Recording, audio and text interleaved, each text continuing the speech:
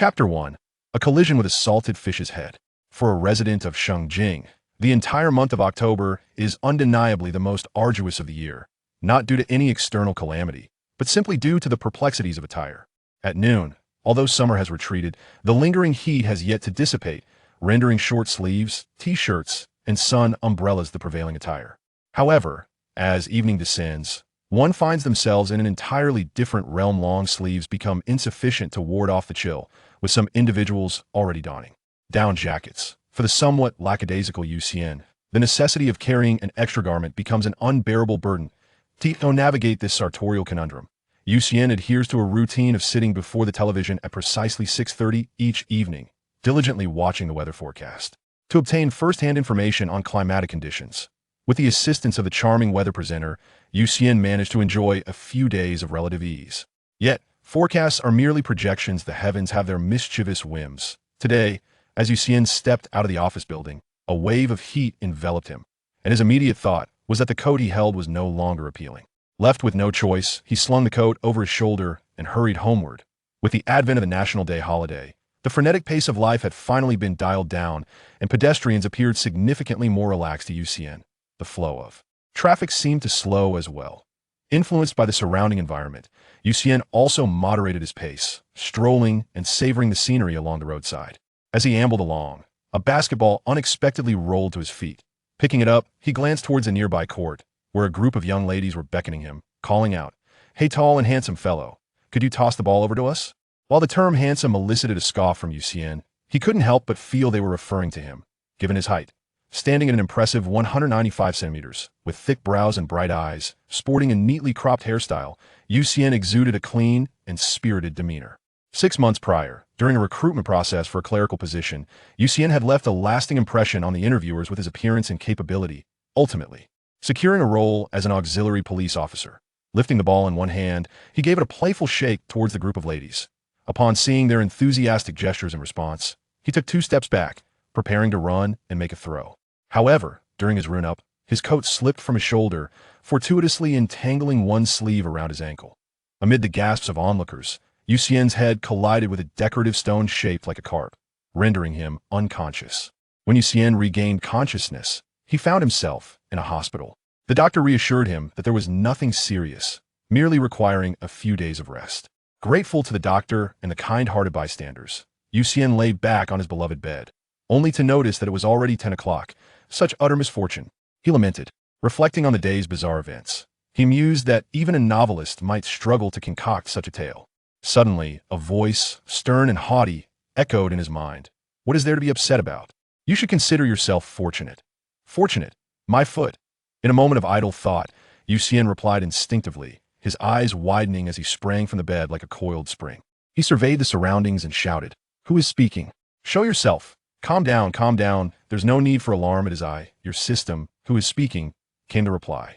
Xian remained vigilant, pressing his body against the wall, slightly crouching as he demanded, "Where are you?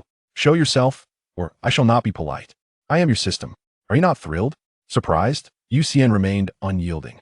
He suddenly bent down and peered beneath the bed, finding no one there. "A system, huh? Do you think this is a novel?" "I am a materialist," he scoffed, quickly opening the wardrobe, but once again, nothing seemed amiss. How curious. In this room, there were only a few hiding spots, yet he had searched thoroughly and found no source for the voice. Then the voice echoed once more, "Young man, are you not pleased? With my assistance, you will soon be wealthy, driving a Lamborghini with one hand." Xian replied, nonchalantly, "A Lamborghini? Huh, I'm too tall, I wouldn't fit." The voice momentarily faltered. "Get out of my head. I do not wish to be rich, I merely desire to live quietly, like a salted fish. Besides, I fear you may bring me harm." "Oh, you think you are the only one who has read web novels?" "Ha." The tone shifted from serious to mischievous, reverberating within Xian's mind. "Do not be so serious, young brother. I am not so malevolent. I am a 1,000-year-old koi, here only to help you realize your desires." "Huh, you're just an old salted fish. How amusing that we are both fish, though you're truly a salted one. However, do not waste your efforts." Xian remained unmoved.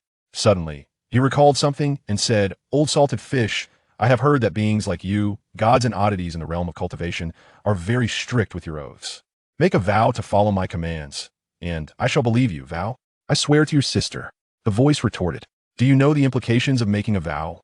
If I swear to obey you and then break it, there will be dire consequences.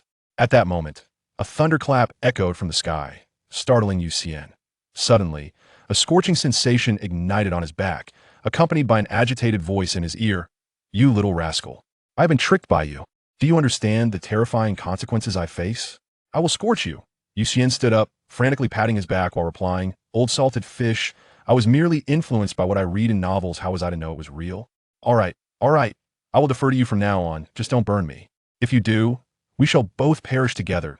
As soon as he finished speaking, the burning sensation on his back subsided. Xian exhaled deeply, collapsing onto the sofa, only to leap up in excitement moments later. Old salted fish, no, esteemed koi, hurry. I wish to be wealthy, to drive a Lamborghini with one hand, and to find a lovely lady. Just call me old salty fish. And why don't you ascend to the heavens? You claim to be a young lady, yet possess nothing. If you desire something, earn it yourself. You said you could help me realize my wishes, didn't you? Indeed, I can assist, but there is a distinction in how I help. I shall support you, not simply hand things over. You deceitful old salty fish, you are tricking me. Upon hearing old salty fish's response, Xian despondently collapsed onto the sofa. So, tell me, old salty fish, how can you assist me? Hee, I can help you drive a Lamborghini with one hand, provided you adhere to the developmental plan I set for you, and promise that if you do not follow through, you shall never rise again. What plan? Is it difficult? Old salty fish's voice brimmed with temptation. Not at all. It's quite easy to achieve. You can even accelerate in your dreams. Once you complete the first step, not only can you drive a Lamborghini with one hand, but you could also pilot a helicopter. What do you say? After a moment of contemplation, Xian replied, All right, tell me about this plan. Very well, young man. The tone shifted, becoming suddenly grave. The plan I have devised is titled, Tremble, NBA's Little Fish. Xian's jaw dropped in disbelief. Can you be any more ridiculous? Become a basketball player? I'm already 22 years old, will pass my prime. If I step onto the court, I would be utterly annihilated. No way. Don't forget your earlier promise, young man. Once you agree, you must follow through, otherwise, you'll find it exceedingly difficult to stand again. At just 22? What a pity. Xian was about to retort that he could simply remain seated when he suddenly lowered his head, as if realization struck him. Gritting his teeth, he exclaimed, You despicable old rascal. You've deceived me. And what of it? We are merely reciprocating, ha. Hearing old salty fish's laughter, Xian clenched his teeth in frustration. Fine, I agree. Now that's the spirit of a youth who honors his promises.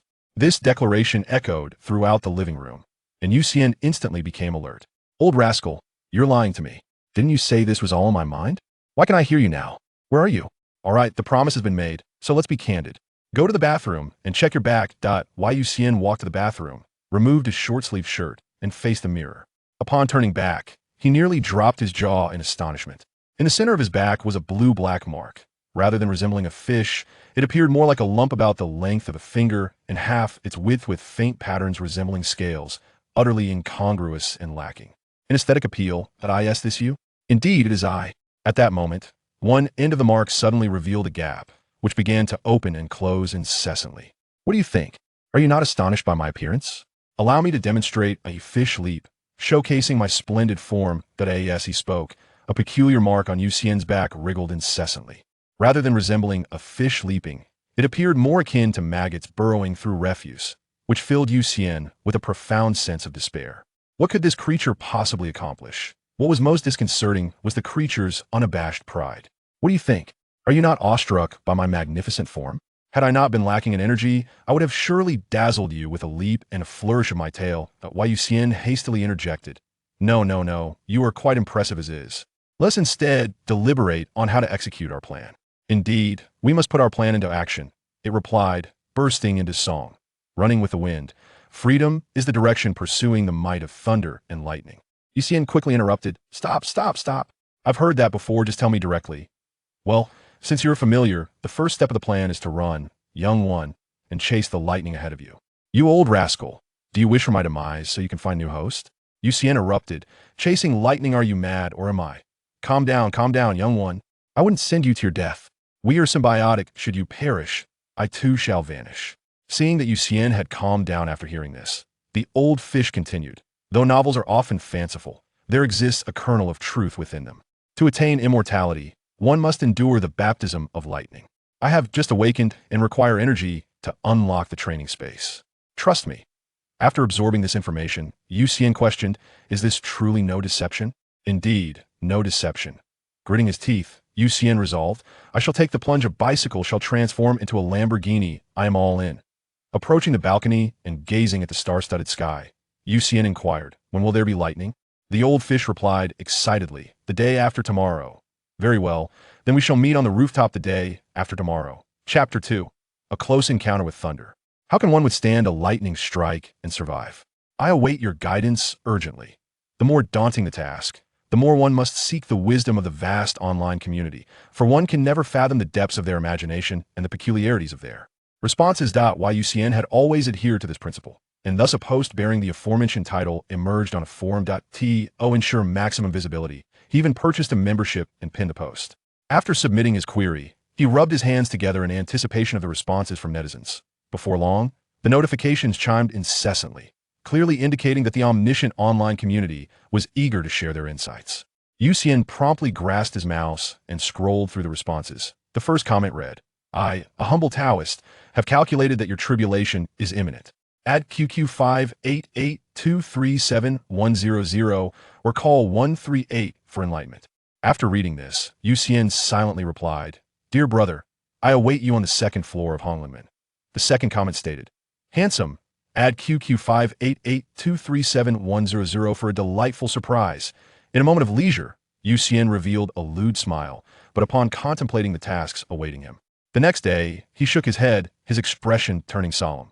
Yet his fingers did not cease their rhythmic tapping as he replied, I have noted it down, I will add it later, but it must be of the highest quality. On the third floor, someone commented, Old Tai, are you preparing for a tribulation? I understand that you need to procure some herbs to concoct elixirs to consume during the tribulation. Xian found this somewhat credible after all. Traditional Chinese medicine has its merits in treating injuries. He continued reading, we offer powerful pills, indestructible pills, invigorating pills, and let us not forget the blackbone silky and white phoenix pills. We have a wide variety. If you find the honey pills unpalatable, we also provide water pills. Should you wish to concoct your own, we supply alchemical furnaces and 24-hour caretaking services. Contact number 139. Upon reading this, Xian felt an urge to smash his keyboard. Blackbone silky and white phoenix pills? Why not offer me some kidney-strengthening pills instead? As he scrolled further down, his gaze landed on the 1457th reply, which finally piqued his interest. The original poster. Regarding your query, I have perused nearly 2 decades worth of materials and videos related to lightning strikes. Although your chances of survival are slim, they do exist. That a recent incident occurred in America where an individual struck by lightning survived, and scientists discovered it was due to a navel ring. Another case involved a survivor attributed to a nose ring. Hence, I conclude that you, too, must wear appropriate metal. Xian thought this reasoning quite plausible and promptly replied, but I have never worn any. He then awaited a response.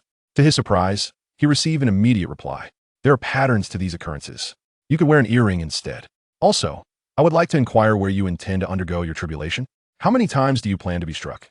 Such a meticulous response and rigorous questioning compelled Xian, who initially approached the matter with a lighthearted attitude, to adopt a more serious demeanor, realizing the depth of the discussion. He suddenly thought, this is a matter worthy of research, and shouted, Old Xian, come out quickly, I have something to ask you.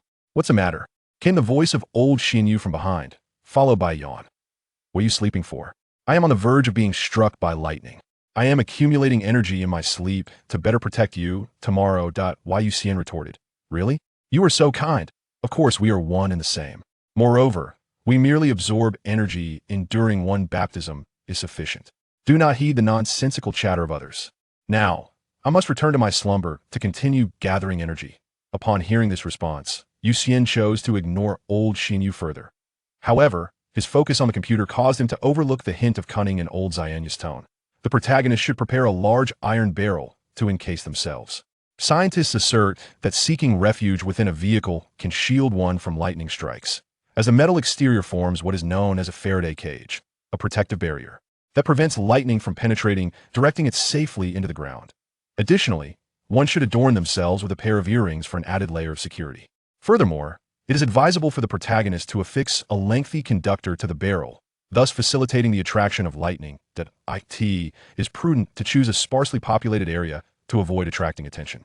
Observing such a meticulous and rigorous plan, Xian nodded in amusement and replied, "My friend, when I return, I shall treat you to a meal." Glancing at the clock on the wall, he realized it was already 2 p.m. Xian hastily dressed and ventured out to procure special protective gear for the trial.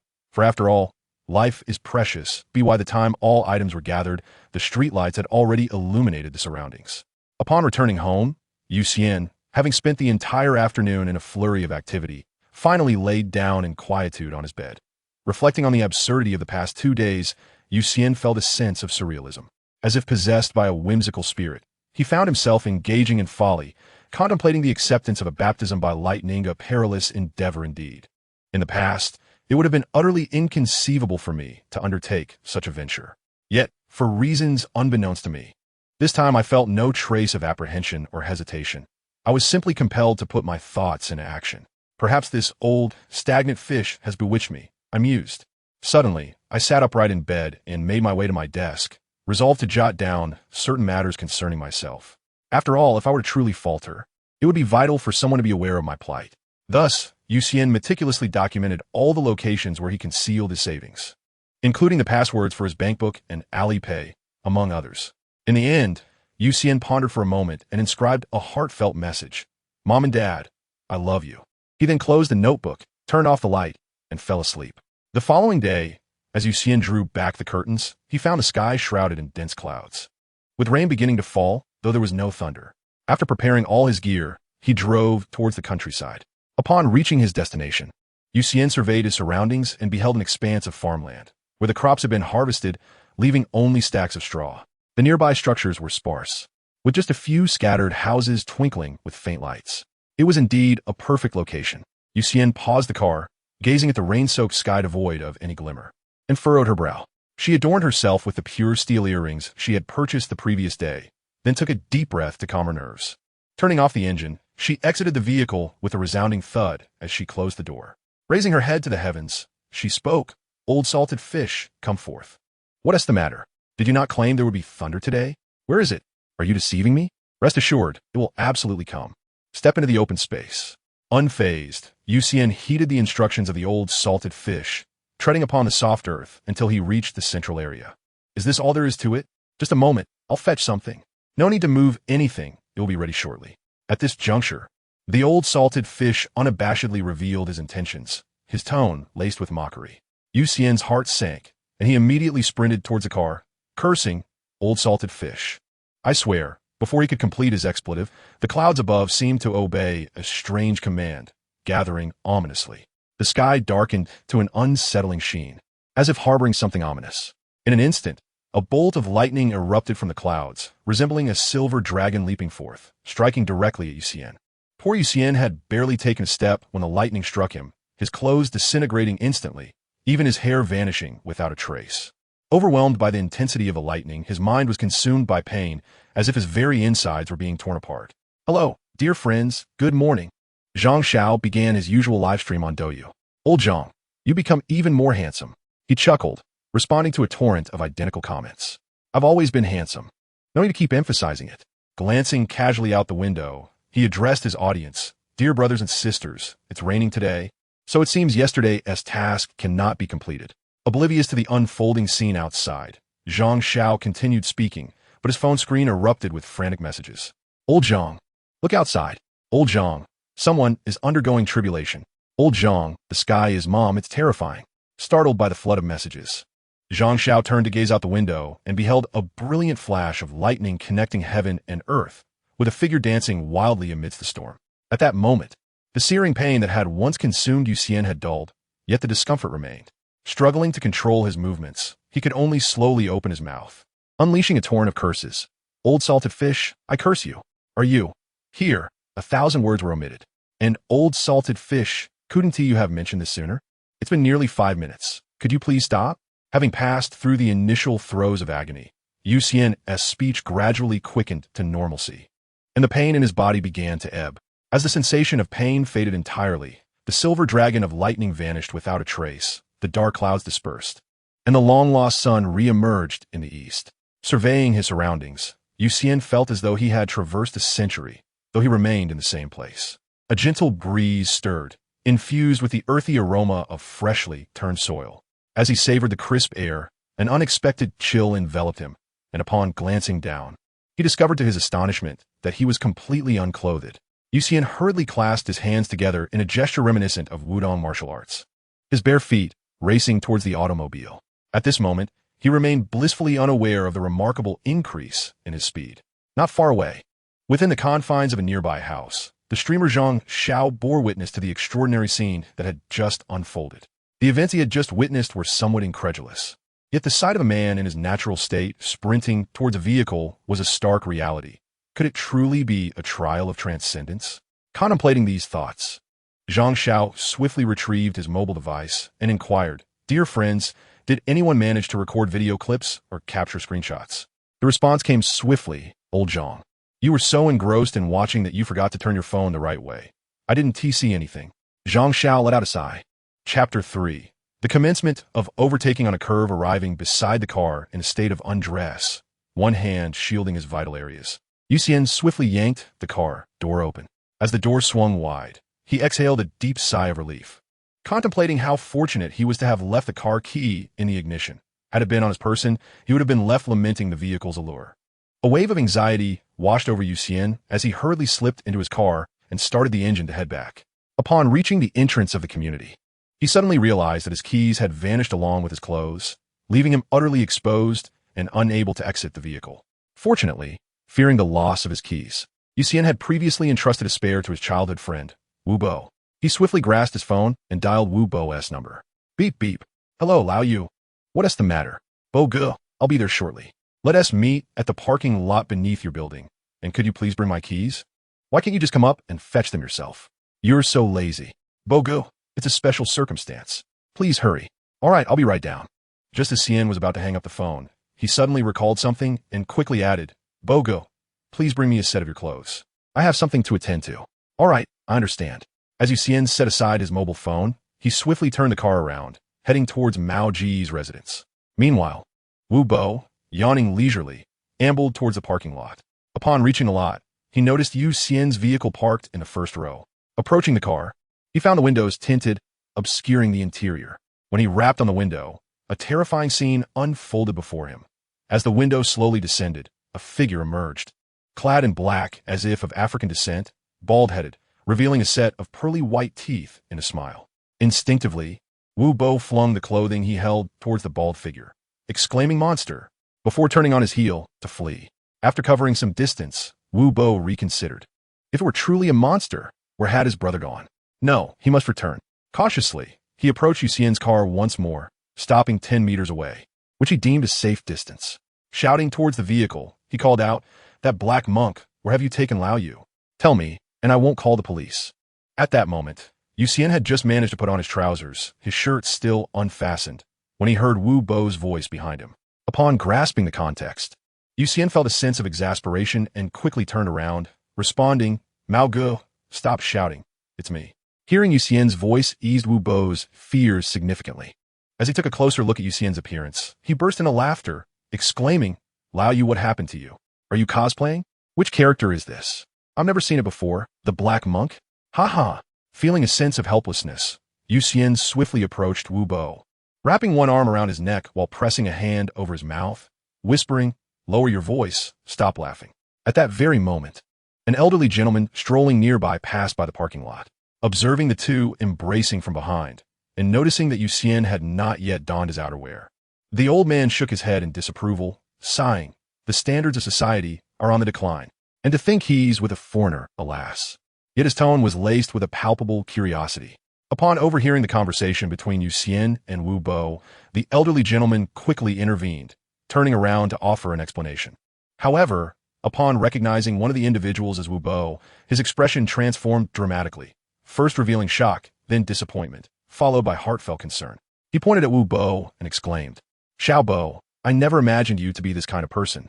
Wu Bo hurriedly attempted to clarify, "Li Grandpa, it's not what it seems. This is my friend. We're just engaged in cosplay. Indeed, cosplay, I assure you." "Do not deceive this old man," the elder lamented. "What a fine young lad you are. Xiao Bo, in the future, keep your distance from my granddaughter. I am genuinely apprehensive." With that, he hastily departed, leaving no opportunity for Wu Bo to further explain. Wu Bo watched the elderly man retreat, feeling as though his girlfriend was leaving him as well. Gritting his teeth, he pointed an accusatory finger at the still nonchalant Xian before hastily pursuing the elder. Without any unnecessary movements, Xian hastily drove home. After all, the next time he appeared before Wu Bo, it would be while driving a Lamborghini with one hand, at which point he would offer his apologies to Wu Bo. Upon arriving home, Xian quickly dashed into the bathroom, turned on the shower, and indulged in a thorough wash, humming a tune while applying body wash. At that moment, Xian began to indulge extravagantly, applying generous amounts of body wash and shampoo without a second thought, for soon he would be single and driving a Lamborghini. What a little body wash matter. Just as Xian was lost in his daydreams, an excited voice abruptly interrupted his reverie. Xian, take a look at how I am now. Upon hearing this, Xian quickly seized a towel and vigorously scrubbed his back. After rinsing off, he turned to face away from the mirror. Glancing back, he gasped in astonishment, exclaiming, "Wow, Old Salty Fish, how remarkably handsome you are." At that moment, Old Salty Fish had completely shed its previous awkward appearance. Now its body adorned Xian's back, covered in vibrant, fiery red scales that shimmered with a subtle golden glow. The layers were distinctly defined, with its whiskers gracefully swaying, dorsal fin erect, and eyes round and spirited, exuding an air of majesty as it posed, as if to leap into the air. What do you think? Isn't it imposing and magnificent? Xian quickly replied, Indeed, it is magnificent and imposing. He paused for a moment and continued, Now, don't you think it is time for the single-handed Lamborghini helicopter to be realized? The Old Salted Fish scoffed with a tone full of pride. Come, allow me to show you my realm. Xian felt a sudden dizziness, and when he opened his eyes again, he found himself in the very center of a basketball court. At that moment, he was utterly alone. No one else was present. As he surveyed his surroundings, he noted the absence of any lighting equipment, yet everything was enveloped in a soft glow. Xian, this is the secret weapon I have prepared for you, a time accelerator. Though there was no sound, the voice of the Old Salted Fish resonated in Xian's ears from all directions. Here, the passage of time flows at merely 1/3 the speed of the outside world. However, there is one caveat. You may only enter this space for training while you are asleep. No one else can enter here, only you and I. Upon hearing this, Xian subconsciously nodded, but quickly regained his composure. Wasn't that time rather short? If my training fails, wouldn't you be stuck with me for a lifetime? No witties. Should the training succeed, you can send me away. If it fails, I shall send you away. It all depends on who acts quicker. Now, enough of this idle chatter. Let us commence with the first training session. I have specifically arranged a coach for you. With a crisp clap, two sounds echoed. Jeff, come forth. No sooner had the words left his lips than a figure emerged from the distant void. When Xian discerned the face before him, he couldn't help but murmur, Old Salty Fish, I didn't expect you to bring in Horacek. That's quite impressive. Indeed, the figure approaching was none other than the legendary star of the jazz, Jeff Hornacek. Hello, Xian. Well, your name is a bit of a tongue twister. You hurriedly replied that I can just call you you. After saying this, you suddenly began to stare intently at Hornacek. This made Hornacek feel somewhat perplexed. He glanced down at himself, finding nothing amiss, and inquired, Is there something wrong? Without immediately responding to the question, you inquired, Jeff, you cannot possibly be a ghost, can you? He then scratched his head and murmured softly, I haven't heard of Jeff's demise in the real world, have I? Hearing this, Hornacek chuckled heartily and reassured him, Do not be concerned. I am merely the basketball memory of Jeff, possessing only fragments of his basketball knowledge. Now, let us commence with our first lesson. You are no stranger to basketball. However, to gain entry into the NBA and secure a place within the league, it is imperative to have a solid foundation. First and foremost, you must possess a clear understanding of your own identity. In the future league, what role do you aspire to play? Without a moment's hesitation, Xian declared, of course. It's Michael Jordan, Kobe Bryant, LeBron James, and so on. However, Hornacek, wearing an expression of resignation, swiftly interrupted Xian's daydreaming. Stop you. You must understand that not everyone is a prodigy, nor does everyone possess such extraordinary talent. While you may share their innate abilities, you lack the systematic and scientific training required. Aspiring to become a core player directly poses considerable challenges. Upon hearing this, Xian felt somewhat disheartened. After all, everyone harbors a dream of being the protagonist, envisioning themselves as the hero who rescues the team. However, not everyone is destined to assume the role of the protagonist. Both talent and training are indispensable. Every hero advances through solitude. Raising his head, Xian inquired, "Coach, what should I do?" Hornacek nodded and replied, "As I mentioned earlier, to establish oneself in the league, one must possess exceptional qualities. The dexterity of individuals of Asian descent is often remarkable. For instance, Yao is among the few towering figures I have encountered who possesses such finesse. Furthermore, unlike the previous century, we have entered a new era, wherein the decline of centers has coincided with the gradual ascendance of the three-point shot, particularly in the past 5 years. The three-pointer has become a staple offensive weapon, with its usage steadily on the rise. Consequently, sharpshooters within the league have become increasingly coveted. Your innate talent and impeccable touch are indeed sufficient to elevate you to the ranks of elite three-point shooters. However, it is equally evident that your shortcomings are pronounced. Without systematic training, your ball handling appears rather subpar. Therefore, at this juncture, it is imperative to further enhance your strengths. Once you establish yourself firmly within the league, you can then address the areas in need of improvement. This is, in essence, the purpose of my presence here. Upon listening attentively, Xian nodded in acknowledgement. Observing Xian's lack of objections, Horacek proceeded to say, "Now, let me instruct you on the art of shooting. Pay close attention to my movements." With that, Horacek commenced his demonstration, from the positioning of his feet to the formation of his hands at the moment of release. He elaborated on the nuances of technique while performing the actions. Chapter 4. The Indomitable Man Amidst the Electric Shock. How was that? Once Horacek had elucidated the essential elements of the technique, he tossed the basketball to Xian, emphasizing that success in shooting requires relentless practice. Through rigorous training and perseverance, your form and accuracy will undoubtedly improve. Let's begin the practice. With a serene disposition, Xian effortlessly caught the basketball that had been thrown his way, his mind replaying the recent details. He commenced his inaugural attempt, bending his knees, propelling himself off the ground, leaping, extending his waist and abdomen, and channeling force through his arms. With a flick of his wrist, he directed the ball using his index and middle fingers. The basketball soared through the air in a graceful arc, destined for the hoop. Alas, instead of the delightful sound of the ball brushing against the net, it resulted in a disheartening miss. Hornacek offered a faint smile, advising him not to rush, as his prior poor shooting form continued to hinder his performance. Focus and reflect, he urged. Gradually, Hornacek's figure began to fade until it vanished entirely, leaving Xian feeling as though he had lost control over his body. Relax, you. In a moment, I will guide you through several shooting drills, and you must pay close attention to the fundamentals. With determination, you clenched his fists, marveling, "Wow, your physical prowess is remarkable. Had I possessed such athleticism in my youth, Jordan would have had no claim to the championship." "Now you, concentrate," Hornacek instructed. With that, Hornacek began to guide Xian's body to the top of the three-point arc, demonstrating the proper technique, bending his knees, pushing off the ground, leaping, extending his waist and abdomen, positioning his arms at right angles, exerting force through his wrist, and flicking the ball with his fingers. In the initial phase, Hornacek moved deliberately, as if projecting a slideshow, before gradually accelerating his pace. Each shot culminated in the crisp sound of the basketball swishing through the net. After several sets of training, Xian's body suddenly trembled, and Hornacek materialized beside him. "How do you feel, you?" Xian nodded slightly. "Jeff, your shooting stance is truly impressive." Hornacek, with a furrowed brow, responded, "What I meant was the fundamentals."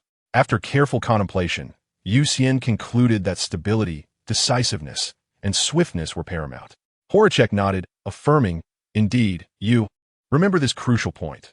When you aspire to shoot, you must resolutely commit to your intention and release the ball swiftly, even if it does not find the net."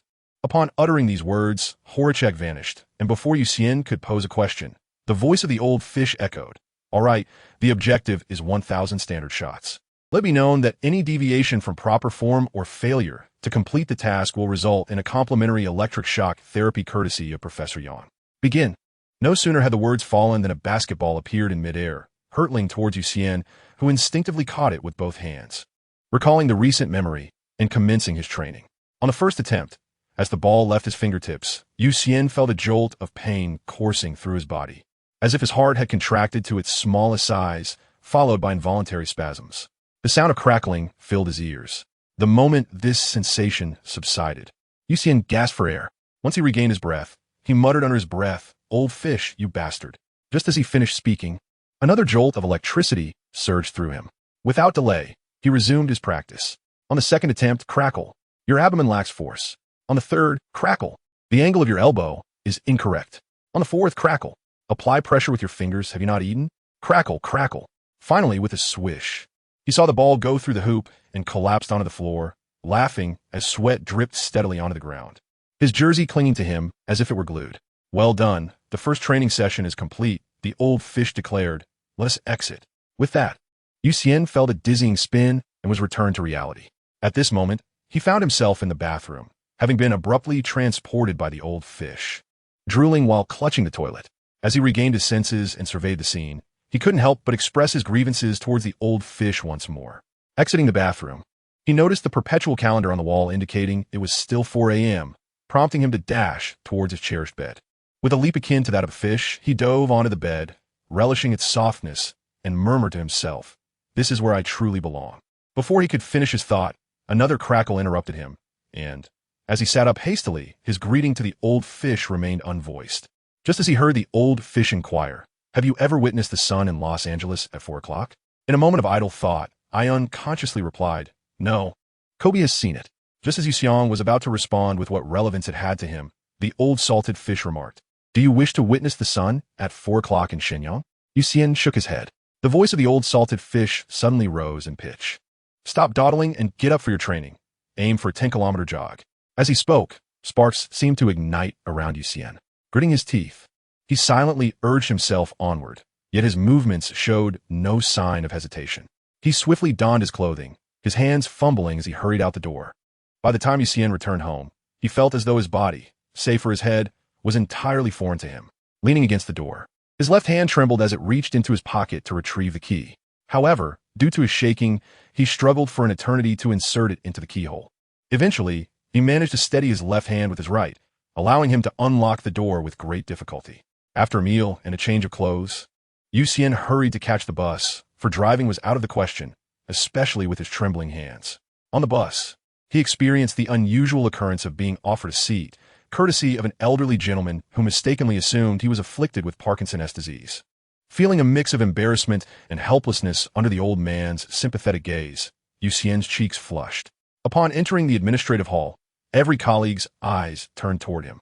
They observed Xian's gleaming bald head and his slow, labored gait, as if his body were too frail to stand upright.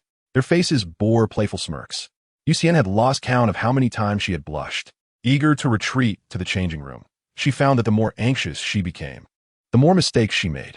Her left foot gave way, and she suddenly collapsed onto the ground, eliciting hearty laughter from her colleagues. Colleague Xian was swiftly approached by Bianchun, who playfully remarked, "Old you, it's been a few days since we last met. It seems you have a girlfriend now. However, one must exercise moderation in such matters. Being young, one should take a measured approach. Just look at your hair."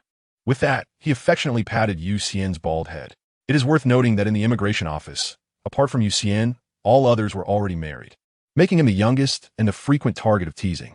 Xian hastily covered Bianchun's mouth, quickly explaining to everyone not to speak nonsense, asserting that there was no truth to the rumors. "Where would I find a girlfriend? My hair was cut just a couple of days ago because I bumped my head," he added, showcasing his forehead. Bianchun seized the hand that Xian used to cover his mouth, teasingly remarking, "No girlfriend? TSK, one must exercise restraint." He then lifted Xian's trembling left hand, commenting on its noticeable quaking. Laughter erupted once more. Xian quickly wrapped an arm around Bianchun as they made their way to the changing room. It was more of a half embrace than a mere hold.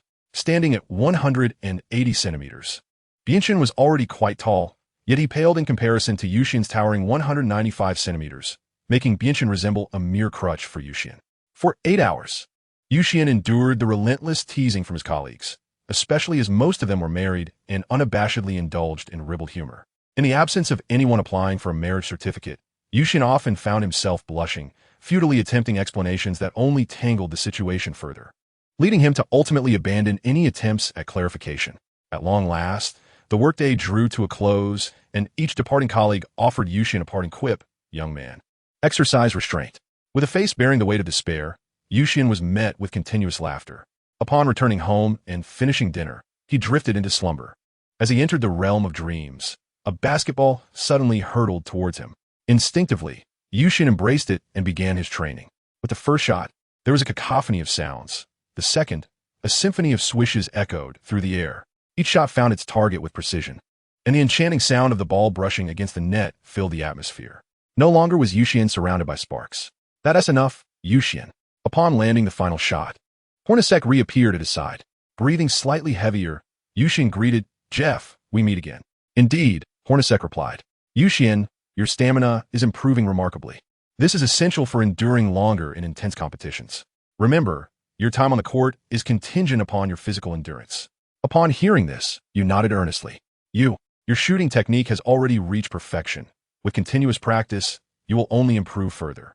Horacek paused for a moment before continuing. "Now, we shall embark on a new training regimen." In response to Xian, "What training?"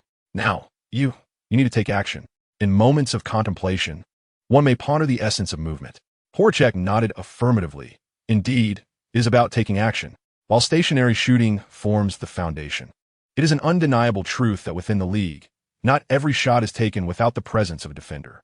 One cannot expect to effortlessly release the ball. Thus, when confronted with defense, it becomes imperative to maneuver in order to create space for a shot." Upon hearing the words, Xian nodded thoughtfully and inquired about the practice methods. Horacek, with a subtle smile, snapped his fingers, and before them appeared a luminous screen. It showcased a compilation of all the sharpshooters within the league, demonstrating various techniques, such as positioning and feints. "Study it closely," he instructed. Then, like a devoted teacher, Horacek wielded a remote control, pausing the footage to elucidate each movement. After Xian viewed the demonstration, feeling enlightened, Horacek snapped his fingers once more, causing the screen to vanish. "Now, let us commence your practice. I shall guide you." Subsequently, 2 training aids materialized around Xian, initiating a chase.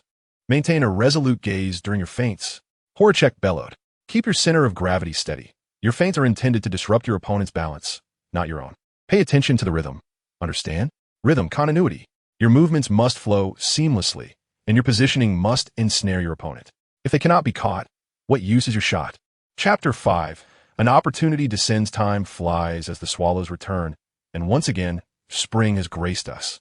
In mid-March, Shenyang, though in the throes of spring, still bears the remnants of winter. Here, spring arrives in an instant. One might don a sweater today, only to find themselves in short sleeves by the morrow. While this may be an exaggeration, it holds a kernel of truth. Today, fortunate Xian finds himself on a break from work, instead observing the young women strolling by. After all, these ladies are warriors against the cold. Even before summer's arrival, they begin to reveal their fair thighs while shopping. Seated by the roadside, Xian held a carrot in one hand and a basketball in the other, adopting a rather comical squatting posture. The crunch of the carrot echoed as he took a bite, exclaiming, "Old salted fish, I find myself lacking something." A languid voice of old salted fish resonated in his mind. "Lacking what? The legs of those young ladies?" "Not quite," Xian replied, finishing the last bite of his carrot and brushing off his hands. "What I truly lack is an opportunity. Did you not say I am destined for the NBA?"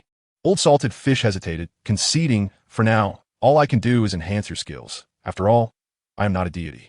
"Then, if I never receive an opportunity to enter the NBA, will my efforts be in vain? Would you not also be bound to me?" Old salted fish smirked slyly. "How could it be in vain?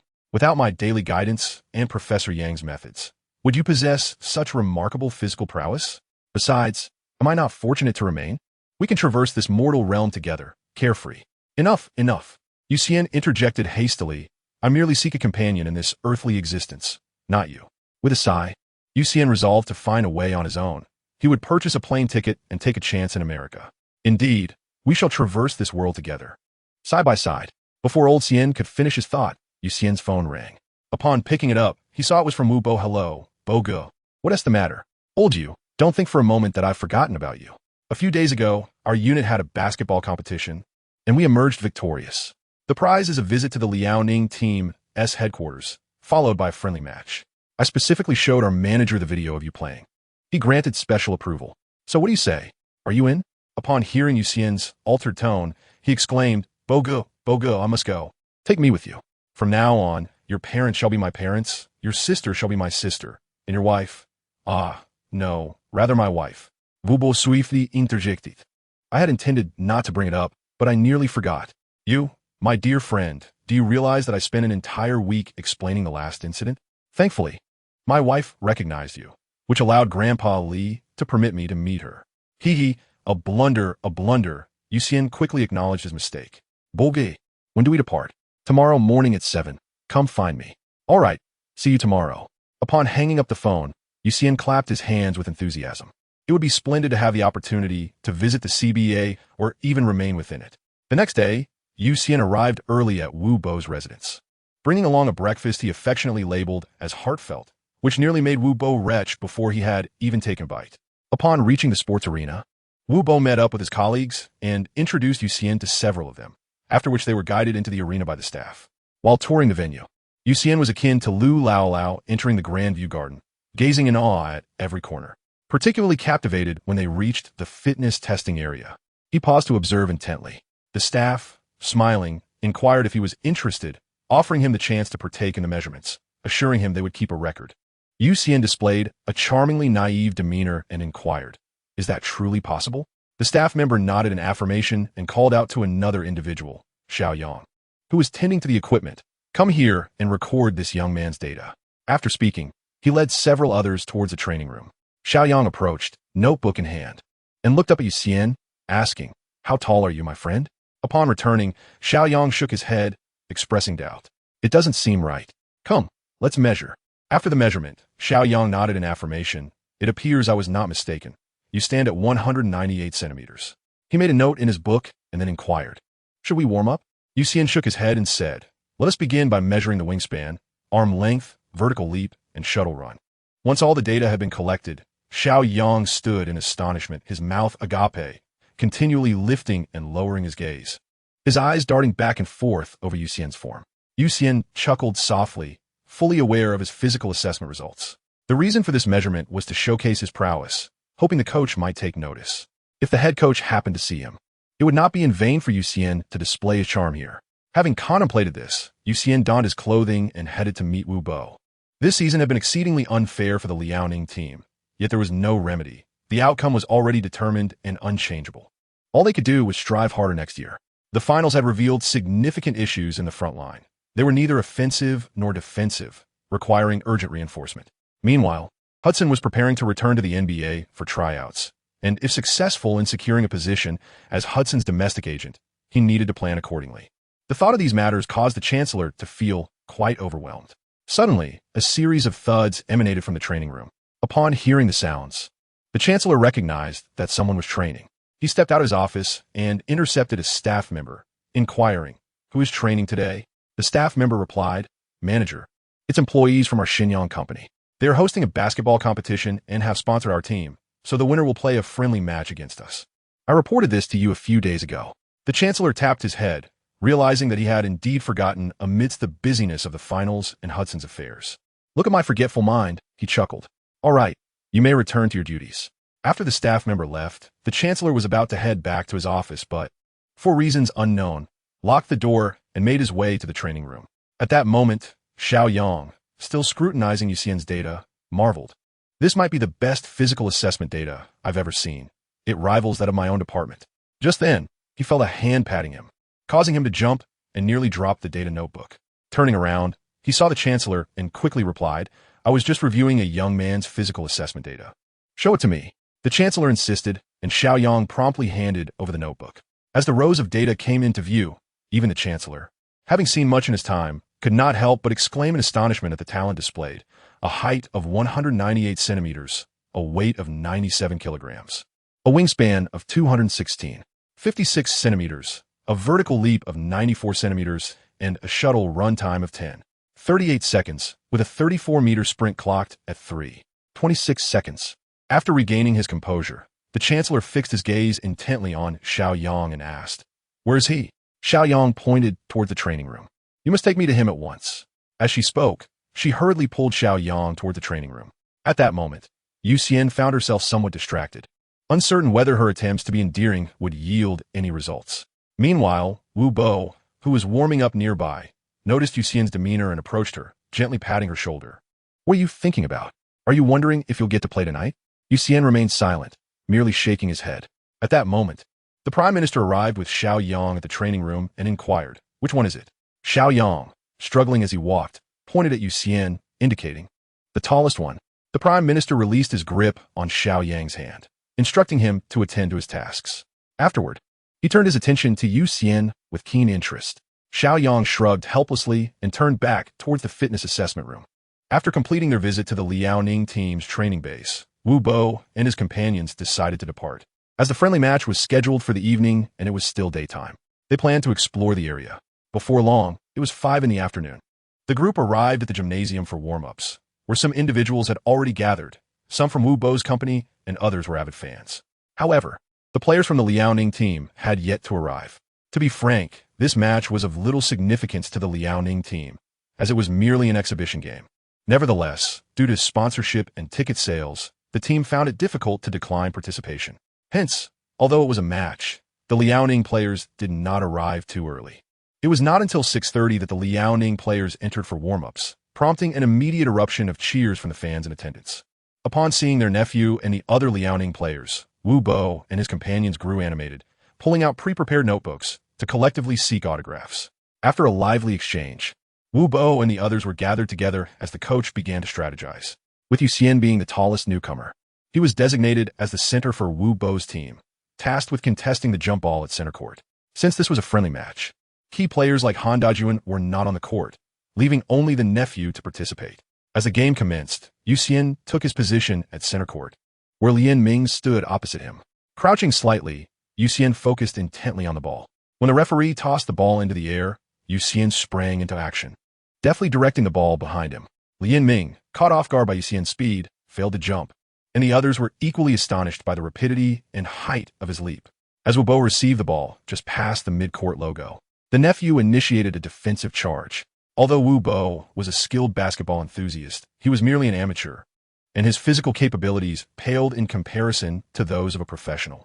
Faced with the nephew's aggressive approach, he clearly struggled to keep up physically. Upon encountering Xian, Wu Bo swiftly executed a robust screen. Seizing the moment, Wu Bo advanced with the ball. The nephew, initially intending to maneuver his way through with sheer physicality, found himself unexpectedly thwarted. He glanced up in astonishment at Xian before pivoting to retreat. At that moment, Wu Bo had already dribbled into the paint, where the seasoned Lian Ming raised his hands, effectively obstructing Wu Bo's shot. Meanwhile, the nephew, having been previously hindered, was now closing in and facing imminent entrapment. Wu Bo had no choice but to pass the ball to Xian, who was positioned just beyond the three-point line. Observing Xian with the ball and recalling Lian Ming's presence in the paint, the nephew instinctively pursued to provide defensive support. As Xian received the ball, he noticed his nephew rushing towards him. With a calm demeanor, he took a shot. The basketball soared over his nephew, tracing a beautiful arc before swishing through the net, giving Xian the lead. Observing the nonchalant expression on Xian's face and the exuberance of the other 4 players, his nephew remarked, "This is quite interesting." Chapter 6. Xian's nephew swiftly advanced the ball to the front court, while Wu Bo spread his arms and slightly bent his legs, cautiously positioning himself directly in front of him. If one does not take the time to closely observe, but merely watches from a distance, they will never grasp the truth. This was precisely Wu Bo's sentiment at that moment. He had always thought that his nephew's close-quarters play was merely a struggle for possession, without paying attention to his physicality. This first-hand experience made him acutely aware of the overwhelming physical prowess exhibited by professional players. He simply could not compete. Confronted by Xian and his motley crew, members of the Liaoning team did not feel threatened. With no professional coach, lacking formal training, and devoid of consistent physical conditioning, if such a thing even existed, coupled with a deficiency in tactical acumen, how could they possibly contend with a well-drilled team?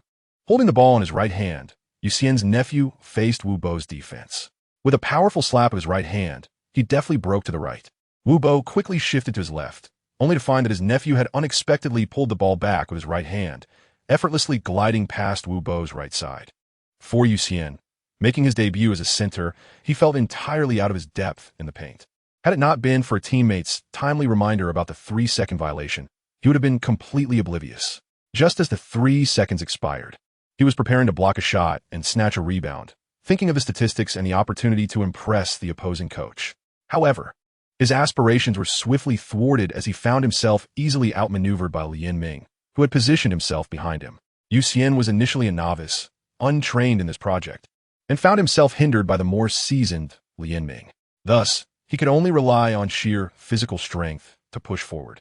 At that moment, Lian Ming felt somewhat uncomfortable. Having easily kept Xian behind, he recognized his opponent as a novice, yet he was taken aback by the latter's surprising strength, feeling as though he was being propelled forward. Fortunately, Xian refrained from exerting too much force, just managing to hold his ground. Blocked. Xian could only watch as his nephew effortlessly made a layup, securing 2 points.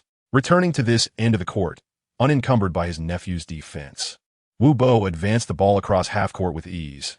Reaching the three-point arc, Xian set a solid screen, but this time he did not remain stationary. Noticing Lian Ming's decision to challenge Wu Bo, Xian made a quick dash, and the ball was swiftly in Wu Bo's hands, allowing for a smooth shot. Observing Xian's performance from the sidelines, the coach was filled with delight. His shooting was steady, and he displayed a keen understanding of teamwork, an undeniable asset for the Liaoning team. With rapid progression, Xian's nephew faced Wu Bo, executing a simple crossover step and using his body to power through. Wu Bo was momentarily overwhelmed, feeling as though he might weep. Was physical prowess truly that impressive? Indeed, it was remarkable. As he entered the paint, Xian's nephew aimed for a straightforward layup, but unexpectedly, Xian lunged in from the side. Instinctively, the nephew exerted force on his wrist, raising the arc of his shot just enough for the ball to graze past Xian and bank into the net. Earlier, when Xian had been held back by Lian Ming, he opted to conserve his energy and bypassed Lian Ming to attempt a block on his nephew. However, he was a fraction too late. Had he turned sooner, the outcome might have been different. Xian shook his head in regret. His nephew found the competition engaging. Had he not adjusted the arc of his shot, he might have been blocked and ridiculed by a mere bystander. This bystander, however, was anything but ordinary. In the subsequent plays, Xian fully unleashed his skills, showcasing various techniques he had absorbed in his training, firing on all cylinders, while his teammates eagerly supported him. One side was fully engaged, while the other struggled to find their rhythm. By halftime, Xian and his team had managed to keep the score close. As the second half commenced, the toll of fatigue became evident. Aside from Xian, the other four had not undergone professional conditioning training. When energized, they appeared vigorous. Yet once they rested, resuming play proved challenging. It was clear that without their teammate support, and with the Liaoning team warmed up from the first half, they unleashed a series of tactical plays that quickly concluded the match. After the game, as Xian chatted with Wu Bo while heading towards the locker room, he was suddenly stopped by an individual. "Young man, do you have a moment? I would like to have a conversation with you." Suddenly, a flutter of excitement surged within Xian, yet his visage remained remarkably composed. He turned his gaze towards Wu Bo, who nodded in affirmation and gestured with his left hand to signify a phone call. Upon witnessing this, Xian inquired about the destination. The man responded with a smile, indicating, "We are heading upstairs," and with a pointed finger directed the way, turning to lead the path. Upon entering the office, the Chancellor first uttered a casual invitation to take a seat before turning to pour a glass of water for Xian. Without hesitation, Xian settled onto the sofa, grasped the glass, and consumed its contents in one swift motion. Observing Xian's actions, the Chancellor offered a faint smile, taking a seat opposite him, and began, "Little Yu, may I address you in such a manner?" You nodded slightly. "Let me get straight to the point, Xiao Yu. Are you interested in participating in professional competitions?" Xian humbly inquired, "Am I capable?" Upon hearing the response, the Prime Minister discerned Xian's intent and chose not to expose it. "How could you not be?" he replied. "Your reading comprehension of the game and your mastery over it astonish me. Your physical condition is hardly inferior to that of professional athletes." The Prime Minister paused for a moment before adding, "Particularly your talent, which is exceptional even in top-tier leagues." With a smile on his face, Xian inwardly scoffed, pondering what the other truly understood. "I, Xian, have undergone nearly 3 years of one-on-one guidance from Hanasek, honing my experience and tactics. Do you possess such qualifications? Enduring the tempest of lightning to forge my body, do you have the means for such a trial?" You do not. Observing Xian's seemingly foolish grin, which was, in truth, a smile, the Chancellor quickly stoked the flames further, suggesting, "Consider this. As a professional competitor, not only do you receive a generous salary, but you also have the opportunity to bring glory to your nation. What an extraordinary chance." Having said this, the Chancellor lifted his cup and took a sip of water. For indeed, deceiving others proved to be a futile endeavor. Xian feigned a struggle, nodding as he declared, "All right, I've made my decision to pursue the NBA. However, which team shall we try out for?" Upon hearing this, the Prime Minister, in a fit of surprise, spat out the water he had just sipped, neglecting to wipe his face. "The NBA?" Xian nodded, pondering the assertion that his talents were indeed exceptional even within the highest echelons of the league. The Chancellor, upon hearing this, felt a wave of doubt wash over him. However, in a fleeting moment, clarity dawned upon him, for he had weathered the tides of fortune for many years. With composure, the Chancellor gracefully picked up a napkin to dab at his lips and inquired, "What benefits might I gain from this, or what could you possibly offer me?" Xian understood that pretending to be naive with someone who had navigated the tumultuous seas of commerce for many years was futile. He stated directly, "I require an opportunity, a chance for a trial." Hudson was about to undertake a trial with the Clippers, potentially leading to a contract. "I am aware that you are Hudson's Chinese agent, and I hope to accompany him for the trial. He should be able to extend you a favor. Furthermore, I possess a profound understanding of my own abilities, as you have witnessed from my recent game and physical assessment data. Should I remain in the NBA, you would be my Chinese agent." After a brief pause, Xian continued, "Even if I cannot secure a place in the NBA, I can always return under your guidance." Upon finishing, Xian closed his mouth and gazed at the squinting Chancellor, awaiting his response. It felt like an eternity until the Chancellor suddenly opened his eyes, a smile gracing his face. "Very well, I can advocate for you, but whether it succeeds or fails is a matter of fate." When Xian beheld the Chancellor's smile, he surmised the outcome. Upon hearing the Chancellor's reply, he inwardly rejoiced and quickly stood up, addressing the Chancellor, "Manager Chung, thank you." The Chancellor waved his hand, saying, "This is your own endeavor. Once you succeed, do not forget our agreement. In the following days, focus on your training, maintain your condition, and await my notification, which I anticipate will come swiftly." Xian nodded slightly, realizing he hadn't had the chance to change out of his training attire. He scribbled his phone number on a piece of paper and handed it to the Prime Minister. After exchanging pleasantries, Xian exited the manager's office, closed the door behind him, and turned around, energetically shaking his fist before hastening towards the changing room. As he stepped out of the gym, the clock struck 9:30, and the streetlights outside flickered to life. Some individuals strolled leisurely, while small groups engaged in animated discussions, and others danced gracefully to the rhythm of a square dance. Observing this scene filled Xian with a profound sense of joy. Upon reaching the parking lot, he spotted Wu Bo leaning against his car, idly kicking at pebbles. Xian rushed over and greeted him.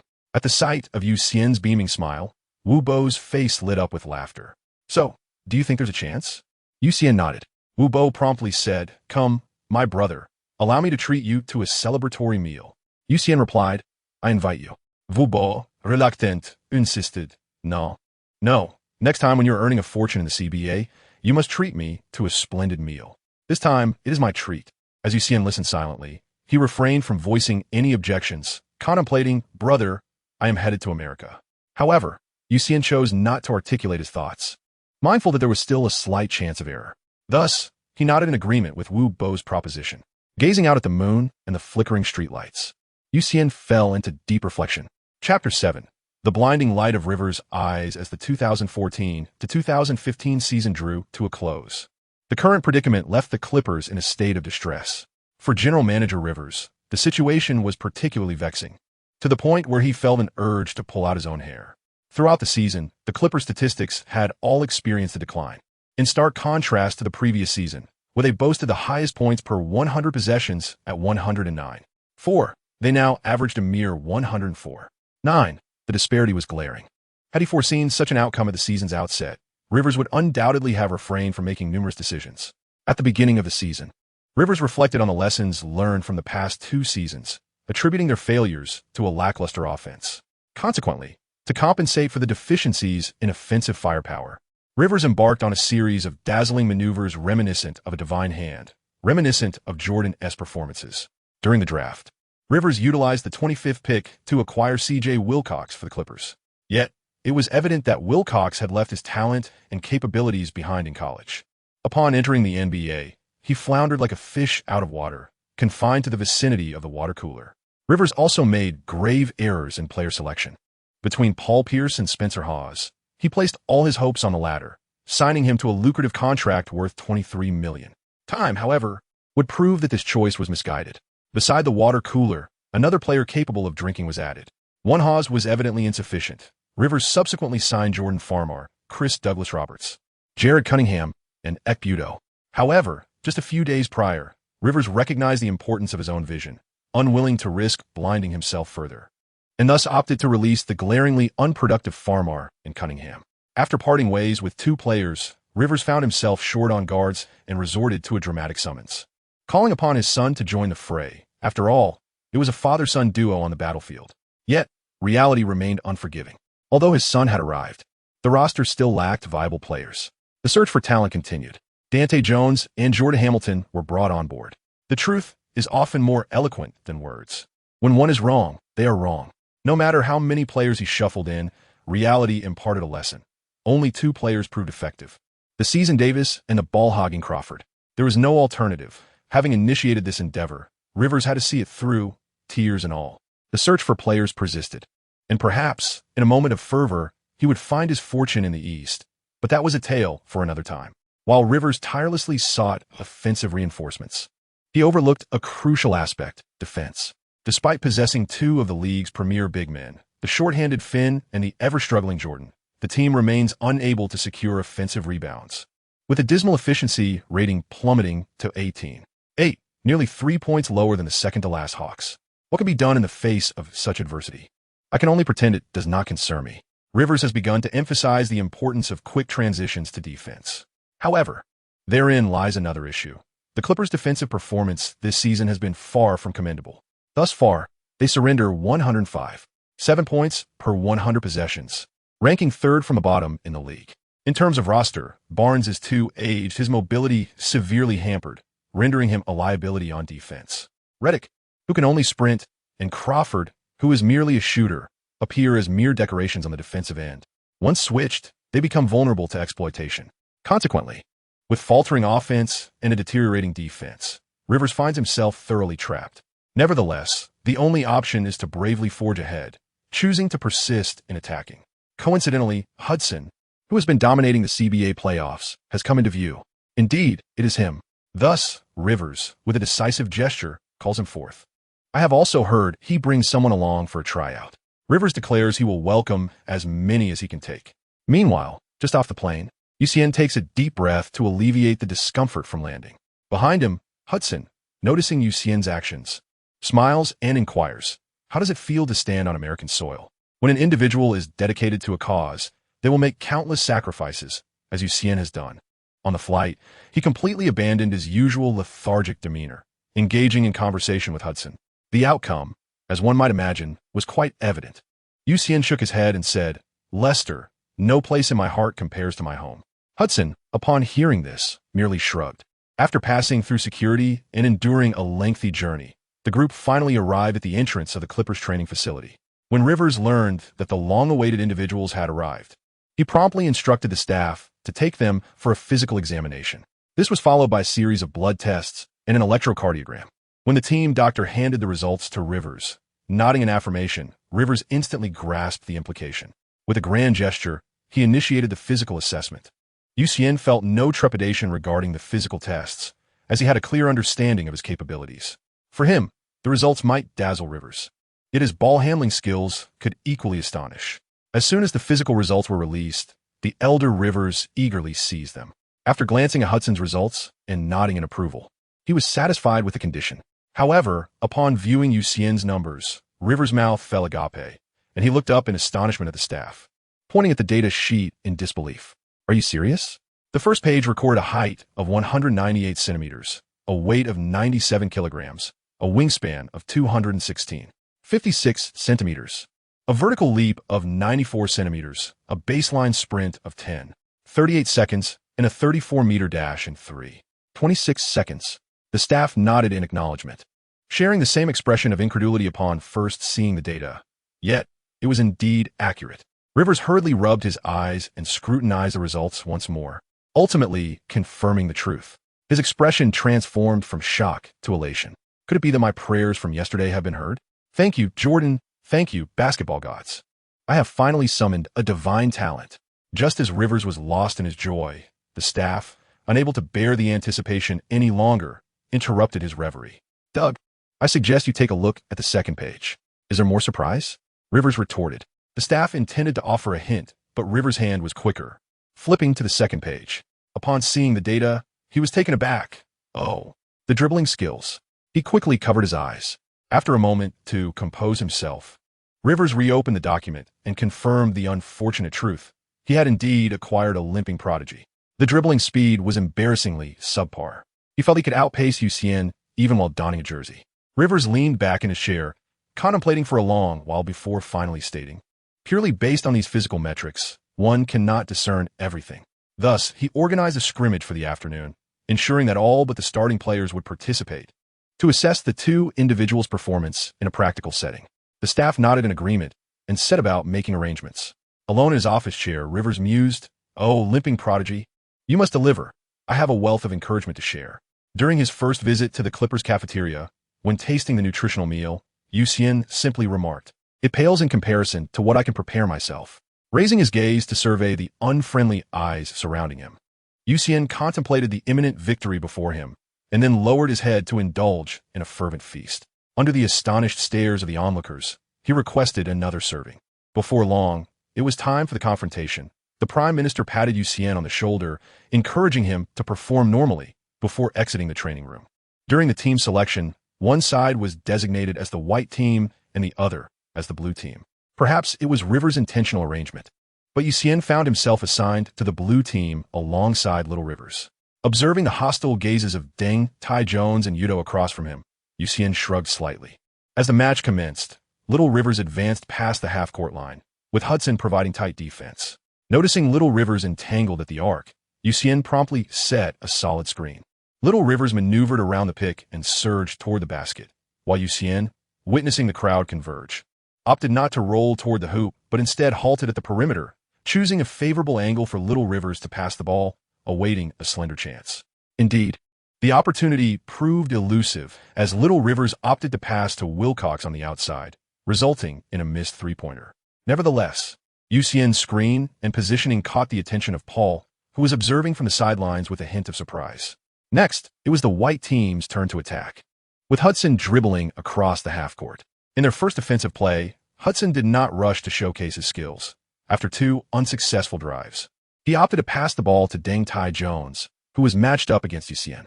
As Deng Tai Jones dribbled, he observed Xian's diligent defense and suddenly remarked, "You, Chinese kid, are about to go home. I will make you cry for your mother." As Xian continued to move with delicate steps, her gaze remained fixed on her opponent, her emotions unwavering and entirely unaffected by his words. Upon noticing Xian's indifference, Deng Tai Jones felt a surge of frustration. With a slight dip of his left shoulder, he attempted to advance from her right side. In response, Xian subtly shifted her body to the right, effectively obstructing his path of attack. Deng Tai Jones had never intended to unsettle Xian with a mere straightforward maneuver, for both were well-versed in their skills, having come for the trial. Observing that his route was blocked, Deng executed a swift retreat, followed by a deft dribble behind his back, the ball returning to his right hand as he opted to break through on Xian's left side. With a swift and agile adjustment of his center of gravity, Xian shifted to his left, once again obstructing Deng Taijun's offensive path. Subsequently, Xian observed as Deng Taijun pulled the ball back and took a step back. Seizing the moment, Xian advanced a step forward, closing in, extending his long arm to deftly swipe at Deng Taijun's basketball. At this juncture, Deng Taijun appeared somewhat flustered, hastily passing the ball away, and after doing so, shot Xian a fierce glare. The basketball circulated around, culminating in Hudson's breakthrough and a delicate layup that concluded the offensive play. It was now the blue team's turn to attack. Xian intended to set a screen for Little Rivers, but the prince waved his hand, leaving Xian to halt in his tracks. Deng Taijun closely trailed behind Xian, witnessing his rejection, clearly thinking that the NBA was not an easy arena to navigate. Xian, undeterred, ignored the distractions and pivoted towards the paint, with Deng Taichung hastily trailing behind. As Xian adeptly maneuvered around the robust figure of Big Baby Davis, he leveraged Davis's imposing physique to shake off Deng Taichung and position himself on the opposite side of the three-point line. Despite Xian's strategic movement to create space, Little Rivers neglected to pass him the ball, instead continuing his erratic drive. Xian had no choice but to keep running, seeking an opportune spot. At last, as the shot clock neared its expiration, Little Rivers, realizing that his teammates were unable to receive the ball, hastily tossed it to Xian. Yet, before Xian could release his shot, time expired. Xian could only shake his head in resignation. In the subsequent waves of attacks, he consistently managed to position himself advantageously, yet the ball remained elusive.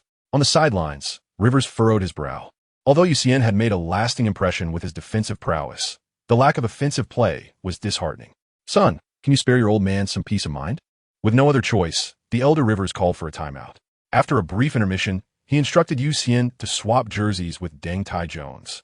Leading into the second half, Hudson understood that here, Xian was ultimately a stranger, and it was hardly surprising that no one passed him the ball.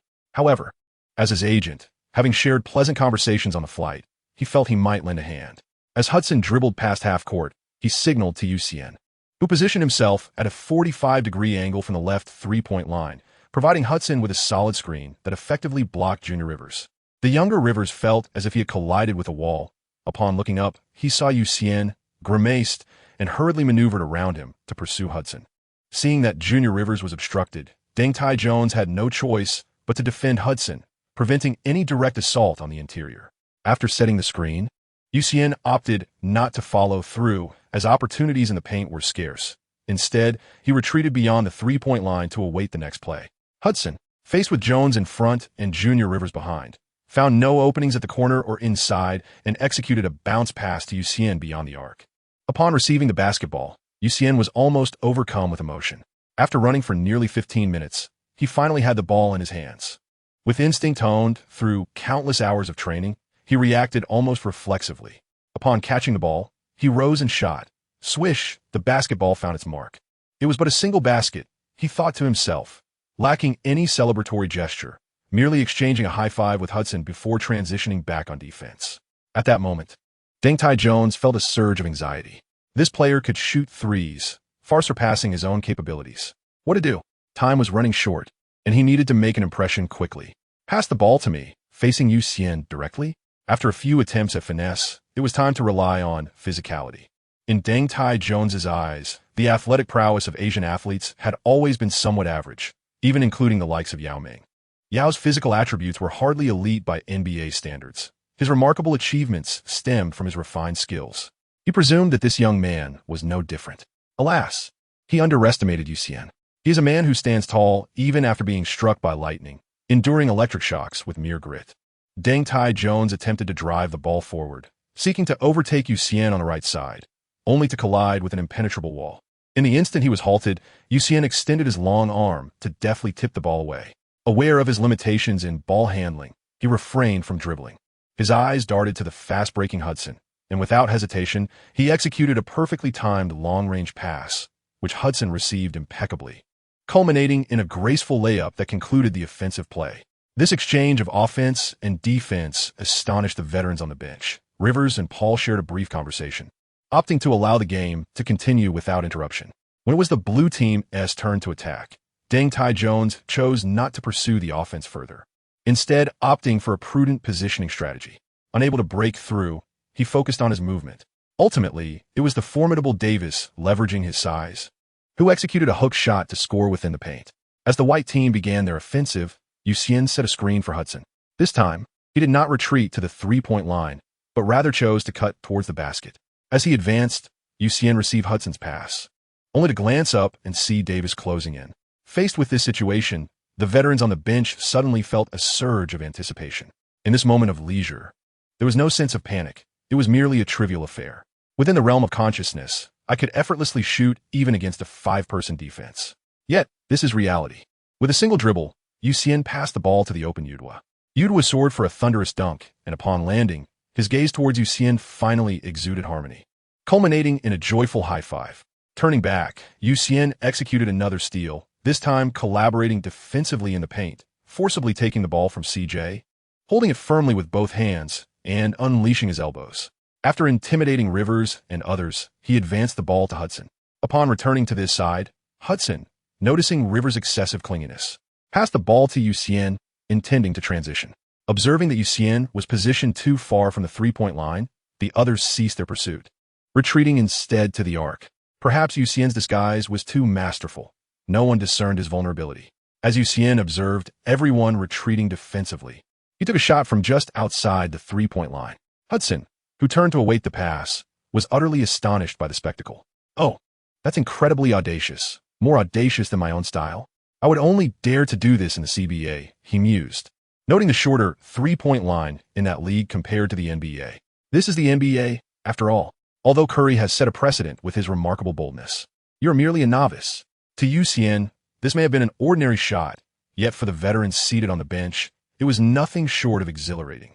A player who can defend, shoot threes, and orchestrate the game. Could I possibly persuade Doc Rivers to give me a shot at such talent? After several possessions, Doc Rivers called a timeout, dispersing the players and instructing the staff to escort Hudson and Xian to rest. He then proceeded to walk alongside Paul towards the office. What are your impressions of these two, Chris? Rivers inquired. They're quite impressive. That young Chinese player plays with intelligence, albeit with a touch of impulsiveness. Paul replied with a chuckle. Here, take a look at this. Doc Rivers handed Paul Xian's fitness assessment data. Upon reviewing it, Paul wore a look of astonishment. Flipping to the second page, only to be met with further surprise. He raised his gaze to Rivers, asserting, I am increasingly convinced that this player employs his intellect on the court, skillfully concealing his shortcomings. With a clap of his hands, Paul continued, moreover, with such remarkable talent, a well-structured training regimen could lead to significant improvement. As he spoke, his eyes gleamed with anticipation as he looked at Rivers. Doc Rivers, a master of insight, instantly grasped Paul's intent and smiled, saying, Chris, I understand. I will extend him an opportunity. Chapter 8. The dust settles you. Can we keep you? You turned back in surprise to glance at Hudson. What's the matter, Lester? Are you beginning to doubt yourself? Hudson sighed, his demeanor somewhat melancholic. Do you remember what I asked you when we first got off the plane? Nodding in agreement, he expressed thoughts shared by many, including myself. Since being drafted by the Celtics in 2009, I have felt adrift. I constantly yearn to return to my homeland to play. And while the fervor I have experienced in China is unparalleled, it is still not my true home. Hudson bowed his head, concealing his face with his hands. His somber words slipped through his fingers once more. Every year, I have relentlessly auditioned, striving to secure my place. Yet I have only managed to play a handful of games. Now at the age of 30, if I fail to obtain a contract, my aspirations of joining the NBA will be forever out of reach. As Xian gazed at the despondent Hudson, he gently patted his shoulder. Xian remained silent, unable to provide an answer. Each year, countless players arrive for tryouts, yearning to secure a place. Yet how many truly succeed? This league epitomizes the survival of the fittest, where only those with exceptional talent are afforded the opportunity to establish themselves. Just as the two fell into a contemplative silence, the abrupt ringing of a phone shattered the stillness. Hudson vigorously rubbed his cheeks before answering the call. Xian observed as Hudson's expression transitioned from frown to a neutral state, and then to a smile, instantly recognizing that the news was favorable. After all, their recent performance had been commendable. Yes, all right, I'll be there shortly. Hudson concluded the call and turned to Xian, exclaiming, I have great news. We can both stay with the Clippers. With a casual shrug and a smile, Xian replied that he had already received his answer from the beaming expression on your face. That means nothing, Hudson muttered under his breath. Turning around to grab his clothes, he urged, we must hurry to sign the contract. Having said that, he hastily departed. The contract isn't going anywhere, Xian remarked, quickly gathering his clothes to follow suit. There was no choice. Xian was unaware of the office's location. Getting lost would be quite embarrassing. Upon entering the general manager's office, old Rivers greeted the two with a cheerful gaze, particularly fixating on Xian. Such an enthusiastic look made Xian feel somewhat uneasy. Could Rivers be an old comrade? That seemed unlikely, as he had heard nothing of the sort. Just as Xian's thoughts wandered, Rivers' assistant placed 2 copies of the contract before them. Xian picked up the contract and began to read it with great care. Although it was merely a short 10-day contract, the number of pages was considerable, true to the NBA's reputation for professionalism. In his mind, Xian silently applauded the lawyers involved, yet he realized he did not fully comprehend the document. Just as he was about to affix his signature, the memory of Rivers' penetrating gaze suddenly struck him, and he promptly turned to hand the contract to the chancellor. Meanwhile, Hudson had already completed his signing. The chancellor, upon receiving the contract, did not take it but instead shot Xian a disapproving glance, stating in Mandarin, I have reviewed it. You shall not be deceived. As Xian turned around with the contract in hand, he lifted his gaze and once again spotted Rivers. Quickly averting his eyes, he performed a flourish before closing the document and presenting it to Rivers. At that moment, Rivers rose to his feet and addressed Xian and Hudson, welcoming them to the Los Angeles Clippers. Once all formalities were concluded, Xian and his companions exited the Clippers training facility. Although they had inked a contract, Xian and Hudson still needed to strive for their next agreement. Securing another contract would signify a substantial opportunity to compete in the playoffs, especially with only a few games remaining in the regular season. Once the contract matters were settled, Xian and the Prime Minister parted ways with Hudson, as the Prime Minister was merely Hudson's Chinese agent, while the American agent remained present. Additionally, it was imperative to find Xian a place to rest. Fortunately, the Clippers provided accommodation. It is worth noting that in the NBA, player mobility is exceedingly high. Each year during the trade period, gold diggers from around the globe emerge, some with very clear objectives to impress coaches and secure a position in the NBA. For those playing in leagues outside the United States, such as the CBA or European leagues, some earn considerable salaries. However, for the majority of these aspirants, their wages are dismally low, which drives their desire to remain in the NBA. A successful retention not only leads to a significant salary increase, but also opens doors to endorsements and more. Thus, for newcomers who have just signed contracts, every team provides accommodation. After all, these rookies often lack financial resources, and teams do not find this to be a considerable burden. Furthermore, signing a contract likely indicates that these newcomers are viewed as valuable reinforcements, necessitating assurance of their well-being and performance. Especially for Xian, as a foreign player, protection is paramount. Therefore, the Prime Minister graciously accepted the Clippers' offer and allowed the staff to escort Xian to the players' dormitory. After settling Xian and the Prime Minister into the dormitory, the staff departed. Inside, Xian and the Prime Minister meticulously examined the room's facilities, arranging their belongings with care. Approaching the sofa, the Prime Minister took a seat and gestured with his chin toward the spot opposite him. Xian naturally sat down across from the Prime Minister. Xian, we have already achieved our first step, the Prime Minister stated, pausing briefly before continuing. These next 10 days will require your utmost effort. The path has been laid. Whether you remain here after 10 days will depend on your abilities. Of course, I have faith in your talent, and you must believe in yourself as well. Perform well. With that, the Prime Minister stood and patted Xian on the shoulder. I have to meet an old classmate of mine. Since I am in America, I must catch up. I will be flying directly back to Xian tomorrow. Xian rose to escort the Chancellor to the door. Upon reaching the threshold, the Chancellor paused, patted Xian's shoulder once more, said nothing, and then turned to depart. As Xian just closed the door, a voice suddenly startled him. You've finally taken the first step. Old salted fish, could you kindly inform me before you speak? You gave me quite a fright. How was I to inform you? Is it like this? With that, Xian was met with another jolt of electricity, prompting him to plead for mercy. Old salted fish, I was wrong. Now that's more like it.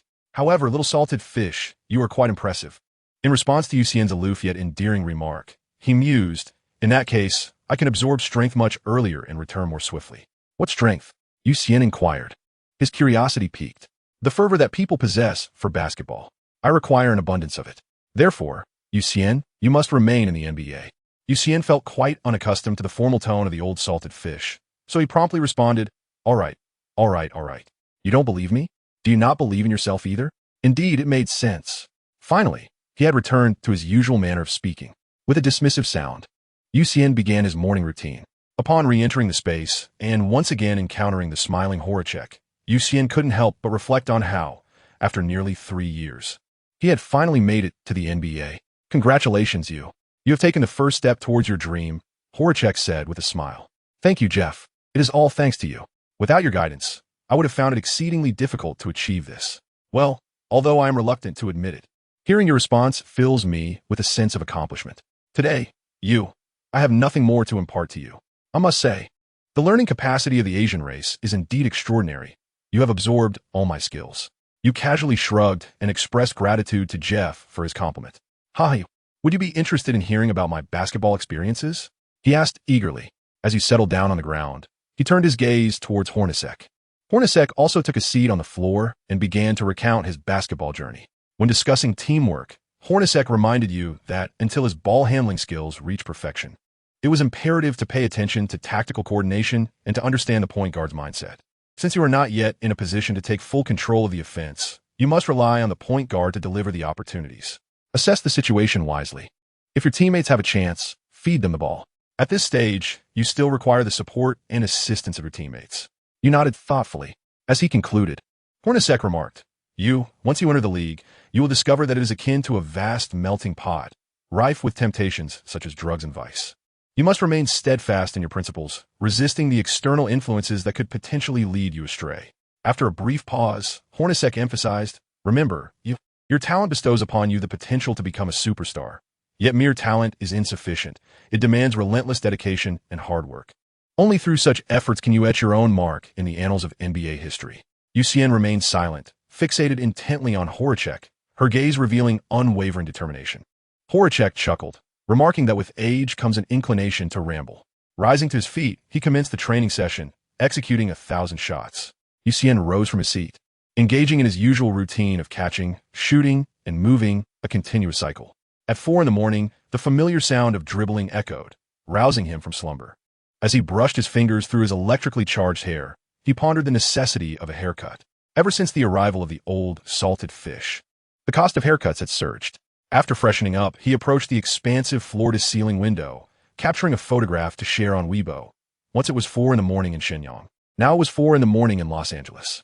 With a sense of determination, he stowed away his phone and ventured out to commence his day of training. When Xian opened the door again, it was already 6:30. At this hour, he felt as though he had been drenched in rain.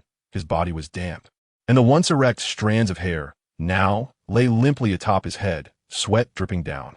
Upon returning indoors, he took a shower, rested briefly, and began preparing his breakfast. Chinese cuisine is renowned for its rich diversity, with the 8 culinary traditions catering to every palate. However, for an athlete, indulgence in such culinary delights is a rare occasion, as they require specialized nutritional meals. For Xian, while he could afford to be a bit lazy in many aspects, food was not one of them. In the past, he had prided himself on his culinary skills. However, upon becoming an athlete, he heeded the advice of Hornacek and began learning to prepare nutritious meals. Just as music knows no borders, neither does food. The nutritious dishes Xian crafted were indeed palatable. Gazing at the meal before him, he mused that even in retirement, he could sustain himself through his culinary prowess. After finishing his meal, Xian checked the time, dressed, and set off towards the training facility. Chapter 9. Mundanity. The Staples Center, located in downtown Los Angeles, California, stands adjacent to the Los Angeles Convention Center on Figueroa Street. To most, it is merely a shared venue for the Clippers and Lakers. However, it also serves as the home arena for the NHL's Los Angeles Kings and the WNBA's Los Angeles Sparks. Its versatility extends beyond basketball, accommodating various events such as concerts, making it a multifunctional arena. Despite its myriad functions, the Staples Center is not where players train. The Lakers practice at the Toyota Center, while Xian now approached the Playa Vista basketball training facility, exclusively designated for Clippers players. After exchanging pleasantries with the security guard, he gained entry to the gym. Upon entering, he noticed the lights of the second-floor coach's office illuminating the space, leading him to reflect, no wonder there was no hair left. Upon entering the locker room and changing into his attire, Xian commenced his stretching routine. Following his warm-up, he proceeded to train as per his usual regimen. Although the arrival of Hudson had significantly bolstered the Clippers' offensive capabilities, the pressing concerns remained: how to effectively harness the potential of both players, how to maximize their offensive prowess, and how to integrate them harmoniously with the existing roster. Gazing at the disheveled tactical diagrams strewn across the table, Rivers felt a tinge of melancholy. He absent-mindedly stroked his bald head, longing for a full head of hair. In the midst of his introspection, a series of thuds echoed through the training facility. Surprised, Rivers murmured to himself, "Is someone already training at this hour? Could it be Chris?" Intrigued, he cast a glance at the perplexing tactical charts before deciding to investigate further. At that moment, Xian was wholly absorbed in his shooting drills. He positioned every visible basketball beyond the three-point line, swiftly retrieving them while executing rapid shots in a continuous cycle. Immersed in his focus, Xian remained oblivious to Rivers' presence. Observing Xian's shooting form, Rivers found himself entranced. Elegant, swift, decisive, and devoid of hesitation. Indeed, he was truly deserving of the selection. Unbeknownst to him, Xian's shooting technique had been meticulously honed under the encouragement of a seasoned veteran, a process fraught with its own challenges, of which only Xian was fully aware. Reflecting on Xian's dedication and commitment, Rivers couldn't help but think of his own son, wishing he could send him back to the drawing board. After all, comparisons yield insights. If young Rivers were to discover his father's sentiments, tears would surely flow. "Dad, I just played a game 2 days ago." As the shooting practice concluded, Xian decided to take a brief respite. Instead of immediately sitting down, he ambled around, collecting the scattered basketballs. After tidying up the equipment, he resolved to take a shower, noting that it was nearly 8:30. Upon turning around, he spotted Rivers at the edge of the court, prompting Xian to greet him promptly. "Coach." Rivers nodded and approached Xian, straining to articulate his name. "Xian, if I'm not mistaken." Xian nodded slightly. "Coach, you may call me you." Rivers acknowledged this with a nod, feeling that a single syllable was indeed easier to pronounce. "You, your diligence astonishes me. Is this your usual demeanor?" "Yes, coach." Rivers scrutinized Yu's expression, noting its tranquility in the absence of any discernible change. If this is indeed the case, I may have stumbled upon a diamond in the rough, Rivers pondered. "Your shooting ability is exceptional. May I inquire who previously mentored you?" Upon hearing this question, Xian began to internally critique the situation. Could I honestly claim that my mentor is Jeff Hornacek? Certainly not. Thus, Xian resorted to fabricating a story. "Well, coach, my uncle is a retired basketball player who has been guiding me, particularly with my technique." "Ah, your uncle must have been an exceptional athlete in his youth. However, it seems there are no renowned Chinese athletes bearing your surname, is there?" As a remarkable basketball player, Xian always carried with him a tome on the self-cultivation of an actor. Just moments ago, he wore a serene expression, but now his face was etched with sorrow. "My uncle possessed a remarkable talent for three-point shooting, yet just as he was striving for success, he suffered an accident, bidding an eternal farewell to basketball. I apologize for touching upon your painful memories, you." "It's quite all right, coach. After my uncle's injury, he placed all his hopes upon me. Just yesterday, when I received news of being signed by the Clippers, he was overjoyed and hasn't slept since." Rivers gently patted Xian's shoulder. "Your uncle must be immensely proud of you." Xian nodded slightly. "It is daytime in China now.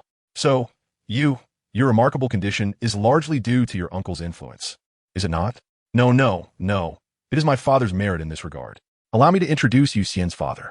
Yu Lao Dai is a proud workshop worker. During Xian's childhood, Yu Lao Dai was Xian's role model. Presently, Xian observes that his father is not only adept at crafting machine parts, but also possesses the strength to wield a heavy hammer.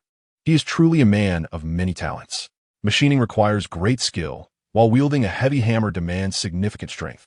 It appears, that you hail from a family of athletes. That certainly elucidates everything. However, why did you only contemplate entering the professional league at the age of 22? Given your talent, diligence, and your family's nurturing, one would have expected you to shine much earlier. Coach, that is because my previous salary sufficed for my basic needs. But I recently discovered it is no longer adequate to support my aspirations. What aspirations?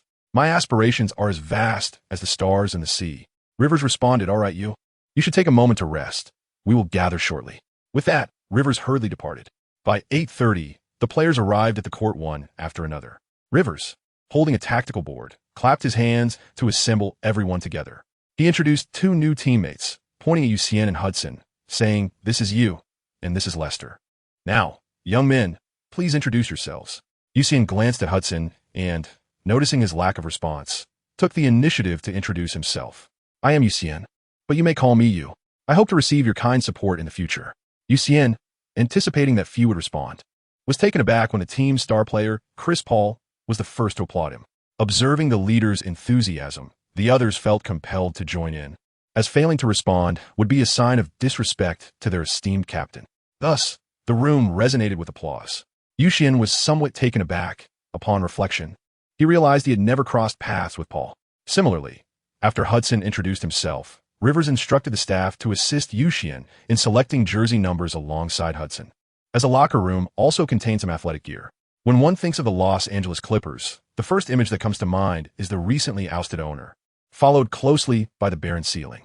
The Clippers joined the NBA in 1970, and although they boast over 4 decades of history, they remain a relatively young franchise compared to teams like the Lakers, Hawks, and Celtics. Moreover, during their early years in the league, the Clippers underwent a tumultuous period marked by frequent relocations, name changes, and ownership shifts. It wasn't until 1984, when the team moved to Los Angeles, that they began to find stability, welcoming their own all-star, Manning. At that time, the ceiling of the Clippers arena was still stark and unadorned.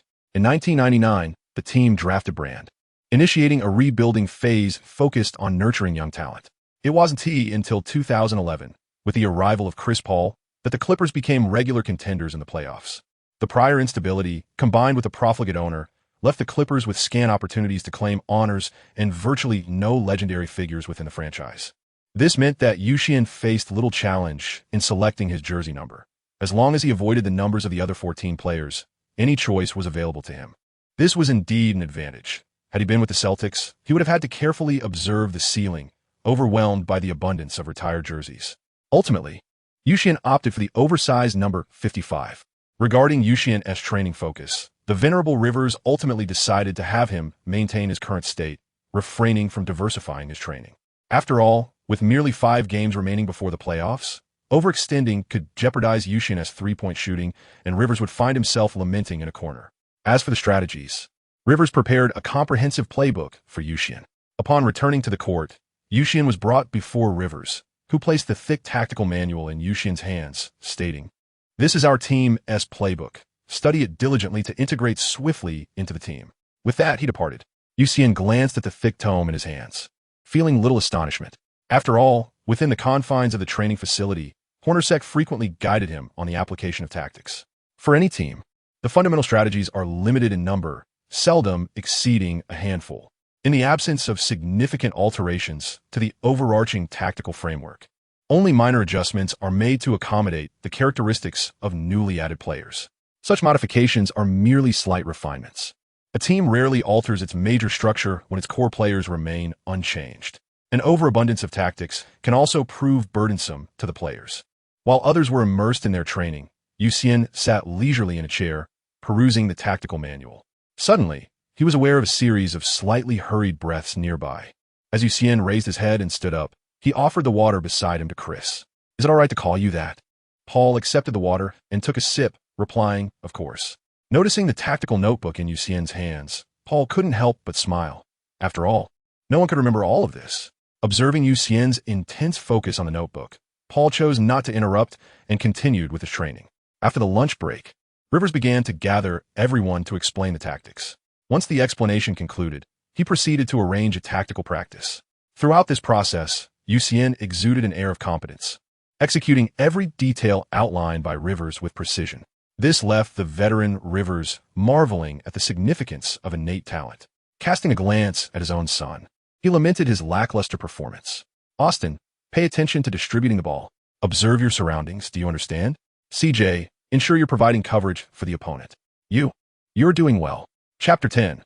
The Body Slam of Barnes. Through several days of interaction, Xian managed to grasp the basic dynamics of the other players on the Clippers team. Paul was earnest, stringent, and obsessively driven towards victory. At the same time, he exhibited a certain stubbornness. Griffin earned the nickname Dunce Griffin for a reason. He possessed extraordinary basketball talent, but remained rather naive. DeAndre Jordan displayed a somewhat indecisive character. Barnes, on the other hand, valued loyalty to a degree. For Xian, regardless of his teammates' personalities, it could be simplified to merely a professional relationship. One could not afford to be indifferent, as tactics and coordination required a certain level of synergy. Yet, one must not be overly concerned. Excessive worry could hinder oneself. Nevertheless, during these few days, Xian found himself getting along quite well with Barnes. The catalyst for this camaraderie was a day when Xian suddenly took an interest in the training room's punching bags. After training, while everyone else was resting, he donned the boxing gloves and began to strike the bag. Unfortunately, Xian had no prior experience with boxing and lacked the necessary finesse. The trainer, witnessing this, hurried to intervene, knowing that improper force could lead to wrist injuries for a novice. A fresh injury on his first day with the team would be a waste of the Clippers' investment. Although the team was financially robust, they could not afford such waste. Just as the trainer was about to call out to stop Xian, Barnes stood up and restrained the trainer. Tossing a towel on the chair, he remarked, "Kid, boxing is not played like that." Upon discerning the implication in Barnes' words, Xian inquired, "How shall we proceed?"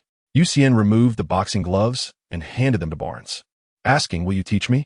Barnes lifted his chin to accept them, observing how this esteemed gentleman practiced. With arms crossed, Xian stood by the punching bag with a bemused expression. The others around them wore smiles, seemingly oblivious to the palpable tension between the two. The passion for boxing runs deep in the veins of Americans. For instance, a single match featuring the boxing champion Floyd Mayweather generated a staggering $180 million, equivalent to the salary of an NBA superstar over 3 years. This illustrates the fervor with which Americans embrace the sport of boxing. Barnes began to throw punches at the bag. Judging by his footwork and striking technique, it was evident that Barnes had some training. Certainly far more refined than Xian's earlier erratic flailing. After landing several punches, Barnes steadied the swaying bag and addressed Xian. "Hey kid, interested in a little practice?" Xian understood that he was speaking to himself. He glanced back at the crowd, noticing that only Hudson and Paul seemed inclined to offer counsel. Yet they were restrained by others. Turning his gaze once more to Barnes, he suddenly smiled and replied, "All right then." Xian understood that if he conceded defeat now, he would forever bear the mark of shame within the team. But who exactly is Xian? The protagonist, a formidable presence. If he cannot withstand this, how will he navigate his future? Old salted fish, I am determined to confront that flamboyant individual. Do you have anything to say? Nothing at all. Goodness. Are you merely going to watch me prepare for a beating? Go ask around. Where can one find such a disgraceful person? Others start with a fortune. While I nearly met my end right from the outset, while others lavishly spend, I toil relentlessly in training. And you still dare to claim you are the lucky one? Little salted fish, you are a man who cannot even handle a thunderstorm. Are you truly afraid of this? Moreover, did you not practice grappling? Seize him. To be honest, Xian has indeed practiced grappling. After passing the entrance exam for auxiliary police, he was instructed during his training. After all, it is essential to assist law enforcement, and being beaten would be a source of ridicule. Xian glanced at Barnes, who appeared eager to engage, spreading his legs and positioning his fists in a conventional combat stance. "Come on." Barnes initiated movement, noticing Xian's lack of offensive intent. He first threw a probing right jab, which Xian deftly evaded by twisting his body slightly. After a few more tentative strikes, Barnes, unable to contain his impatience, launched a right jab followed swiftly by a left straight punch. Xian skillfully dodged the initial jab, raised his right hand to block Barnes' straight punch, and seized Barnes' left arm. In one fluid motion, he surged forward, driving his left shoulder into Barnes' chest, sending him crashing backward. A collective gasp erupted from the spectators. A chorus of astonishment, followed by an excited murmur. Chinese Kung Fu. Barnes struggled to regain his footing. "You successfully riled me up, kid," he exclaimed, closing in for a flurry of rapid punches. As Xian deftly evaded Barnes' relentless advances, the latter found himself increasingly vexed. Simultaneously, Xian felt a surge of delight, realizing that his reflexes had notably improved. The old veteran mused to himself, with daily enhancements to his physique, any sluggishness in reaction would be utterly absurd. At that moment, Xian seized Barnes' right hand, executed a swift turn, and performed a perfect back throw, sending Barnes crashing onto the mat. Afterward, he released Barnes' hand and observed as the latter lay there, gasping for breath, before rolling over. Xian extended his hand, gazing at Barnes, who in turn looked back at Xian. Suddenly, Barnes broke into a smile, grasped Xian's outstretched hand, and rose to his feet. "Indeed, young man from now on. Uncle Ba shall look after you." As Xian returned, he playfully remarked, "All right, but you must cover yourself first." Barnes wrapped an arm around Xian. Feigning a fierce demeanor, in my prime, I dazzled Kobe. How dare you look down upon me? Observing the reconciliation, the crowd welcomed both back to their seats. When Rivers re-entered the training facility, he found the team engaged in animated discussions, gesturing enthusiastically. Assuming they were strategizing, he nodded approvingly. Approaching them, he clapped his hands to gain their attention. "All right, the match against the Celtics is the day after tomorrow." At the mention of the Celtics, a wave of melancholy washed over Rivers. Why this sorrow? Because Rivers had pioneered a new era in the NBA with the Celtics. It was back in 2014. 6 years since the Celtics had clinched the championship in 2008. During this interval, although the Celtics had briefly ascended to the pinnacle of the Eastern Conference in 2011 and battled the Lakers to a fierce 7-game series, they ultimately fell short of the championship. By this time, veterans like Garnett had begun to decline. The stark contrast was evident when, in 2008, Garnett nearly overpowered Gasol, only for Gasol to showcase his superiority over Garnett in 2011. Each acclaimed victory once. From that point onward, the Celtics began their descent. With aging players and a dearth of draft picks, they had to wait for a promising newcomer, Green, who unfortunately had a heart condition. This left the strategic mastermind Rivers in a predicament akin to a skilled chef unable to cook without ingredients. Just as Rivers found himself at a loss, the infamous Russian benefactor made his entrance. General manager Ainge made a bold decision to trade away the team's soul, Pierce, in exchange for a plethora of draft picks. In his frenzied pursuit of trades, Ainge, having exhausted his options, turned his gaze towards Rivers. Weighing Rivers' salary against the current market, he concluded that a coach was more valuable than a player. With no players left to trade and insufficient draft picks, he resolutely decided, "It's you." Thus, in a twist of fate, Rivers was traded to the Clippers, marking the first instance in NBA history where a coach was involved in a trade. As Rivers gazed skyward, lost in thought, Xian noticed Barnes beside him and the curious expressions of the others in the distance, igniting a spark of intrigue within him. He nudged Barnes, signaling for a story. One must not underestimate a man as curiosity. Studies have shown that men can often be more inquisitive and gossipy than women. Just as Barnes was about to divulge, he noticed Rivers had composed himself from his earlier melancholy and quickly fell silent. Rivers, aware of the prying eyes of the team, cleared his throat and announced, "I will now reveal the lineup for the match the day after tomorrow. Chris, Blake, Matt, DeAndre. JJ, the last spot, made Xian feel a twinge of anxiety. Though Rivers holds a favorable view of himself, he is indeed reluctant to utilize the younger players. However, Xian does not allow his tension to manifest on his face. When Rivers glanced at Xian and noticed the unchanging expression on his face, he couldn't help but commend Xian's mental fortitude, acknowledging his composure.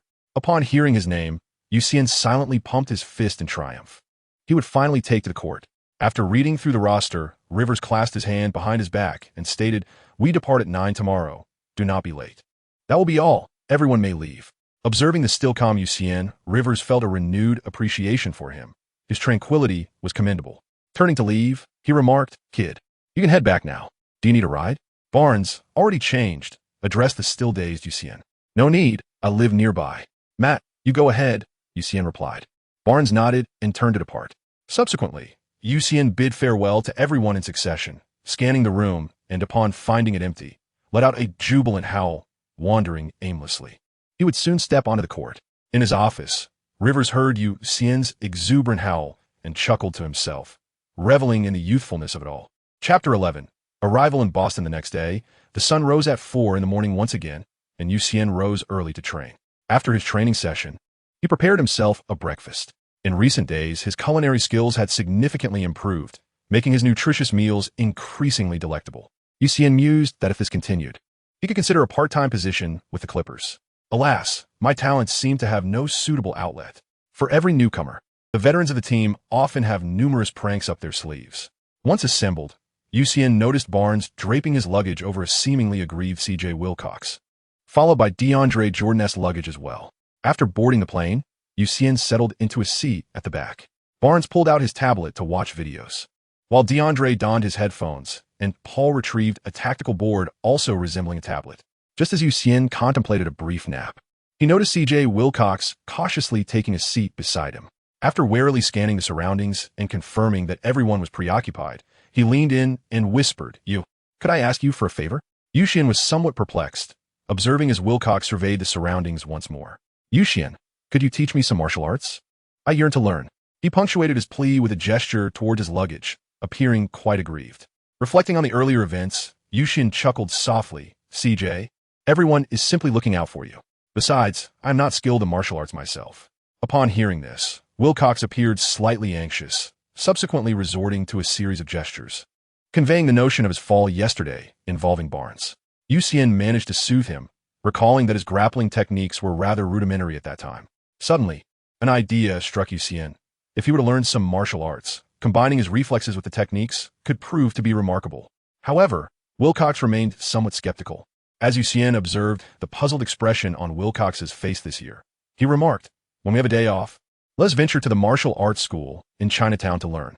"It's a promise?" "Indeed, it is a promise." Seeing the earnestness in Xian's countenance, Wilcox finally felt at ease. He returned to his seat and took out his headphones to listen to music. Xian began to fall asleep. In the blink of an eye, 6 hours had passed. When Xian was awakened once more, it was already afternoon. Xian stifled a yawn and carefully stowed away his belongings. After passing through security, he retrieved his backpack and made his way outside. Raising his gaze, he noticed Wilcox ahead, burdened with an array of luggage. Upon seeing Xian observing him, Wilcox gestured animatedly, prompting Xian to thump his chest lightly, signifying his recognition. A smile spread across Wilcox's face in response to Xian's acknowledgement. Observing Wilcox's flustered demeanor, yet adorned with a smile, Xian felt a pang of sympathy for the lad. Upon arriving at the hotel, Rivers first organized the arrangements before addressing the group. "This evening, I implore each of you not to sneak away. I hope to see every one of you tonight. Tomorrow's competition is crucial. We must strive for a superior position. Should anyone falter, Witnessing the serious expressions on the faces of the players, as if absorbing his words, Rivers nodded approvingly. Very well, you are dismissed. The crowd dispersed in a flurry. As a newcomer, Xian naturally adhered to the coach's directives. Upon returning to his quarters, he organized his belongings and proceeded to dine. After dinner, Xian, armed with the footage he had requested from his assistant coach, intended to delve into the tactical strategies of the Boston Celtics. When one speaks of the Celtics, images of their 17 championship titles, the ceiling adorned with retired jerseys, and Bill Russell's myriad championship rings come to mind. Indeed, as the franchise with the most championships in the league, Boston Celtics fans must feel an overwhelming sense of pride, especially considering their remarkable achievement of 8 consecutive titles from 1959 to 1966, a feat that echoes through history. However, since June 17, 2008, the Celtics have struggled to reclaim their former glory. The Celtics may well be the founding team of the Big Three, featuring the legendary Robert Parrish, Kevin McHale, and the incomparable Larry Bird, who together constituted the finest trio in the league during the 1980s. Therefore, one must tread carefully when criticizing the Celtics online. Anonymity is essential. For the franchise boasts an abundance of revered alumni, not to mention the formidable presence of Larry Bird. Just as Xian was engrossed in the footage, a knock resounded at the door. Xian felt a twinge of confusion. At this hour, who could possibly be seeking him? Moreover, he was only familiar with the Clippers. As these thoughts crossed his mind, he opened the door. Before him stood Barnes, looking quite dapper, his hair impeccably styled, seemingly slicked with some unknown product, and exuding a robust scent of perfume. Come on, let's go and experience the charm of Boston, he exclaimed. But Doug forbids us from going out. How can you still venture out? Besides, I'm dressed in nothing but training gear, lacking any proper attire. Barnes, with a playful smirk, replied, What preparation is needed to face the Celtics? And you're such a fool for not bringing anything. Consider this your missed opportunity for so many delightful experiences. As he spoke, his expression was laced with mischief. Xian has comprehended Barnes' intention, for such occurrences are not uncommon in the NBA. Chamberlain, the illustrious Jean de Shuai, affectionately dubbed Zhang 20,000, may seem a tad exaggerated, yet it holds a kernel of truth. For these athletes, brimming with unspent energy, nightlife often becomes a habitual affair. With a casual shrug, Xian remarked, Matt, don't falter tomorrow. Who do you think I am? I'm a seasoned warrior. Are we going or not? At that moment, the door opposite swung open, revealing the ever-spirited Jordan and Griffin stepping out. Matt, are we still heading out? There are others waiting for us outside. Barnes chimed in, glancing back at Xian. Yet, Xian merely shook his head. I shall not join you, Matt. Very well. Seeing that Xian chose to stay behind, Griffin and Jordan exchanged farewells before cautiously making their way out. Watching their retreating figures, Xian shook his head. Just as he was about to close the door, he noticed the door to his right opening, with Paul peering out. After a serious glance at the departing figures, he turned back to Xian and offered a friendly nod. Upon expressing his thoughts, Xian observed Paul closing the door and returning indoors. He too retreated to his quarters to review the game footage.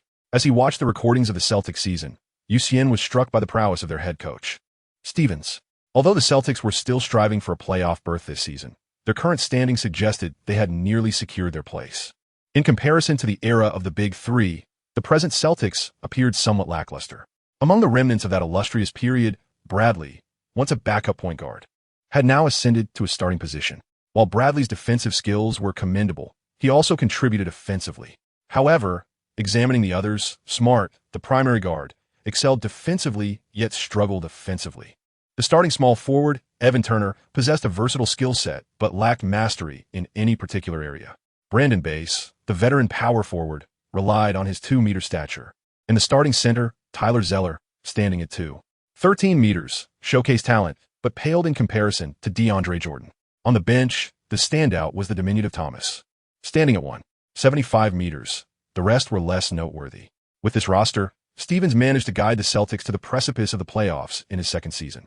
Although the Eastern Conference lacked formidable opponents aside from the Cavaliers and Raptors, this achievement underscored Stevens' capabilities. Observing the players' movement and tactical coordination, Xian noted the defensive efforts were commendable, yet the offensive plays left much to be desired. After pondering for a considerable time, he felt a sense of clarity. He tidied up his belongings, intending to freshen up and retire for the night. Just then, he heard a knock at the door. As Xian opened the door, he was met by Rivers and the assistant coach. Observing a hint of anger on Rivers' face, Xian inquired, "Coach, is there something you need?" Upon noticing that Xian had not left the room, Rivers' expression softened considerably. "It's nothing, you. I heard you requested the Celtics game footage, and I was concerned you might be up too late watching it. Be sure to get some rest." "Understood, coach." "All right then, you, return to your rest. I shall check on the others." With that, Rivers turned and proceeded to the door opposite Xian's, knocking persistently. After a considerable time passed without a response, a faint flush crept onto Rivers' face. Upon a casual glance, it is evident that one's complexion bears a noticeable flush, clearly indicative of anger. "Oh, Olma, your endeavors are on the brink of failure." Is this a deliberate affront to Rivers? Facing one's former team necessitates victory. Otherwise, where shall Rivers find solace? As Xian offered prayers for Barnes and his companions, he closed the door to his room, washed up, and took a moment to rest. Chapter 12. The ironclad starting lineup. Boston at 4 in the morning. I must capture this moment. With that thought, Xian took out his phone and snapped a picture of himself against the pale sky. Upon reviewing the photo, his radiant smile nearly brought him to tears with its handsomeness. After admiring the image for a while, he opened Weibo, posting his photo with a caption, "If given the opportunity, I shall show everyone the sky at 4 o'clock from all the teams." Following training, Xian made his way to the dining hall to partake in breakfast. For him, while training was a trial for his body, the nutritional meals were a form of mental torment, exceedingly unpalatable. The food he prepared himself was bearable, but what the team and hotel provided was significantly subpar. If it was difficult for an American to enjoy, it was even more so for a Chinese individual accustomed to the delights of the 8 culinary traditions. Gritting his teeth to swallow, his gaze inadvertently fell upon Barnes and the others. Xian hastily swallowed the morsel in his mouth and waved towards Barnes. Upon noticing Xian's gesture, Barnes promptly withdrew his hand from resting on his waist, his face resuming a defiant expression as he strode confidently towards Xian. Having ordered a nutritious meal, Barnes took a seat beside Xian. As Xian recalled Rivers' expression from yesterday, a shade of red amidst the darkness, concern washed over him for Barnes and the others. He conveyed the events of the previous night to Barnes, who, stroking his chin, nonchalantly waved his hand, assuring that it was of no consequence. As long as they did not lose tonight, there would be no issues whatsoever. Moreover, he added, they had only remained until 10 o'clock the previous evening before returning. With a mischievous grin, Barnes remarked, "Yesterday was indescribable. Young man, it is truly a pity that you did not attend." With a disdainful curl of his lip, Xian cautiously ensured his legs did not tremble, finding himself unable to sink a single shot. "How could this be?" Barnes straightened up, asserting, "Do not underestimate me. Young lad, hurry and eat. After our meal, I still have training to attend to." With that, Xian kept his head down, diligently focusing on the nutritious meal before him. Observing this, Barnes also began to tackle his own plate, grimacing as he took a bite. "I've been eating this for over a decade, and it still tastes dreadful," he muttered, smacking his lips, seemingly reminiscing about the wine from the previous evening. Before he sighed and resumed eating. As the clock struck 6 in the afternoon, the match was about to commence. The arena's DJ had already stirred the audience's excitement. As the players entered the court, Xian noticed an intriguing phenomenon. Each athlete had their own unique greeting gestures, particularly among the Cavaliers. Every time LeBron entered and exchanged fist bumps with his teammates, Xian felt a wave of fatigue wash over him. The gestures were simply too numerous. Once both teams finished warming up, they prepared to take the court. The home DJ introduced the visiting players with a striking lack of enthusiasm, his tone remaining monotonous. Yet, the home crowd was in high spirits, with boos crescendoing, especially when Griffin and Paul made their entrance, the cacophony nearly shattering the ceiling. Faced with the formidable opponents, the team's limitations were evident, leaving the fans to rally in support. As a novice, Xian could only silently follow his teammates onto the court. When Rivers made his entrance, the boos subsided significantly, interspersed with applause, as he had once brought a championship to this venue. As the home players took the stage, the DJ introduced them with flamboyant flair, albeit with a hint of exaggeration, as they were, after all, his own children. With the introduction of the home team complete, the starting lineups for both teams were finally revealed. The Clippers retained their long-standing starting lineup, consisting of Paul, Redick, Barnes, Griffin, and DeAndre Jordan. The Celtics starting 5 included Bradley, Smart, Turner, Bass, and Zeller. Prior to the game, there was minimal interaction between the teams. Only Bradley approached Rivers for a brief embrace. a testament to Rivers being the one who brought Bradley into the NBA and coached him for 3 years. As for the rest, Ainge had already traded away most of what the Celtics had to offer last year, leaving little to spare. Concerning the Celtic starters, Xian felt he had exhausted his critiques. Even upon a second viewing, he remained astonished at their lackluster scoring capability. Among the 5 starters, Bradley averaged approximately 33.1 minutes per game with 13.1 points. The rookie Smart averaged 27 minutes per game with 7.8 points. Turner averaged 27.5 minutes with 9.5 points, while Bass averaged 24 minutes with 10.6 points. Finally, Zeller averaged 21.1 minutes with 10.2 points. While statistics do not encapsulate everything, the scoring ability of the starters was indeed lacking. However, one must ponder how the Celtics managed to secure victories. The answer lies with their bench. No other team can boast a bench that scores more than their starters quite like the Celtics. The trio of Thomas, Jerebko, and Olynyk bore the burden of scoring for the Celtics. As the game commenced, Bass and DeAndre Jordan approached the center circle, poised for the jump ball. Interestingly, Bass was drafted 2 spots higher than DeAndre Jordan, with Bass being the 3rd pick of the 2nd round and Jordan the 5th. As the referee blew the whistle and tossed the ball into the air, the game began. The Celtics likely held little hope for the jump ball, as Bradley and Smart charged directly towards Paul and Redick. Consequently, Griffin secured possession, gradually advancing across midcourt before positioning himself at the top of the three-point arc. Paul swiftly ran to Griffin, receiving the ball as Griffin set a screen to obstruct Bradley's pursuit. Observing Bradley circumvent Griffin to continue chasing Paul, Griffin decisively moved towards the paint. Meanwhile, Redick found an open spot, and Paul delivered the pass. Redick, not one to squander such an opportunity, sank a three-pointer, granting the Clippers an early lead. Back on the other end, as Bass received the ball beyond the arc, Paul intercepted it and promptly passed to a sprinting Redick. Although Redick opted for a fast break, he was unable to evade Smart's relentless defense. Smart, robust and determined, trailed Redick while applying pressure, arms flailing in search of steal. Poor Redick could only cling to the ball, as the fast-paced rhythm of the play was abruptly halted. With no opportunity to attack the basket, it must be acknowledged that despite Smart's struggles, he showcased his defensive prowess in his inaugural season. The other players on the Clippers found themselves ensnared by their defenders, rendering them ineffective. As Paul prepared to receive a pass from Redick for a structured offensive play, the veteran Barnes leisurely made his way beyond the three-point line.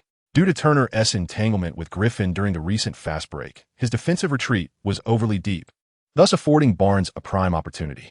Redick leaped to pass the ball, and as Barnes received it, he found himself unchallenged within a 2-meter radius. With confidence, he soared upward, and with a swish, the three-pointer found its mark. Following the basket, Barnes swayed his hips in celebration, exchanging a light-hearted high-five with the retreating Redick. His demeanor remarkably relaxed.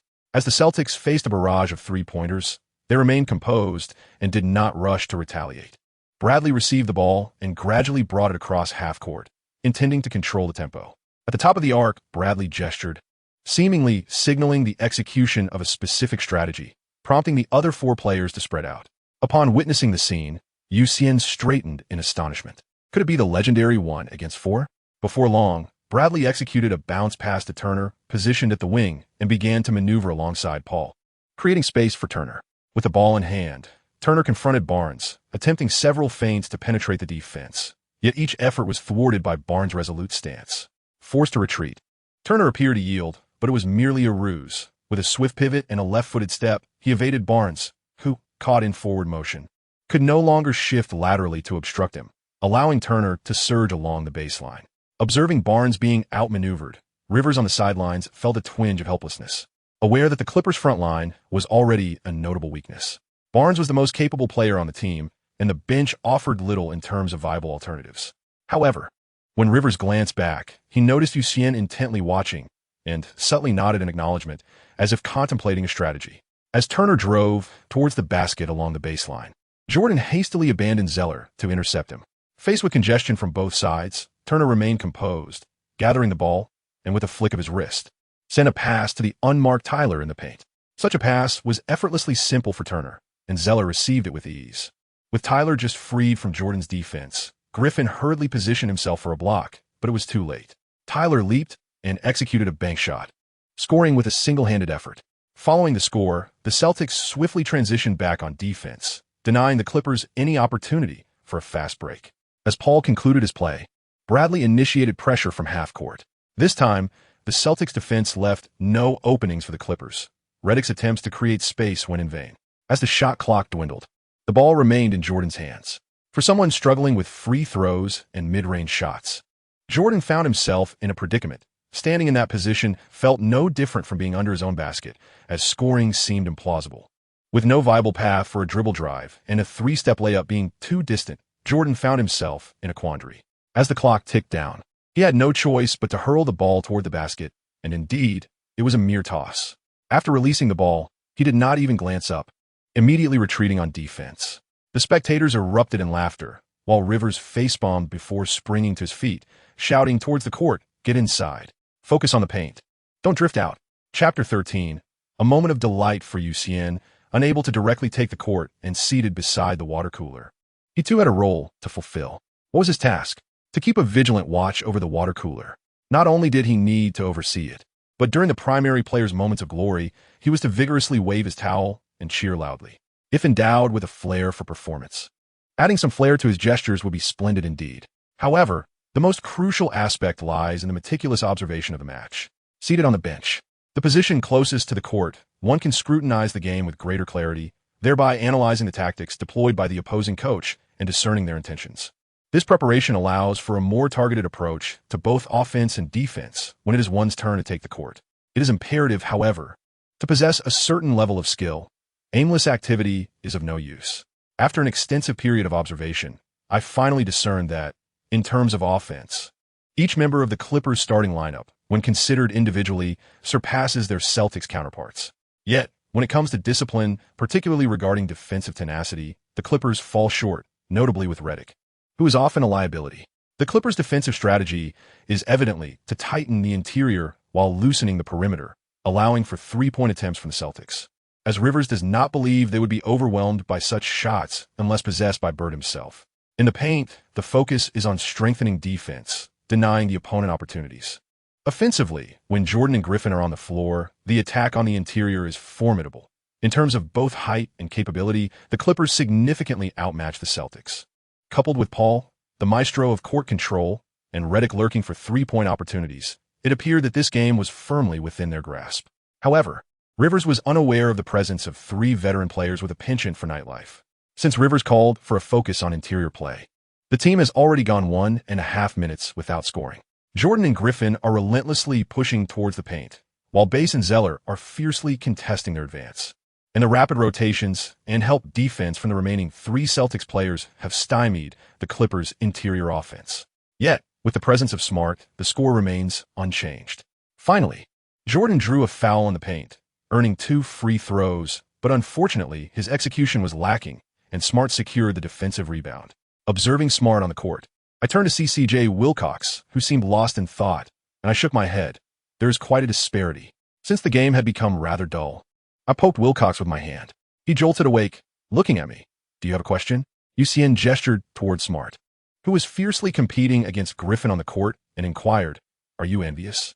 Smart, a rookie from the same draft class as Wilcox, was selected as the 6th overall pick, while Wilcox was chosen 28th. Following Xian's, Wilcox glanced at Smart, who had just risen to his feet, and shook his head, expressing a lack of envy. With a head full of questions, Xian pondered, "Brother, they have made their debut. Although the playing time was limited, it is still a debut, allowing one to compete against the league's elite players. Are you not envious?" These thoughts remained unspoken, for their relationship was rather casual. Friends, please remember that sometimes, even among the best of friends, it is wise to maintain a degree of privacy. This is a lesson learned by this naive novice. Yet, curiosity compelled Xian to casually inquire, "Why?" At that moment, Wilcox flashed a broad grin, revealing his bright white teeth, and pointed at Smart, exclaiming, "He is not as accurate as I am." Upon hearing this response, Xian nearly spilled the beverage in his hand. Truly, this reply is refreshingly unconventional. You could only silently sip on a bottle of Gatorade, then gave Wilcox a thumbs up, exclaiming, "Old buddy, you are truly talented. Do you think so too, you?" Wilcox replied, his expression one of sheer delight, surprised that his thoughts aligned with Yu's. Xian realized that communication with him had become impossible. "Alas, brother, your comprehension skills." He turned away to continue watching the game. At this moment, Turner once again scored 2 points for the Celtics with a jump shot, while DeAndre Jordan, Having adjusted to the game, leaped up to slam the basketball into the hoop. Meanwhile, Bradley finally found his rhythm, exploiting Redick's defensive lapses to sink a three-pointer. A commendable feat. This three-pointer seemed to invigorate Griffin, restoring his energy flow, finally reaching his feet. However, the sudden surge of vitality left Griffin momentarily disoriented, resulting in a missed shot. Yet, with his renewed vigor, his legs regained their strength, and the leaping ability reminiscent of his days soaring over cars returned. As he witnessed her layup in front of him and glanced at Rivers on the sidelines, whose eyes were filled with hope, he thought, "No problem, let's go." He took a significant step forward, his calf muscles tensing as he launched into the air for a volleyball-style block. The Clippers bench erupted in excitement, with players mimicking exaggerated gestures of astonishment. After executing the move, Griffin waved his arms vigorously, chanting something under his breath, while DeAndre Jordan hurried over to bump chest with him. As the game resumed, the Celtics had little time left on the shot clock. The ball eventually found its way to Smart's hands. Seeing the lights about to illuminate, he steeled himself and attempted a three-pointer, but his execution faltered, resulting in a clank off the rim, which Griffin seized for the rebound. Yet, feeling an excess of energy, Griffin sensed that a mere block would not suffice. He elegantly initiated a fast break from the backcourt.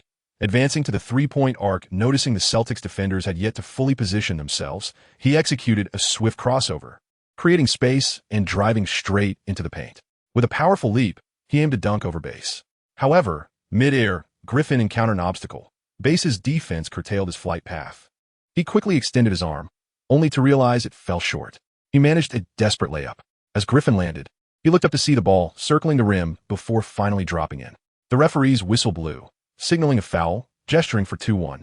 Griffin exhaled in relief, glancing at his hands, feeling their dexterity. The notion of short arms was unfounded.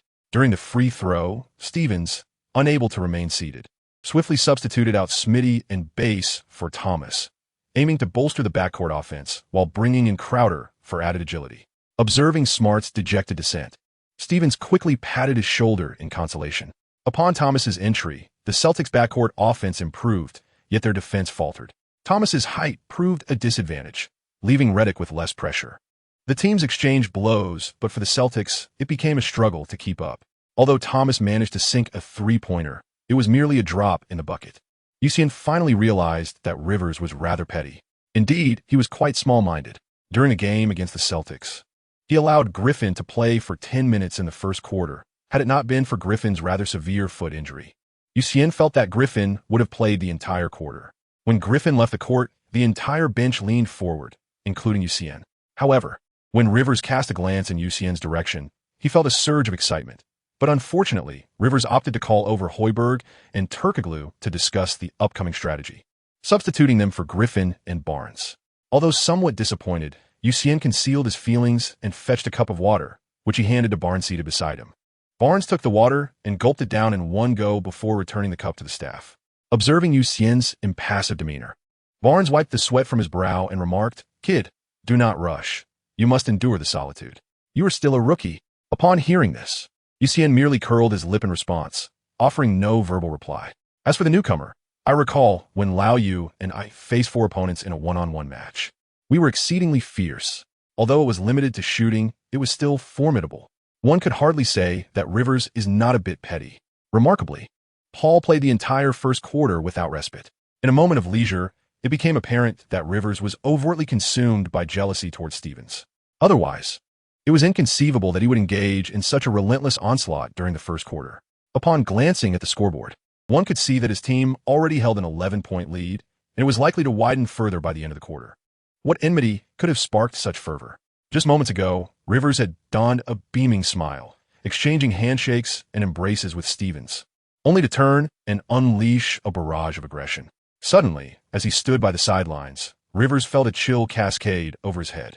He instinctively reached up to touch his bald crown and glanced upwards, pondering. I have worked here for many years and have never heard of an air conditioning installation being reinitiated.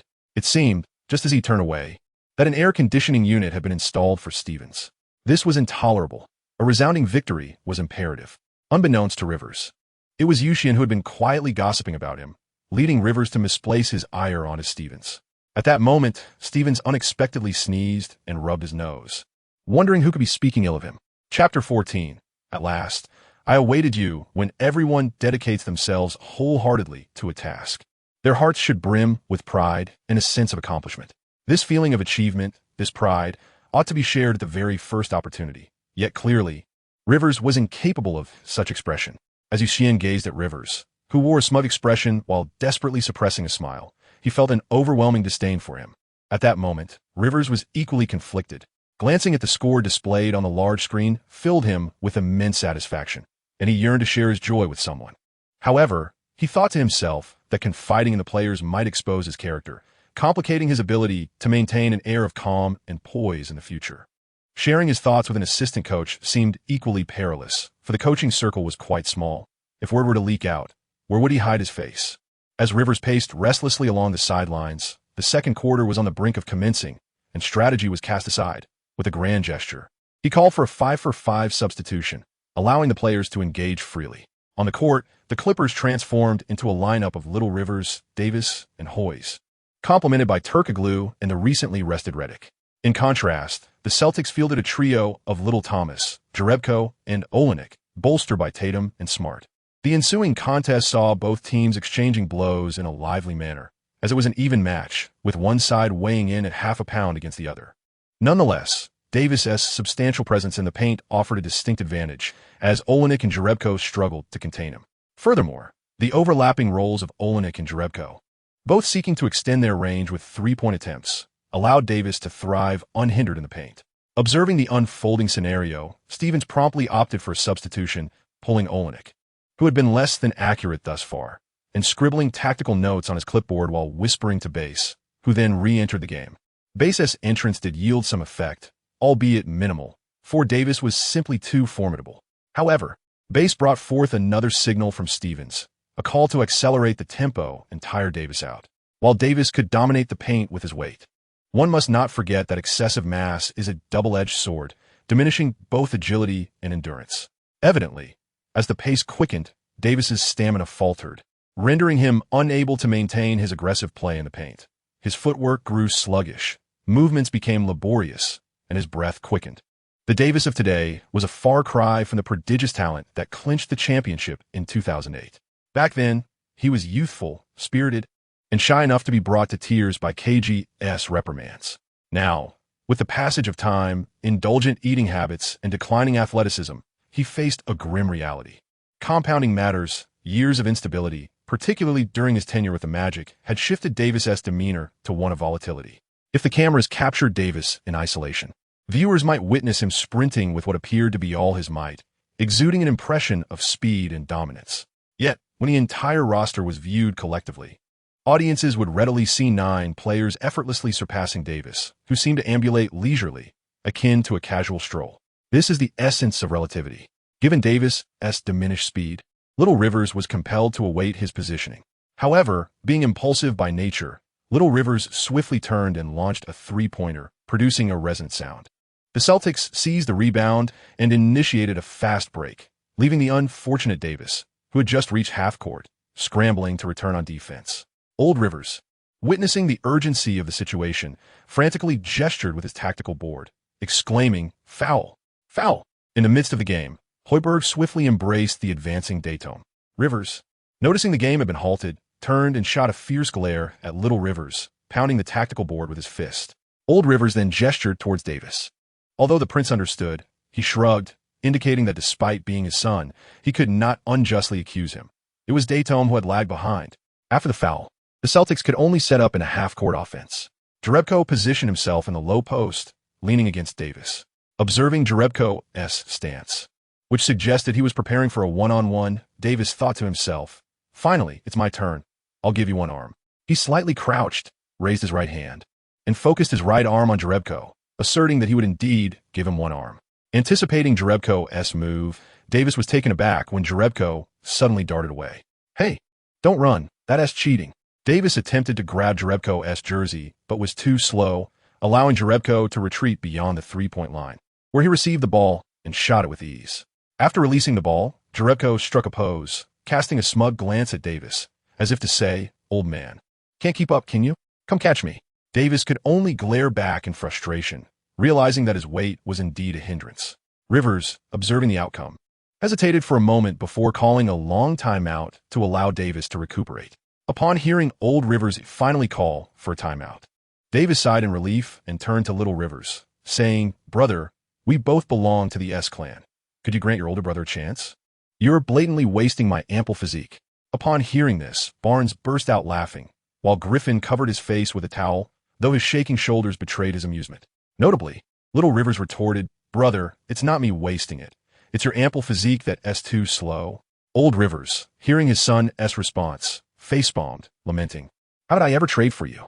Griffin could no longer contain himself and began to pound his thigh in laughter. The bench erupted into chaos, with Old Rivers believing Griffin was in pain and quickly summoning the team physician. In his eyes, Griffin was irreplaceable. Otherwise, the playoffs would truly be over.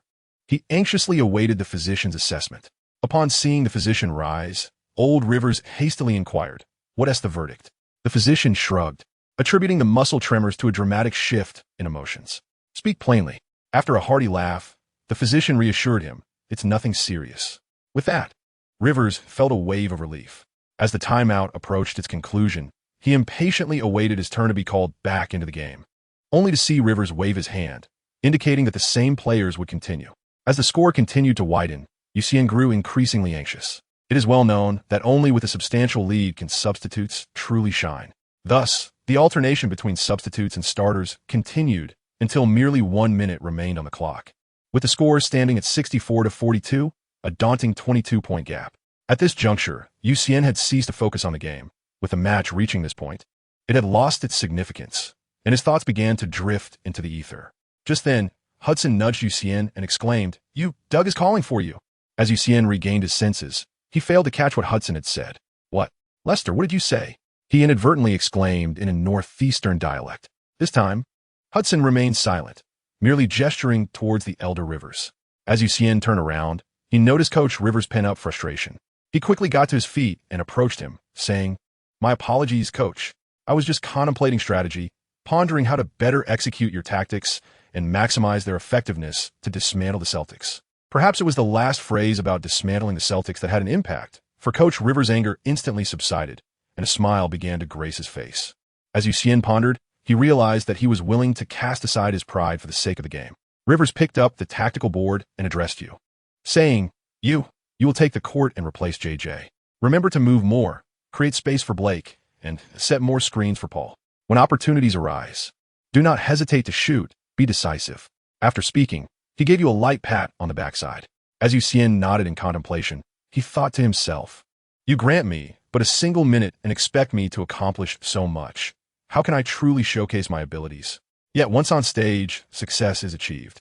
Did he not notice the envious gaze of Hudson beside him? As Xian approached the technical bench, he awaited a substitution. The home crowd, witnessing yet another replacement for the Clippers, this time a foreign player, erupted in a subtle chorus of boos. Though not loud, it ignited a sudden excitement within Xian. The long-absent figure of the old salty fish reappeared, and the little salty fish, I could feel the energy surging, an abundance of vitality. It was as if I were swimming in an ocean of energy. Feeling a warmth on my back, I realized that the old salted fish was incessantly wriggling. This is merely a trifle, just the beginning. Little fish, you may not be aware that I have not tasted energy for countless years.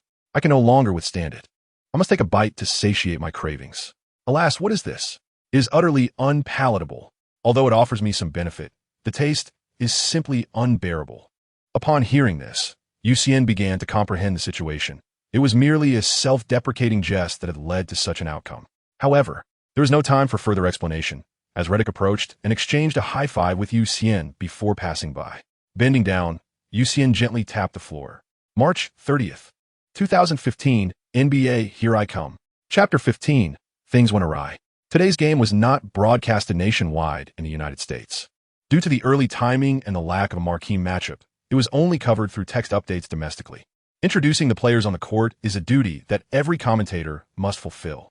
However, as the two commentators looked at Xian taking the court and then at their notes, they found themselves at a loss.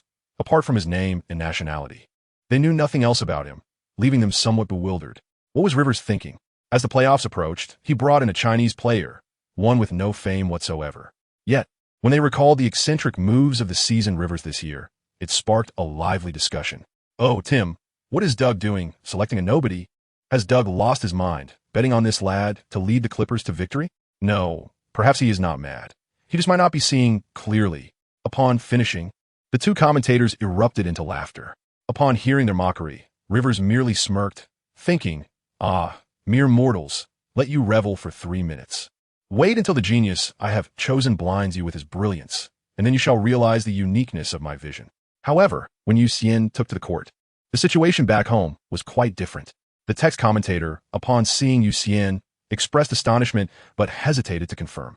After meticulously verifying the information, the commentator finally announced in the live chat, "We have a delightful surprise. The player substituting for the Clippers is a Chinese player named Xian, who plays as a guard." "Wow, Dedong," the commentator. "Your eyes must not be deceiving you. When did another Chinese player emerge? Please, let not be another overseas Chinese." All right, Dedong. Let me clarify. Indeed, he is a pure Chinese player, Xian, a 23-year-old guard who just signed a 10-day contract with the Clippers a few days ago. The rest of the news will come with further interviews. With tears of joy, the viewers expressed their excitement. Finally, a Chinese player had reappeared in the NBA, reigniting their motivation to watch. A 10-day contract. Will he be cut? Hey, what do you mean? Securing a contract is already a testament to his abilities. He must persevere. This is just the beginning. It's merely a 10-day contract. And look at how elated you all are. Securing a contract is impressive. If you disagree, then you try. At that moment, Xian remained blissfully unaware that a small live chat room had erupted into a cacophony of excitement. Upon entering the game, Xian swiftly positioned himself at the right wing, waiting for Paul to advance past half-court. Noticing Smart closely shadowing him, Xian cunningly remarked, "Marcus, do you know?" Smart, momentarily taken aback, instinctively responded, "Know what? The sound of your bricks is threatening to rupture my eardrums." Before Smart could process the retort, Xian propelled himself towards the three-point arc, effectively setting a solid screen for Paul. Observing this, Paul executed a deft crossover, transferring the ball from his left hand to his right, feigning an intent to exploit Xian's screen and penetrate the lane from the left. However, Thomas, deceived, attempted to follow Paul, only to be met head-on by Xian's formidable screen, which delayed his pursuit of Paul.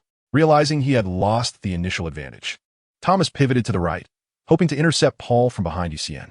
Seizing the opportunity, Paul employed another crossover, positioning himself at the left wing, now devoid of defenders. Meanwhile, in the corner, Turner hesitated to abandon Barnes, helplessly watching as Paul's three-pointer found its mark, extending the lead once again. In transition, Paul approached Xian for a high-five, grateful for the external support that had finally afforded him an opportunity. On the opposing end, it was now Xian's turn to closely guard Smart. Frustrated by his previous defensive lapse, Smart felt the need to reclaim his honor after being toyed with by a rookie. Despite his desire to redeem himself, he remained cautious, adhering to the coach's strategy and commencing the play. At this moment, Xian adhered to Smart like a magnet, leaving him feeling quite helpless. The opponent towered over him, unyielding in confrontation, and Smart found it increasingly challenging to shake off Xian for a pass.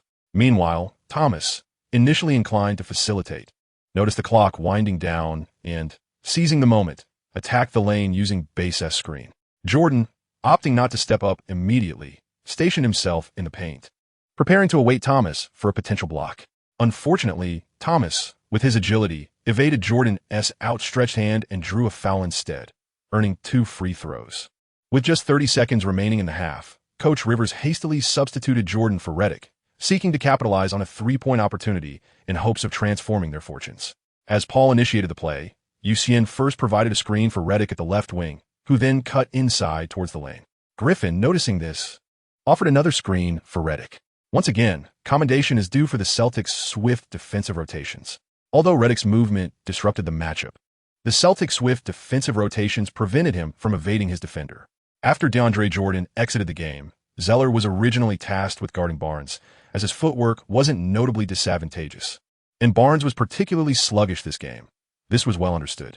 The rapid rotations ensured that the Celtics maintained their defensive integrity, trailing behind Redick, who had circled out of the paint, was base, while the defender in front of Yuan shifted from Turner to Smart.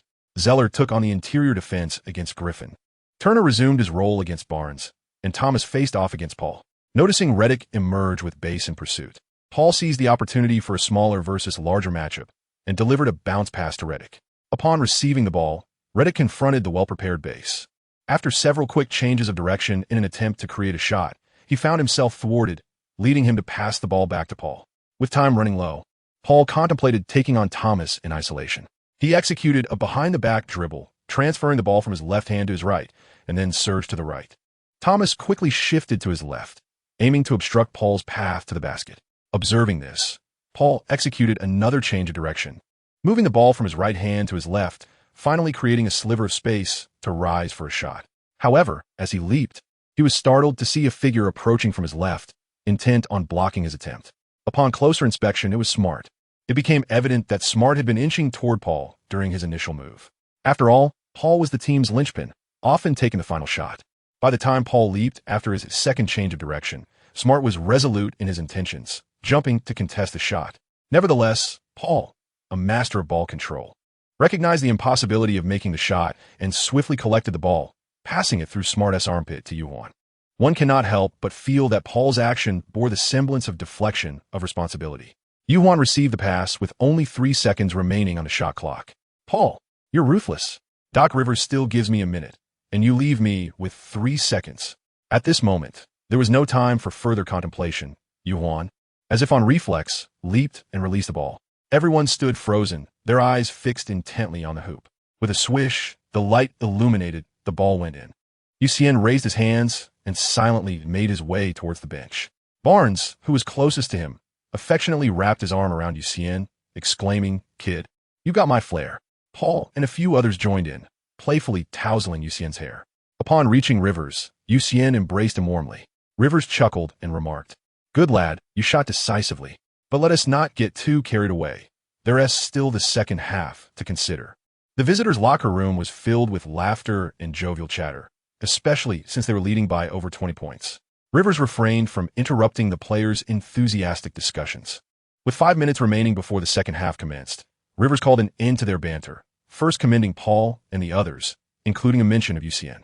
As for the strategy for the second half, the season Rivers did not place much emphasis on it. Considering the significant 22-point lead, there was no necessity for tactical alterations. With a grand gesture, he sent the starting 5 back onto the court. As the third quarter drew to a close, the score continued to widen. Xian was filled with joy, for a substantial lead signified his imminent return to the game. By the end of the third quarter, the Clippers were ahead 105-79, boasting a 26-point lead. Due to the considerable margin, the starting trio of Paul, Griffin, and Jordan had settled on the sidelines, engaging in conversation. However, for precautionary measures, Rivers still had Redick take the floor with the trio for a short while. After a few more possessions, Stevens was the first to substitute out the starters, followed by the scoring trio of Thomas, effectively conceding the match. Watching the reluctant Smart leave the court, Wilcox beside Xian couldn't help but smirk. "Did you see? Marcus didn't score. Is it because I wasn't there?" Upon reviewing the technical statistics, it is indeed noted that Sima Taigang, also known as Marcus, made 6 attempts yet failed to score a single point. "However, my dear brother, might you consider shifting your focus?" He contended with elite players for over 20 minutes, which is a commendable achievement. As for Wilcox's thought processes, I am utterly in awe. Wilcox nudged me and declared, "I am about to take the court. Please watch over my belongings." He then strode away with a sense of pride. In this moment of leisure, Xian found himself yearning for Coach Rivers to call his name, yet alas, it did not happen. As he observed the relentless ebb and flow of the game, he discerned a troubling issue. The players of the Clippers appeared excessively lackadaisical, committing a series of offensive blunders and displaying a gaping defense. Conversely, while the Celtics occasionally missed their shots, their attitude towards the game remained taut. Their defense was vigorous and their offense relentless. Xian sensed impending trouble. Sure enough, the Clippers faltered. The Celtics swiftly closed the gap, bringing the score to 111-94. Rivers immediately called for a timeout, muttering to the bench unit. The 5 substitutes remained silent, their heads bowed as they returned. Upon reaching the bench, Coach Rivers summoned his fatigued starting 5, determined to secure victory. Across the court, Stevens recognized Rivers' intent.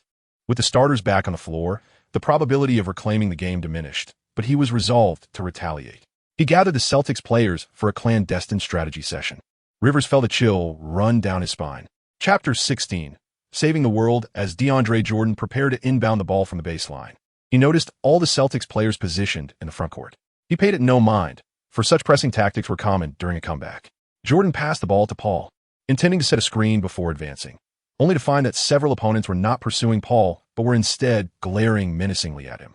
Suddenly, Jordan comprehended the situation. Stevens had unleashed a lethal strategy, targeting him. What did I do to deserve this? Jordan thought, feeling singled out. Observing this scenario, Coach Rivers finally grasped the source of his unease and turned to Stevens, who, upon noticing Rivers' gaze, flashed a smile. Rivers, determined to maintain his composure, reciprocated with a smile. Though internally, he was cursing, despicable, shameless, audacious. As Li Yunlong once remarked, a poor soldier reflects a poor commander. The character of a team's head coach profoundly influences the players. For instance, Rivers' penchant for complaints mirrors Paul's own. Additionally, indecision during crucial moments is evident. Had Rivers been more stringent, disciplined, and resolute, the Clippers might not have repeatedly faltered in the fourth quarter. Alas, Jordan was fouled, reluctantly stepping up for free throws. The home crowd, fully aware of his free throw prowess, remained silent, not even booing, merely watching intently. His first attempt was a complete airball. Jordan clapped his hands in frustration. On the second try, he exerted too much force, sending the ball soaring into the stands. This time, he could only shake his head in disbelief.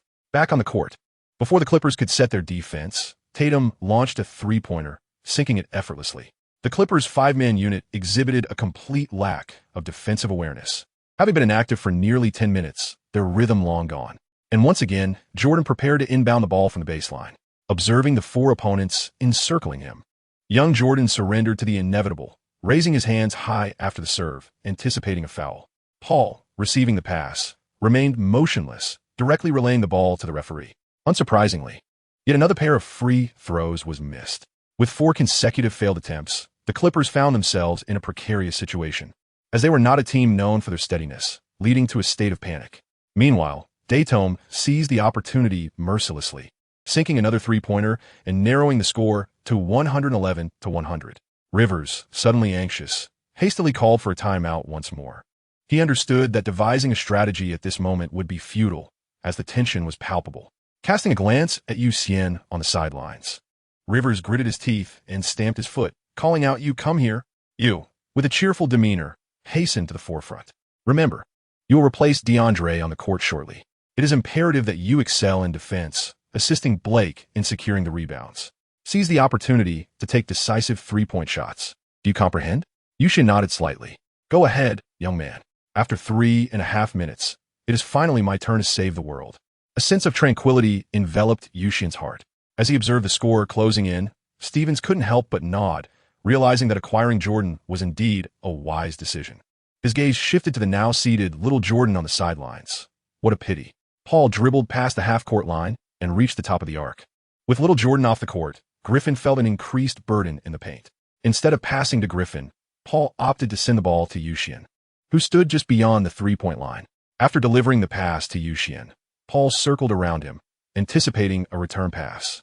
Yet, an unsettling familiarity washed over Paul. He recognized this position. Wasn't this the very scene from Xian's last training session?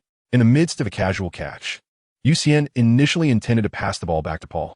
However, upon noticing that his defender, Crowder, remained within the three-point line and was not applying any pressure, he recalled the words Rivers had just imparted to him. When an opportunity presents itself, be decisive. This was indeed an opportunity. With no further hesitation, he decided to take the three-pointer. Xian swiftly elevated, without a trace of doubt, his wrist exerting force as his fingers delicately flicked the ball into the air. Rivers, observing from the sidelines, felt a mix of surprise and irritation. While he had encouraged decisiveness, he had not intended for Xian to be so far from the three-point line when making that choice. With a swift swish, the sound of the ball grazing the net reached Rivers' ears. He glanced up at the large screen to confirm the basket had been scored and promptly resumed his composed demeanor, as if the earlier incident had no bearing on him. Back on the court, the Celtics were already attempting a hurried three-point shot. This time it was Crowder taking the attempt. Unfortunately, he missed. Underneath the basket, Griffin effectively boxed out both Olenek and Jerebko, allowing Xian to seize the rebound. Evading Crowder's aggressive reach, Xian passed the ball to Paul. As they transitioned to the front court, Crowder was cautious, closely guarding Xian.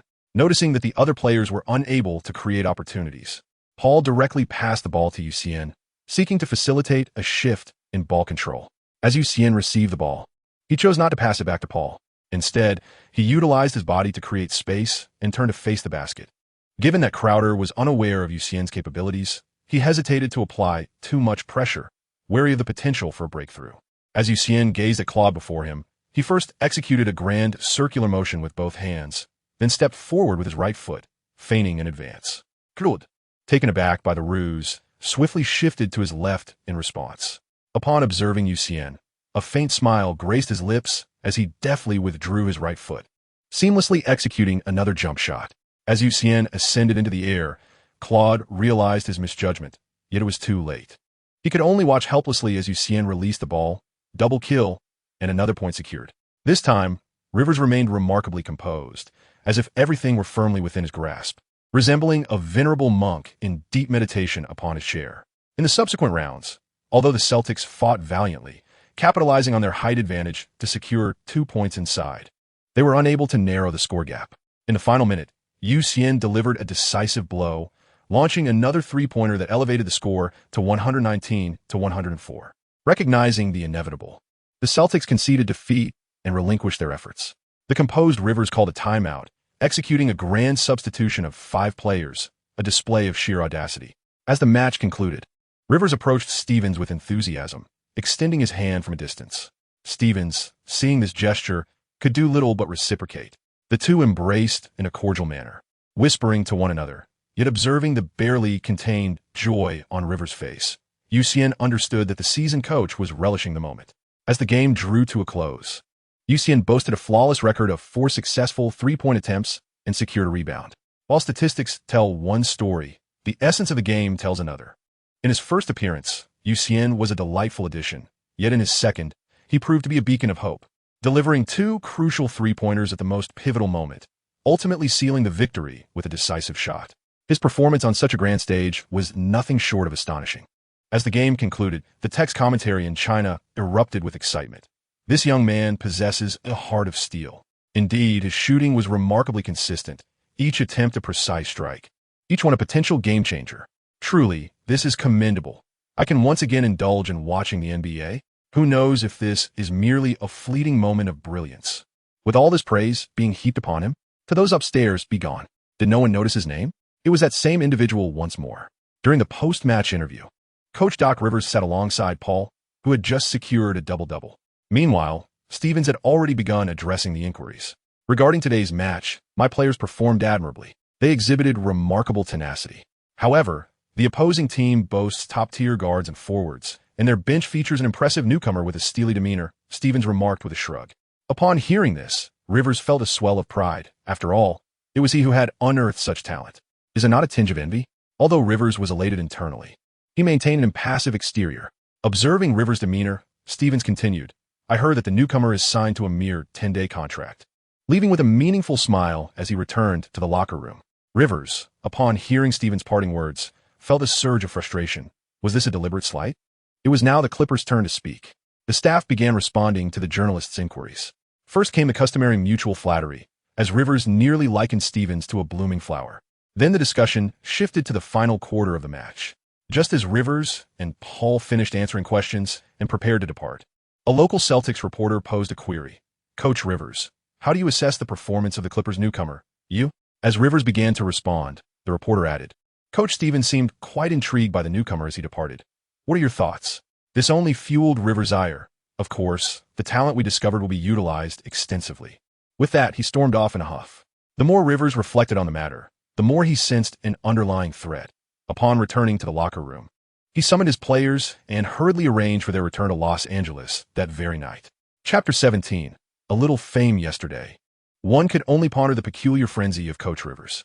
You and his companions, still unbathed, were hastily pulled from their routines and rushed to the airport, flying overnight from Boston back to Los Angeles. This left you somewhat perplexed. Could it be that Stevens, in his desperation after the loss, sought to confront Rivers? Surely not. Once again on a plane, you were starkly reminded that air travel is devoid of any joy, no matter how delectable a dish may be. Excessive indulgence inevitably leads to discomfort. Consider the grueling nature of an 82-game season, where one must endure the rigors of air travel, which can also induce nausea.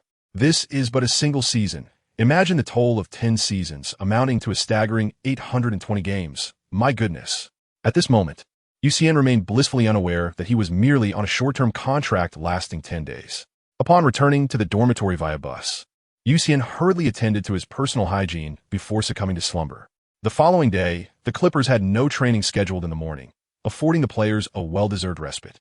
Surprisingly, the old fish did not rouse Xian from his slumber, recognizing the necessity of rest following such a long journey. As he opened his eyes, Xian sat up and stretched, relishing the refreshing sensation of his sleep. Suddenly, a thought struck him. Old fish, why did you not wake me today? The old fish lazily replied, You returned quite late yesterday. Athletes require ample rest, and I am well aware of that. With a nod of acknowledgement, I heard the old salted fish let out a belch. What have you consumed, old salted fish? I lamented inwardly. The young salted fish, in a sorrowful tone, recounted. This sustenance is exceedingly unpalatable, yet I cannot discard it. I must force myself to consume it. My plight is truly arduous. Amidst the sounds of hearty laughter, Xian found himself abruptly met with a surge of electric sparks coursing through his body, silencing his mirth within mere seconds. In a state of desperation, he hastily pleaded for mercy. After refreshing himself, he set about preparing a modest breakfast. As he dined, he perused a local newspaper, particularly captivated by the sports section. The previous day's clash with the Celtics had not been broadcast nationwide, with coverage limited to local news outlets, where Xian's presence had been noted. The rookie from the Clippers had seized control of the game with a series of three-point shots in the final quarter. How exhilarating it was to gain recognition. Xian was filled with fervor, showcasing tenacious defense and sharp shooting, particularly highlighted by his remarkable composure under pressure, a quality few can attain. Upon seeing this, Xian felt a surge of joy within, wondering if he truly was as remarkable as this. Indeed, those of exceptional caliber cannot remain concealed. However, one must not take the media's words at face value. Thus, he continued to scroll down. It must be acknowledged the discerning eye of Coach Rivers in discovering such a promising newcomer, ultimately bridging the final gap in the Clippers roster. Xian nearly burst into laughter, praising Rivers' discernment. Indeed, one should only heed the media's words with skepticism, for they are not to be taken at face value. As Xian was perusing information, scouring the globe for reports concerning himself, the phone rang. As Xian glanced over, he called out to Bo, inquiring about the purpose of his late-night disturbance. Old you, are you still pretending? Sleeping? You must be joking. Are you in Los Angeles? Bo chuckled. I just got out of my spacious bed here in Los Angeles, enjoying a steak, haha. Well, you certainly take pride in that, old you. I always thought you would join the CBA, but it appears my brother is on the verge of becoming quite the figure himself. Can I boast about that across the globe? Not quite, my brother. I consider myself a person of modesty and depth, Xian replied, suddenly adopting a serious tone. Bo, I truly appreciate your support. Understanding the weight of Xian's words, Bo smiled knowingly and remarked, What are you talking about? We are brothers. Who else would I assist if not you?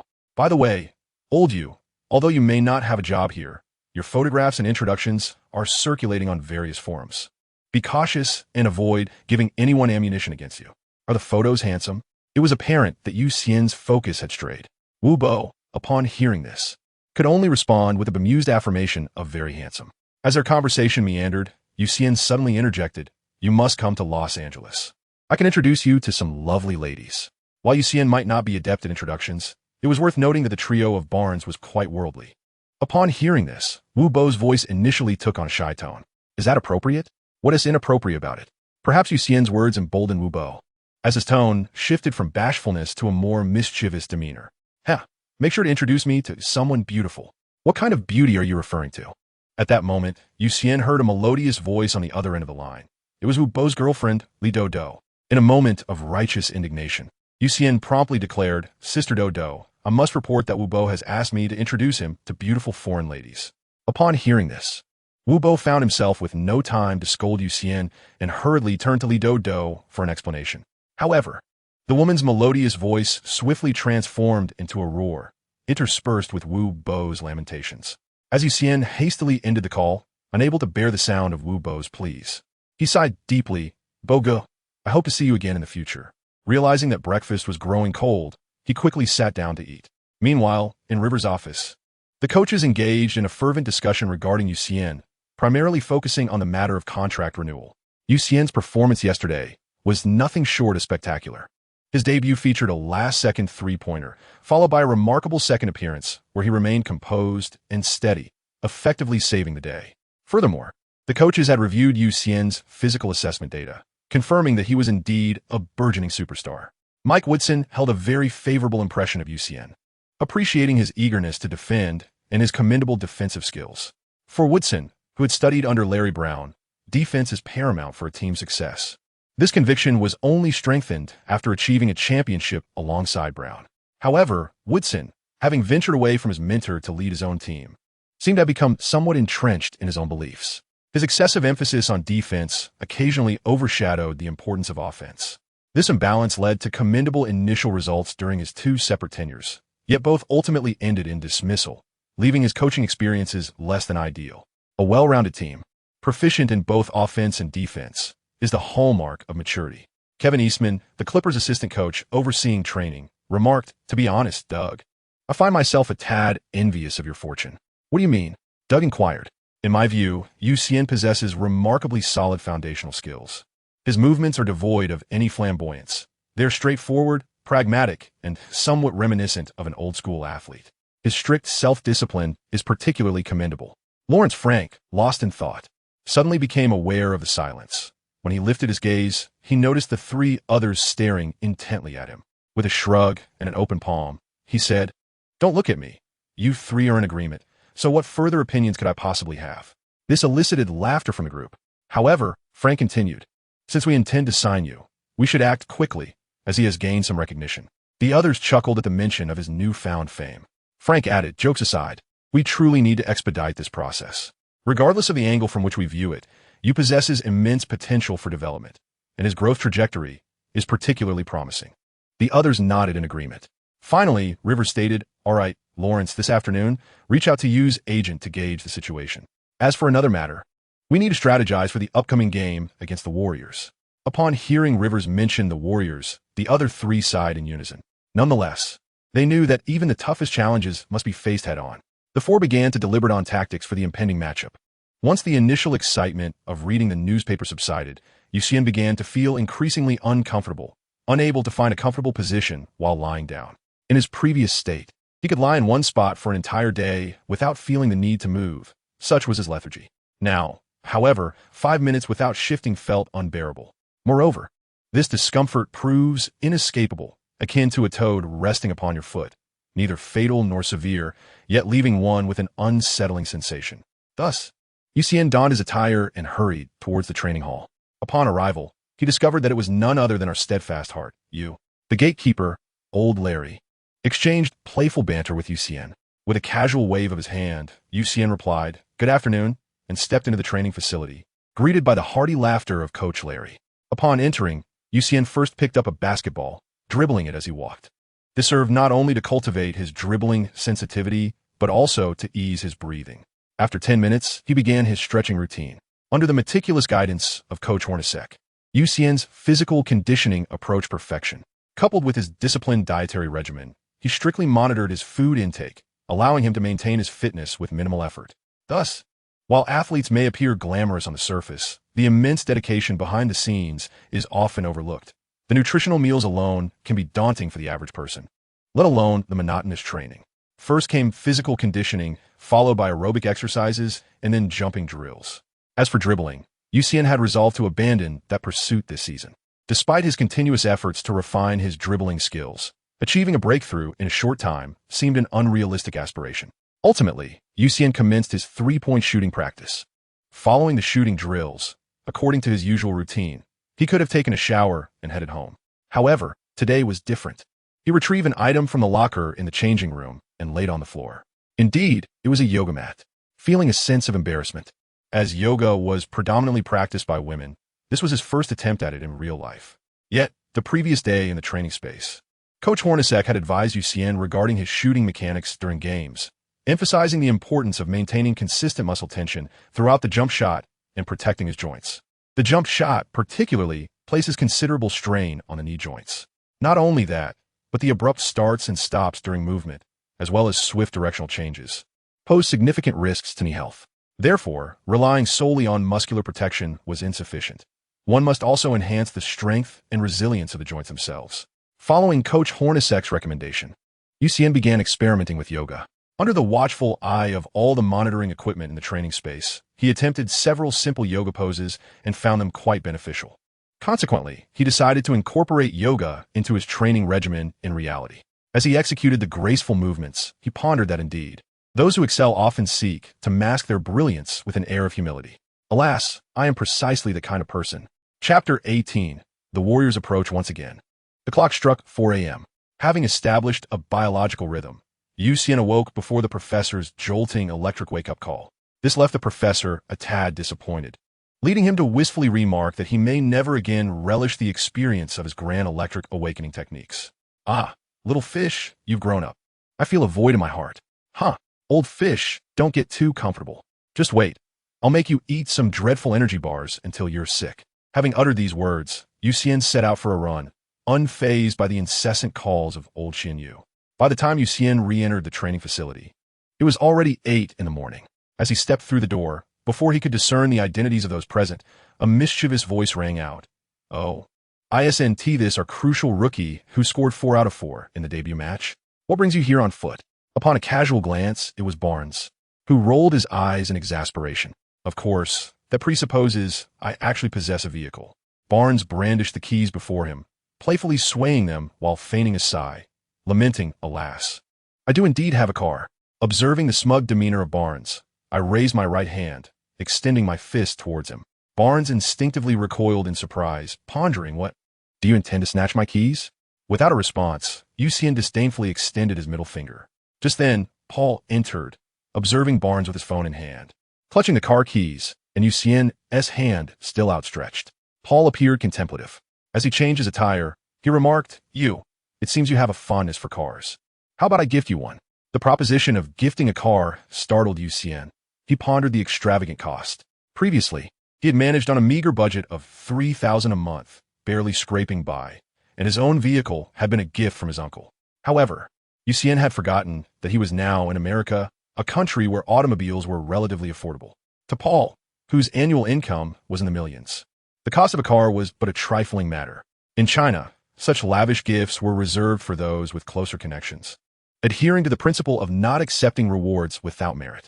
The relationship between Paul and Xian could be characterized as a gentlemanly camaraderie, amicable but distant, having only collaborated in a formal match, lacking the depth of true intimacy, especially given Xian's limited contributions.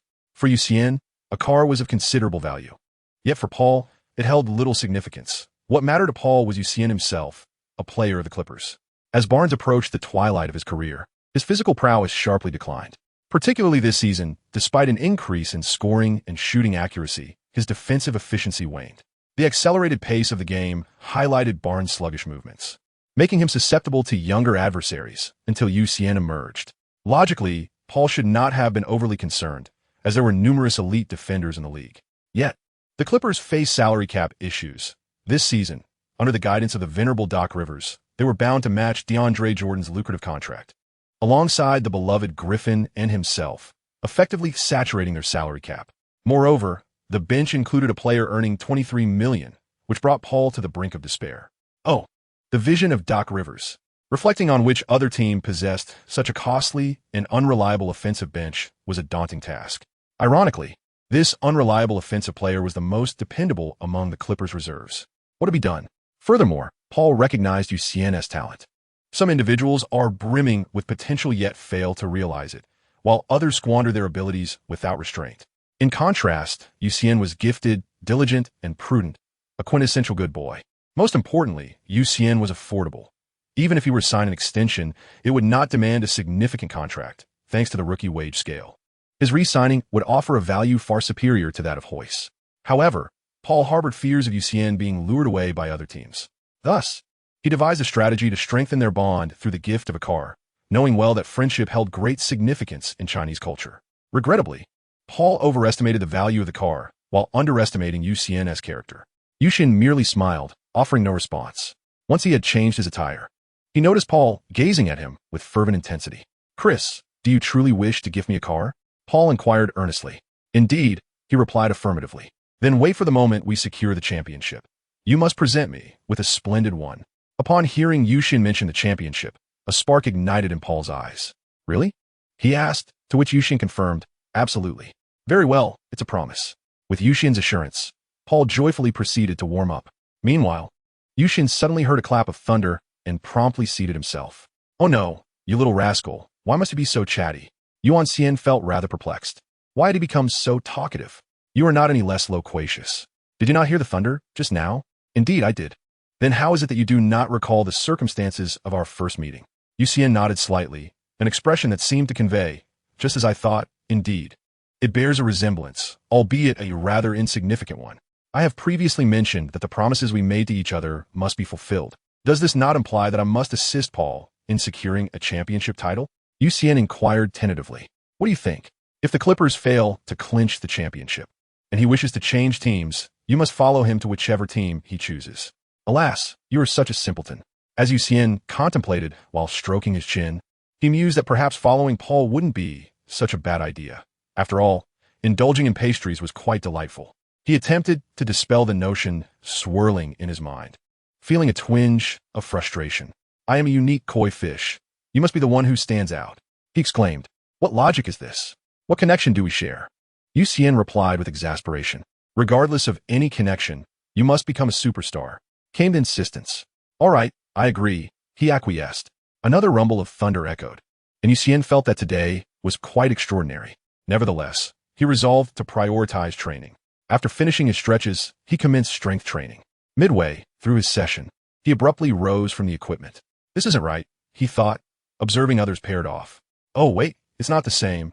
Everyone else has a trainer accompanying them. Even that uniquely thinking rookie, Wilcox, has someone guiding him. Where am I falling short? In a fit of exasperation, Xian sought out Kevin Eastman. Upon emerging from the equipment pile, he spotted Eastman instructing Wilcox on his shooting technique, while a staff member dutifully recorded notes nearby. Approaching the scene, Xian pointed a finger at Eastman. As Eastman turned around, he was met with Xian's exuberant gaze and a smile, inquiring, what seems to be the matter? Our key player? Kevin, do you harbor any prejudice against me? Eastman, somewhat bewildered, responded, why would you say such a thing, you? Pointing around with his fingers. You question why others were accompanied by trainers while he was not. Upon hearing this, Eastman burst into hearty laughter. You're overthinking it. They have trainers either to maintain their physical condition and prevent injuries from overtraining, or to diligently work on enhancing their skills. But you, my friend, are exempt from such needs. Kevin chimed in, despite my efforts to conceal my talents, you still manage to discern my excellence. Alas, it is indeed difficult for me to hide it any further. Eastman laughed again. Is humor a trait inherent to all Chinese? What I mean is, your current skills are already at a plateau, where further enhancement is quite challenging, and your weaknesses are not something that can be resolved in a short span. Therefore, during the off-season, I will take charge of your training.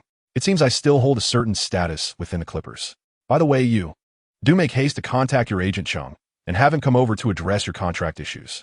He nodded in acknowledgement, refraining from posing any questions. After all, based on the performance from the day before yesterday, even if the Clippers did not extend an offer, other teams would surely express interest. Very well, I shall make the call immediately. Xian took out his mobile phone and dialed the Prime Minister's number. As their relationship had steadily improved, Xian's tone, while conversing with the Prime Minister, had gradually relaxed. Once the call connected, he greeted, hello, is this the old Prime Minister? It's me. What is the matter? Old Prime, Rivers wants you to come by and discuss my contract issues. The Prime Minister's voice rose a few notches on the other end. Is it about renewing your contract? Of course, you should know who I am. Stop joking. I expect to arrive in a day or two. All right, let me know when you arrive. Okay, nothing else. I'll hang up now. At that moment, the imposing Rivers swaggered in, accompanied by assistant coaches and staff. Rivers led the way, with others flanking him, reminiscent of a mob boss. This guy really knows how to put on a show, Xian thought to himself. As Rivers noticed the players gazing at him, he felt as though he had reached a new level of pretentiousness. Clearing his throat, Rivers announced, all right, gentlemen, let's pause for a moment, tidy up, and head to the office. With what he considered a suave gesture, he turned sharply and made his way to the office. The group took a shower and tidied themselves up before arriving at the office. Upon entering, Xian noticed the words projected on a large screen, Golden State Warriors. Chapter 19. The tough Warriors. This season's resurgence of the Warriors can be attributed to the prowess of head coach Steve Kerr and general manager Bob Myers. However, there is one individual whose influence is inescapable. The former head coach of the Warriors, Mark Jackson. The great ancestors of China once proclaimed that a stream without a source and a tree without roots are unreliable, in essence, without a foundation in practice. Mere aspirations are futile. The origins of the Warriors' rise can be traced directly back to Mark Jackson. The post-Black 8-era Warriors had deteriorated to a point where the term dismal hardly sufficed. After a few years of struggle, the veteran Nelson left with a sense of vindication. His successor, Keith Smart, once again, Smart, possessed the capability. However, the Warriors were mired in difficulties that were beyond Smart's abilities to rectify, plunging further into despair. It was during this tumultuous period that Mark Jackson emerged. The team's roster was not as lacking as one might assume, prompting Jackson to embellish his own role, believing he could charm the players into performing better. Unfortunately, Jackson overestimated his allure and underestimated the players' inertia. Consequently, he had no choice but to initiate a cleansing process. He first traded away Monta Ellis, one of the backcourt stars, to the Bucks in exchange for the underwhelming Australian draft pick Andrew Bogut, while establishing Stephen Curry as a cornerstone. Subsequently, he traded Jefferson for Andre Iguodala. The signing of David Lee, alongside the then-novice Klay Thompson, marked the initial formation of the Warriors roster, with Jackson fortifying the team's defense and revitalizing their offense. Visions of vanquishing the Spurs and overpowering the Clippers danced in their minds, all while contemplating a confrontation with LeBron James. However, fate intervened with the untimely dismissal of Mark Jackson. Why was he dismissed? Due to his confrontational stance against the owner. Consider the nature of team owners. They are affluent individuals, often possessing a narrow perspective. With a sweeping gesture, Lacob commanded, "Jackson, get out." "No, secretary, contact all the major owners. If anyone dares to confront me, I'll ensure you struggle to find work." Mark Jackson departed, still needing to seek out a coach. At that moment, the socialite Steve Kerr came into view. Kerr, during his tenure as a manager, had been notoriously ineffective, particularly during his tumultuous period with the Suns, which ultimately tarnished Steve Nash's legacy. Sharing the name Steve, one might wonder why they are at odds with one another. To be candid, Kerr's talent for recruitment is on par with Rivers. It is not so much a matter of being mediocre, but rather the epitome of mediocrity. Nevertheless, in terms of tactics, Kerr may possess an edge. As a three-point shooter, particularly during the Bulls championship era, his comprehension of strategy is undoubtedly profound. This observation extends beyond Kerr, as many shooters possess a keen understanding of tactics. Otherwise, they would struggle to receive the ball. This is also why Hornacek consistently urges Xian to study the intricate strategies of survival on the NBA court. Although Kerr may be accused of reaping the benefits, he did, after all, discover the outspoken Green, successfully elevating the team based on Jackson's groundwork. Entering the video room, Xian observed the contemplative Rivers scrutinizing the data, sensing the significance of the upcoming game. As everyone took their seats, Rivers' assistant, noticing the gathering crowd, whispered a reminder in Rivers' ear. Rivers glanced up, surveying the room, and noticed DeAndre Jordan and Griffin still engaged in lighthearted banter. This infuriated Rivers. How could they be laughing at such a critical juncture? If they continued this levity, the Clippers were bound to falter. It is pertinent to note the Clippers' current standing. They are fifth in the Western Conference in the lower half. If they were to enter the playoffs at this rank, they would face the Warriors in the second round, who are already first in the West. There remains a glimmer of hope. Despite being fifth, their performance exceeds that of the fourth-seeded Trailblazers, and they are merely 1.5 games behind the second-seeded Grizzlies. Yet, as Rivers gazed at the carefree Griffin and Jordan, his frustration mounted. Paul, noticing Rivers' demeanor and glancing at Griffin, felt a pang of bitterness. He had come to secure a championship. Nevertheless, he cleared his throat to prompt Griffin. Although Griffin may appear simple-minded, he is not oblivious. Sensing the collective gaze upon him, particularly Rivers' reddening face, he promptly adopted a serious posture, eyes focused and demeanor attentive. Once everyone was assembled, Mike was invited to commence the tactical briefing. Mike Woodson nodded and began to present the meticulously edited footage, explaining the Warriors' defensive strategies. Subsequently, Rivers personally took the reins to elucidate the offensive approach. As Xian observed the Warriors' defense and offense, he couldn't help but marvel at their prowess. The offensive duo, known as the Splash Brothers, exhibited a flamboyant display of skill, with a wide range of firepower and remarkable accuracy. What was particularly infuriating was not only their ability to create space, but also their adept movement. On the defensive side, while one might overlook Bogut's defensive capabilities due to the focus on his offensive shortcomings, Curry's defense, often underestimated and overshadowed by his offensive brilliance, was commendable as well. Especially notable was the Warriors' small ball lineup, characterized by speed, efficiency, and robust defense, leaving virtually no weaknesses. The only potential drawback was Green's height. Yet even though it was mitigated by DeAndre Jordan's shooting ineptitude, rendering him ineffective. Truly, they presented a formidable challenge. However, what Xian remained unaware of was that his presence granted Doc Rivers tactical flexibility, particularly with the lineup employed during the last 3 minutes of the previous game, which could indeed rival the Warriors. Nevertheless, Rivers preferred not to unveil this strategy prematurely, as one must always keep a card close to their chest. By the time the group emerged from the video room, it was already mealtime. Observing Xian devour his meal while signaling the chef for a second serving left Paul and the others somewhat astonished. Was it truly that delicious? Did the Chinese palate possess such remarkable strength? Curiosity piqued, Griffin could no longer contain himself and inquired, Is a nutritious meal really that tasty? As Xian swallowed the tasteless beef, he wondered why Griffin had ceased speaking, merely gesturing towards the 2 empty plates before him. Our Chinese ancestors once proclaimed, when heaven is about to bestow a great responsibility upon an individual, it must first temper their will, toil their muscles, starve their body, and render them destitute, thus disrupting their endeavors to strengthen their resolve and enhance their capabilities. What does that mean? I did not comprehend. Observing Griffin's bewildered expression, Xian felt a pang of sympathy for him.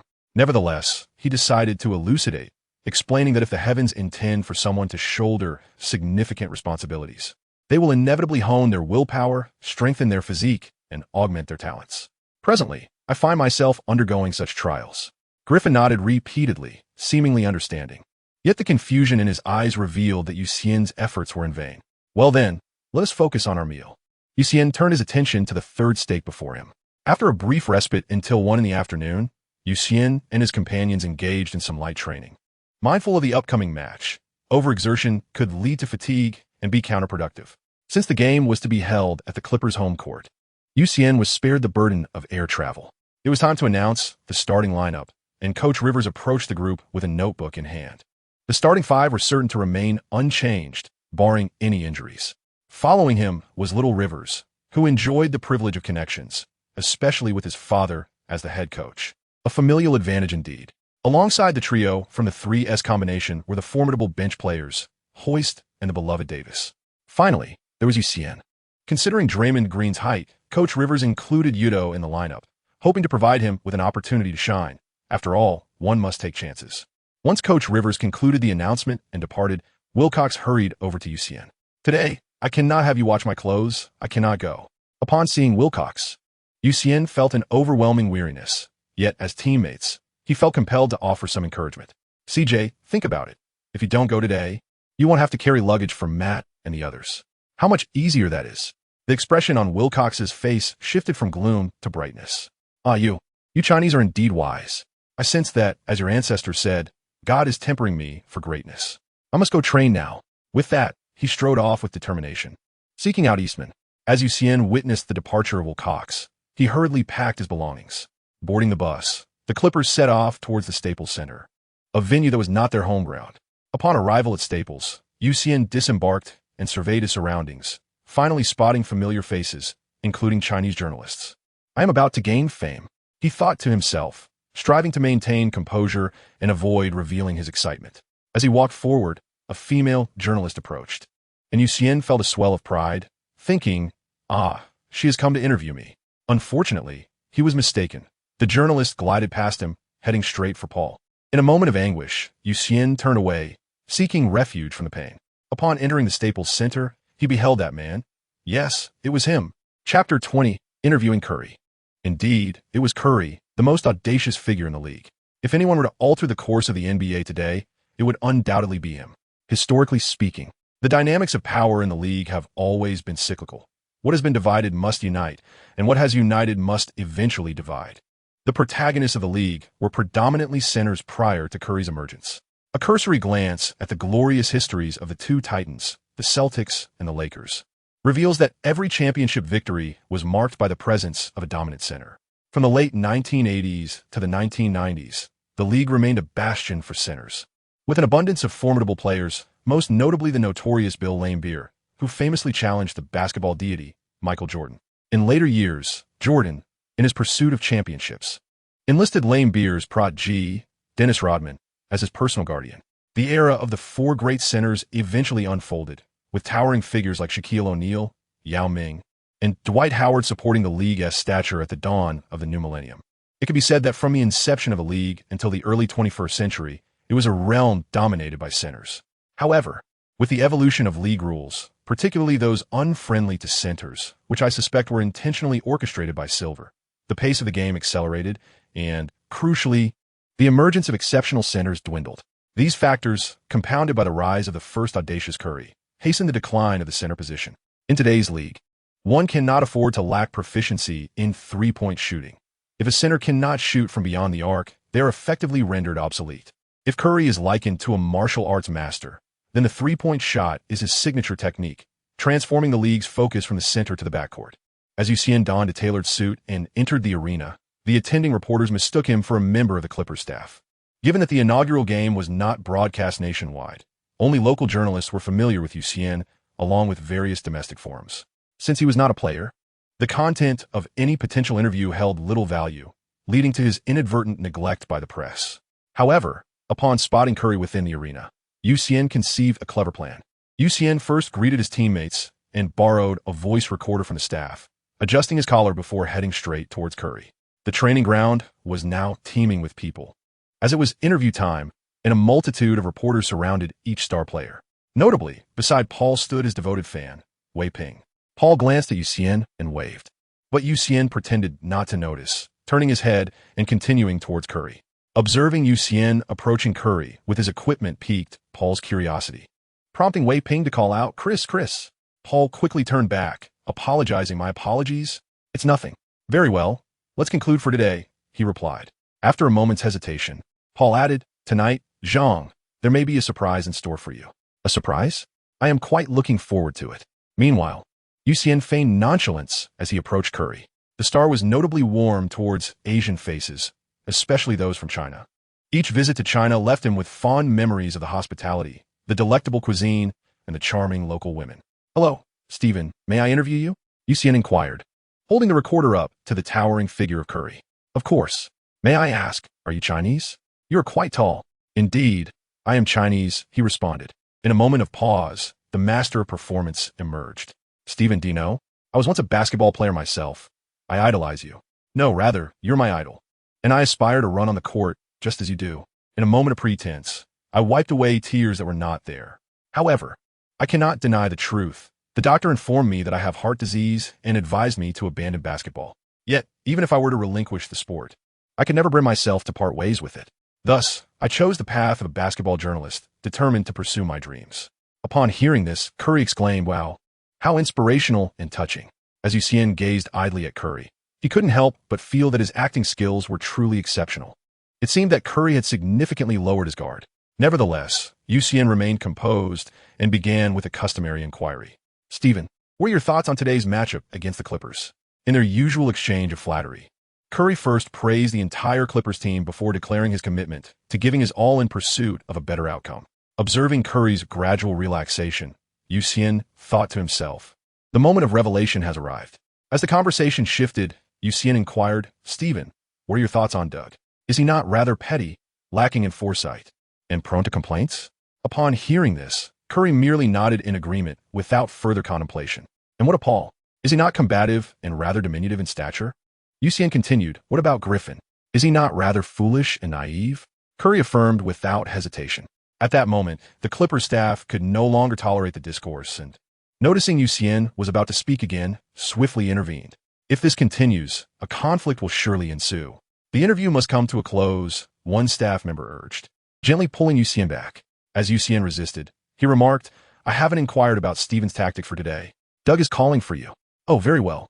Upon hearing it was Coach Rivers, Xian ceased his resistance and followed the staff with eager steps, leaving Curry in a state of bewilderment. Once Curry regained his composure, he quickly pulled Thompson closer. "Did I mention anything crucial just now?" Thompson, with a blank expression, replied, "No." Before Curry could relax, Thompson continued, "However, you did agree that Doug is petty, that Paul is short, and that Griffin is foolish." Curry hastily covered Thompson's mouth, whispering, "Did I truly nod in agreement to all that?" Thompson nodded. "I never anticipated this. It appears that even Chinese individuals can be so cunning. How can someone as admirable as Yao have such compatriots? A grave miscalculation. Curry shook his head in regret. At that moment, Coach Wei Ping approached to interview Curry. As the interview neared its conclusion, Curry added, "Zhang, your Chinese journalists are incredibly sly." With that, he turned and departed. Coach Wei Ping was left perplexed, wondering if there was anyone else besides himself. Upon Xian's return to the locker room, he began to softly relay the contents of his interview to Coach Rivers, Paul, and Griffin. However, his whispers were not discreet, and nearly everyone in the vicinity could hear. The other three were visibly uncomfortable. When Rivers heard Curry refer to him as petty, he felt a surge of indignation. "Petty me? But I thought I concealed it rather well." When it was Paul's turn to hear Curry call him short, it felt like a direct blow to the face. Paul's eyes widened in disbelief, his teeth grinding in frustration. Yet, he remained silent, recognizing his position as the core of the Clippers. Losing his composure would render the game futile. However, Griffin could not contain himself. "You may call me Na-VE, but to label me as foolish is unacceptable." He stood up, intent on challenging Curry one-on-one in the visiting team's locker room. Xian hurriedly intervened, sensing that the situation had escalated. Observing the chaotic dressing room, the staff exchanged wry smiles. "I understood the proceedings, yet I could not disclose them." Ultimately, Coach Rivers brought the farce to a halt, initiating a session of mental guidance, which stirred Griffin into an excited frenzy. Proclaiming that tonight he would surely show Curry a thing or two. Witnessing the collective determination of the team, Coach Rivers inwardly scoffed, thinking, "Just wait, young Curry. Out of respect for your father, I will certainly refrain from obliterating you tonight." As we approached the corridor of the dressing room, the arena's DJ had commenced the introduction of the Golden State Warriors players. His voice was feeble and lacking vigor, suggesting he hadn't eaten for days. However, the DJ's hunger did not reflect that of the audience, whose jeers were deafening, particularly during Curry's introduction. Had the spectators been armed, they would have rushed to eliminate him on the spot. Once the Warriors were introduced, the DJ's voice soared an octave, as if invigorated by some elixir. To Xian's astonishment, the DJ even announced his own introduction. "Welcome from the mysterious East, our key player, Xian." After a brief moment of idleness, Xian hurriedly made his way to the court at the staff's urging. When the DJ mentioned the East, and then referred to salty fish, no, it should be Xian, Teacher Wei Ping could no longer contain himself. "What? There are Chinese individuals here? I must have misheard. Is this the surprise Paul spoke of?" He quickly set off to gather materials. Meanwhile, the excitement erupted with Curry, realizing, what a clever ruse. Turns out he's a Clippers player. "Just wait. I won't let you off easily." Compared to the players on the court, the spectators off the court were largely unfamiliar with Xian, yet he was their own, a child of their community, and they could not bear to see him disheartened. Thus, scattered applause began to resonate. Next to grace the court was the league's greatest point guard, whose spirit remained eternally high, our captain, CP3. The cheers instantaneously reverberated through the rafters of Staples Center. During the pre-game warm-up, Teacher Wei Ping could only watch longingly as Xian was unable to join the game. However, Curry was not hindered. He approached Xian with a basketball and effortlessly sank a three-pointer, the sound of the ball swishing through the net ringing clear. Upon hearing the voice, Xian turned to discover Curry gazing at him with an enigmatic expression. This is troublesome. Yet, with no chance of escape, Xian steeled himself and greeted, Stephen. Idol, I'm truly delighted to see you." "Idol? Heh, is this how you address your idol?" Curry replied with a hint of sarcasm. "All right, Stephen, I apologize to you. However, I assure you, I did not share anything with them." "Really?" Curry's face reflected a profound sense of confusion. As Xian listened, he realized that the elementary students were still quite naive. He nodded eagerly, affirming, "Indeed, Stephen. However, I have deceived you as well. Thus, when you have the time, I shall treat you to a meal." In matters of hospitality, Americans take their commitments seriously. "Very well, let us exchange numbers." The two shared their contact information, after which Curry returned to his half of the court, unable to avoid it, as Doc Rivers seemed nearly to consume himself in tension. At 7 o'clock, DeAndre Jordan and Bogut arrived at center court, ready for the jump ball. With the referee's whistle, the game commenced. Chapter 21. The Warriors' Two Simpletons. Welcome to Huaxia Television. Esteemed viewers, I am Wei Ping, and this is Ji Ping. The renowned duo of the Double Ping has arrived. Today, we present the live broadcast of the 2014 to 2015 season clash between the Clippers and the Warriors. The Warriors' starting lineup features Bogut, Lee, Barnes, Thompson, and Curry, while the Clippers' starting five includes Paul, Redick, Barnes, Griffin, and DeAndre Jordan. After announcing the starting lineups, Ji Ping posed the first question, Wei Ping. What are your thoughts on this formidable matchup? Glancing at his notes, Wei Ping replied, both teams are indeed strong contenders.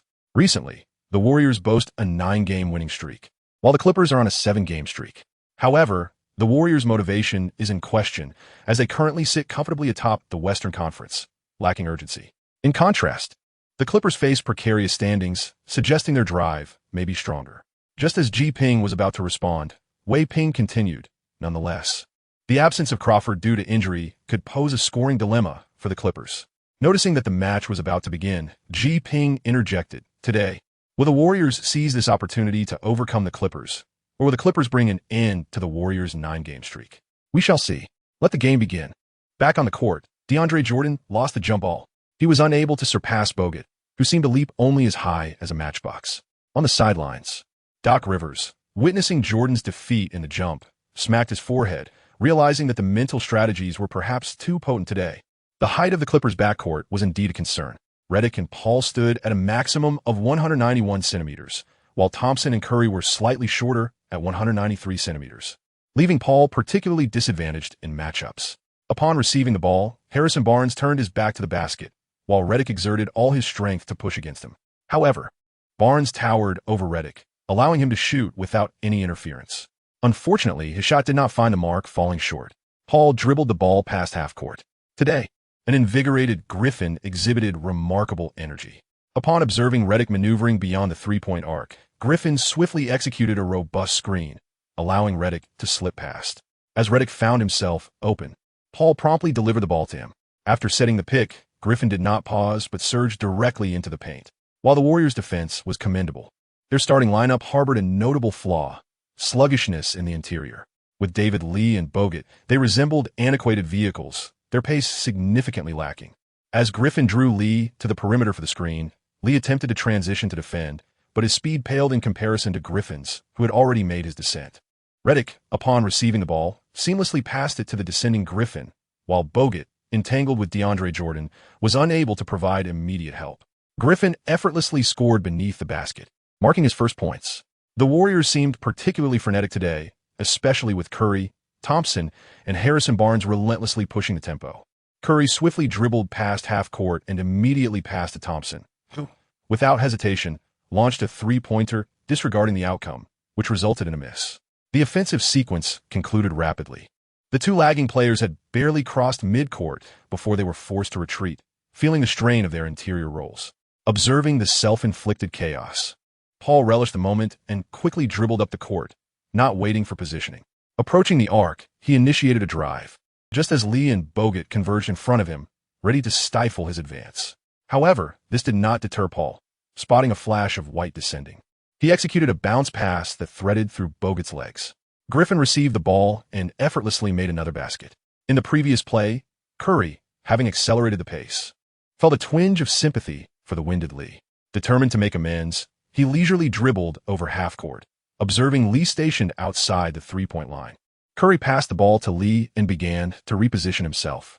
Lee, clutching the ball, glanced at Griffin, who stood just a step away, and thought, "Let this young man experience my wrath." With a swift dribble, he charged forward, only to stumble after 2 steps, colliding with Griffin. How's that for a sturdy body?" Lee boasted, proceeding with his drive. Suddenly, the referee's whistle pierced the air. All players halted to gaze at the officiating referee, except for Lee, who was still en route for a layup. He scored and turned back, eagerly looking at the referee while signaling for a blocking foul. The referee, however, pointed directly to the center of the court, signaling an offensive foul. On the sidelines, Xian observed David Lee's actions, feeling as though he were watching in slow motion. Everything seemed painfully sluggish. While David Lee was still entangled in discussion with the referee, an invigorated Griffin seized the ball and surged towards the front court. The Warriors hastily retreated to their defensive positions, facing a daunting 3-on-5 scenario. 2 aging players, one resembling a vintage car and the other a Bogut model, strained to accelerate, gritting their teeth in a desperate effort, while another player careened towards the referee. As Griffin approached with the ball, Harrison Barnes had no choice but to step up in defense. Observing this, Griffin flicked his wrist and passed to another Barnes. Matt Barnes capitalized on the opportunity, sinking a three-pointer. Meanwhile, on the opposite end, Curry, unable to contain his bubbling enthusiasm any longer, decided it was time to take a risk and score, as the Warriors had yet to register any points. Just then he noticed Bogut in the low post, calling for the ball. Should he pass it? David Lee had obliged. Could he afford to deny Bogut and disrespect the former #1 pick? He relented. It must be said that Bogut's performance might not live up to the expectations of a first overall pick, but as a standard NBA player, he was still competent. With both hands on the ball, raised above his head, Bogut pivoted to set a screen for Thompson, executing it flawlessly and effectively blocking Redick. As Thompson maneuvered past, Jordan was closing in behind him, forcing a pass from Bogut over his head to Thompson. With an unspoken understanding, Thompson received the ball and executed a layup, finally putting the Warriors on the scoreboard. From that moment on, both teams were caught in a frenzy, their pace quickening as if they were not participating in a basketball game, but rather a sprint. The atmosphere was electric, with each team exchanging blows in a lively contest. Just as the excitement reached its peak, the official timeout was called, with the Warriors trailing the Clippers 10-17, having managed only a single three-pointer from Curry during that stretch. As play resumed without any substitutions, Griffin began his display of prowess. A thunderous dunk, a mid-range bank shot, and a driving layup that showcased his versatility. Despite this, Coach Kerr remained unfazed, opting against calling a timeout. However, Coach Rivers could not afford the same luxury, with only a handful of key players. He knew that if Griffin exhausted himself, he would be left without a viable option for the playoffs. Peering down, he realized he could hardly see his own toes, which only heightened his concern. Urgently, Rivers called for a timeout, intending to give Griffin a breather. Upon hearing he would sit, Griffin protested vehemently. He was determined to prove wrong those who doubted him. No amount of persuasion from Rivers could sway him. It was evident that Griffin was resolutely intent on asserting his dominance. Reluctantly, Rivers conceded, allowing Griffin to continue while substituting in his son for the immobile Redick. But where was Griffin? Upon noticing the opposing lineup, which now did not include Curry, Griffin felt a pang of uncertainty. The fervor that had fueled him moments earlier dissipated, and his legs felt as heavy as lead. Unable to return, devoid of purpose, Griffin felt an overwhelming sense of despondency. Witnessing his faltering aspirations, he resorted to recklessness, opting to pass rather than shoot, and avoiding dribbling whenever possible. This behavior infuriated Coach Rivers, who, exasperated, remarked on Griffin's obstinacy. He had intended to conserve timeouts to showcase his prowess, but now that pretense was no longer viable. Reluctantly, Rivers called another timeout and substituted Griffin out, with merely 20 seconds remaining in the match. In the final exchanges, Thompson received the ball and attempted a mid-range shot, which missed the mark. Throughout the first quarter, Thompson had been unable to land a single mid-range shot. With 4 seconds left, the Clippers sought to execute a fast break. But it was the hefty Davis who was sprinting down the court. Matt observed this and realized that Davis's weight would hinder any elevation. Nevertheless, as Davis reached the basket, he had to be fed the ball, and Barnes delivered a long pass. Davis caught the ball, but when he attempted to leap, he could only glide along the floor, narrowly missing the rim, his height insufficient for a dunk. As the first quarter concluded, the Warriors trailed the Clippers by 12 points, with a score of 18-30. Griffin had showcased a commendable performance, shooting 6 out of 7 attempts for 12 points, alongside 3 rebounds and 2 assists. In stark contrast, the Warriors' shooting was dismal, with Thompson managing just 1 out of 7 and Curry only 1 out of 4, both struggling significantly. Chapter 22. Paul is deceived as the second quarter commenced. The trio of players continued to dominate the court, leaving little room for leisure. Oldly, what's the plan? Am I meant to be a mere mascot here? Watching from the sidelines? Xian thought, feeling dejected. However, a fleeting glance revealed Coach Rivers casting a scrutinizing gaze in his direction. And Xian suddenly understood. Rivers was indeed scheming. How petty of you. Is it so wrong to voice a few criticisms? If you have the prowess, why not confront Curry directly? Despite this realization, Xian refrained from speaking out. After all, Rivers was the head coach while he was merely an interim player. He could only watch the game with frustration. Perhaps riding the momentum of their 9-game winning streak, the Warriors appeared overly confident. Each player believing that today's basket was as vast as the ocean, tossing three-pointers as if they were free. Among them, the two most notorious for their missed shots were engaged in a contest. Barbosa struck first, only to clang his three-pointer off the rim. Iguodala, not one to be outdone, followed suit with another miss. On the sidelines, Rivers could no longer tolerate their antics. What do you think this is, Staples Center? My home court? How dare you overshadow me with your misses? With a clang, Yet another shot failed to find its mark. Unwilling to let his players continue in this manner, Coach Kerr raised his hand and called for a timeout. Observing Kerr's expression, the Warriors bench fell into a state of despondency. Indeed, the current Clippers roster appears rather feeble, with the likes of Stotts, Koglu, and Redick, aging and diminutive, presenting an opportune moment for the Warriors to close the gap. Yet, what ensues is internal discord akin to hitting iron, absurd. Seated on the sidelines, Griffin-esque gaze fixates on Curry, evoking discomfort in the latter. With no alternative, Curry rises to stretch his limbs. Observing this, Griffin thinks to himself, he intends to enter the fray. I too shall join and confront him. Swiftly, he turns to old Rivers to request his entry onto the court. Rivers, albeit reluctantly, acquiesces, fully aware of the impending confrontation. Griffin stands and strides onto the court, muttering, "Prepare for your demise." However, as he begins to leave, he is called back. "Get in there." Curry resettles in his seat, bewildered by Griffin's aggrieved expression, pondering what transpired. Upon entering the game, Griffin realizes he has once more been outmaneuvered, with his anger surging. With Curry absent, he sets his sights on Spites. A steal followed by a thunderous dunk, a spin and hook shot beneath the basket, showcasing an array of skills that leaves one in awe. In a euphoric state, Griffin relinquishes all restraint. Opting not to pass the ball, grabbing a rebound in the backcourt, he races forward, noting the Warriors' lack of defensive presence in the paint. He leaps and bounds to the left side at a 45-degree angle from the three-point line, faced with a 2-on-1 situation against David Lee and Spites. The colossal Davis, recognizing the intent of his younger counterpart to go solo, decides to assist, pushing David Lee out of the way in a display of sheer mass. Confounded, David Lee wonders, "Where am I? What just happened?" In a moment Davis blocks Lee, Griffin seizes the opportunity, feigning to his left, causing Spites to be momentarily misled. Before him lies a golden pathway directly to the basket. With a swift change of direction, the ball is now in his right hand as he drives forward. Witnessing Griffin's advance, the Warriors scramble to collapse in the paint, but they are too distant. The nearest defender, Iguodala, stands at the free throw line, unable to intervene in time, resorting to a desperate leap for a block. Despite his rough exterior, Griffin's technique is exquisite, executing a delicate bank shot for 2 points. At this juncture, Griffin has amassed 16 points. As the score gap widens, Clippers 42, Warriors 25, Kerr calls for another timeout. Striding towards the bench, Griffin revels in his triumph. Casting a challenging glance at Curry, "Come on, if you don't join soon, you might as well sit out." Realizing Griffin's smugness, Curry comprehends that the crafty young player had undoubtedly been informed by that Chinese lad. How cunning. Hearing Kerr summon him, Curry hastily sheds his warm-up attire and approaches the coach. Kerr, with an air of secrecy, advises, "Stefan, I've just prayed. Your three-point prowess is primed. Just shoot." Curry, puzzled by the exchange, nonetheless, as an obedient pupil, heeds his coach's words.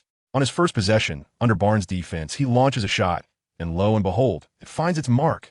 The crux of the matter is that Barnes committed a foul on that play, resulting in a 3-1 opportunity.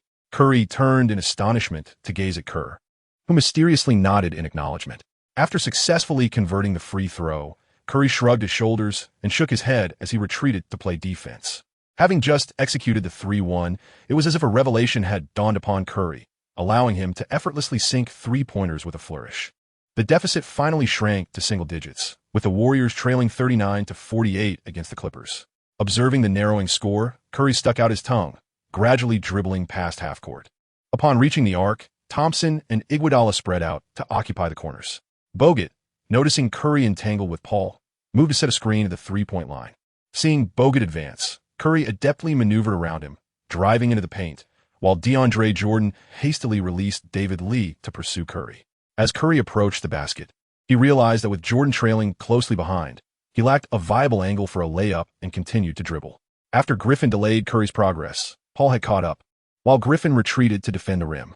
As Paul closed in, Curry executed a behind-the-back dribble, transferring the ball from his left to his right hand. Suddenly, he turned and noticed Paul topple over. He hadn't even exerted much effort, yet Paul had fallen. Following this, Curry stepped back and nailed a jumper.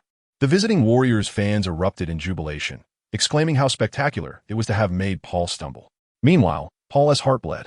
He felt he had tripped, not been faked out. However, explanations were futile, and the frustration lingered for Paul. Yet, he remained composed, displaying no overt reactions, and continued with a steady drive, delivering the ball to DeAndre Jordan, who was cutting toward the basket. Unfortunately for Jordan, he was thwarted by a foul from Bogut. Coach Rivers promptly called timeout.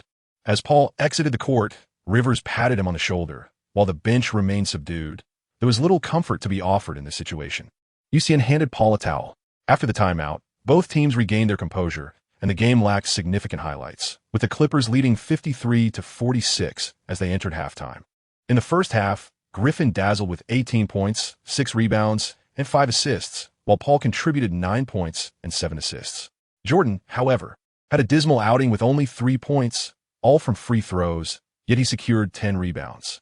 The Warriors, having struggled with a mere 28 shooting from beyond the arc in the first quarter, finally caught up in the second, with Curry netting 14 points. Thompson, the Iron King, managed only 1 of 8 from the field, but recorded 4 rebounds and 4 assists. As the crowd began to rise and head towards the locker room, Xian followed suit. After taking just a couple of steps, he was intercepted by a staff member, leaving him perplexed. The staff member, with a wry smile, informed him that Doug had instructed he should not return to the locker room, but rather warm up here. Upon hearing this, Xian remarked that you are not merely petty, but entirely devoid of heart. It is exceedingly unworthy of a person to cling to such trivial matters. What is it you wish to remember for a lifetime? As Xian idly murmured, the old Rivers suddenly felt a chill on his head. He looked up and realized that there was no air conditioning here either. In solitude, Xian could only resign himself to playing on the court. Chapter 23. Coach Rivers. Bring my Chinese cannon here. Observing Xian warming up alone, Coach Wei Ping felt an overwhelming sense of eagerness. After all, he was one of our Chinese players. However, Coach Wei understood that he couldn't express too much at this moment.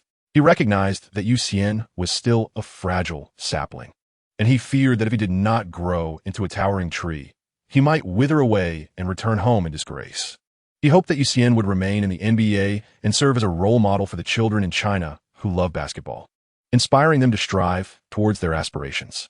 Yet, Coach Wei was acutely aware of the domestic circumstances. If the fans were to learn of Xian's situation, the scene could be quite tumultuous.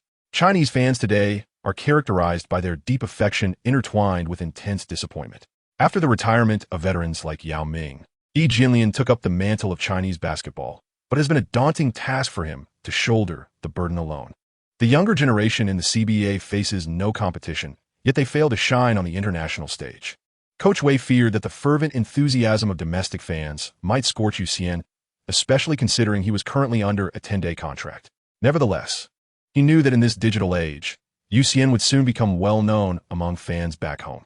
At this moment, Xian remained oblivious to Coach Wei's concerns, quietly cursing Coach Rivers, wishing him a life devoid of hair. 15 minutes passed in the blink of an eye. Both teams returned to the court, and Xian could only retreat to his designated area beside the water cooler, guarding the treasures of the Clippers. With the referee's whistle, the second half commenced. The Clippers initiated the play. After having been thoroughly outplayed in the first half, Paul felt it was time to assert himself. As he crossed half court and set a screen, Paul launched a three-pointer from beyond the arc. However, having perhaps lingered too long on the sidelines, he missed the shot.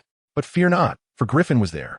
The soaring white devil made his presence known, snatching the rebound, leaving Bogut no choice but to send the ball out of bounds. Paul inbound the ball to Griffin, who received it and executed a jump shot, scoring effortlessly. Bogut was not pleased.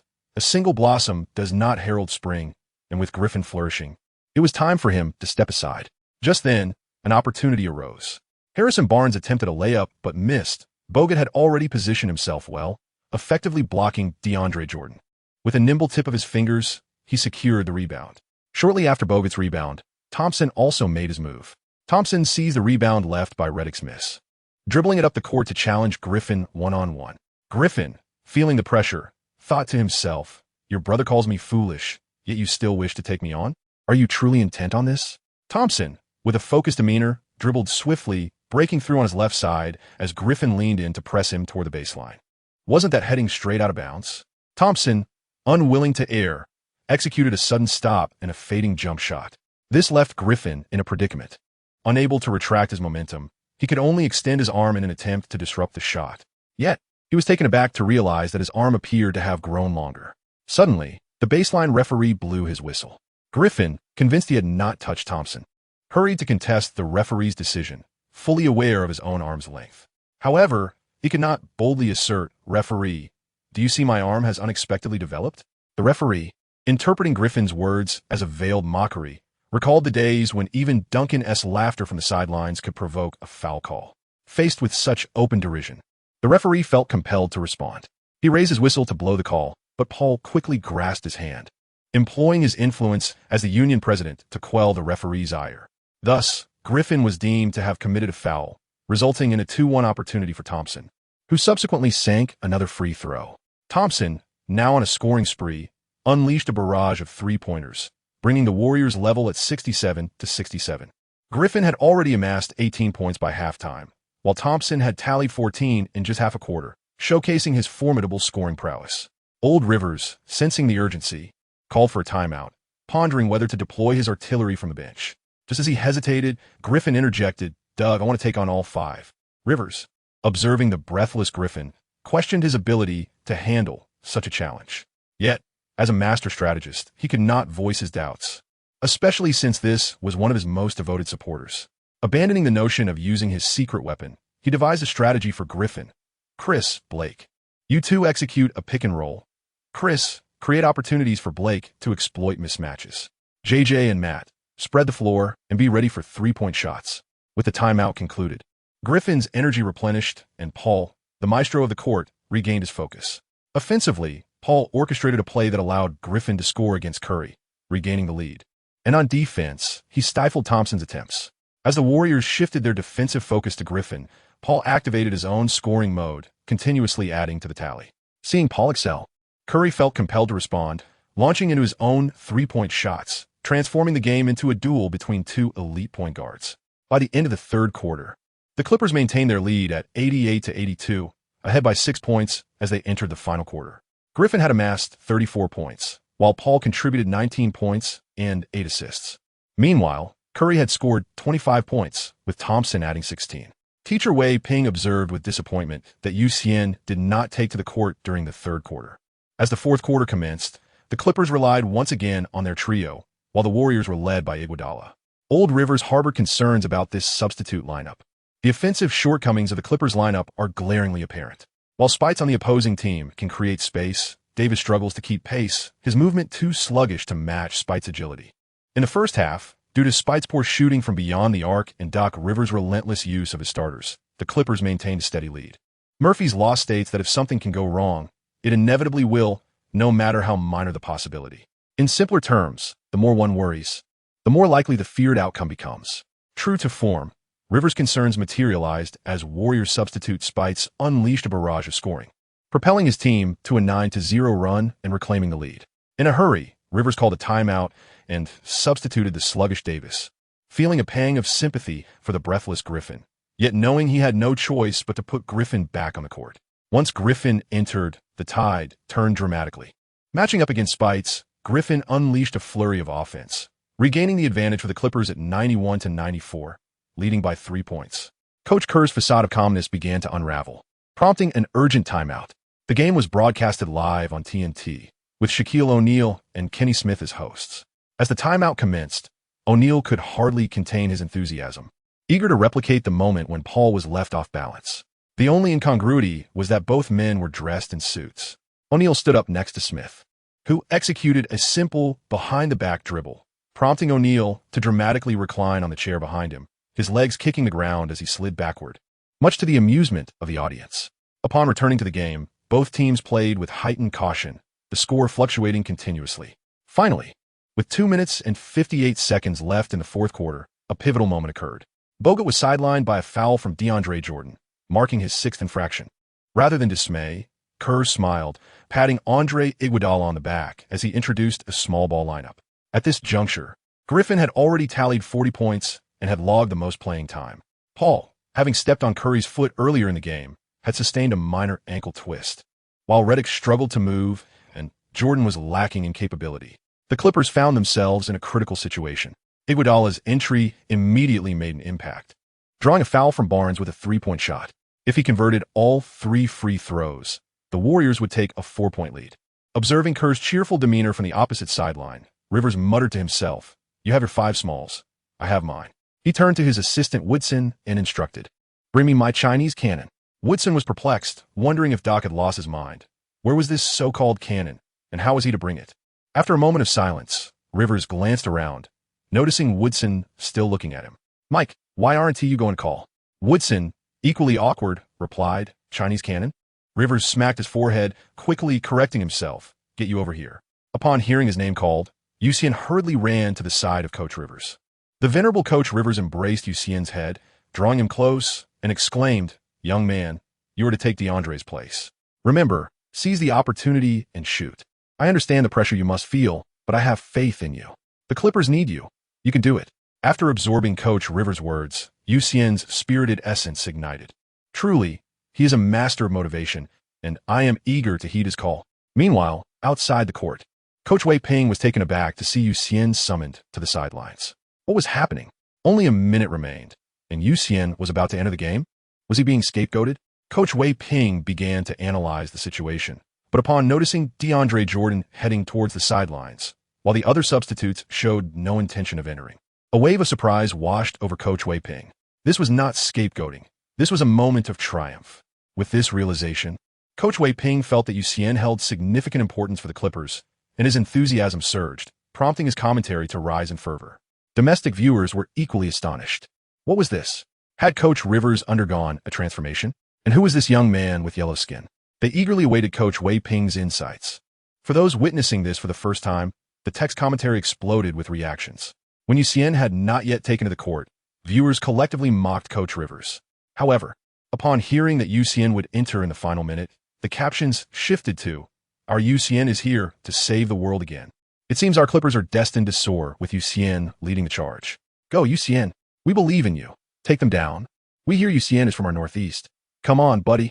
Hey, you lot upstairs, scram. Dear viewers, the Clippers are now making substitutions. Xian is replacing DeAndre Jordan. The mention of a Chinese name excited Coach Ji Ping. Coach Wei Ping.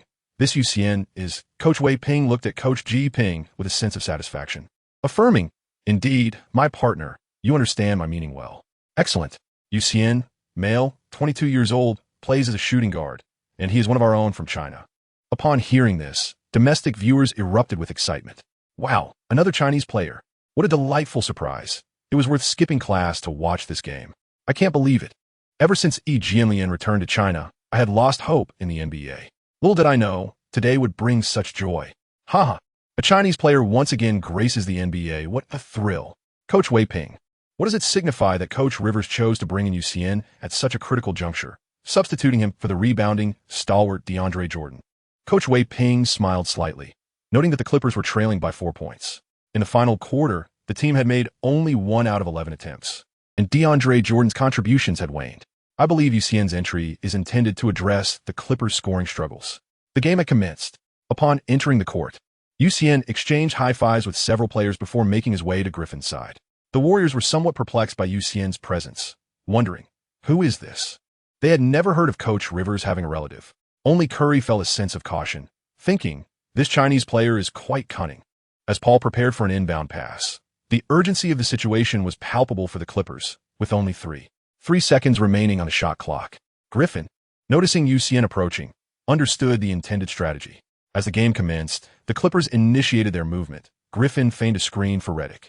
Following the screen, Griffin rolled towards the basket, while Xian began his run towards the paint.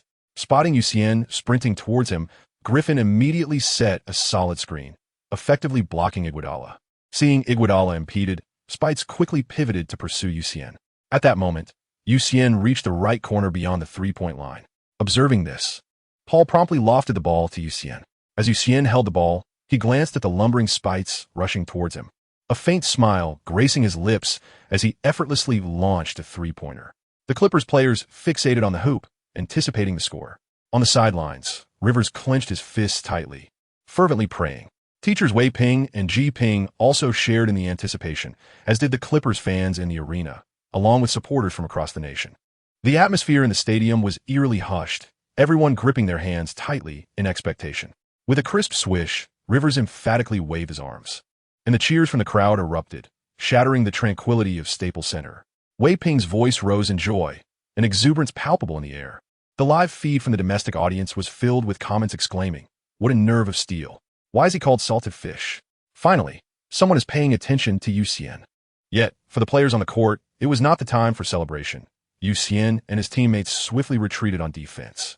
Curry dribbled the ball, deliberately running down the clock, with the Warriors holding a slender lead of 106 to 105. With 13 seconds remaining on the shot clock, Curry made his move, feigning a drive as Iguodala stepped in to set a screen. Paul and Xian switched defenders, and Curry passed the ball to Iguodala. Meanwhile, Spites moved up, seemingly to set a screen for Iguodala, but Griffin was caught off guard. Spites' advance was merely a ruse. As Spites approached Paul, he pivoted and darted towards the paint, where Iguodala effortlessly delivered the pass. Griffin, having already played 43 minutes, found his weary body unable to keep pace with his mind as commands, unable to catch up. Spites received the ball, taking a slow 3 steps, his bulk making rapid movement impossible. He gazed at the hoop, the thought of glory flooding his mind. This is it. I'm going to seal the game. Just then, Xian, who had been pursuing Curry near the baseline, noticed Spites breaking free. With a swift decision, he abandoned Curry, leaping with 2 powerful strides to intercept Spites in midair. At that moment, amidst the clamor of teammates calling out, Spites, oblivious, continued his final ascent. As he prepared to release the ball, darkness seemed to envelop him. Confused, Spites wondered why it had suddenly gone dark. Had the lights malfunctioned? Suddenly, he felt his airborne body stall, suspended in midair, and a fierce visage appear before him. Grasping the ball tightly, it dawned on Spites he had been blocked. With boundless energy, Xian soared, snatching the basketball from Spites' grasp with both hands. The crowd erupted in even more fervent cheers and shouts, chanting you.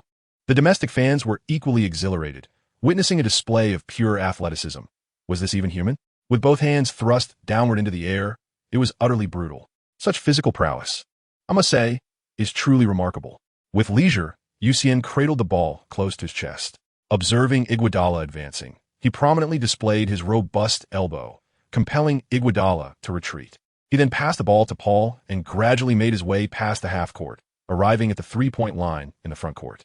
This time, the Warriors did not overlook Xian. A 3-pointer and a block were sufficient to demonstrate his prowess, with Iguodala closely trailing him.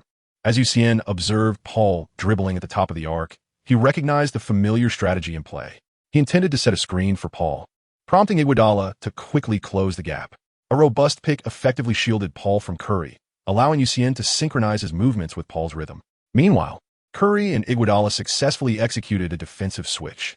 However, after a few dribbles, Paul suddenly halted, disrupting the tempo that both Curry and Iguodala had intended to utilize to re-establish their original defensive assignments. Faced with Xian's swift advance, Spites had no choice but to step up, enabling Curry to focus on defending Griffin. At that moment, Paul relinquished the basketball, which found its way into Xian's hands. With Spites before him and Curry yet to position himself defensively, Xian deftly executed a lob pass to the unguarded Griffin. Griffin skillfully banked the shot, scoring and turning the tide in their favor. Coach Kerr promptly called for a timeout. Upon hearing the whistle, Griffin, no longer subdued, celebrated with a chest bump from Xian, followed by Barnes, who affectionately draped his arm around Xian's neck as they made their way to the sidelines. At that juncture, Rivers commenced his motivational ritual, engaging each player in a high five before gathering them close. Boys, you are performing splendidly. No one can surpass your excellence. However, with just a few seconds remaining, we must safeguard our lead. Victory is within our grasp. With merely 22 seconds left in the game, the 10 players reconvened on the court. Curry began to dribble slowly across half-court. As Xian observed Curry's leisurely pace, he remained unaware of the strategy that Coach Kerr had just devised. However, from Curry's rhythm, it was evident that Kerr intended to maximize the clock for a last-second shot. As Curry dribbled, Thompson began to maneuver, positioning himself near the paint while Spites effectively blocked Barnes. Griffin, noticing this, had no choice but to follow. Thompson dashed to the corner, and Curry's precise pass arrived, prompting Thompson to pivot for a shot. Yet, he was taken aback to find Griffin had followed him, obstructing his shooting lane, forcing him to make a mid-air pass to Iguodala. With merely 7 seconds remaining, Iguodala faced Xian, maintaining a high level of vigilance against Iguodala. Xian was acutely aware that this was the very player who had led to the Philadelphia 76ers parting with their emblematic figure. Not to mention someone renowned for his penchant for clutch plays. Iguodala feigned several times, growing anxious as he noticed Xian's unwavering stance. Time was running short. With one final feint, he observed Xian shift his weight, and in that instant, both players shared an unspoken understanding. Iguodala swiftly lowered his hand from above his head to his waist, executed a lateral step, and prepared to shoot. In the moment when Iguodala was dribbling the ball, His center of gravity shifted as he reached out with his finger to poke the ball away, dislodging it from Iguodala's grasp. The basketball bounced and careened towards the corner, where Griffin swooped in, cradling the ball in his arms. It was only then that Iguodala realized what had transpired and hastily bent down to reclaim the ball. However, the red light illuminated, the time was up, and the Clippers emerged victorious. Chapter 25. My limited playing time as the game officially concluded. The fans in attendance erupted in exuberance, writhing in their seats, dancing with fervor, and loudly chanting the names of the Clippers players, as if they had just clinched the championship. On the court, the players of the Clippers initiated embraces and gestures of gratitude, celebrating their victory. Observing Curry approaching him, Coach Rivers smiled, for they had won the game, and the players were coming to pay their respects. Even amidst any grievances, it was not a matter to dwell on, as he prided himself on being a magnanimous and benevolent coach. Curry approached each player with cautious reverence, mindful of the disparaging remarks he had previously made. Fortunately, Iguodala had failed to score in the end. Otherwise, leaving the arena might have been a challenge.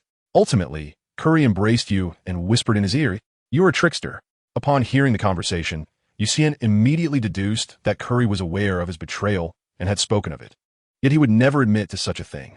Swiftly, he sought to change the subject. "Stephen, I know you have a passion for Chinese cuisine. As it happens, I am a chef. What would you like to eat? It's my treat." Indeed, upon hearing this, Curry's attention was instantly diverted. "Really? However, today is not feasible. We must return shortly." It is worth noting that both the Clippers and the Warriors belong to the same division, the Pacific Division, and are in close proximity to one another, allowing for a swift return. That is somewhat unfortunate. However, Stephen, we can keep in touch by phone. Do reach out when you have the time. All right. As the players began to exit, Xian bid farewell to Curry and headed towards the locker room. Upon reaching the entrance of the players' tunnel, he was no longer overlooked. All the Clippers fans reached out, eager to high-five him, and he promptly raised his hands to accommodate them. As he strolled down the corridor of the locker room, he exchanged high-fives with all the security personnel. Upon arriving at the locker room door, Xian paused, sensing something amiss. The usually boisterous locker room was eerily silent. His instincts immediately kicked in. Xian did not immediately open the dressing room door, but lingered at the entrance. At last, the person he had been waiting for arrived. Coach Rivers, accompanied by several assistant coaches, came into Xian's view. Upon seeing Xian standing at the door, Coach Rivers and his colleagues were quite surprised. "Why aren't you going in?" he inquired. Although Coach Rivers posed the question, Xian could not reveal the truth. He could hardly admit that he had noticed something unusual and wished for him to take the lead. To mask his true intentions, Xian approached Coach Rivers and embraced him, exclaiming, "Doug, thank you." Coach Rivers chuckled and patted Xian on the back, saying, "As long as you're not upset about my limited playing time for you." "How could that be?" As Xian stepped aside for the venerable Coach Rivers, his demeanor was notably obsequious, allowing Rivers to proceed first. This gesture pleased the elder Rivers immensely. He appreciated not only diligence and talent, but also gratitude. Overjoyed, he thought little of it and swiftly entered through the door. However, one could easily imagine the scene that unfolded as the door swung open. Gatorade cascaded upon old Rivers like a torrential waterfall, transforming his shirt into a sheer garment. "Oh dear, what an eyesore. Have we perhaps mistaken the individual?" came Griffin's voice, followed by a cacophony of sounds resembling thunderous applause. In the midst of this, old Rivers' voice, tinged with anger, seemed to demand an explanation from Xian. "Coach, this is a celebration in your honor. Indeed, a celebration of our triumph under your sagacious guidance, as we turned the tide and overcame the Warriors." With an expression of fervor, it seems as though the recent match was fraught with twists and turns, and that Coach Rivers was remarkably astute. "Oh, is that so?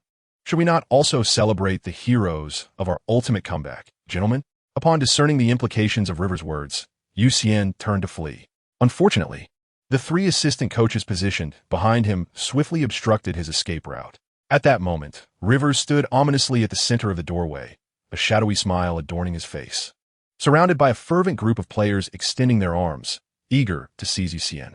With barriers behind and a demon before him, Xian shook his head in terror. Yet his body continued to slide inexorably toward the abyss. "No!"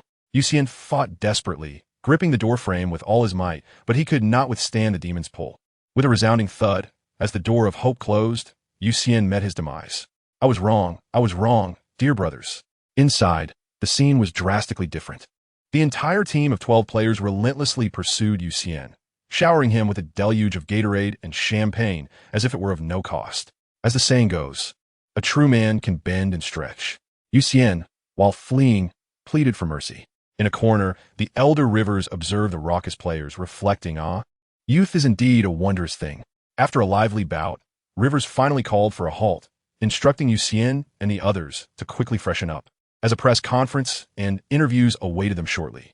Today, Rivers had accompanied Griffin, who scored an impressive 42 points. Without his prowess, Xian might have found himself in dire straits. Just as Rivers and Griffin departed, the press officer entered with a group in tow. Upon seeing the esteemed teacher Wei Ping, Xian promptly rose to his feet and enveloped him in a heartfelt embrace. Teacher Wei Ping, with a warm smile, graciously accepted the gesture. It was only after the embrace that Xian felt a twinge of abruptness, hastily offering his apologies. "I am truly sorry, Teacher Wei Ping. I was overwhelmed with emotion upon seeing a fellow compatriot," he expressed. The smile on Teacher Wei Ping's face broadened, indicating his understanding of Xian as a child deeply attached to his roots. "As you navigate your journey alone abroad, have you encountered too many hardships?" Teacher Wei Ping inquired with genuine concern. Xian gently touched the back of his head and reflected, "It's quite all right to be here alone.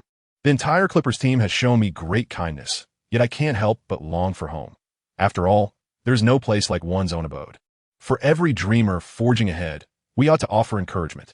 Given that this is a live broadcast, Teacher Wei Ping cannot afford to linger for too long.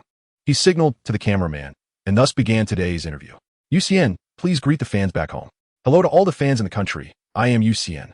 "Xian, how would you rate your performance in your first NBA game?" Upon hearing the question, Xian smiled and replied, "Teacher Wei Ping, you are mistaken. This is my second match. I also participated in the first one against the Celtics." "Oh, is that so?"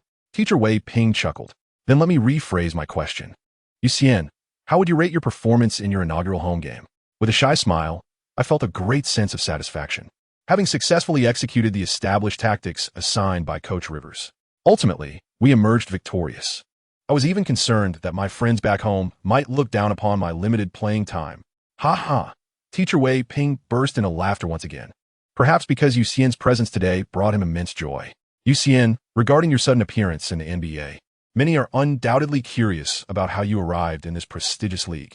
Upon hearing the question, Xian quietly organized his thoughts, omitting the details of his past struggles, and recounted his journey from training to participating in a friendly match against the Liaoning team, to being noticed by his agent, the Prime Minister, and finally trying out for the Clippers alongside Hudson. As he shared his experiences with Teacher Wei Ping and the domestic audience, Teacher Wei felt that, although you spoke in a calm and unassuming manner, there was an underlying persistence and hardship that only you himself truly understood, something difficult for outsiders to perceive. Subsequently, Teacher Wei posed several more questions, all of which you answered with clarity. As the interview neared its conclusion, Teacher Wei summarized his sentiments, wishing you success in achieving greater accomplishments on the NBA stage, encouraging him to persevere. After the interview ended, Teacher Wei embraced you, whispering words of encouragement in his ear before releasing him. He then shared his contact information with you, who promptly reciprocated, and the two parted ways. In Chapter 26, titled "In China, I Am Still Young," Yu's first home game left a profound impression on him. The fervent cheers of the home crowd resonated within him. When he broke his scoring drought, their encouragement was invigorating, and when he made a crucial steal from Iguodala, the crowd's approval was unparalleled, a stark contrast to the experience of playing away games. This was the moment you first felt a sense of belonging to the Clippers. Observing you lost in thought in his seat, Barnes could not help but reflect on his own past. Yu's expression mirrored his own from years ago.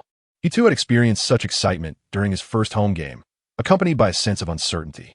However, he mused that he was far luckier than he had been, blessed with the coach's favor and the trust of the team's core players, while he had endured a tumultuous first year with no opportunity to play. In his youth, he had dreamed of the day when he would retire, envisioning his jersey hanging in the arena. Shaking his head at the thought, Barnes acknowledged the ease of playing at home. No long flights, no hotel stays, and the invigorating atmosphere of home games. Having only played one away game, you had already developed a fear of flying. After returning by bus to the Playa Vista training facility, Coach Rivers announced a morning off and an afternoon gathering, prompting the players to feign tidying up their belongings. Once Coach Rivers departed, Barnes and a few others revealed their true selves, especially Griffin and Jordan. who excitedly rummaged through the corners of the locker room, retrieving colorful little packages while urging you to hurry. You, taken aback and unmoved, prompted Griffin to reluctantly offer him some of the treasures he had gathered. You quickly declined, saying, "Blake, I don't need it." Griffin replied, "But this is my collection." Griffin wore a look of deep indignation. "No, no," he protested, while contemplating an excuse. "Blake, you might be unaware, but in my hometown, there exists a custom that prohibits anyone under the age of 23 from indulging in the consumption of alcohol. Truly, such a practice has long been outdated in the United States." You hurriedly nodded and earnestly declared that it must be true. "Besides, we are teammates. How could I possibly deceive you?" Upon hearing this, Griffin's face revealed a look of regret as he lamented, "What a pity. However, you do not be disheartened. Once you have surpassed the age limit, I shall invite you again." In his heart, you silently pondered, "Which of your eyes perceive my sorrow?" Yet, he spoke aloud, "All right, Blake, I eagerly anticipate that day. All right, gentlemen, the gates are wide open. Let us charge forth." Just moments ago, Griffin wore an expression of regret, but now his countenance was one of excitement, albeit with a hint of mischief, as he shouted and dashed out of the Playa Vista training facility. Jordan, with his long legs, took the lead in the sprint. However, Griffin and the others were overly optimistic. As they were about to burst through the door, they were met with the stern visage of Coach Rivers standing at the entrance. They abruptly hit the brakes, awkwardly glancing at Rivers. "Oh, DeAndre, where do you think you're going?" At that moment, Jordan was feeling quite uncomfortable, unable to articulate his true desire to escape and find some female companionship. It was then that the seasoned Barnes interjected, "Doug, today, DeAndre mentioned he wasn't performing well and wanted to go for a run. Blake and I were just concerned and thought we'd accompany him. Is that so?" Jordan nodded vigorously. Coach Rivers seemed to accept this explanation and did not press further. "Quickly gather your things. We're heading to Portland." Indeed, they were scheduled to play in Portland the following day, but in his moment of excitement, Coach Rivers had momentarily forgotten. As they returned, observing Woodson and the others packing their luggage and reviewing tapes, Rivers jested. "So, after defeating the Warriors, you think you've arrived and are seeking new opportunities?" Woodson and his crew were taken aback, but shrugged it off, believing Rivers was merely joking as they continued to pack. Noticing that they were still moving about, Rivers genuinely worried. "Mike, you're not planning to resign, are you?" Upon hearing the tone of Rivers' voice, Woodson and the others realized he was not jesting. Eastman, observing Rivers' anxious demeanor, chuckled, "Doug, we have a game tomorrow." It was only then that Rivers slapped his forehead, recalling the urgency, and hurried back to inform the players, leading to the incident at the door. Once aboard the plane, you heard the old veteran let out 3 loud belches in succession. You felt a sense of helplessness regarding this behavior, thinking, "Old veteran, could you not be more mindful of your image? You claim to be a deity, yet you act like a beggar." The old veteran, equally resigned, replied, "I was a deity once, but now I find myself relying on others, so why concern myself with appearances?" However, he could not voice this sentiment, as it would tarnish his image. With a chuckle, the old veteran remarked, "We deities act on impulse. After all, we are quite formidable, so why fret over our image?" As if reminiscing about the delightful flavors of energy, he audibly smacked his lips. "Old veteran, enough already. Your behavior is far too lewd." It is not my lewdness. It is simply the deliciousness of the energy, especially when you make a 3-point shot. Ah, that exquisite taste. You wouldn't understand. Such flavors are not meant for outsiders. All right, I concede. I do not understand." As Xian languidly returned, fatigue from the recently concluded match weighed heavily upon him, compounded by the anticipation of facing the Trail Blazers the following day. He observed that everyone on the plane was ensconced in blankets, seeking respite, save for Doc Rivers, whose seat emitted a faint glow. Soon, Xian succumbed to slumber. Upon re-entering the realm of dreams, he noticed Hornacek drifting from the shadows towards him. Curiosity piqued. Xian inquired, "Jeff, what prompts this new entrance of yours today? You typically emerge from the darkness." Hornacek responded earnestly, "Oh, I have been studying the differences between your Chinese ghost films and our horror movies." With a light tap on the head, Xian remarked on how even the stern Horacek seemed to have strayed from his usual demeanor. Observing Horacek lost in thought, Xian inquired, "Jeff, what is the focus of today's training?" Today's session will center around ball handling," Horacek replied, instantly regaining his serious composure. Your shooting technique has approached perfection. With continued practice, it will only improve. Now, we shall address one of your weaknesses, dribbling. In the intensity of the playoffs, even the slightest error could lead to a complete downfall. so it is imperative that you remain vigilant and strive to conceal your vulnerabilities. Transforming you into a master overnight is, of course, unrealistic. For now, my aim is to help you stabilize your dribbling and establish your own rhythm. Upon finishing his words, Horacek snapped his fingers, and suddenly, a dog appeared behind Xian. In a moment of leisure, Xian remained vigilant, gesturing with his hand, and inquired, "Jeff, what does this mean?" Horacek replied nonchalantly, "This is intended for you to practice your dribbling. Recently, I was inspired by the martial arts hero Su Qi'er from the film The Legend of the Wu Zhuangyuan. However, fret not, I shall manage Wang Cai's speed effectively." Without allowing Xian a chance to react, Horacek loosened the rope at his hand, and Wang Cai dashed towards Xian. Xian hastily clutched the ball and took off running, but barely a step into his flight, sparks erupted from his body. At that moment, the voice of old Xian echoed, "Oh, I forgot to mention, little Xian, as long as you don't dribble, Professor Yang's electroshock technique is available for a complimentary experience." "You old rascal." Xian felt as though he had only closed his eyes for a brief moment before being jolted awake. They had arrived at their destination. Rising to his feet, Xian swiftly rolled up his pant legs, discovering his limbs unscathed and free of injury, which brought him a sense of relief. Earlier, the pain had been quite real. Upon reaching the designated hotel, Xian collapsed onto the bed and once again entered the realm of his space. Upon entering, he immediately spotted the previously mentioned dog, who was eagerly gazing at him, fixated on the basketball that had materialized in his hand. Xian shouted, "Come again." Chapter 27. Old Rivers has released another segment. The following morning, Xian refrained from rising at 4 a.m., for further exertion would hinder his performance in the upcoming match. At 8 a.m., he requested today's newspaper from the hotel, since yesterday's event was broadcast nationwide. He was eager to see if there was any mention of himself in the news. Seated at his table, he perused the paper while enjoying his meal. He first opened ESPN, with a headline proclaimed Griffin's impressive 42 points. As he continued to flip through the pages, he encountered Drummond's remarkable double-double from the same day's game. It was only towards the end that he finally caught a glimpse of his own name. Though it was gratifying to appear in the newspaper, the coverage was rather minimal, wasn't it? In a moment of leisure, Xian stumbled upon TNT, where the sports headlines still prominently featured Griffin. As he continued his search, he found a fleeting mention of himself towards the end. Unperturbed, he mused that perhaps he needed to orchestrate something grand to capture the headlines. Alternatively, he could inquire with Wang Banbai about the secrets to headline prominence. The remaining state newspapers he dismissed altogether. After all, Griffin had been exceptionally formidable yesterday, while Drummond of the Pistons secured yet another double-double. It seemed that there was little for him to concern himself with in America, yet he found solace in domestic happenings.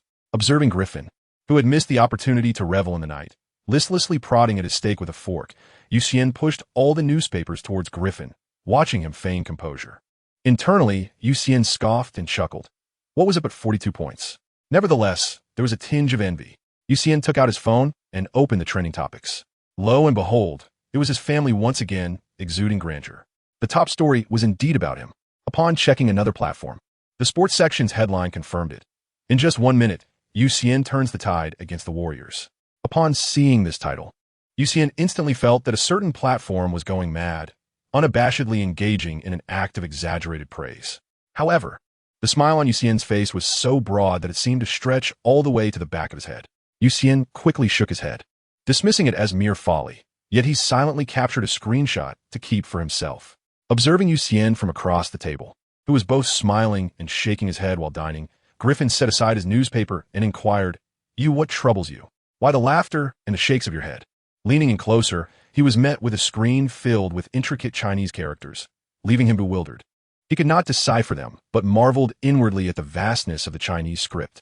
In contrast to the simplicity of the 26 letters of the English alphabet that form all English words, the profound depth of Chinese characters surpassed their greatness manifold. Noticing Griffin's perplexed expression, Xian elucidated, "I am perusing our domestic sports coverage regarding the match we played yesterday." Griffin's spirits instantly lifted upon hearing this. After all, he had performed remarkably the day before. Was I in the spotlight? Was I? Indeed, indeed. They hailed you as the flying white demon, leaving the Warriors in disarray. Upon finishing his remark, Xian gently nudged the now daydreaming Griffin back to his seat. Still not satisfied? What? Do you wish to ascend to the heavens? He then opened a certain app and, to his surprise, saw himself featured in a headline. Rookie Xian leads the Clippers to victory. Upon reading this, Xian began to shake his head, thinking to himself that such proclamations would prevent his return home. If they insisted on portraying him as a figure of great deeds, he would have to live up to their expectations. He silently captured another screenshot and continued scrolling. At that moment, a distinctive headline caught Xian's eye, a stroke of genius or a moment of inspiration. Xian chose to overlook the trivialities, not out of self-praise, but perhaps out of spite. After browsing for a while, he set his phone aside, realizing that further indulgence would only erode his resolve. Though his determination remained unwavering, he understood that even the mightiest dam could succumb to a mere ant's burrow.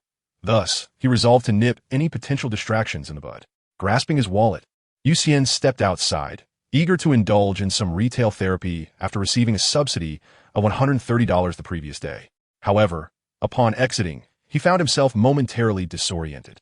Being directionally challenged in an unfamiliar city only compounded his confusion, leading him to retreat for further training.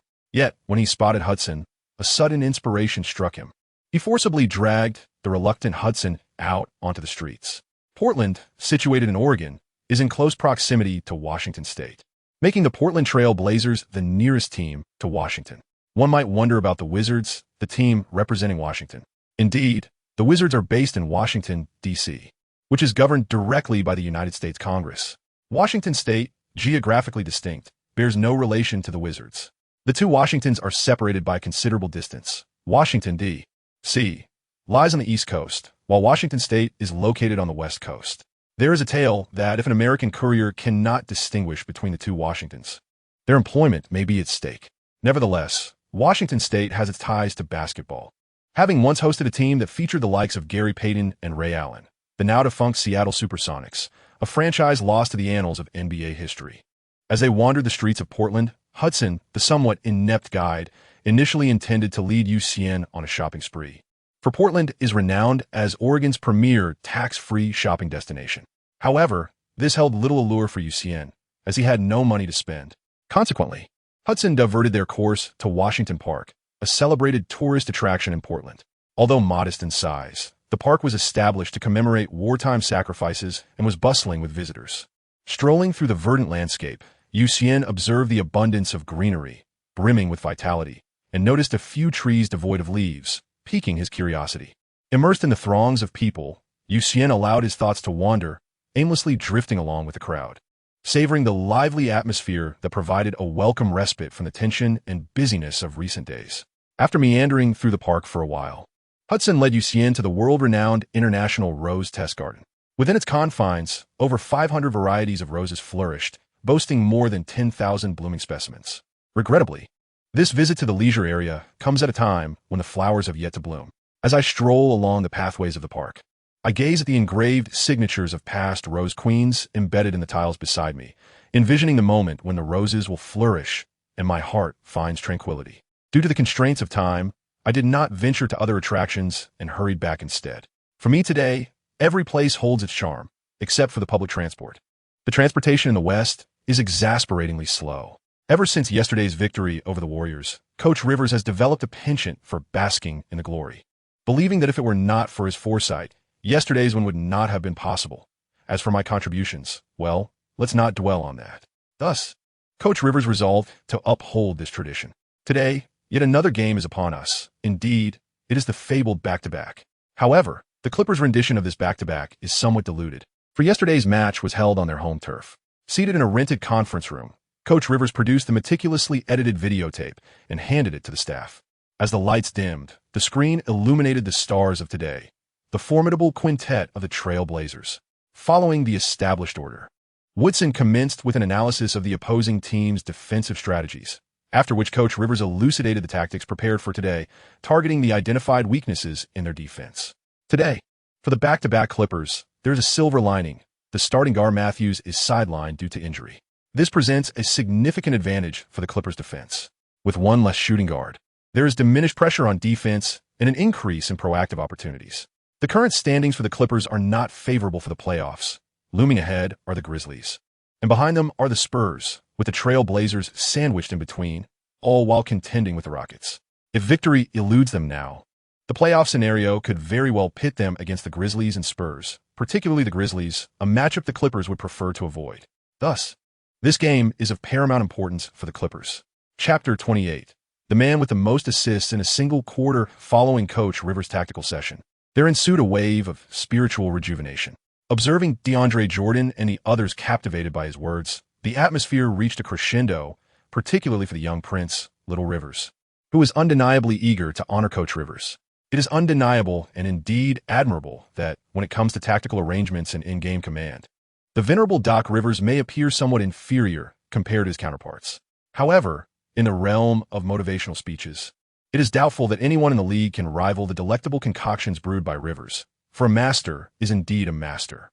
After savoring the inspirational words, Xian joined his companions aboard the bus, en route to the home arena of the Trail Blazers, the Moda Center. Speaking of the name of the Trail Blazers home venue, I suspect it invites a plethora of critiques.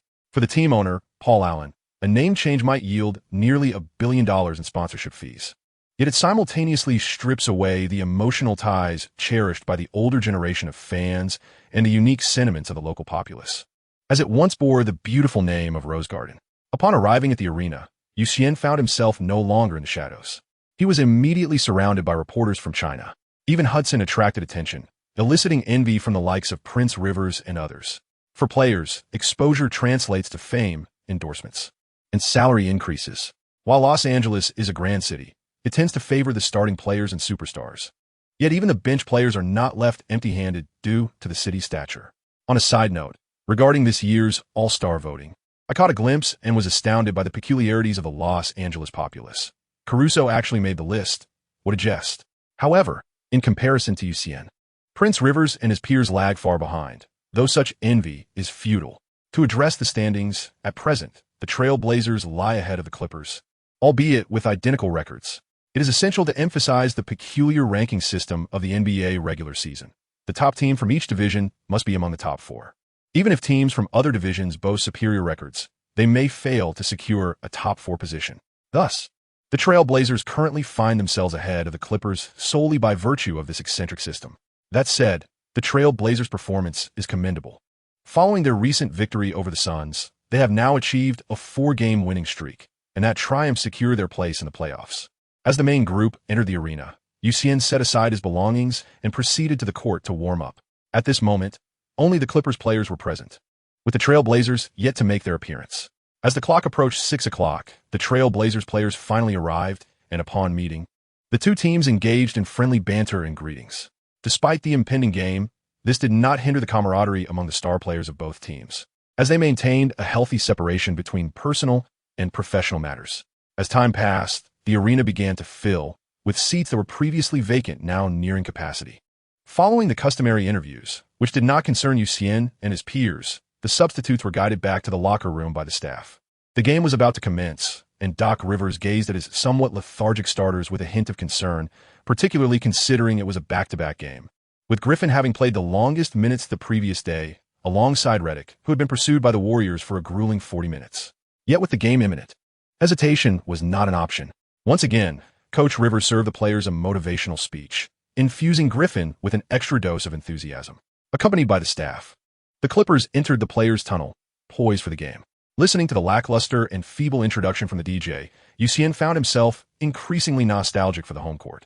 The order of player entrances was meticulously arranged. The first and last players were crucial, while the sequence of starters and bench players held lesser significance, often going unannounced. Consequently, upon seeing that no significant figures remained after the starters took the court, Xian followed suit. As the home team stepped onto the court, Xian pondered how the American populace seemed devoid of historical depth and cultural richness. Had this been in his homeland, the DJ could have elaborated for days without repeating a word. Time swiftly approached 7 p.m., with the starting lineups displayed on the screen. For the Clippers, the ever-constant Paul, Redick, Barnes, Griffin, and Jordan. For the Trail Blazers, Lillard, Aflalo, Batum, Aldridge, and Lopez. At 7 p.m., Jordan and Lopez met at center court, prepared for the jump ball. In the previous game, Jordan had prematurely leapt, resulting in a loss to the nimble Bogut. Today, facing the equally formidable Lopez, Jordan felt no pressure. With the referee's whistle signaling the start, Paul received the ball. Perhaps anticipating the outcome of the jump ball, the Trail Blazers offered no resistance, allowing Lopez to stand alone while the rest retreated on defense. Paul advanced slowly to the arc, mindful of the previous day's game, opting for a measured pace rather than a hurried approach. Upon reaching the top of the arc, he spotted Griffin positioned in the low post and executed a bounce pass. However, an unforeseen incident transpired. Just as Griffin was about to receive the ball, his foot faltered, causing the pass to sail out of bounds, leaving Coach Rivers nearly speechless on the sidelines. Thus, in this initial play, a turnover was added to Paul's stat sheet. "Why is that attributed to me?" Paul exclaimed. When it was the Trail Blazers' turn to attack, to everyone's surprise, the first score came from Lopez, who shared similar attributes with Jordan, successfully executing a hook shot. This moment filled Xian with an unexpected sense of hope. For Lopez, it was a necessity, driven by familial loyalty. During their NCAA days, the Lopez brothers played on the same team, with the elder brother focusing on offense and the younger on defense, a perfect symbiosis.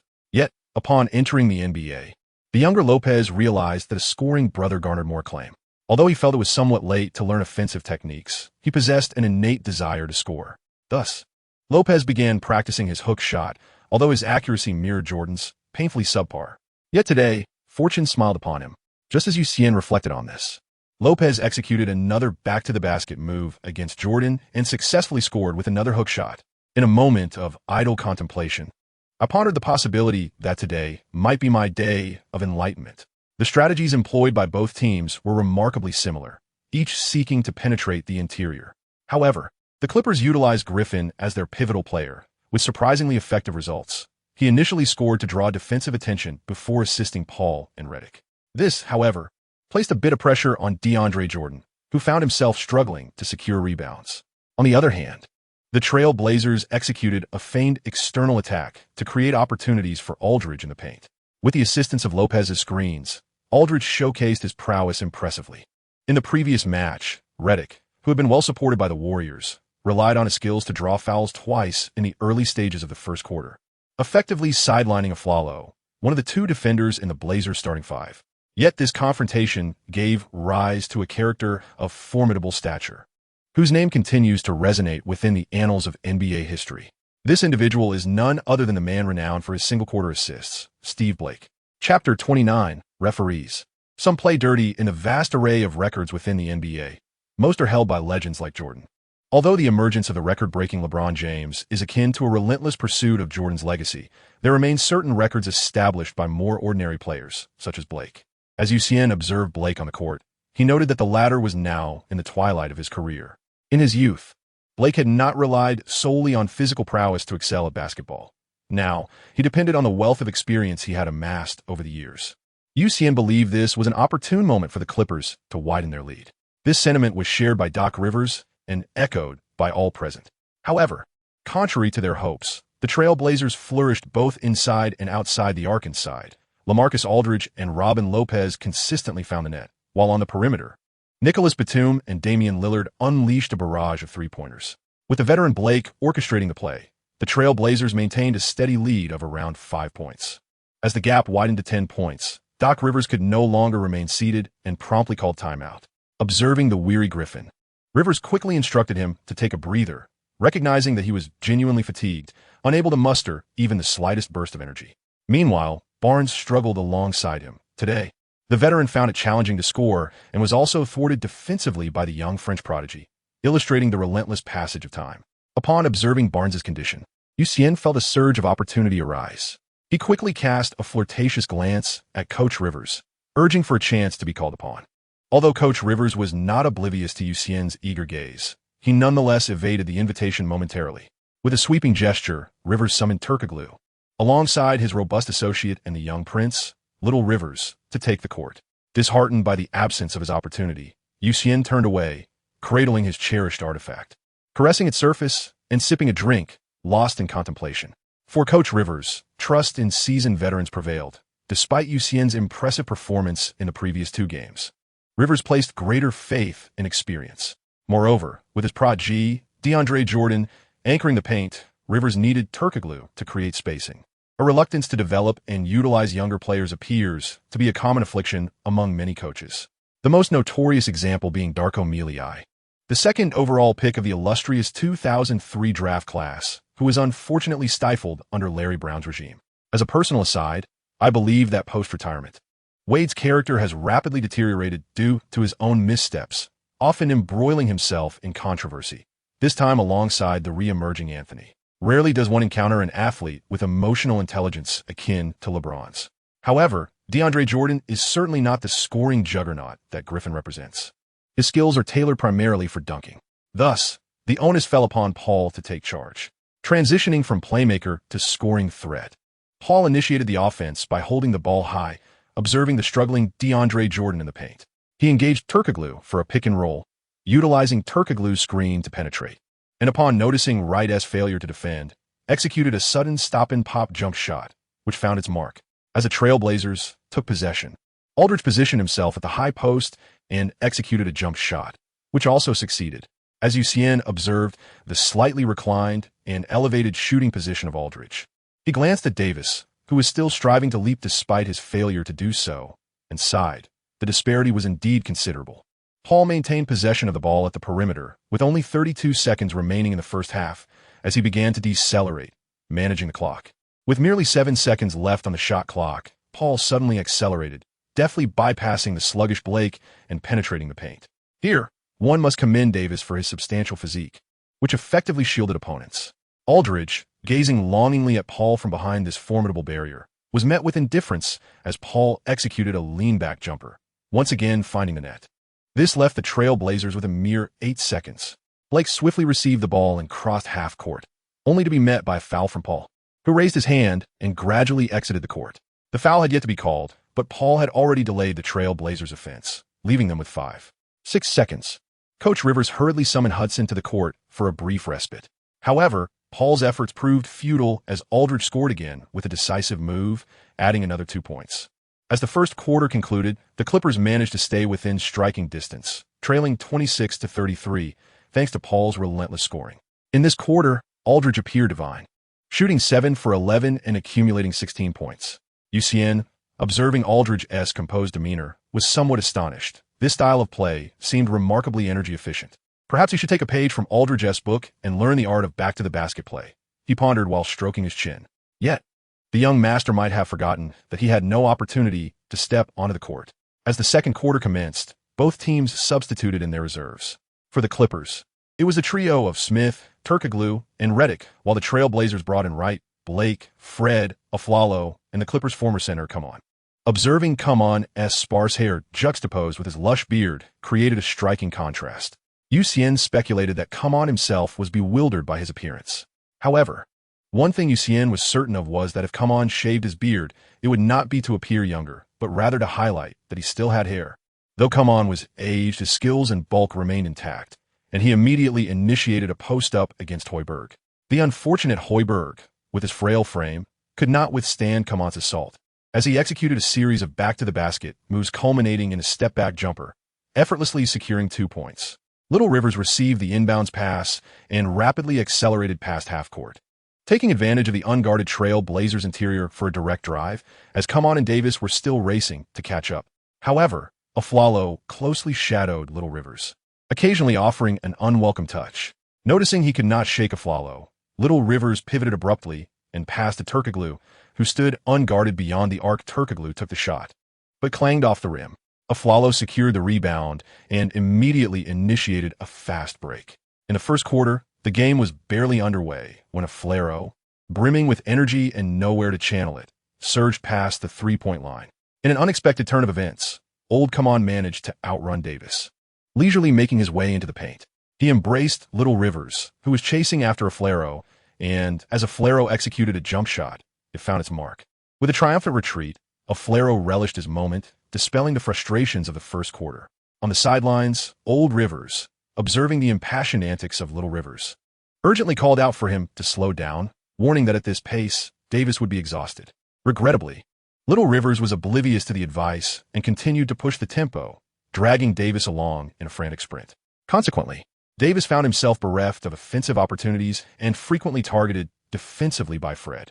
Within just 2 minutes of play, the Clippers had yet to score, while the Trailblazers had already surged ahead with a commanding 26-39 lead, a 13-point advantage. Helpless, Old Rivers was compelled to call a timeout. Frustrated by the reckless play of Little Rivers and the errant shooting of Hoyes, Old Rivers gritted his teeth, his gaze shifting to the unyielding Davis, leaving him feeling resigned. This time, Rivers could no longer afford to sidestep the issue, for the veteran was proving unreliable. Old Rivers pulled Griffin and you aside, wielding the tactical board to illustrate his strategy. Blake, you will focus on come on. His mobility is limited. If there is any help defense, pass the ball out. You create space for Blake during offensive plays, look for your shot, and ensure you coordinate effectively on defense, particularly with help under the basket. Upon returning to the court, Little Rivers finally seemed to engage his intellect, adhering strictly to Old Rivers' strategy. After waiting for his teammates to position themselves, he smoothly delivered the ball into the paint to Griffin. On the perimeter, Reddick began to scout for opportunities, eager to reposition himself. You swiftly grasped the intention, initially setting a screen for Reddick to block a flare-o. Reddick, accompanied by Wright, dashed into the paint, hoping for another screen from Griffin, who was preoccupied with his back-to-basket play and failed to notice the unfolding action. When Reddick unexpectedly appeared, Griffin was momentarily taken aback. In that instant, Old Come On lunged for the basketball, ready to initiate an attack. However, his lamentably slow start was painfully apparent. He barely took 2 steps before Griffin swatted the ball away, sending it rolling directly into the hands of you, who had just begun to return on defense. You seized the opportunity, leaning against the encroaching Aflero with his lengthy arms. Aflero, sensing his reach was insufficient, realized the necessity of an indomitable will as an exemplary defender. Sometimes, one must sacrifice their reputation for the greater good.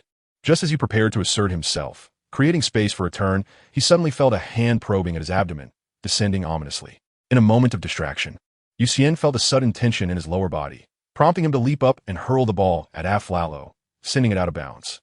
Observing the lewd expression on Aflalo's face, Xian, feeling aggrieved, approached the linesman responsible for the reserve, pointing at Aflalo and exclaiming, "Referee, someone is behaving indecently. He touched me." Chapter 30. Welcome to the NBA. Seeing Xian's distressed demeanor, the referee found himself at a loss. Such experiences were, in fact, quite commonplace in the NBA, yet the more frequent they became, the less likely the referees were to intervene, as their manuals did not explicitly prohibit such contact. The referee shook his head at Xian, indicating that there was no issue, and gestured for him to proceed with the serve. Standing along the sideline, Xian, casting a glance at the smirking Aflalo, remarked, "You fool." Since Xian spoke in Chinese, Aflalo momentarily froze, forgetting to disrupt Xian's actions. As Xian effortlessly passed the ball to the basket, Griffin immediately understood the cue. The white devil soared through the air, overpowering Come On to slam the ball through the hoop. Observing the exquisite shot, the fans contrasted sharply with the expressions on the bench. The audience seemed ready to drown Griffin in their fervent admiration, while the Clippers bench was adorned with a uniform array of animated reactions. As Xian exchanged a fist bump with Griffin, they retreated defensively. Once back in their half, Xian found himself in a predicament. A mismatch had arisen as Turkoglu remained outside, defending right. Left with no choice, Xian ventured into the paint to grapple with Fred. Watching Fred lean into him, Aflero promptly delivered the ball into the interior. Xian felt a twinge of resignation. His body was struggling to withstand the pressure. Fred, with his back to the basket, methodically pushed Xian down toward the rim, followed by a deceptive feint that culminated in a successful layup. Xian felt a pang of despair. He was still gathering his strength while his opponent had already dashed past him. Observing Xian's plight, Griffin vowed to restore his teammates' honor. Arriving at the front court, Griffin positioned himself against Come On and called for the ball from Little Rivers. With a bounce pass, Little Rivers once again fed Griffin. Griffin, confident in his ability to take on Come On one-on-one, received the ball and pivoted on his left foot, preparing to exploit his footwork against Come On. At that moment, Reddick re-entered the scene. After setting a screen for Xian, he surged into the paint, positioning himself behind Come On. Noticing Reddick's movement, Griffin executed a bounce pass and offered an apologetic glance toward Xian, promising, "Old you, I will make it up to you next possession." Reddick, who had been left open, merely needed to elevate his hand to score. Perhaps finding the opportunity too simple, he opted to increase the difficulty by performing a sudden stop and step back. This maneuver caught Fred off guard, who promptly swatted the ball away, directing it straight into Come On's hands. Come On, seizing the chance, launched a long pass, initiating a 3-on-2 fast break, with Xian and Little Rivers as the two. Observing the trio's seamless passing, Steve Blake ultimately scored 2 points. After several possessions, Xian had yet to find a shooting opportunity, as Reddick persistently sought the spotlight, compounded by Little Rivers' occasionally reckless drives. The score had escalated to 28-41 in favor of the Clippers. On the sidelines, Old Rivers found himself at a loss, feeling anxious and compelled to call another timeout. During the ensuing break, Old Rivers gathered the players around him, tapping the tactical board with fervor. "Boys, do not rush. Pay attention to the rhythm," he exclaimed. After a brief pause, he turned to Griffin and Blake, instructing, "You two, stand just inside the three-point line and act as the central axis." Then, he addressed Xian and Redick. "You two, focus on your movements and create space." This time, Xian felt a surge of excitement. Finally, it was his turn to contribute offensively. As the game resumed, Paul dribbled across half-court and immediately passed the ball to Griffin, who stood beyond the arc. Paul began to reposition himself, while Xian and Redick stationed themselves in the corners, providing Griffin with ample space. Faced with Griffin on the perimeter, Come found himself in a precarious dilemma. Without defense, Griffin possesses a remarkable shooting range. With defense, Come struggles to keep pace with Griffin's agility. After much hesitation, Come ultimately chose to confront him. Observing Come before him, Griffin employed no intricate maneuvers. He lowered his body, gripping the ball with both hands, then swiftly drew it to the right. Exerting force with his left foot as he lunged forward with his right, effortlessly bypassing Come with sheer explosiveness, penetrating straight into the paint. Witnessing Griffin's successful advance, Wright, stationed at the corner, quickly converged with Fred to double-team Griffin. This was precisely the moment Griffin had anticipated. He gathered the ball, leapt, and in mid-air, delivered a pass to the unguarded Xian.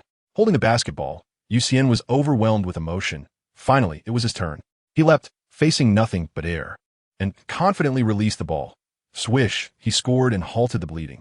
Across the court, Stotts sensed the impending trouble but refrained from calling a timeout, opting instead to observe one more play. Meanwhile, Aflalo engaged Xian, entangling himself with him once more. Reflecting on Aflalo's earlier unsavory antics, Xian devised a plan. "Hey, Aaron." Aflalo shot a glance at Xian but remained silent, attempting to shake him off. "Aaron, do you wish to know what I meant earlier?" Seeing Aflalo's silence, Xian continued to tease. "What does it mean?" Aflalo finally responded. Upon hearing the response, Xian felt a surge of joy, having taken the bait. In our beloved China, it is customary to say this phrase upon meeting a friend for the first time, playfully calling them a fool as a compliment for their handsome appearance.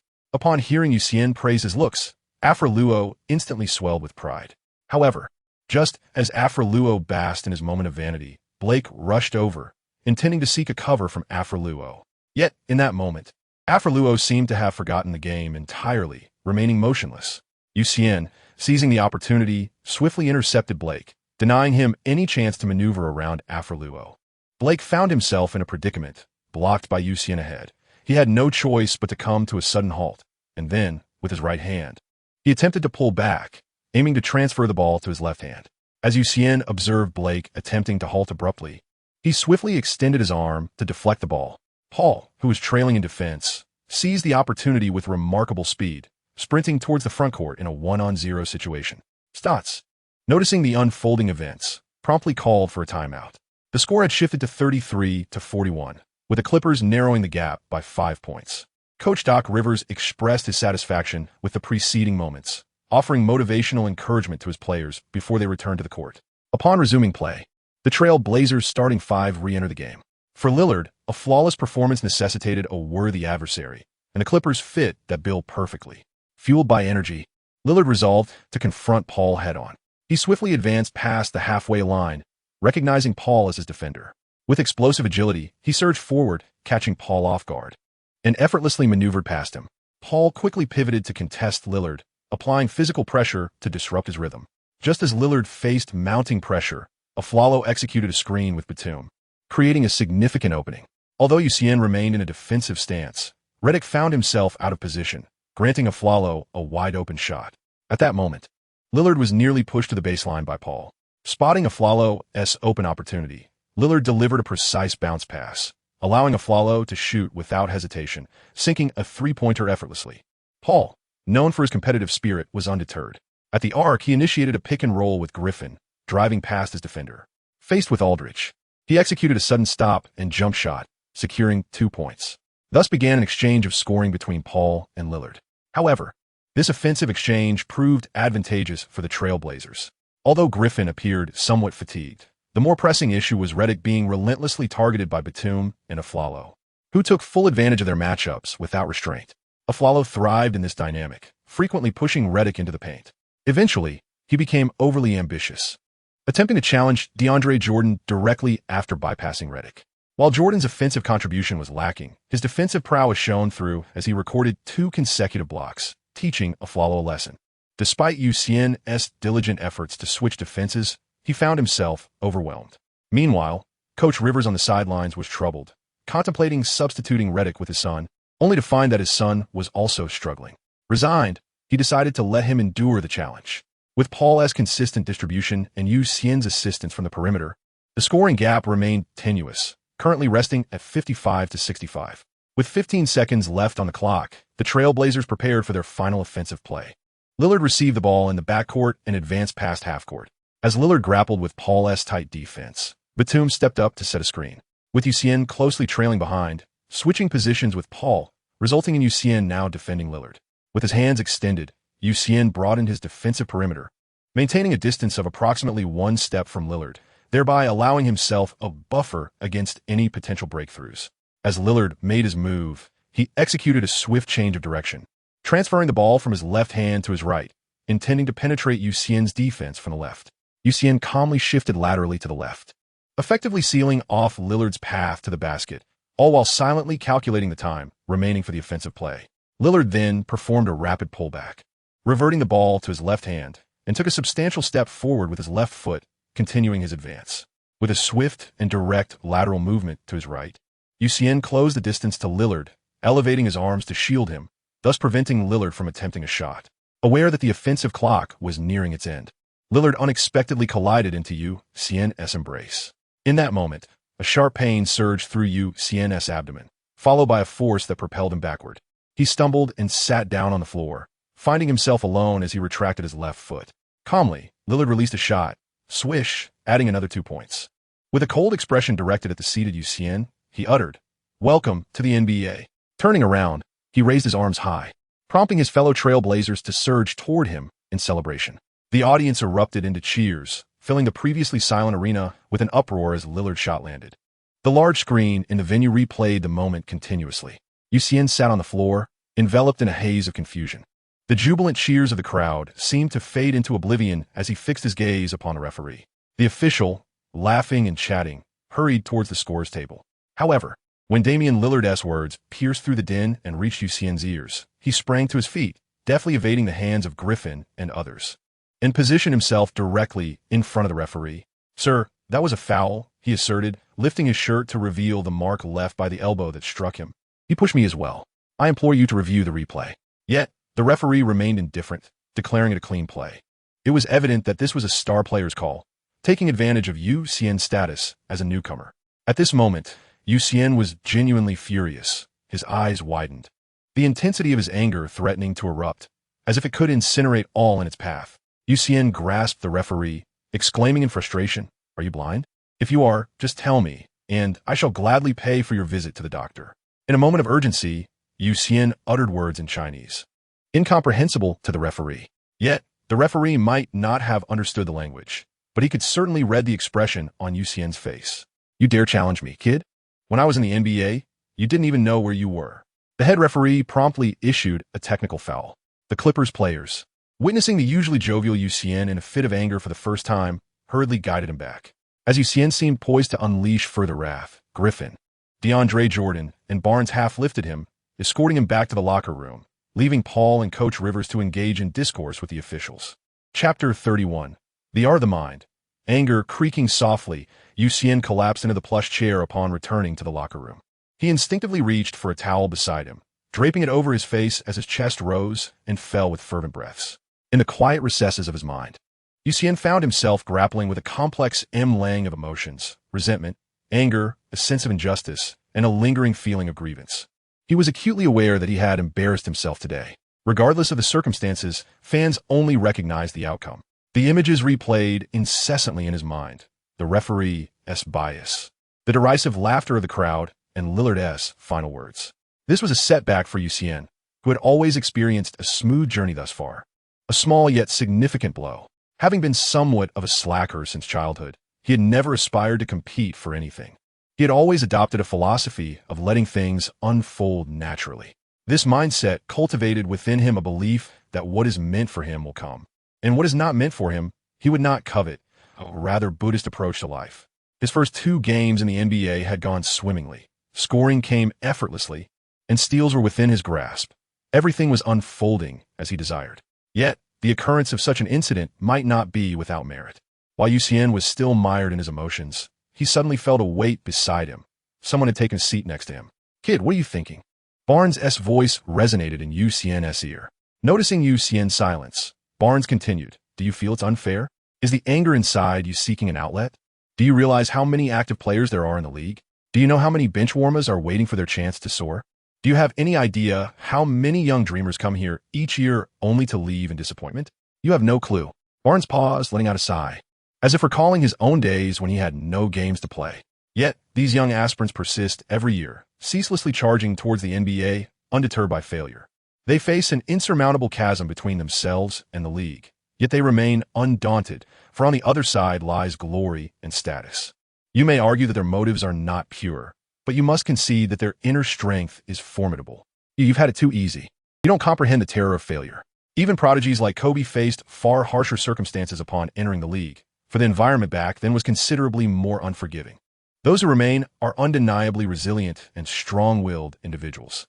Remember, the league is akin to a turbulent sea. Only those who endure will shine. Barnes' words resonated deeply within Xian.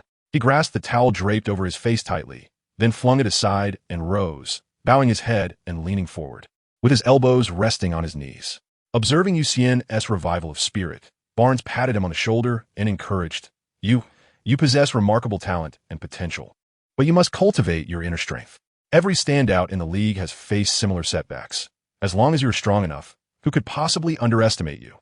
At that moment, a staff member approached, reminding Barnes and Xian that the game was about to commence. Xian vigorously wiped his face with his hand and, with Barnes' guidance, stepped out of the locker room. Back at the sidelines, he noticed the score was 55-68, and a technical foul had cost his team another point. Old Rivers cast a worried glance at Xian without uttering a word. Instead, he waved his hand, signaling the starting 5 of the Clippers to take the court. As the game resumed, Rivers maintained his tactical approach, focusing primarily on Griffin. In the first half, Griffin indeed showcased a remarkable performance. Yet his stamina soon became a limiting factor. After a 15-minute rest, he had recovered adequately and continued to take the lead, with Paul orchestrating the play while Barnes and Redick created space for Griffin. As the game commenced, Paul dribbled past half-court, closely pursued by Lillard. He first moved towards the left three-point line, passing the ball to Redick for a brief exchange of possession. The two brushed past each other, and the ball returned to Paul's hands. At this moment, Griffin advanced, setting a screen for the maneuvering Redick, and both swiftly moved down court. This placed Griffin against the defender Aflalo, and Paul comfortably delivered the ball into Griffin's hands. Without any hesitation, Griffin executed a jump shot, securing 2 points. On the other side, the Trailblazers remained unwavering in their tactical focus, continuing to target Aldridge. Aldridge once again positioned himself at the left side of the paint, attempting to back down Griffin. However, perhaps due to an extended period of rest, his touch faltered, resulting in a missed shot, much to Aldridge's chagrin. Observing this, Griffin couldn't help but feel a sense of amusement. After allowing Aldridge to dominate in the first half, it was now his turn to retaliate. Griffin called for the ball in the paint, glancing at Xian on the sidelines, as if to say, "Old you, watch closely. I am about to avenge our first half struggles." With both hands on the ball, he rose up, initially leaning against Aldridge. Aldridge, firmly planted in his stance, puffed out his chest and raised his arms to obstruct Griffin's line of sight for a shot. No words were necessary. It was a direct clash. Griffin dribbled with his right hand, exerting force against Aldridge. The White Devil, as he was known, proved his name worthy. The collision caused Aldridge to stagger back slightly. Seizing the opportunity, Griffin pressed forward with a series of powerful moves, pushing Aldridge aside. Turning to face the expansive space for a shot, Griffin internally shouted, "Do you see this, old you? Revenge is within reach." Yet, in his eagerness to dramatize the moment, Griffin opted not to conclude with a dunk, but instead took a step forward with his left foot and leapt, intending a layup that combined both strength and finesse. However, a slight tremor in his wrist resulted in an errant shot.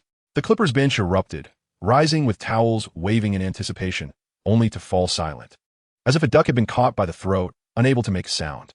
Frustrated, Griffin clapped his hands, hastily returning to defense.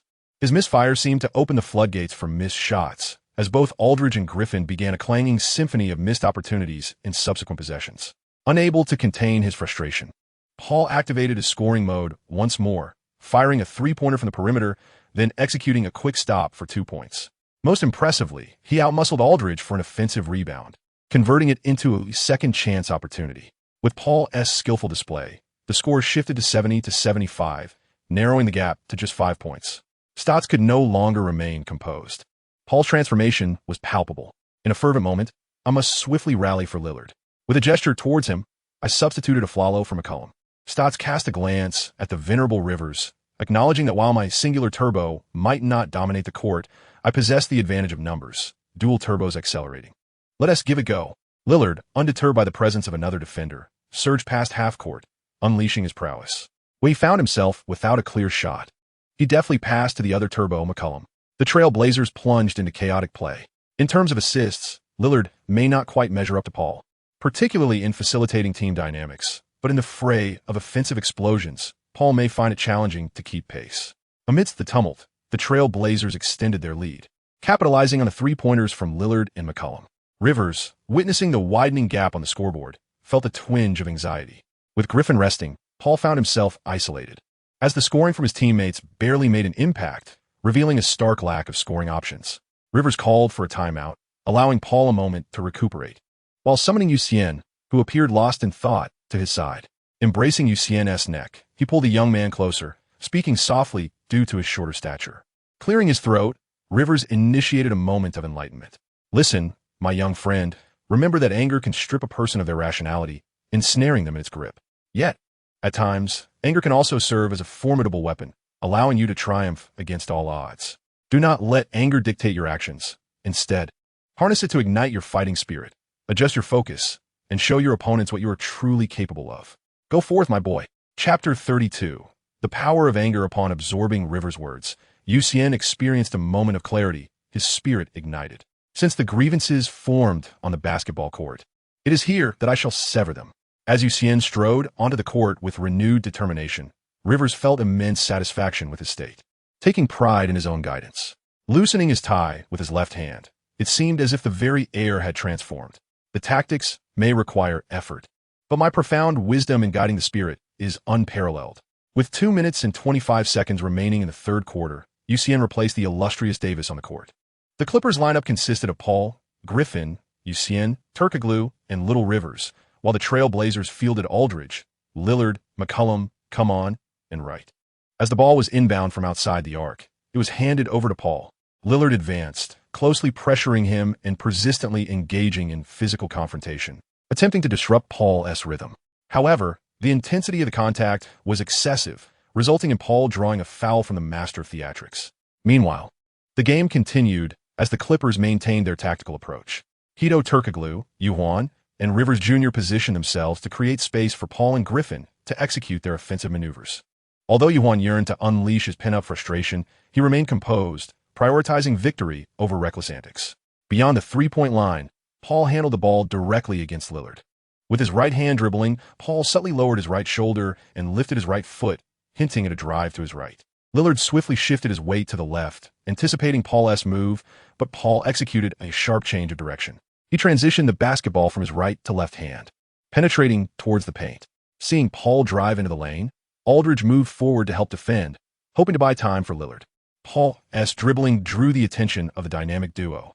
Aldridge, noticing Lillard had caught up, hurried to track his own defender, Turkoglu, who was positioned on the left side beyond the three-point line. Just as Aldridge prepared to engage, he realized Yuan had positioned himself directly in front of him, while Wright, tasked with guarding Yuan, had just caught up. At this moment, Turkoglu was left unguarded. Without hesitation, Paul executed a bounce pass directly into Turkoglu's hands. Facing an unchallenged defense, if Turkoglu, who had established himself as a three-point shooter, failed to convert, it would be a disservice to Doc Rivers' unwavering trust. The shot sailed through the net. On the sidelines, Doc Rivers silently applauded Yuan's effort. Some players contribute to the game in ways that statistics cannot fully capture. Much like Yuan's recent screen on Aldridge for Turkoglu. Under the unchanged tactics, Yuhuan leveraged his understanding of the strategy and keen observations on the court to create opportunities for the team's offense, a quality that pleased Doc Rivers immensely. As such, acumen cannot be cultivated through mere practice. On the Blazers' side, the duo of Lillard and McCollum continued their rhythmic interplay. McCollum maneuvered past mid-court, deftly bypassing Rivers Jr. and penetrating the lane, releasing a high arcing shot before Griffin could contest. At this juncture, Griffin found himself overmatched against Aldridge and Come-On, struggling to maintain his ground. Yuhuan sprinted into the paint, aiming to box out Aldridge and secure the rebound. However, Yuhuan overlooked the fact that while Aldridge might appear to float, he was indeed a formidable presence in the post. Aldridge spread his arms wide, crouching slightly to generate power, effectively sealing Yuhuan behind him, rendering Yuhuan unable to advance. In that moment, where was the power of his anger? In the realm of the Trailblazers, Aldridge currently stands as the focal point, with his shooting attempts indeed reflecting his esteemed position. However, due to his temperament, Aldridge's presence is rather subdued, particularly in light of Lillard's ascendance, which has compelled Stotts to shift the tactical emphasis towards Lillard. Furthermore, after nurturing McCollum's development over the past 2 years, Stotts appears increasingly inclined towards this promising backcourt duo for the future. Yet, in this instance, fortune eluded them, as the basketball circled the rim reluctantly before finally conceding and dropping into the net. It is time for Xian to showcase his true skills.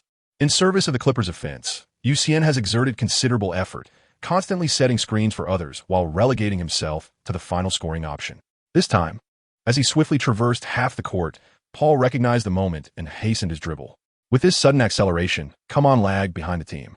The abrupt change in pace left the Trailblazers vulnerable, their defensive formation weakened and the interior exposed. Observing Xian's distinct running pattern, Griffin and Turkoglu exchanged knowing glances, each drawing their respective defenders away, thus unveiling a clear path to the basket before Xian. Now was the moment. Xian took a significant step within the free throw line. His calves, straining with exertion, bulged with muscle, demonstrating both strength and aesthetic beauty. Many overlooked Xian's physical prowess, including his Clippers teammates, with the exception of Paul and Coach Rivers. As Xian leaped, everyone else halted in their tracks, their eyes fixated upon him. The silence in the arena was palpable, and the fans seemed to be holding their breath, their faces flushed with excitement, anticipating his potential failure, ready to mock him. Even Griffin expressed concern, whispering, "Old you, did you jump too soon?" The only one on the court who believed in Xian was Paul. Seeing him ascend, Paul delivered a high, precise pass, landing perfectly in Xian's hands at the apex of his jump. At that moment, everyone realized how high Xian had leaped, especially the group of fans behind the basketball hoop, who had the clearest and most direct view. The jeers they had prepared were swallowed in anticipation, their heads tilted back, mouths agape, as they beheld Xian soaring through the air. Before this moment, Xian had never attempted a slam dunk, nor had he deliberately crafted any dunking maneuvers. In midair, he instinctively pulled his left hand, clutching the ball, back, his body taut, as if it were a bowstring drawn to its limit.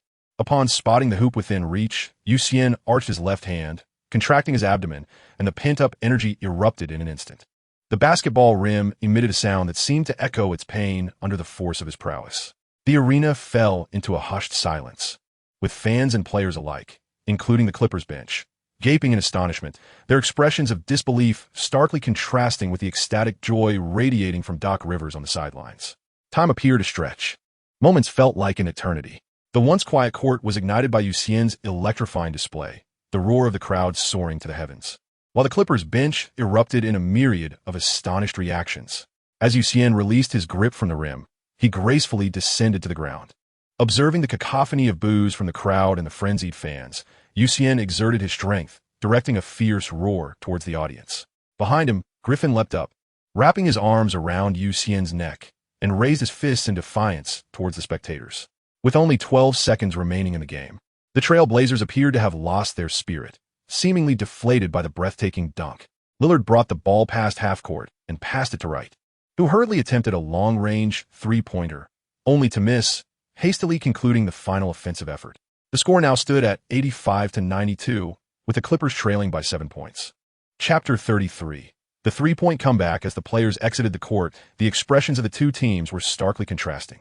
The Trailblazers wore blank faces, devoid of communication, while the Clippers players were animated, discussing the recent dunk as if they were leading the game by 7 points.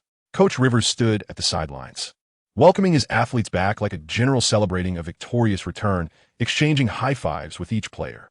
When he reached Xian, he delivered a hearty pat on his chest, prompting a smile from Xian. Coach Rivers instructed a few players to rest while calling upon DeAndre Jordan and others to commence a tactical discussion. As the fourth quarter commenced, the Clippers substituted Paul, Griffin, and Xian. In their stead, Rivers, Redick, Jordan, Turkoglu, and the formidable Davis took to the court. As Xian glanced at the clock, he realized he had only played for 2 minutes before taking a break. He looked at Doc Rivers and wondered where the promised wrath had gone. 2.5 minutes had slipped away, just like that. On the Trailblazers side stood Fred, Wright, Aflalo, and Blake. DeAndre Jordan, who had just returned to the court, had already rested for 7 or 8 minutes. And during the recent scoring run, he felt utterly detached from the action. This left DeAndre harboring a deep resentment towards his counterpart. Indeed, DeAndre found himself unable to contend with Kaman's formidable presence. Kaman, renowned for his finesse and skill since entering the league, relied on his bulk and technique to thrive in the paint. However, since 2010, this low-post-centric style has gradually been supplanted by a more versatile inside-out game, emphasizing mobility and spacing to enable perimeter play. Although Kaman and DeAndre entered the league 5 years apart, they seem to belong to entirely different eras.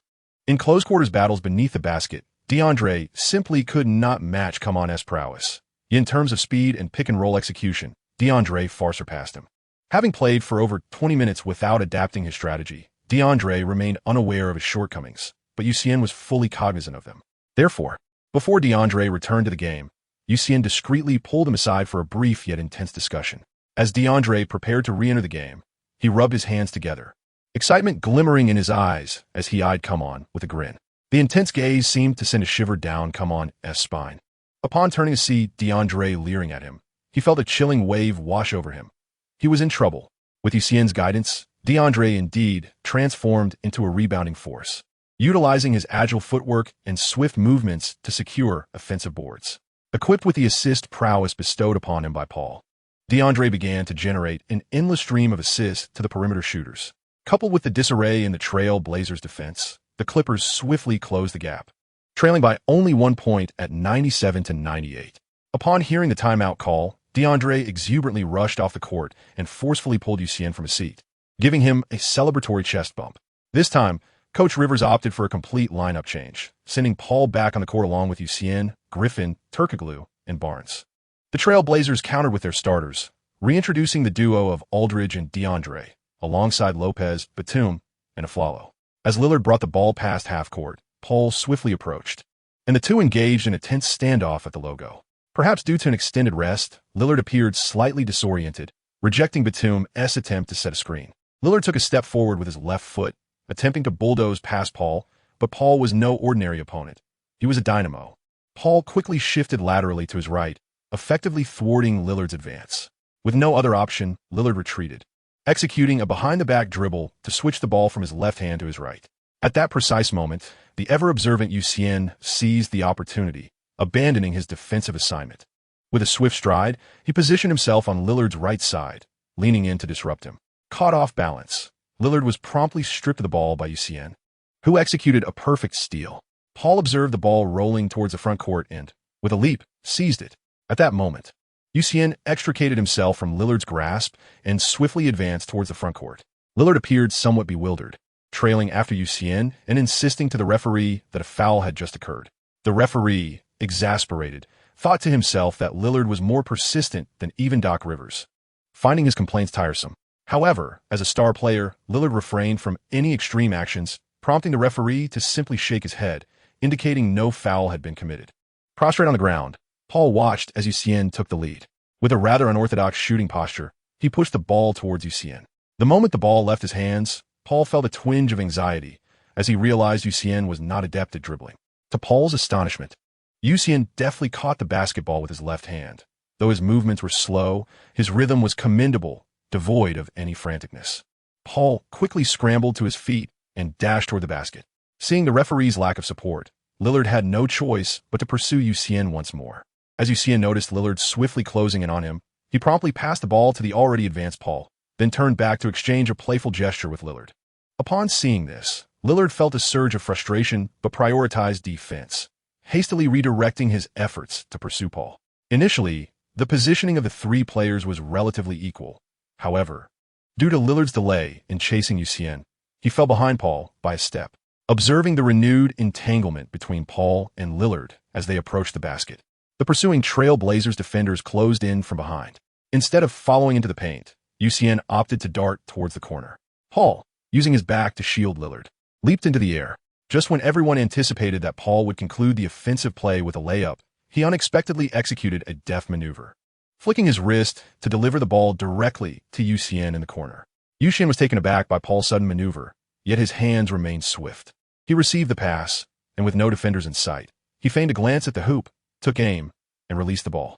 The fans in attendance, indifferent to whether the shot would succeed, erupted in loud jeers directed at the two players. Swish! The three-pointer found its mark, allowing the Clippers to take the lead 100-98. As the two exchanged high fives and made their way back, Paul remarked to Xian, "Isn't it exhilarating to seize the moment after a steal?" Xian gazed at Paul with a sense of astonishment, inwardly reflecting, "So, you two possess a touch of pettiness. However, I find it rather endearing." The Trail Blazers, brimming with offensive talent, boast an impressive array of skills. With the dynamic duo of Lillard and McCollum, complemented by Batum's playmaking, their offensive prowess is indeed formidable. However, defensively, the Trail Blazers seem to be inherently flawed. Lillard's height imposes limitations on his defensive capabilities, and his physique lacks the necessary robustness, which diminishes his ability to apply pressure on opposing players. Meanwhile, Aldridge's softer playing style renders him reluctant to engage physically in defense.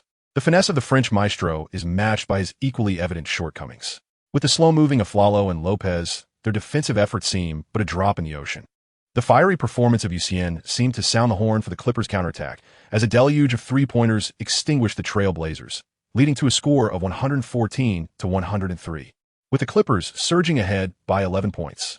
The Trail Blazers, already somewhat disoriented, were left bewildered by the onslaught. Stotts was compelled to call another timeout. At this juncture, Paul had amassed an impressive 32 points and 17 assists, alongside 4 rebounds. Griffin contributed nearly a triple-double with 20 points, 7 rebounds, and 8 assists. This game marked the longest stint for Xian since his entry into the NBA, clocking in at 14 minutes. He shot 75 from beyond the arc, making 3 of 4 attempts, and was flawless in two-point shooting, netting 2 for 2, efficiently scoring 13 points with 2 steals, 2 assists, and 2 rebounds. Observing the score on the big screen, the elder Rivers felt an urge to shout, "Who else?" However, he refrained from such exuberance in the away arena. Instead, he expressed his sentiments through action, energetically applauding the players as they passed by. When it came to Xian, Rivers made a point to pull him aside, saying, "Young man, you have harnessed the power of fury. That was splendid." Chapter 34. A false alarm. A wave of offense had left the Trail Blazers in a daze, with all players clutching their heads, save for Lillard. Observing Lillard's impassioned cries to rally his teammates, Stotts nodded in satisfaction. This was also the rationale behind Stotts promoting Lillard, the legendary leader. Stotts initially halted Lillard's fervor, but soon employed his own motivational techniques. Though not possessing the stature of Rivers, he felt it necessary to exert his influence. Witnessing the rekindled spirit among a few, Stotts began to strategize, substituting the sluggish Lopez for the dynamic McCollum, forming a dual-turbo lineup to accelerate their pace. He then consulted the essential manual for the league, how to overturn the Clippers in the final 3 minutes, flipping to the first page, revealing the title, The Jordan Hack. Rivers, in turn, replaced Xian with Redick, believing Redick's low center of gravity would afford better defensive coverage against McCollum. Once more, Xian transitioned from participant to spectator. Resuming his seat, he touched his talisman, sipped a beverage, and observed the unfolding contest. As play resumed, Lillard adopted a more cautious approach, beckoning Aldridge for a screen before driving towards the paint, with Griffin hot on his heels, looking to deliver a punishing blow. However, Redick faltered, failing to keep an eye on McCollum. Aldridge's subsequent screen effectively blocked Redick, allowing McCollum to glide into the paint effortlessly. Lillard, having spotted McCollum's position, refrained from passing immediately. Instead, he leaped, faking a shot to deceive Griffin before delivering the ball to the open McCollum, who scored with ease. The 5 players then converged to encircle DeAndre Jordan, now stationed at the sideline, his heart heavy as he faced the predatory gaze of 5 opponents. Tears welled in his eyes as he lamented, I knew it, but alas, what can I do? My free throw shooting is abysmal." Seated leisurely on the sidelines, I observed the woeful expression of young Jordan, who seemed to have nowhere to vent his frustrations. It was quite amusing, a testament to the whims of fate. Young Jordan displayed no intention of struggling as Batum guided him to the free throw line. The basketball, once an object of his fervent desire, now felt like an entity he wished to obliterate. With a sigh, I resigned myself to the unchangeable nature of destiny. For his first attempt, young Jordan glanced at the hoop and released the ball. Clang. No surprise there. For his second attempt, he altered his approach, taking a deep breath. He then positioned himself, his rigid hand pushing the ball forth. Clang, swoosh. This time it found its mark. Young Jordan looked at his hands in astonishment. Sensing a shift in fortune, the rhythm of the game became excruciating, punctuated by the relentless clanging of missed shots. During this interval, young Jordan employed various pre-shot rituals, from deep inhalations to humorous antics. As time trickled by, barely a minute had passed, and young Jordan had taken 6 free throws, yet only succeeded twice. With the scores standing at 116 to 108, the Clippers maintaining their lead. In this fleeting minute, only Aflalo managed to score a three-pointer, while the others remained futile. Why? Because of their height disadvantage. Stotts, in pursuit of offensive prowess, substituted the slow-footed Lopez for McCollum, effectively sacrificing rebounding protection. Although Batum was versatile, he could not withstand Barnes. Thus, while young Jordan grappled with the agony of free throw shooting, he was liberated from concerns over rebounding. Even Paul, fueled by excitement, dove into the paint to contest for offensive boards. I witnessed Paul cleverly boxing out Lillard before leaping into the lane, securing the rebound ahead of Aldridge. On the sidelines, Coach Rivers clutched his chest, urgently calling for a timeout. "What are you doing, you little man? Why venture into the paint?" he exclaimed, bemused by the height disparity. For the safety of Paul, and to spare the staff at the Moda Center from the distress of replacing the hoop, Coach Rivers hastily replaced young Jordan. Upon being substituted, young Jordan had never felt such elation, sprinting off the court to embrace me, his eyes reflecting the gratitude of a life-saving benefactor. As Xian adorned himself once more for the contest, the game resumed. Positioned at a 45-degree angle beyond the three-point line on the right, he awaited Paul South advance across half-court. This time, his defender was none other than Lillard. Xian crouched, and Lillard mirrored his posture. When Xian rose, so did Lillard, who clutched Xian's jersey with a tenacious grip. As a disciple of Hornacek, Xian had garnered a comprehensive understanding of the league's intricacies long before his entry, including its more salacious aspects, such as Jordan's penchant for gambling, his flirtations with vice, his nocturnal escapades, and his proclivity for trash talk. While Hornacek was a man of integrity, he had inevitably brushed against the less savory elements of the league. Rather than imparting the art of gambling or mischief to Xian, Hornacek chose to teach him the craft of banter. Observing Lillard, who stood over 10 centimeters shorter than him, Xian initiated a conversation. "Damien, there's an old Chinese adage about repaying malice with virtue. I forgive you for the petty antics of the first half. Shall we become friends?" At that moment, Lillard seemed oblivious to Xian's presence, fixating solely on Paul's dribbling, which left Xian feeling somewhat slighted, as if dismissed. Maintaining composure became a challenge. Recognizing Lillard's indifference, Xian felt a compelling need to provoke a response from him. Otherwise, it would be a disservice to Hornacek's teachings. Xian cleared his throat. "And in the absence of any objection from you, I shall assume your agreement. Damien, as a friend, I must counsel you to embrace honesty." At this moment, Lillard seemed to react somewhat. "Damien, do you recall that when I entered the league, I truthfully reported my height? Yet you, Damien, have exaggerated yours. You're certainly not 6 feet 3 inches, thus lacking in honesty. Height, it could be said, is a sore point for every undersized point guard, such as Lillard." At this juncture, Lillard glared at Xian and even resorted to physically gripping his flesh. It was at this moment that Xian vigorously shook off Lillard, who was still preoccupied with gripping his own hand, and began to reposition himself. Meanwhile, Barnes had already moved to the forefront to provide Xian with cover. As Xian reached the paint, he found himself unguarded, and at that moment, Paul's pass arrived. Xian caught the ball and executed a jump shot, successfully securing 2 points. Lillard, filled with frustration, thought to himself, "Is it not said that Chinese people are sincere? How did such a character emerge?" However, there was no time to dwell on it. Closing the score was imperative. Lillard dribbled past half-court, spotted Aldridge, and directly passed the ball to him. Aldridge swiftly turned and executed a jump shot, catching Griffin off guard, resulting in Griffin committing a foul. Aldridge made both free throws. The score gap remained at 8 points. 118 to 110. Returning to the Clippers, Griffin once again drew a foul from Aldridge and commenced his free throw attempts. Xian felt the emotional strain and wished for the game to conclude swiftly. Nearly 10 minutes had elapsed in the second half, with only 46 seconds remaining. On the Trailblazers side, the newly invigorated McCollum seemed to share Xian's sentiments, finally igniting. McCollum first received the ball and aggressively attacked, making a three-pointer against Paul, followed by Aldridge's forceful putback, completing a three-point play. Old Rivers, realizing the situation was untenable and unable to secure rebounds, substituted in DeAndre Jordan.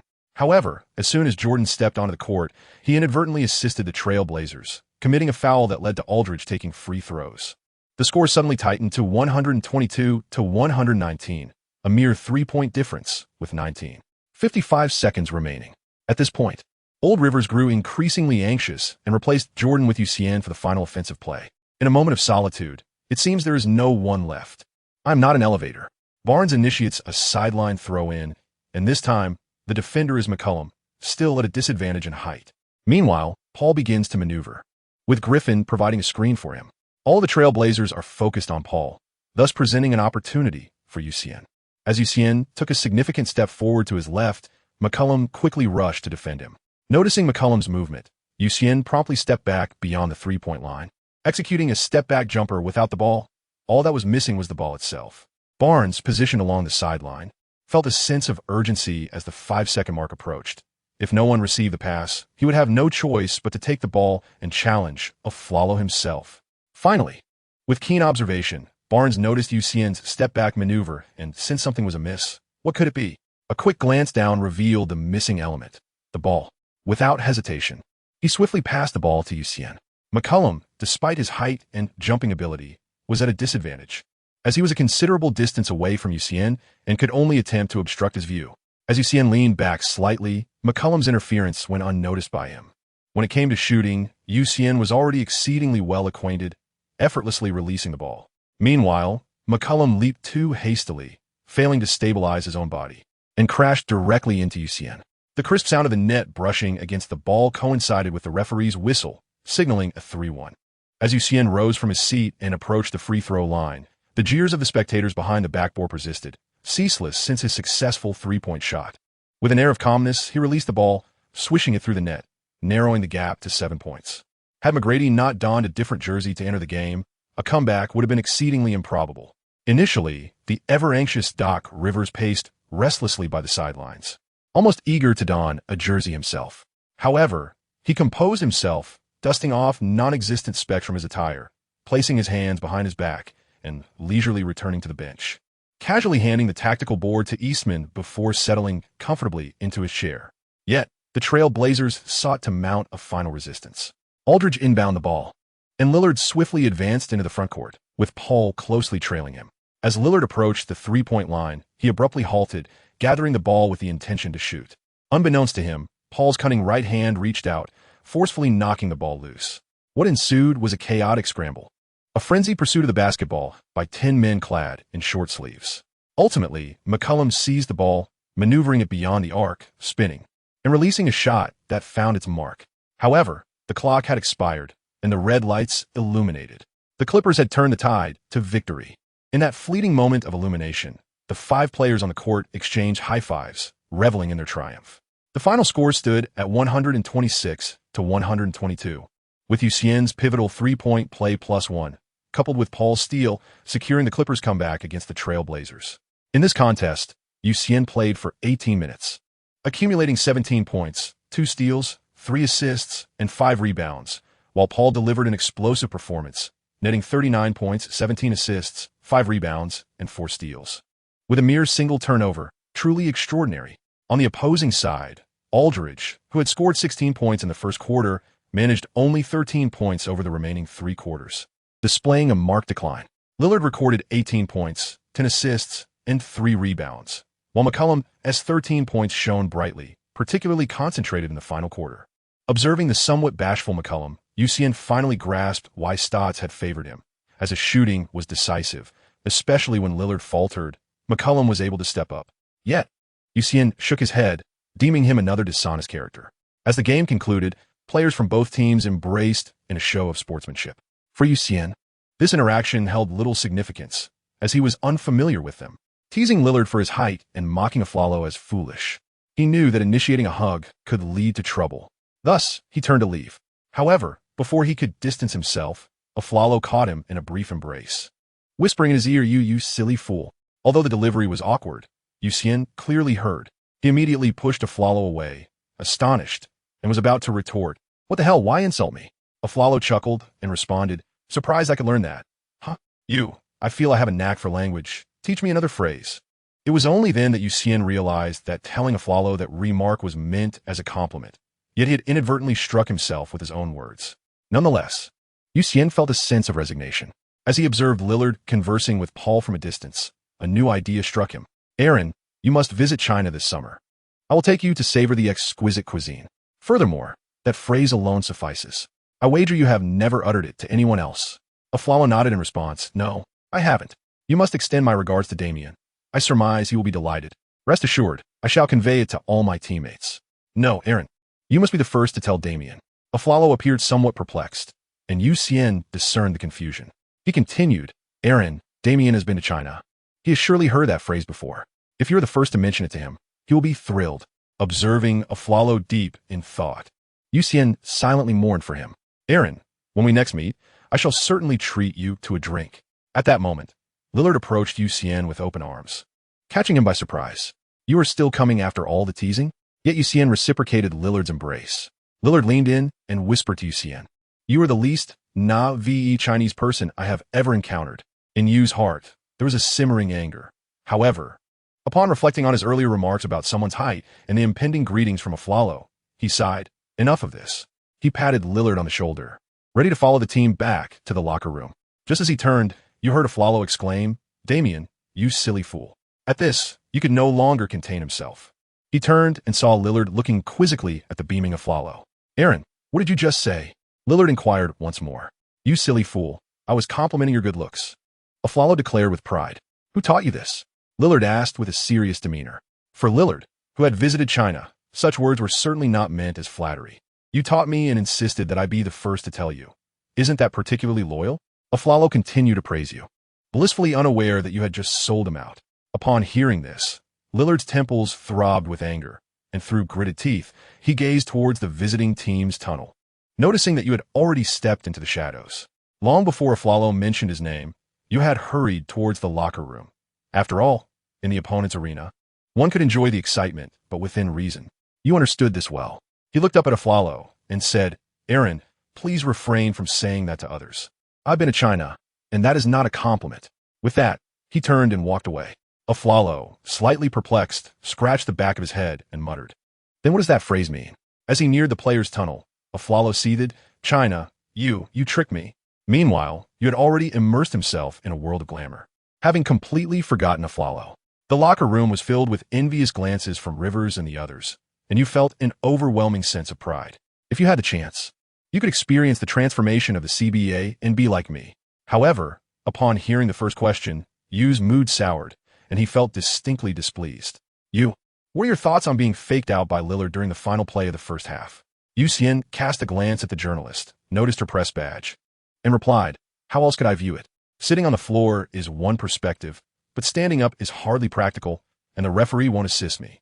Laughter erupted all around, and the questioning journalist blushed slightly, appearing somewhat flustered. As Yu Xian glanced at a young lady, he resolved to let her be, lamenting that it was indeed an era focused on appearances. Following this, he addressed a series of routine inquiries, responding to each with diligence. Just as he was poised to conclude the interview, the first speaker, the young lady, fell into a prolonged silence before posing one final question. "Yu Xian, will you be participating in this year's Men's Basketball Asian Championship?" Upon finishing, she gazed at him with an expectant look. The Asian Championship, Yu Xian deliberately paused, casting a glance at the young lady before smiling. "Of course, to bring glory to our nation is a dream cherished by every Chinese citizen. Whenever my country calls, I shall undoubtedly answer." Satisfied with his response, the young lady nodded, her face alight with joy. Exiting the Moda Center, it was nearly 11 o'clock, and the last 3 minutes of the final quarter had stretched on for almost half an hour. With the next game scheduled for April 5th, Doc Rivers chose not to rush back to Los Angeles. instead opting to rest here for the night before returning in the morning. Upon reaching the hotel, Doc Rivers lined everyone up and proceeded to pace before them, his sharp gaze surveying players such as Griffin, DeAndre Jordan, and Barnes. After a minute of anticipation, he finally spoke. "Tonight, you all must rest well. If I find any of you missing later, He cast a meaningful glance at DeAndre Jordan, who straightened with a start, exclaiming, "I may not have played well tonight, but I certainly will not go for a run," with a wave of his hand. The group dispersed like startled birds. Holding his room key, Xian hurried to his bed, letting out a sigh of relief. So comfortable. As a newcomer, he was physically up to the challenge of the league, yet he felt a certain mental fatigue, particularly due to the different schedule compared to his routine back home, which left him somewhat disoriented. Having made his choice, Xian understood he must actively adapt and adjust. Just as he was on the verge of drifting off to sleep, a phone call jolted him awake. Seeing the name on the caller ID, Xian felt a surge of panic. Chapter 36, A Leave of Absence. For the sake of basketball, the name displayed was that of his mother. In Xian's household, the nature of his parents' concerns differed from those of others.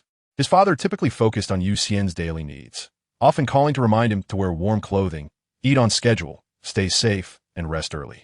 Meanwhile, his mother was more concerned with broader matters, his work, when he would find a girlfriend, and when she might expect to hold a grandchild. Xian's parents reside in a quaint county in Liaoning province. Thus, returning home is not overly challenging for Xian. It merely depends on the mode of transportation chosen. Should he opt for the green train, the journey would require 8 hours. At that moment, a call from his mother signifies the exposure of his whereabouts. Nevertheless, Xian still yearns to resist, for engaging in basketball, in the eyes of the older generation, strays somewhat from the conventional path. Xian took a moment to calm her emotions before cautiously answering the phone. In a soft voice, she said, "Mom, what brings you to call me now? I'm on duty at the front desk. Is there something you need?" Her esteemed mother let out a snort, saying, "What? Is it not permissible to call you without any particular reason?" Xian hurriedly responded, "How could that be, mother? You can choose any time you wish." "That sounds more reasonable." She replied, "I hear it's quite quiet on your end. Are you truly at work?" "Indeed, I'm working, mother. How could I possibly deceive you?" "Then who is this Xian, capable of extraordinary feats, as mentioned in the newspaper your father is holding? Do you possess the ability to clone yourself?" "I only had you as my son back in the day." Upon hearing this, Xian realized it was over. He had been exposed. The final struggle was not even afforded a chance. It was then that Xian recalled that his esteemed father was an avid basketball enthusiast, inadvertently landing in the line of fire. Xian could only accept it. "Mom, that's me. I am currently in America." Xian felt a twinge of anxiety and hesitated for a moment. If all goes well, the one dad is watching is indeed me. Suddenly, he heard the breathing on the other end become rapid and erratic. "Mom, please don't be angry. I just wanted to give it a try. I never expected to succeed in reaching you. If you are unwilling, I will return." After speaking, Xian anxiously awaited his mother's response. After what seemed like an eternity, there was finally a response from that side. "Alas, Dongzi, mother has not disagreed. She is now quite pleased that you possess your own aspirations. However, remember that if you intend to embark on this path, you must see it through to the end, no matter how arduous it may be. Even in the face of failure, you may return, and mother will support you. Yet, you cannot abandon your journey halfway.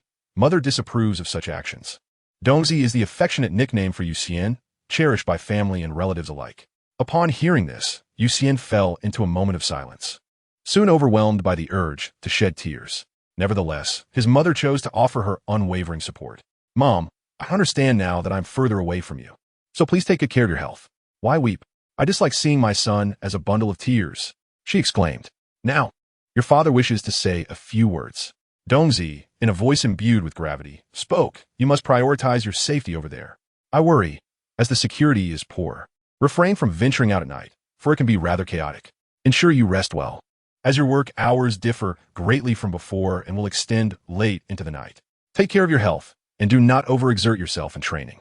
Furthermore, do not heed your mother's words.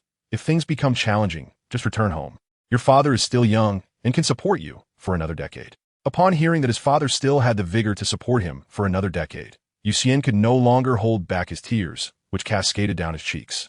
"Dad, I understand," Xian nodded repeatedly. "I will be careful. You need not worry. After the playoffs, I will strive to return home early." "Yes, I understand. It must be quite late on your end. Do rest early.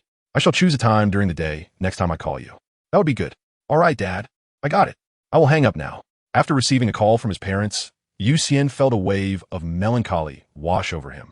At that moment, the voice of old Xian broke the silence. Little Xian, what's the matter? Are you feeling down? No, just a bit uneasy. Then you must work even harder. Focus on your training and bring pride to your parents. Indeed, as Xian was on the verge of drifting into slumber, a sudden realization struck him. His annual leave was nearing its end. With his compensatory rest days combined with his annual leave, he had a total of 10 days. And it seemed that tomorrow marked the final day. How could he resolve the issue of taking leave? Would resigning allow someone to take his place? Xian quickly picked up the phone and called his supervisor. Hello, Brother Zhang. This is Xian. What is it?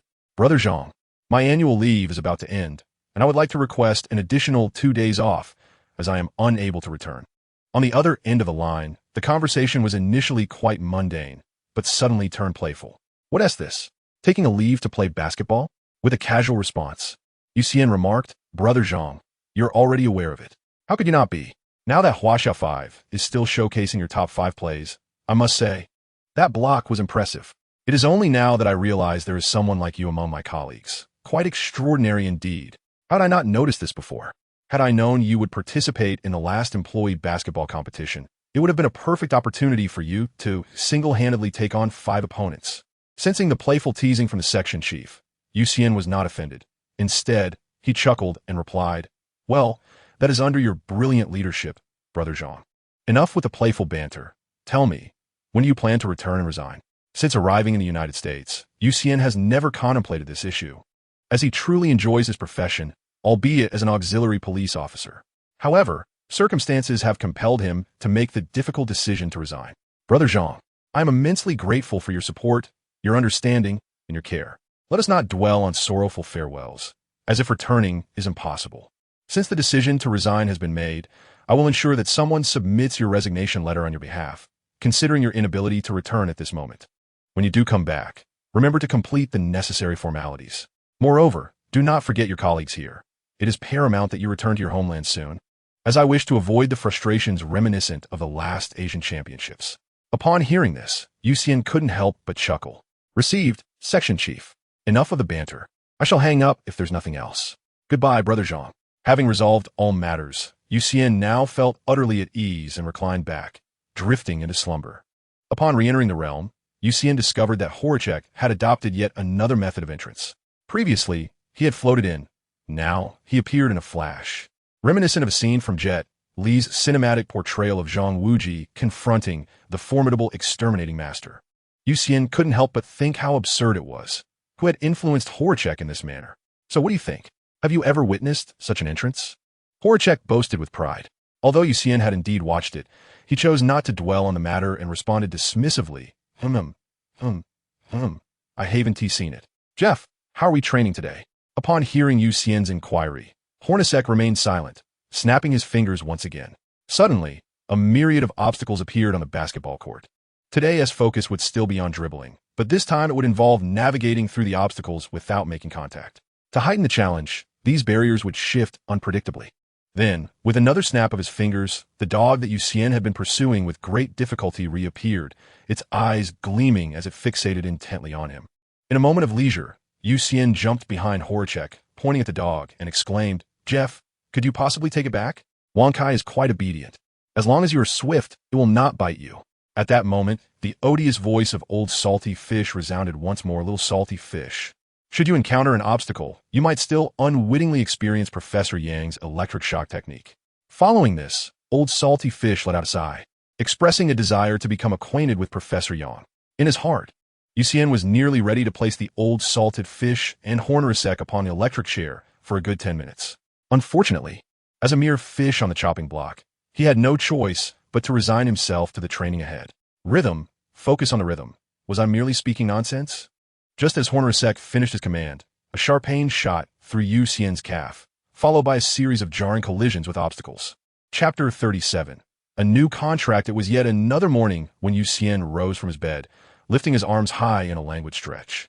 He glanced at his phone by the bedside and noted it was already 6 o'clock. Rubbing his eyes, he remarked, Old salted fish, I've been quite slothful. It has been many days since I greeted the sun at 4. The old salted fish replied lazily, It is not your laziness that is at fault. Rather, you must adapt to the rhythm of competition. Even when the body is not weary, the spirit can be fatigued, and for an athlete, mental exhaustion is far more perilous. After delivering this admonition, the old salted fish adopted a haughty demeanor, adding, "Do you think I administer your electric therapy daily without cause? All right. It is all your credit." Xian retorted without further engaging the old salted fish, proceeding directly to his morning routine. Later, Xian found himself in the hotel gym, only to discover it completely devoid of any company. Were there not supposed to be many attractive ladies in the gym? Where was everyone? Disappointed, he began his stretching exercises. After completing his stretches, he moved to the treadmill, starting with a walk, then a brisk walk, followed by a slow jog, and ultimately settling into a steady pace. Next came his strength training. Once he completed the rigorous training regimen, Xian commenced another round of stretching. By the time Xian made his appearance in the dining hall, it was already 8 o'clock. Upon entering, he spotted Barnes waving at him. Seated alongside the other 2 members of the night club trio, Griffin and DeAndre Jordan, Xian first ordered several newspapers, selecting the food that suited him, and took a seat beside Barnes. As he opened the newspaper, he expected the headline to feature the prominent Paul, but to his surprise, it was about the explosive performance of Harden. He figured there was little point in continuing to read, as he had no particular interest in the matter. Regarding domestic media, Xian felt a mix of eagerness and reluctance. After all, he had been schooled by the esteemed Lillard the previous day, although he eventually regained his composure. Ultimately, he could not resist the urge to glance at his phone, and to his astonishment, the news was replete with accolades for him, highlighting his fierce rivalry. His 17-point turnaround against the Trail Blazers, and how his crucial 3-1 play helped the Clippers extinguish Portland's hopes of a comeback. As Xian tucked away his phone, he couldn't help but reflect on the warmth of family. After dining together, the group gathered to prepare for their return to Los Angeles. With the match scheduled for the night after tomorrow, Coach Rivers generously granted everyone a day of leisure, while sternly admonishing the trio prone to nightlife escapades before dismissing them. Opting for a ride with Barnes, Xian chose not to head straight home, but instead requested a stop at the supermarket. Having depleted his supplies the day before their trip to Portland, he found it imperative to restock. Waving goodbye to Barnes, he entered the supermarket and made a beeline for the fresh meat section. As an athlete, it was essential for him to maintain a substantial intake of protein, primarily from beef and chicken, complemented by bread, milk, eggs, and fruits. As he gazed at the shelves adorned with chips and chocolates, Xian could not suppress his cravings. Yet the thought of his future prompted him to grit his teeth and declare no. After completing his shopping, he was recognized at the checkout. "You're you, aren't you?" As Xian felt a sudden tightness in his chest, he pondered the reason behind it. Was it not the fear of being ridiculed? Even in the absence of physical confrontations, the sting of mockery is indeed a bitter pill to swallow. This sentiment is rooted in the past, when the Lakers games were attended by the elite and affluent, while the Clippers were frequented by the working class, leading to a perception of disdain towards the latter. The situation has improved significantly over time, yet the specter of humiliation still lingered, especially with the Lakers' wealthy supporters residing in the same city. What if he were to face derision? However, as Xian observed the excited demeanor of the vendor, he allowed his guard to lower, offering a gentle nod in acknowledgement. The vendor, seizing the moment, swiftly turned to retrieve a pen and paper, exclaiming, "I watched the game yesterday, and your performance was truly exceptional, particularly in the final minute. Your 3-pointer rekindled hope in my son." Upon hearing this, Xian inquired, "What is the matter? I've only made a 3-pointer, and you've already blocked my shot. How did my 3-pointer rekindle hope in your son?" After a moment of contemplation, Xian realized that many still held reservations regarding the innate talent of individuals of Asian descent. Even with the precedent set by Curry, few could relate more closely to the public than Xian himself, considering that Curry hails from a lineage steeped in basketball heritage. Xian chose not to refute. Firstly, due to the insignificance of the identity at hand, as it was unnecessary for him to engage in a dispute that could tarnish his reputation. Secondly, protecting a child's dream is a responsibility that everyone ought to embrace. You, with a playful gaze, observed the incessantly chattering salesman. Noticing Yu's expression, the salesman awkwardly remarked, "You, that's not what I meant. Please don't overthink it. What is your child's name?" Doug Larry." Although Yu thought to himself, "Another Doug?" His hand did not cease its motion, inscribing on the paper. The sharpness of the sword is forged through grinding. The fragrance of the plum blossom emerges from bitter cold. Talent is not the sole factor. Doug Larry, may we meet on the field of competition. Upon completing his inscription, Yu returned the notebook to the salesman. The salesman eagerly accepted it, his eyes sparkling with excitement as he exclaimed, Is this what Chinese characters look like? Truly exquisite. However, scratching his head, he added, but I must admit, I don't quite understand the meaning. Xian's writing combines both Chinese and English, beginning with a classical poem inscribed in Chinese characters. However, translations fail to capture the essence of the poem's imagery. It may be more fitting to simply write in Chinese. The subsequent line is in English, which ought to be comprehensible to the audience. Only through diligence can one achieve success. After uttering this statement, Xian turned and walked away. Observing Xian's retreating figure, the shopkeeper murmured, Xian is truly a good person. Upon returning to his residence, Xian set down his belongings. Before he could fetch his keys, the door swung open, revealing the Chancellor. Entering the room, Xian first arranged his items, then poured a glass of water for the Chancellor. My dear Chancellor, please make do with this. I have nothing else to offer, as I did not purchase any other beverages. The Chancellor nodded and replied, No need to fuss, water will suffice. I am genuinely pleased to see your discipline, especially considering the countless athletes who have fallen victim to alcohol. You sat leisurely opposite the Chancellor. Chancellor, what brings you here this time? Are you here to see a friend? The Chancellor chuckled and scolded. Have you become foolish from all that training? Did you not call me to come and sign a contract? What is this? No longer interested in signing. Wishing to return home instead? With a light-hearted chuckle, Xian remarked, Oh, how could I forget? Well then, Brother Chung, I shall prepare a meal first, and you can sample my culinary skills. After we dine, we shall proceed together. Oh, you can cook as well? I had originally planned to take you out for a meal, but very well, I shall taste your creations.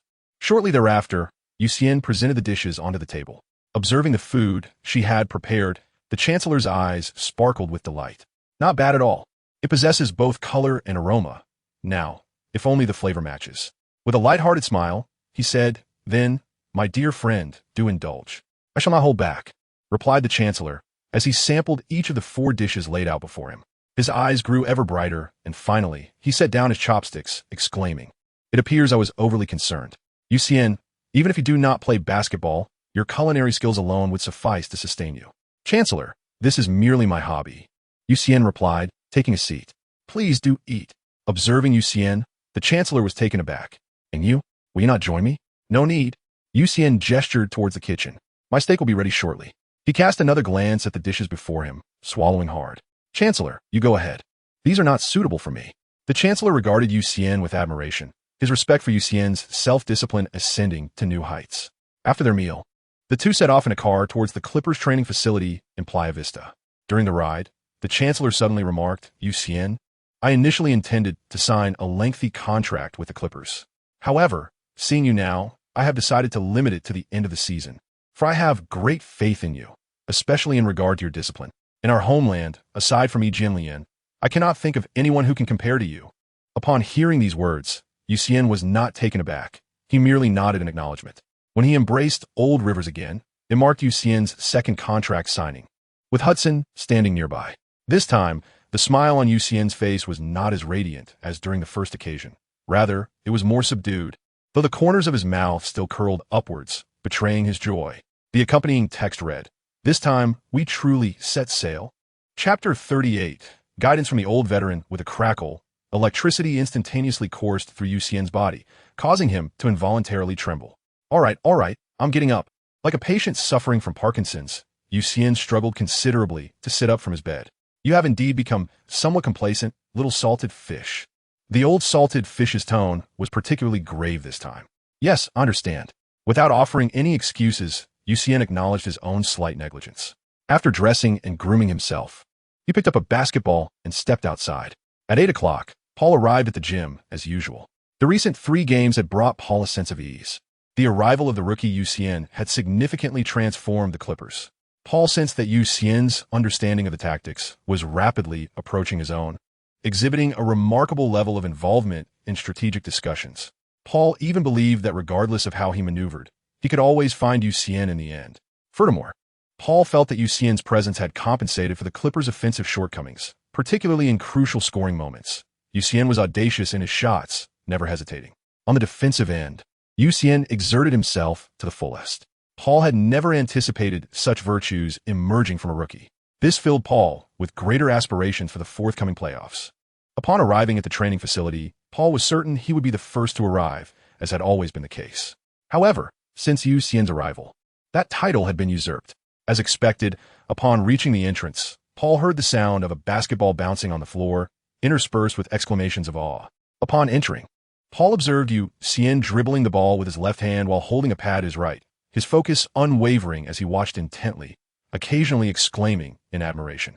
Intrigued, Paul approached Xian and glanced at the video on the pad, which showcased a compilation of various dribbling breakthroughs, predominantly featuring Allen Iverson and Kyrie Irving. Upon viewing the content, Paul had a clear understanding of Xian's intentions. However, upon seeing the protagonist of the video, Paul frowned and voiced, "Are you aspiring to learn how to break through defenders?" Suddenly, Xian heard someone calling his name and quickly turned around, nearly dropping the pad in his right hand. Yet the basketball in his left hand remained steady, rhythmically bouncing. Paul, upon observing this, was filled with delight, recognizing yet another improvement. As Xian turned around, he noticed Paul approaching and quickly ceased his dribbling, grasping the ball with his left hand. "Chris, what were you saying?" "I apologize, I wasn't paying attention." Initially, Paul did not respond to Xian, but gestured for him to wait a moment. Xian felt somewhat bewildered. When Paul reappeared, he had already changed into his attire and was dribbling the ball, showcasing an array of dazzling basketball skills before Xian, exhibiting tricks so flamboyant they seemed almost ethereal. This left Xian in a state of confusion. However, as the team leader performed, it was only natural for him, as a subordinate, to show support. Xian began to clap vigorously. Observing Xian's applause, Paul was equally perplexed, wondering why his junior regarded him as a performer. Paul quickly halted, cradling the ball as he gazed at Xian. Noticing that his leader had stopped, Xian promptly ceased his clapping as well. After a brief pause, Paul spoke. "Are you interested in learning how to dribble and drive like I just did?" He nodded vigorously, yet Paul shook his head. The aspect you need to enhance is not your ability to drive with the dribble, but rather your shooting following the dribble." After pausing momentarily, Paul continued, "I find no fault in your shooting technique, yet it is executed from stationary position. I do not dismiss the shooter, but for you, there lies a significant limitation. Your talent extends far beyond that of a mere marksman. The paramount focus for you now should be to perfect your dribbling skills, ensuring a seamless transition between dribbling and shooting. This connection is of utmost significance for your development at this juncture. A complete offensive play is woven through the dribble, culminating in the final act of shooting. You have already honed your shooting skills admirably. Yet to consider practicing drives while neglecting your dribbling is to reverse the order of priorities, which will not yield substantial improvement." Listening to teacher Paul's instruction, Xian appeared to be deep in thought. Meanwhile, Paul, exhilarated in his inaugural teaching experience, showed no signs of wanting to cease his enthusiastic delivery. Additionally, the demonstration I presented earlier was not intended to elicit applause. Paul deliberately paused and glanced at Xian, who responded with an awkward smile. "What I wish to convey is that this particular dribbling technique may not suit you." With a hint of confusion, Xian gazed at Paul, who felt an overwhelming sense of mentorship swelling within him. He began, "You must understand that, regardless of the approach, it is essential to discover what suits you best. Your height surpasses mine as well as that of Kelly and Allen by a considerable margin. Hence, our dribbling techniques may not be compatible with your physique, as our center of gravity is much lower than yours. If you seek a reference, I recommend watching videos of Bryant, Tracy, and Kevin, as their styles of penetration align well with your capabilities." "Kevin? Kevin Garnett?" Xian inquired, to which Paul responded with an exasperated expression. "Kevin Durant." "Oh, I see. I was merely jesting." Xian chuckled. "Chris, don't take it so seriously." Thus, Xian's training regimen expanded to include the integration of dribbling with shooting. As Xian leisurely dribbled the ball into the paint, he grasped it with both hands and executed a three-step move, culminating in a resounding dunk. Upon landing, he mused to himself, that felt remarkably easy. Indeed, his sequence of movements had developed a rhythm and flowed, albeit at a rather leisurely pace, reminiscent of an elderly gentleman's tempo. Nearby, Paul observed Xian's actions, and upon hearing his self-reflection, felt an overwhelming urge to metaphorically shove a basketball into Xian's mind. "I instructed you to dribble and shoot, not to dribble and dunk," he exclaimed. "You stop and watch me." With that, Paul seized the basketball and began to dribble. Upon reaching the free throw line, he halted and executed a jump shot. Swish, the ball went in. "Do you see that, you? You must refine the transition from dribbling to shooting." Xian nodded fervently, indicating his understanding. Dribbling, catching the ball, shooting, clang, he hit the rim. Xian felt a bit discontented and shouted, again. Dribbling, jumping. The ball slipped from his grasp. Again, dribbling, jumping, clang, he hit the rim once more. Thus began Xian's exhilarating journey of relentless misses. When Coach Rivers and the others entered the gym, they saw Xian drenched in sweat, fervently shooting and missing, while Paul oversaw the practice, chattering away. Upon noticing Coach Rivers' entrance, Paul pointed at Xian, proudly boasting to the others, "See, this is what I taught him." Upon hearing this, Coach Rivers felt his blood pressure spike to 200, his heart racing uncontrollably. He staggered slightly, quickly grasping the doorframe, and with a hand pressed against his chest, muttered to himself, stay calm, not worth getting angry over." Coach Rivers briskly approached Paul, gripping his shoulders tightly, and exclaimed, "Chris, where has my sharpshooter gone?" Huh? Paul hesitated to respond immediately, squinting and turning his face away to evade Coach Rivers' intense scrutiny, waiting for him to quiet down. However, Coach Rivers' lungs, invigorated by Xian's misses, were remarkably robust, and Paul could no longer endure the silence. He swiftly covered Coach Rivers' mouth and said, "Doug, I am teaching Xian some offensive techniques. Those misses stem from poor coordination during dribbling and shooting and have nothing to do with his shooting touch." Coach Rivers locked eyes with Paul, initiating a silent exchange. Coach Rivers, really? Paul, indeed. Having received the answer he sought, Coach Rivers glanced downward, gesturing for Paul to follow his gaze. Paul, understanding the implication, quickly withdrew his hand and discreetly wiped the drool on his jersey. This scene did not escape Xian's notice, leaving him feeling rather nauseated. No way. Even if I were to die, I wouldn't sit next to Paul. Too disgusting. Chapter 39. The opportunity to start with the playoffs approaching. Each player's training regimen was tailored to their needs. For instance, Paul was primarily focused on maintaining his health. There was no need for anything else. If Paul were to sustain an injury, Coach Rivers could simply take the entire Clippers team fishing. However, Paul was quite disciplined, and Coach Rivers had no concerns there. The same applied to Griffin, although his rehabilitation exercises were essential to maintain his physical condition. Yet, Coach Rivers was less worried about Griffin's training and more concerned about the young man's unwavering pursuit of nightlife, which was becoming quite excessive. What troubled him further was Griffin's indiscriminate taste, as he seemed unperturbed by age. Coach Rivers lamented, "This child has such skewed values." At present, Coach Rivers felt as though he might as well carry Griffin on his belt, overwhelmed with concern. As for his son, Doc Rivers sighed, "Let him be." Upon reflecting on the 30 million substitutes and recalling the formidable prowess of Coach P and the Wizards, I am left utterly exasperated. As for Xian, Coach Rivers truly holds him in high regard. Through recent games, Xian's status in Rivers' estimation has been steadily ascending, securing a significant position in his mind. He eagerly anticipates Xian's rapid evolution, albeit with the necessity of maintaining a stable foundation. Otherwise, it would be surprising to witness him struggle after a missed shot. Moreover, in Rivers' perspective, even if Xian does not progress further at this juncture, his current caliber is sufficient to earn him a place in the NBA. A player who can defend and shoot three-pointers is still highly coveted in the league, as evidenced by the fact that 35-year-old Barnes can still start. Rivers' current dilemma lies in how to manage the remaining 6 games to provide rest for his starters. Although he has granted the players a day off, he remains somewhat apprehensive about the physical condition of veterans like Barnes, fearing fatigue-related injuries. As the season nears its conclusion, players must conserve their energy in preparation for the playoffs, akin to a snake that must feast before entering hibernation.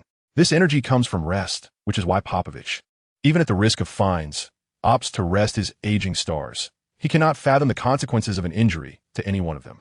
Thus, upon his arrival this morning, Rivers commenced organizing a health check for the players to assess any injuries. However, the more one fears, the more likely it is that misfortune will arise. Indeed, as Rivers was sorting through video footage, Eastman approached him, visibly troubled, to deliver news that was neither entirely good nor entirely bad. Barnes is injured. Upon hearing this, Rivers' hand trembled with the tape he held, and he quickly looked up at Eastman, demanding an explanation. "Doug, do not fret too much," Eastman offered a brief comfort. But as Rivers continued to scrutinize him intently, Eastman hastily elaborated on Barnes' situation. "This morning, after Matt arrived and mentioned some soreness in his calf, I took him to the team physician for an examination, which revealed a mild strain. He will require approximately 10 days of rest." The medical staff attributed Barnes' injury to prolonged play leading to muscle fatigue, but assured that it was not severe and would resolve with a few days of rest. Upon hearing this, Rivers sank into his chair and let out a long sigh. Eastman, Are you angling to usurp my position as the head coach of the Clippers? Eastman, momentarily taken aback, awaited Rivers' next words. Otherwise, your speech is rather slow. Are you waiting for me to have a heart attack? Sensing Rivers' uncharacteristic demeanor, Eastman replied, Doug, the final games are crucial for us in Matt's absence. Rivers, however, felt little concern regarding Barnes' injury, as his immediate thought upon learning of it was of Xian. At that moment, Xian was still checking on Barnes, nearly ready to slice his steak into bite-sized pieces to feed him. However, Barnes remained utterly unconcerned, for he could once again enjoy a paid vacation. Observing Barnes depart in high spirits, one might mistakenly believe that he had just welcomed the arrival of his fifth child. The crowd watched him leave, and before they could indulge in their musings, they suddenly noticed a peculiar shift in the atmosphere among the players surrounding them. The starting players maintained their usual demeanor, yet the substitutes exhibited an unexpected fervor, their gazes sparking with an intensity that left Xian somewhat bewildered. What was amiss? Had they taken performance-enhancing substances? In his confusion, Xian felt compelled to inquire and seek knowledge. Thus, Xian found her newly appointed mentor, Paul. Eagerly, she offered him a cup of water and squatted beside him. Chris inquired about the source of their excitement and fervor, likening it to an adrenaline rush. Adrenaline rush? Paul did not respond to Xian's question, but instead expressed curiosity about the notion of an adrenaline injection, wondering aloud if such a substance could indeed be administered into the body. Xian covered his face, dismissing the matter. Don't pay attention to that, Chris. I am curious about what has transpired with them. Is it not evident? Paul replied nonchalantly. They are vying for a starting position. In a moment of clarity, Xian realized that Barnes was essentially sidelined for the regular season, with a return only possible during the playoffs. This left a vacancy in the starting lineup, beckoning players from the bench to seize the opportunity, a tantalizing prospect indeed. However, with Barnes injured, while players like Rivers were flexing their muscles, one had to wonder what Yudo was doing amidst the commotion. Was he merely a bystander? Your moment has arrived. Just as Xian was lost in thought, Paul began to prompt him, stating, here lies your greatest opportunity. Your current role aligns closely with Barnes, allowing for a seamless transition. Paul gestured, if Doug isn't intoxicated. The starting position is yours. Is that so? Xian asked, astonished. Paul nodded in affirmation. Chris, shall I showcase my strengths to Doug? Without awaiting Paul's approval, Xian seized the basketball with his left hand and dashed towards the unoccupied half of the court. Upon reaching the three-point line, he abruptly halted, rose, and took a shot, only to hear the disheartening sound of the ball clanging against the rim. Undeterred, Xian retrieved the ball, dribbled again, and attempted another shot, which also resulted in a clang. Paul stared in disbelief at Xian, thinking to himself that he hadn't intended for him to draw Doug's attention in such a reckless manner. It was tantamount to courting disaster. Just emerging from the conference room, Doc Rivers was once again startled by the sound of the rim. Upon focusing his gaze, he realized it was Xian once more. Doc Rivers' face flushed crimson, his temples throbbing, and he bellowed, meeting time. And if you wish to continue showcasing your clanking shots, then prepare to keep the water cooler company. The crowd erupted in laughter upon hearing this, while Xian, clutching the ball that had ricocheted off the rim, cast a reproachful glance at Paul, feeling wronged. Paul, with a resigned expression, replied, I meant for you to attempt a three-pointer, not to dribble and clang. In the midst of a casual debate, I asserted that I was merely showcasing my learning abilities, not engaging in idle chatter. Upon entering the conference room, Coach Rivers commenced the routine film session, focusing on the theme of the high-altitude battle. As per usual protocol, Woodson began by elucidating the Nuggets' defensive strategies, followed by Rivers' analysis of the offense. The only concern troubling Rivers regarding the Nuggets was the issue of altitude sickness. He jestingly remarked that the threats posed by the Nuggets were virtually non-existent. Thus, as they prepared for the upcoming away game against the Nuggets, Rivers boldly declared the necessity of victory. Subsequently, Rivers delved into tactical discussions, particularly emphasizing the offensive and defensive responsibilities of the small forward position, casting frequent glances towards Xian, who attentively absorbed the information. During lunch, Xian specifically requested 3 portions of nutritious meals, devouring them ravenously, much to the astonishment of Paul, who looked quizzically at his own plate, wondering if his meal was somehow inferior. Chef Rich, observing Xian's voracious appetite, lamented with feigned sadness, Your performance makes me feel inadequate. You are the only one capable of consuming 3 portions of nutritious meals, which is a denial of my efforts. This elicited laughter from the others, who quickly stifled their reactions to avoid any unintended mishaps. After a restful afternoon, Rivers began demonstrating the tactics.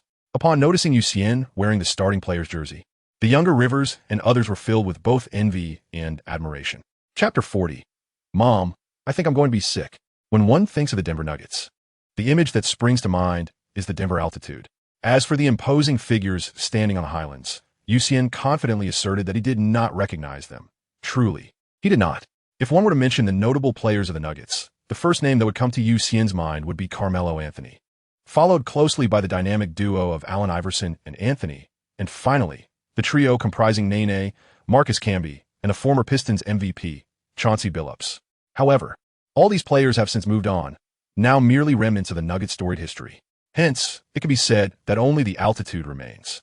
The Nuggets' home arena, the Pepsi Center, is perched at an elevation of 606 meters on the outskirts of the Los Angeles Mountains. Although this height may not seem substantial, the experience is indeed palpable and worth every bit of the effort. Yet, the ignorant often exhibit a fearless disposition towards the unknown, much like Xian. As he boarded the plane, Xian was lively and animated. Throughout the flight, he chatted joyously and slept soundly, leading him to believe that the altitude was nothing to fear. However, the moment the plane landed and the cabin door opened, Xian was taken aback. It felt as though the very oxygen had been siphoned from the air, leaving his lungs nearly gasping for breath. Furthermore, he noticed a significant drop in temperature. As Xian's legs weakened, his recently risen body collapsed once more into the seat. A wave of dizziness washed over him, accompanied by a rising wave of nausea. He gasped for breath, desperately attempting to alleviate his discomfort, yet all efforts proved futile. His mind felt hazy, and the sensation of nausea intensified. Unable to contain himself any longer, he exclaimed, "Mom, I feel like I'm going to be sick." Upon hearing this, the entire team turned to look, discovering Xian slumped in his seat. The team physician promptly noticed his condition, hastily retrieved an oxygen bag, and administered it to Xian, all the while soothingly urging him, "You relax, relax." With all her strength, Xian gasped for air twice, finally feeling as though she had regained her vitality. Yet her body remained utterly limp. Old Rivers cast a concerned glance at Xian, having not anticipated her profound reaction to the high altitude. With the collective effort of the others, Xian eventually managed to board the bus. Today, Wilcox had deliberately seated himself beside Xian, observing her near lifeless state. He inquired mysteriously, "What did you mean by that statement you made earlier?" At this moment, Xian's mind had drifted far beyond, hearing Wilcox's inquiry and casually responding. That phrase is an ancient incantation, a prayer for swift recovery. Wilcox appeared contemplative, seemingly recalling Xian's pronunciation moments ago. It was already 4 o'clock, and Old Rivers, observing Xian reclined on a massage table, seemed to hesitate. The match was imminent. One of his predetermined starters was now unfit, necessitating a shift in strategy, introducing an element of uncertainty. Glancing at the substitutes across from him, resembling bulldogs in their readiness, Old Rivers felt a throbbing headache. With the first-string players injured and their backups rendered ineffective, he pondered what to do next. Rubbing his temples, he dismissed the others to warm up on the court, feeling a pang of difficulty as he caught sight of his son's eager yet reluctant gaze. "Oh, son, if only you could grow a few more centimeters." Xian had already taken note of the situation here, feeling an overwhelming sense of frustration. Just when he was on the verge of ascending to a higher position, he found himself thwarted by the highlands. Fate seemed to conspire against him. While he was still wallowing in self-pity, the old salted fish struck up a conversation. "Little salted fish, what is wrong? Are you feeling quite disheartened? Guess what? I can assist you, but you must agree to one condition." Upon hearing the news, Xian felt an overwhelming surge of excitement that compelled him to sit up immediately. However, his sudden movement proved too vigorous, and lacking strength, he tumbled from the bed. Resolutely grasping the chair, he hoisted himself upright, gritting his teeth as he declared, "Come on, as long as you assist me, I shall not quibble over the terms. Even if it means I must eat excrement at once, I shall accept." "Very well, then you may proceed to the restroom." The voice of the old salted fish retorted with a hint of mockery. Upon hearing the words, Xian's expression immediately soured. "I was merely jesting, yet you took it to heart. You still claim that your lessons have not been sufficient? A dog cannot change its nature." The prevailing circumstances compelled Xian to concede. As he admitted his fault, the sincerity in his tone filled the old salty fish with immense satisfaction. "Very well, remember this for the future. Now off to the restroom. A gentleman may be slain, but cannot be dishonored." Xian gritted his teeth. "I have already acknowledged my mistake. Must I still go to the restroom? Indeed. If you don't go and are seen by others, it would be disastrous. Fair enough, fair enough. Let us hurry. As the warm-up concluded, Little Rivers hurried past his teammates, racing towards the visitors' locker room. Why the rush? He was anxious, as the starting lineup was imminent, and he needed to ensure his father submitted it promptly. However, when Little Rivers, drenched in sweat, flung open the locker room door, he was met with a deflated spirit, akin to a frostbitten eggplant. For Xian was energetically engaged in a tactical discussion with Old Rivers. Upon noticing Little Rivers and his companions entering, Xian greeted them with a broad smile. Undoubtedly, following Barnes' injury, Xian's ascension to the starting lineup was a fortuitous turn of events for the visiting Chinese journalists.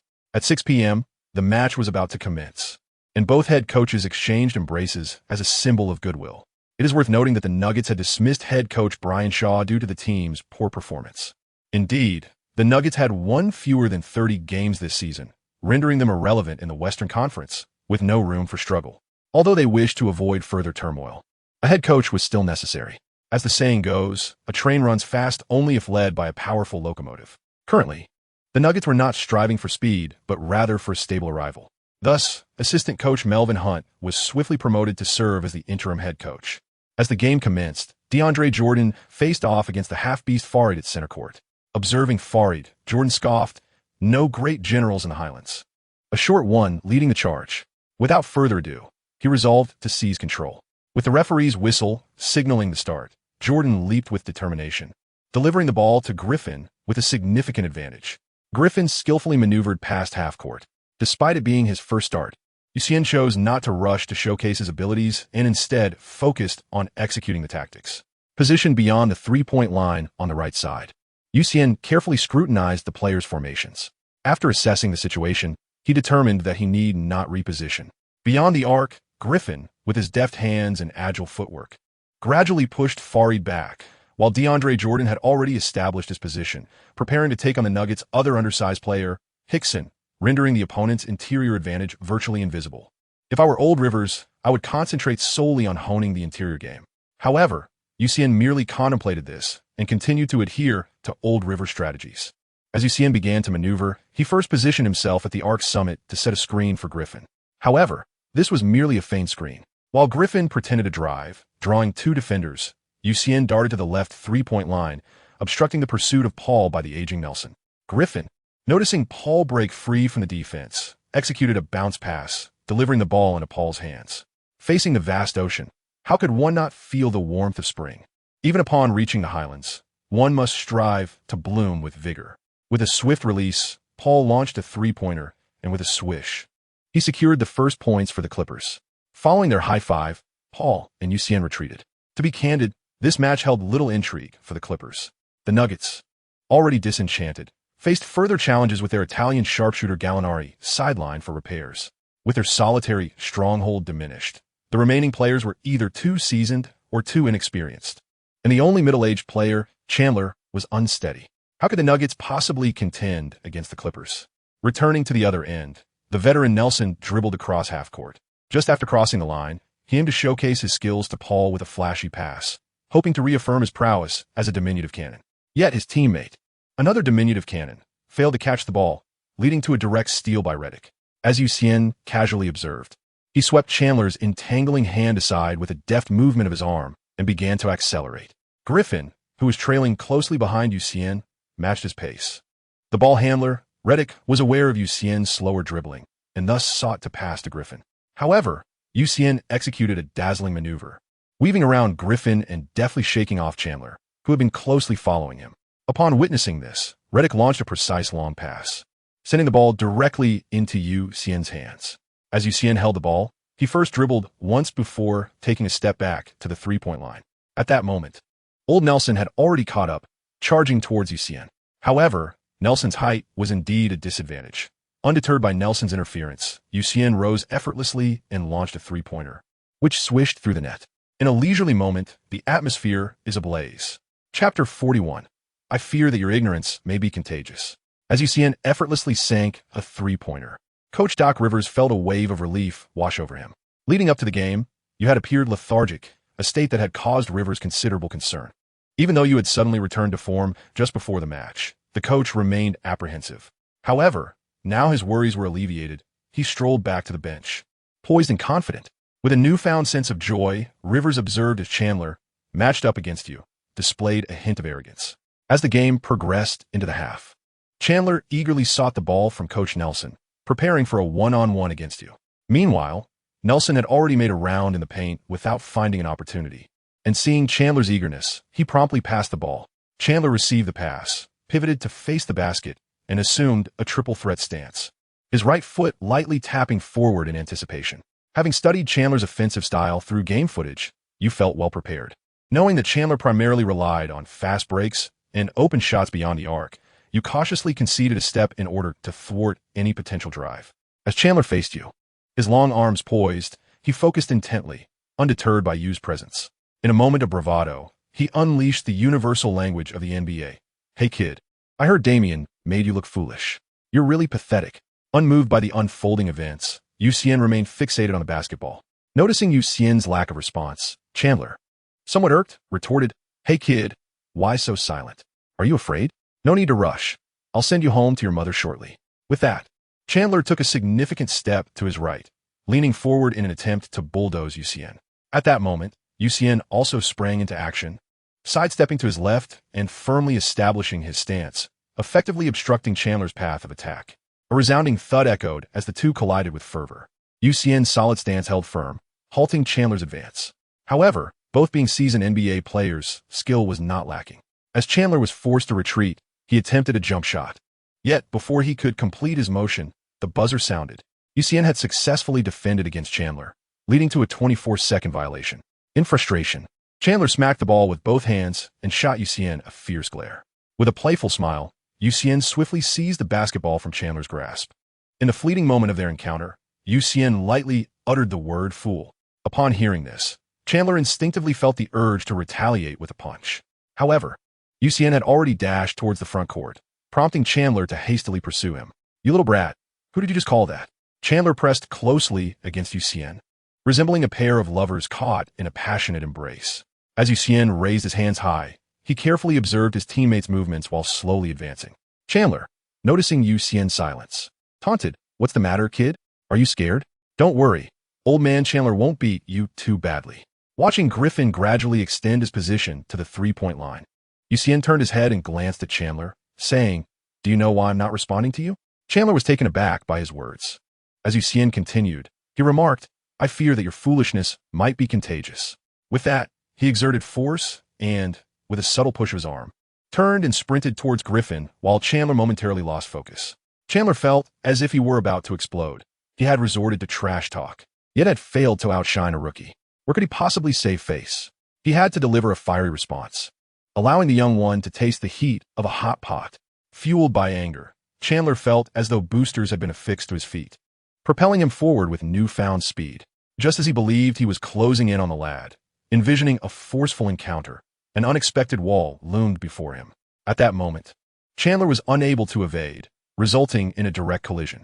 It turned out that Xian, noticing Griffin's elevation, intended to execute a screen with him. Although Griffin's emotional intelligence was questionable, his basketball acumen was undeniably top-notch. As Xian charged toward him, Griffin executed a clean and efficient screen. Observing Xian shake off his defender, Paul delivered a precise pass, enabling Xian to receive the ball. With a mere 2 steps separating him from Farid, he executed a jump shot, scoring 2 points and advancing the tally. With an impressive 8-0 run, the Clippers joyfully retreated on defense, while the Nuggets opted not to call a timeout, allowing the seasoned Nelson to maintain control. After having been outwitted by Xian on 2 occasions, Chandler's mindset was on the brink of explosion. He was determined to reclaim his dignity. Nelson, leisurely dribbling the ball and yet to cross half court, was approached by Chandler, who leaned in to demand the ball.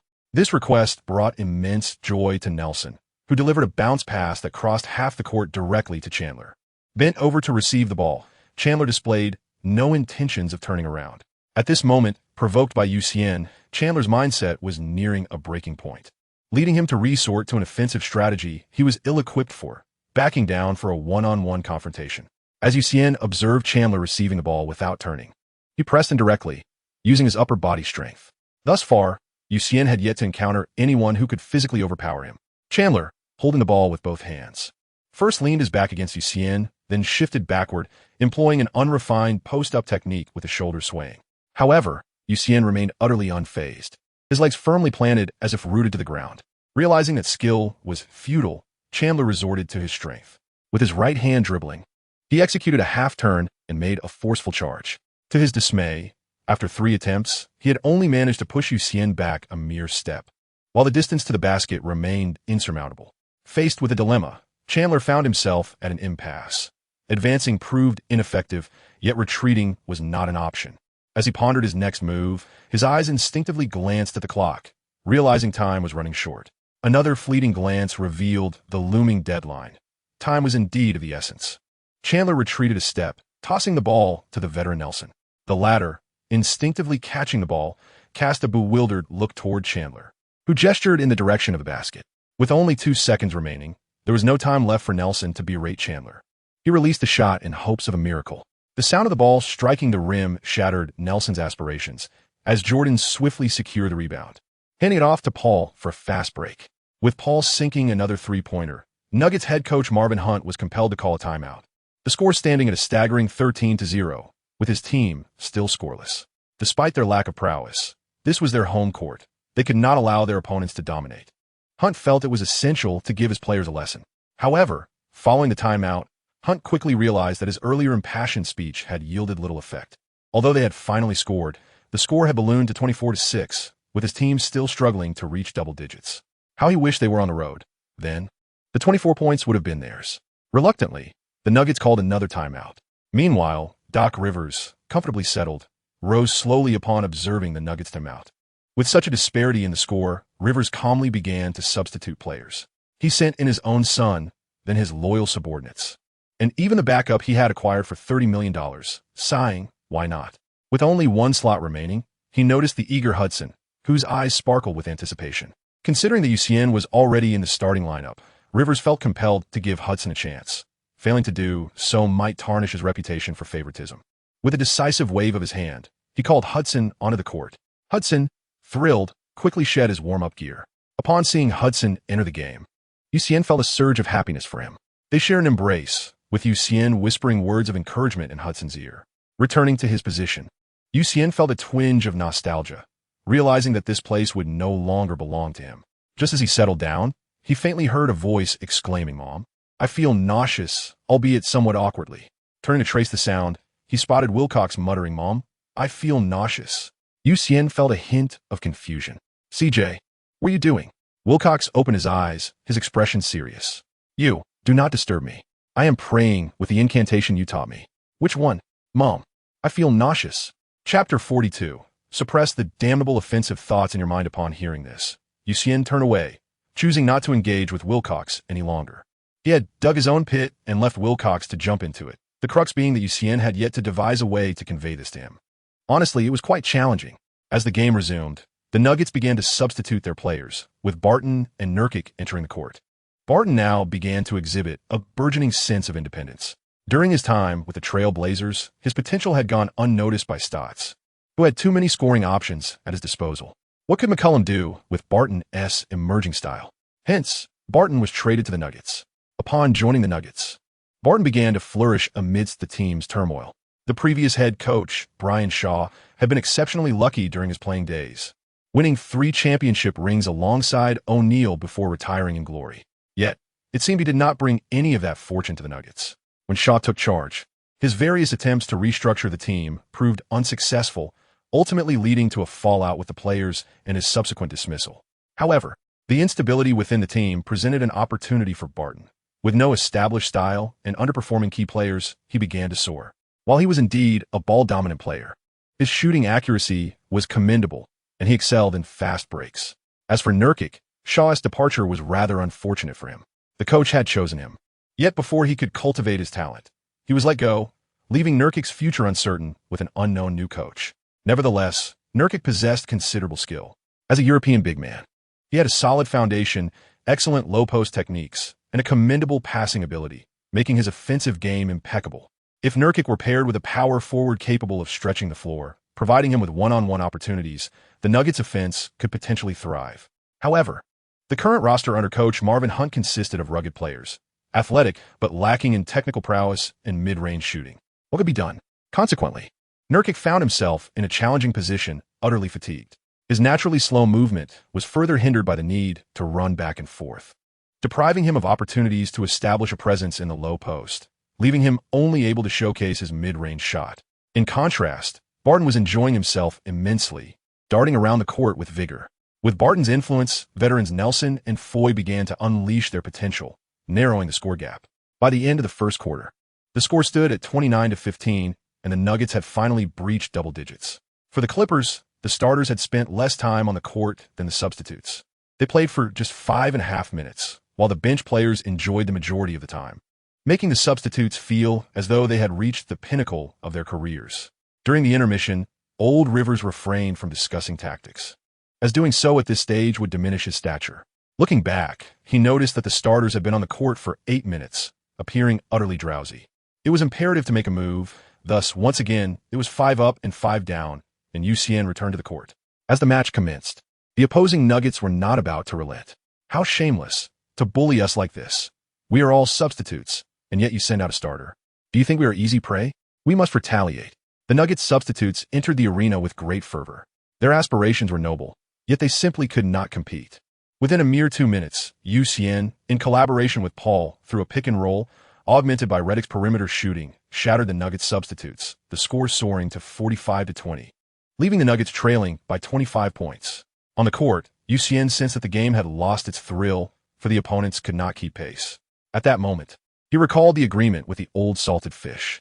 In the restroom, the old salted fish had insisted that Xian must engage in practical play, because a great person once proclaimed that practice leads to mastery. Therefore, the old salted fish required Xian to dribble on the court to enhance his skills. However, witnessing such a significant lead, Xian decided to seize the moment and execute a grand maneuver. Approaching Paul, who was poised to receive the ball, Xian whispered an elaborate plan in his ear.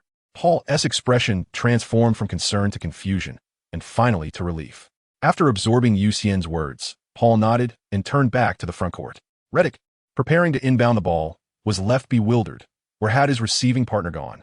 In a moment of confusion, Redick hastily called out to signal for a free throw.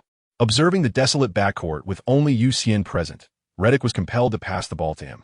However, Redick was acutely aware of a slight flaw in Xian's dribbling technique. Thus, as he executed the pass, he promptly stepped onto the court to request the ball. Based on previous instances, Xian would undoubtedly make the pass, yet this occasion proved to be distinctly different. Xian waved his hand at Redick, then took the ball and advanced towards the front court. As Xian swiftly dribbled the ball past the halfway line, he began to accelerate. Chandler, who was tasked with defending against Xian, found himself somewhat perplexed. However, he did not dwell on it for long and quickly moved to close the gap. It must be said that there's a reason why Griffin is affectionately dubbed Powerful Griffin. Observing Xian's rapid dribbling and recognizing his lack of breakthrough maneuvers, he hastily stepped up to provide a screen, effectively blocking Chandler's path.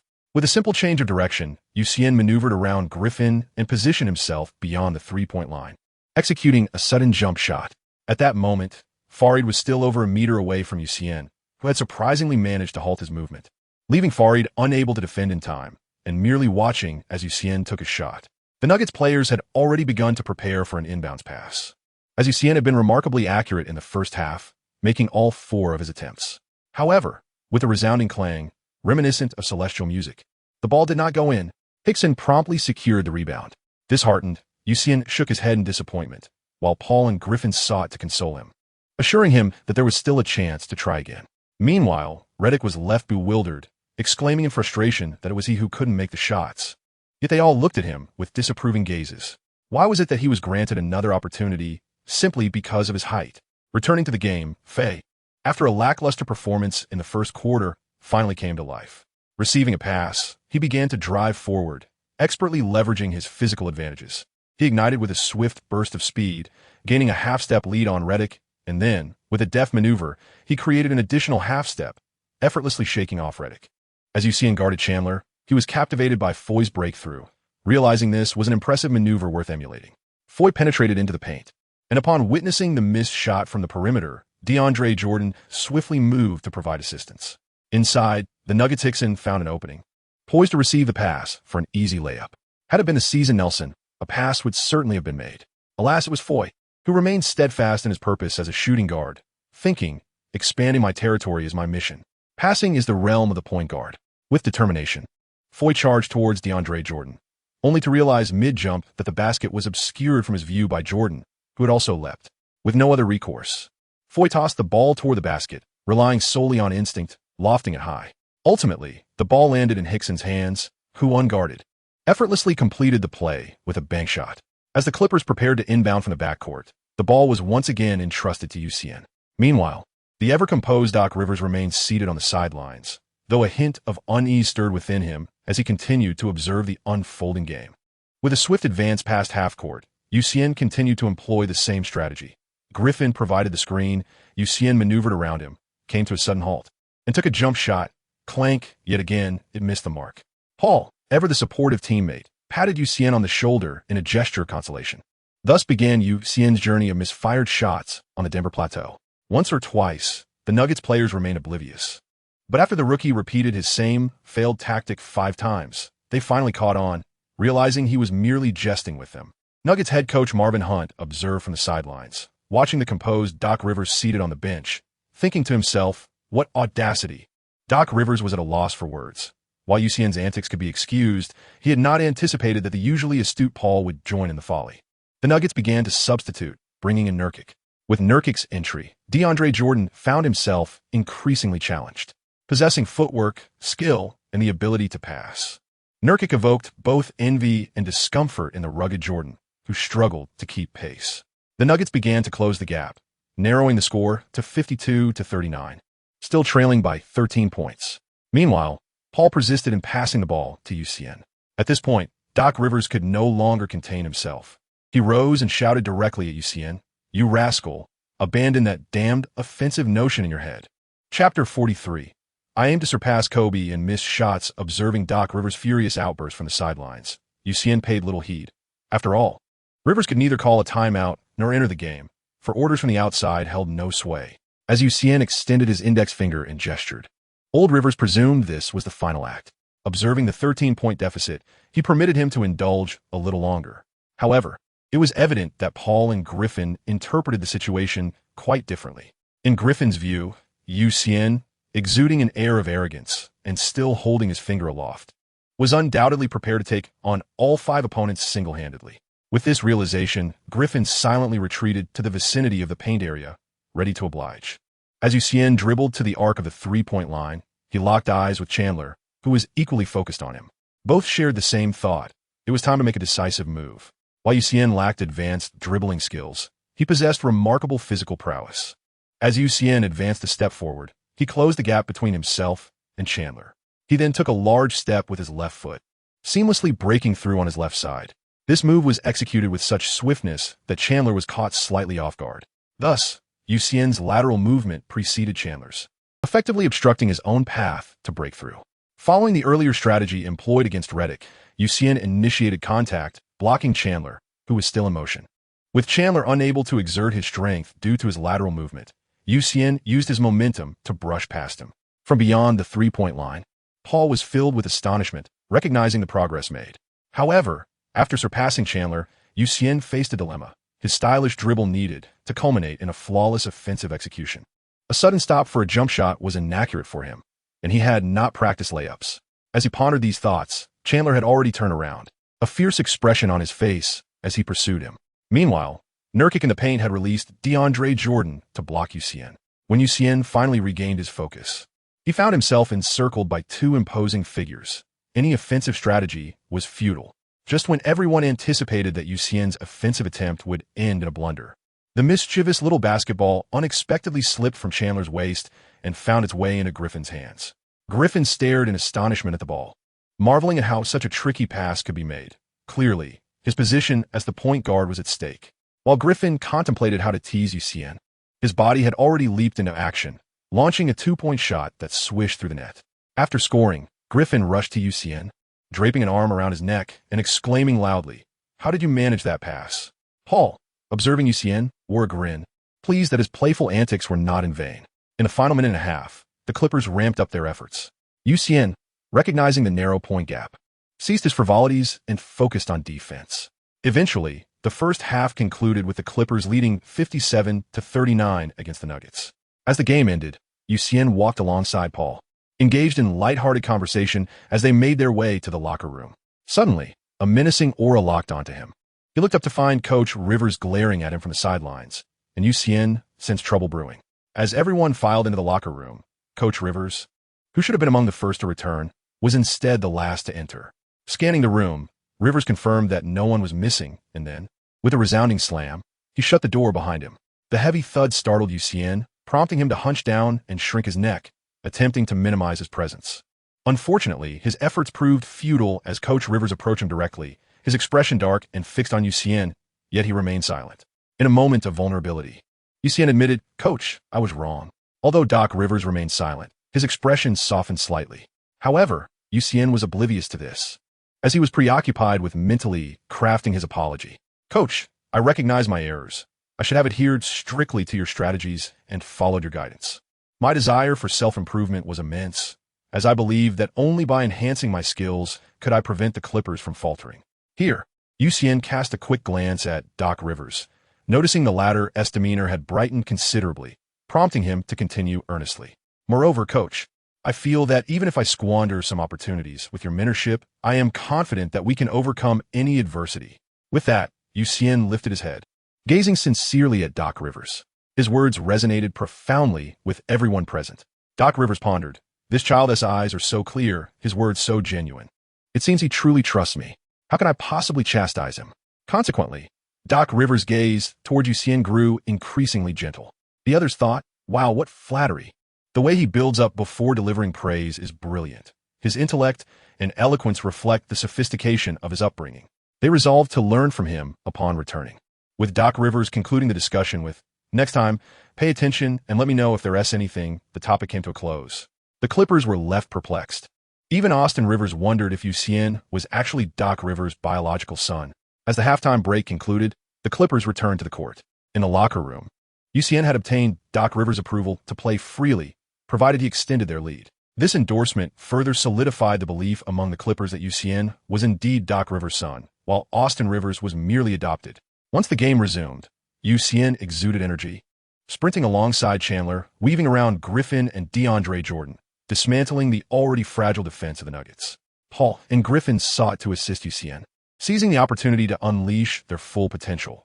The score surged to 68-50, with the Clippers leading by 18 points. It was then that Xian truly let loose. The Nuggets found themselves helpless against this onslaught, enduring a blatant and unchallenged domination. Just as they aimed to close the gap, the Clippers starters retaliated, quashing any hope of a comeback. With Xian's support, the Nuggets clung tenaciously to the score, finishing the third quarter at 82-70, having managed to recover 6 points. However, a minor incident transpired in the third quarter. As the period neared its conclusion, Austin Rivers, perhaps envious of Xian's treatment, lashed out in frustration at the referee, resulting in a technical foul and subsequent free throws. Despite trailing by 12 points, the Nuggets were determined to take risks in the final quarter, recalling the Clippers' history of fourth-quarter collapses. Ultimately, it was evident that the Nuggets had overestimated their chances.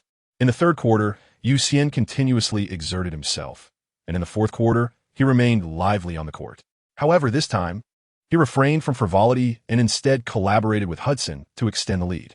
He assisted Hudson with 2 more assists before being substituted out for Rivers. Ultimately, the Clippers triumphed over the Nuggets with a score of 107-92. Redick scored 24 points and secured 4 rebounds. Jordan contributed 14 points and 22 rebounds, while Paul amassed 23 points and 9 assists. Xian, on the other hand, made 6 out of 16 shots, accumulating 15 points, 6 rebounds, and 2 assists. As for Griffin, he was led astray by Xian's exuberance, resulting in an erratic 3-point shooting performance, where he went 0 for 5, finishing with only 12 points. Hudson finally made his appearance, but had been absent from the court for too long, achieving 1 out of 5 shooting, along with 4 assists and 4 rebounds. As the game concluded, players from both teams embraced each other, though they notably bypassed Xian, the reason for which was well understood. Nevertheless, there was one player who did embrace Xian, Nurkic. If one were to identify a beneficiary from this match, it would undoubtedly be Nurkic, as Xian's dynamic play provided him with ample opportunity for increased playing time. Upon returning to the locker room, having just finished freshening up, Xian discovered the space filled with reporters, with some already interviewing Griffin and others. Xian sat leisurely in a chair, greeting the domestic journalists with a smile. You arrived quite early. A male photographer from the crowd chimed in. We are not in a hurry to wait for you. It's a pity you're a man. If you were a young lady, I would be absolutely thrilled. Xian chuckled in response, causing everyone to burst into laughter. When asked about his perfect shooting performance in the first 4 attempts, followed by a significant drop in accuracy, one reporter inquired if it was due to altitude sickness. No, he replied, I aim to surpass Kobe. The room erupted with excitement at this revelation. It was sensational news, ripe for reporting. However, before further questions could arise, Xian continued, Kobe is my idol, and I have always aspired to surpass him. Yet, I realized it was exceedingly challenging, so I decided to take a different route and aim to outshine him in missed shots. As Xian concluded his response, someone quietly interjected, Xian, I fear you may not be able to achieve that, for Kobe's record for the most missed shots in a single game is 30. To which Xian retorted, well, I can at least surpass him in the length of my hair. This elicited another wave of laughter from the crowd. Chapter 44. An invitation from afar. Hastily wrapping up the interview, the Clippers boarded their flight home, as they were scheduled for a back-to-back game against the Lakers the following day. Just as they settled into their seats, Xian received a notification on his device. As Xian reclined in his seat and opened the email, the first thing that caught his eye was the phrase invitation. Following that was the message, Dear Xian, greetings to you. To see your words is akin to seeing you in person. Since we parted ways at graduation, we have not had the pleasure of meeting again, and I find myself missing you dearly. Over these 2 years, we have both embarked on our separate journeys, each with our own lives, our own careers, and our own possessions. Although time may alter many things, it cannot diminish the bond of friendship we share. Soon, I shall be wed, and I sincerely hope you will be able to attend. At the end of the email was an image depicting a pair of young individuals clad in crimson attire, their smiles radiant and full of joy. As Xian gazed upon the image, a sigh escaped his lips. Indeed, 2 years have elapsed since graduation. It is high time for a reunion, to reconnect and reminisce. However, his expression shifted, and he muttered to himself in resignation. It has been 2 years since we last met. A gathering is indeed warranted. But must you, a grown man, indulge in such sentimental musings? I find it hard to believe.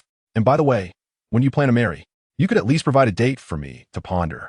It turned out that the email was from a male acquaintance, Li Tao, who had been Xian's roommate during university. During their school days, they had shared both joys and hardships. Whenever one faced financial difficulties, the other would offer assistance.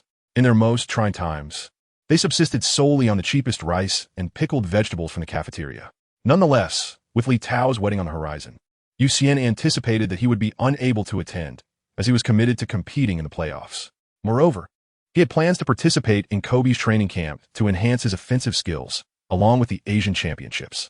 Although the Blue Shoes had not yet called upon him, his schedule was already brimming with engagements.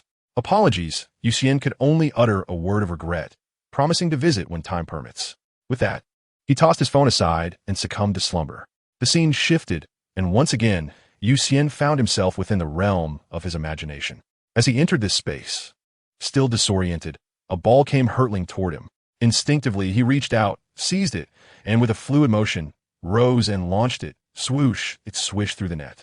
For Xian, catching and shooting had become an innate reflex, rendering the entire sequence a seamless dance of grace and beauty. In the enveloping darkness, the sound of applause echoed, and following the direction of the sound, Xian beheld Horace K, clad in a sleek black trench coat, beneath which lay a matching black suit, complemented by polished leather shoes that gleamed. A hat adorned his head, its brim casting a shadow over half of his face, while a lit cigarette dangled from his lips. A white scarf draped around his neck, gently swaying in the breeze that also dispersed the lingering smoke. Jeff, who are you portraying today? He inquired. Little Horse. As for Little Horse, Xian was at a loss. I too am unaware, the year the film was made. I had yet to be born. Later, Little Horse gained immense popularity, garnering a devoted following. However, during that time, I was merely an innocent child. Though I had outgrown the age of watching cartoons, their cherished place in my heart remains unshaken by time. Casually, Xian inquired, who is Brother Ma? This time, it was Hornacek who was taken aback, yet he maintained the demeanor of Brother Ma. Slowly, he removed his hat with his right hand, inhaled a puff of smoke, allowing the mist to ascend gracefully, and gazed at Xian with a melancholic expression. You do not know who Brother Ma is? Upon reflection, Hornacek realized that Xian had not yet been born when this film was made. This revelation left Hornacek somewhat disheartened, feeling that his meticulously prepared cosplay had been wasted. Akin to playing music to a cow, with a snap of his fingers, Hornacek's attire transformed back into training gear. Today, I observed your performance during the daytime competition. Your desire to develop a new offensive strategy is commendable. I would like to emphasize 2 points. First, pay attention to rhythm. Every aspect of basketball requires its own tempo, which necessitates continuous practice. Second, maintain balance. While you can keep your body balanced without the ball, the sensation is different when you possess it, requiring extensive training. Lastly, ensure that your footwork is precise. Before you halt the ball and rise for a shot, it is essential to adjust your steps, as this significantly influences the stability of your release, necessitating prolonged practice. Jeff, just tell me straightforwardly that it's about practice, Xian replied, cradling the ball in his arms, his tone betraying a hint of impatience. Hornacek let out a dismissive huff, and with another snap of his fingers, Xian's rival, withKoi, materialized, his eyes gleaming with an insatiable yearning directed towards Xian's calves. Xian immediately shrank back, resembling a quail, beseeching the Great One's forgiveness. Upon witnessing Xian's demeanor, Hornacek nodded in satisfaction. Very well, let us discuss today's training regimen, dribbling with both hands while navigating through the cones. I shall not elaborate on the expected movements. You may commence. Upon hearing the rhythmic dribbling of the basketball, Xian became alert, for Hornacek was known for his unexpected maneuvers, reminiscent of the initial moments of entering a new space. However, after a prolonged wait, no additional ball materialized. Just as Xian was about to voice his inquiry, the ball in his hands began to swell and enlarge, akin to the process of cellular division, transforming the singular basketball into a pair. Xian was astonished, exclaiming in wonder, "Wow, such a technique exists." However, what truly filled him with trepidation was the sudden division of withKoi before him, splitting swiftly into two. Startled, Xian leaped back. "Shadow Kron technique? Is it you, Naruto?" he inquired hesitantly. The other party remained silent, but upon closer inspection, he noticed that the eager glint in their eyes had not changed, prompting him to breathe a sigh of relief. "All right, let us not dally any longer. Let the training commence." During his initial attempt at dribbling with both hands, Xian found it rather intriguing. Yet, his momentary distraction caused the ball in his right hand to fall, followed by a sharp pain in his right calf as the ball from his left hand also escaped his grasp, resulting in yet another sting in his left leg. This cycle of dropping the ball, enduring bites, and retrieving it continued relentlessly. When Xian was finally roused, it was already the early hours of the morning. He hurriedly boarded the bus to return home for some much-needed rest. For Xian, joining the Clippers had not presented any notable challenges. There was no animosity among the players, except for the ever-skeptical Austin Rivers, who persistently believed Xian to be the biological son of Doc Rivers. This notion made Xian scoff. "With looks like mine, is that even plausible?" The team schedule was also quite reasonable, featuring 2 back-to-back games, both held at home. Xian had yet to encounter the so-called rookie wall, as the seasoned veterans received daily massages and treatments, making it arduous to push through.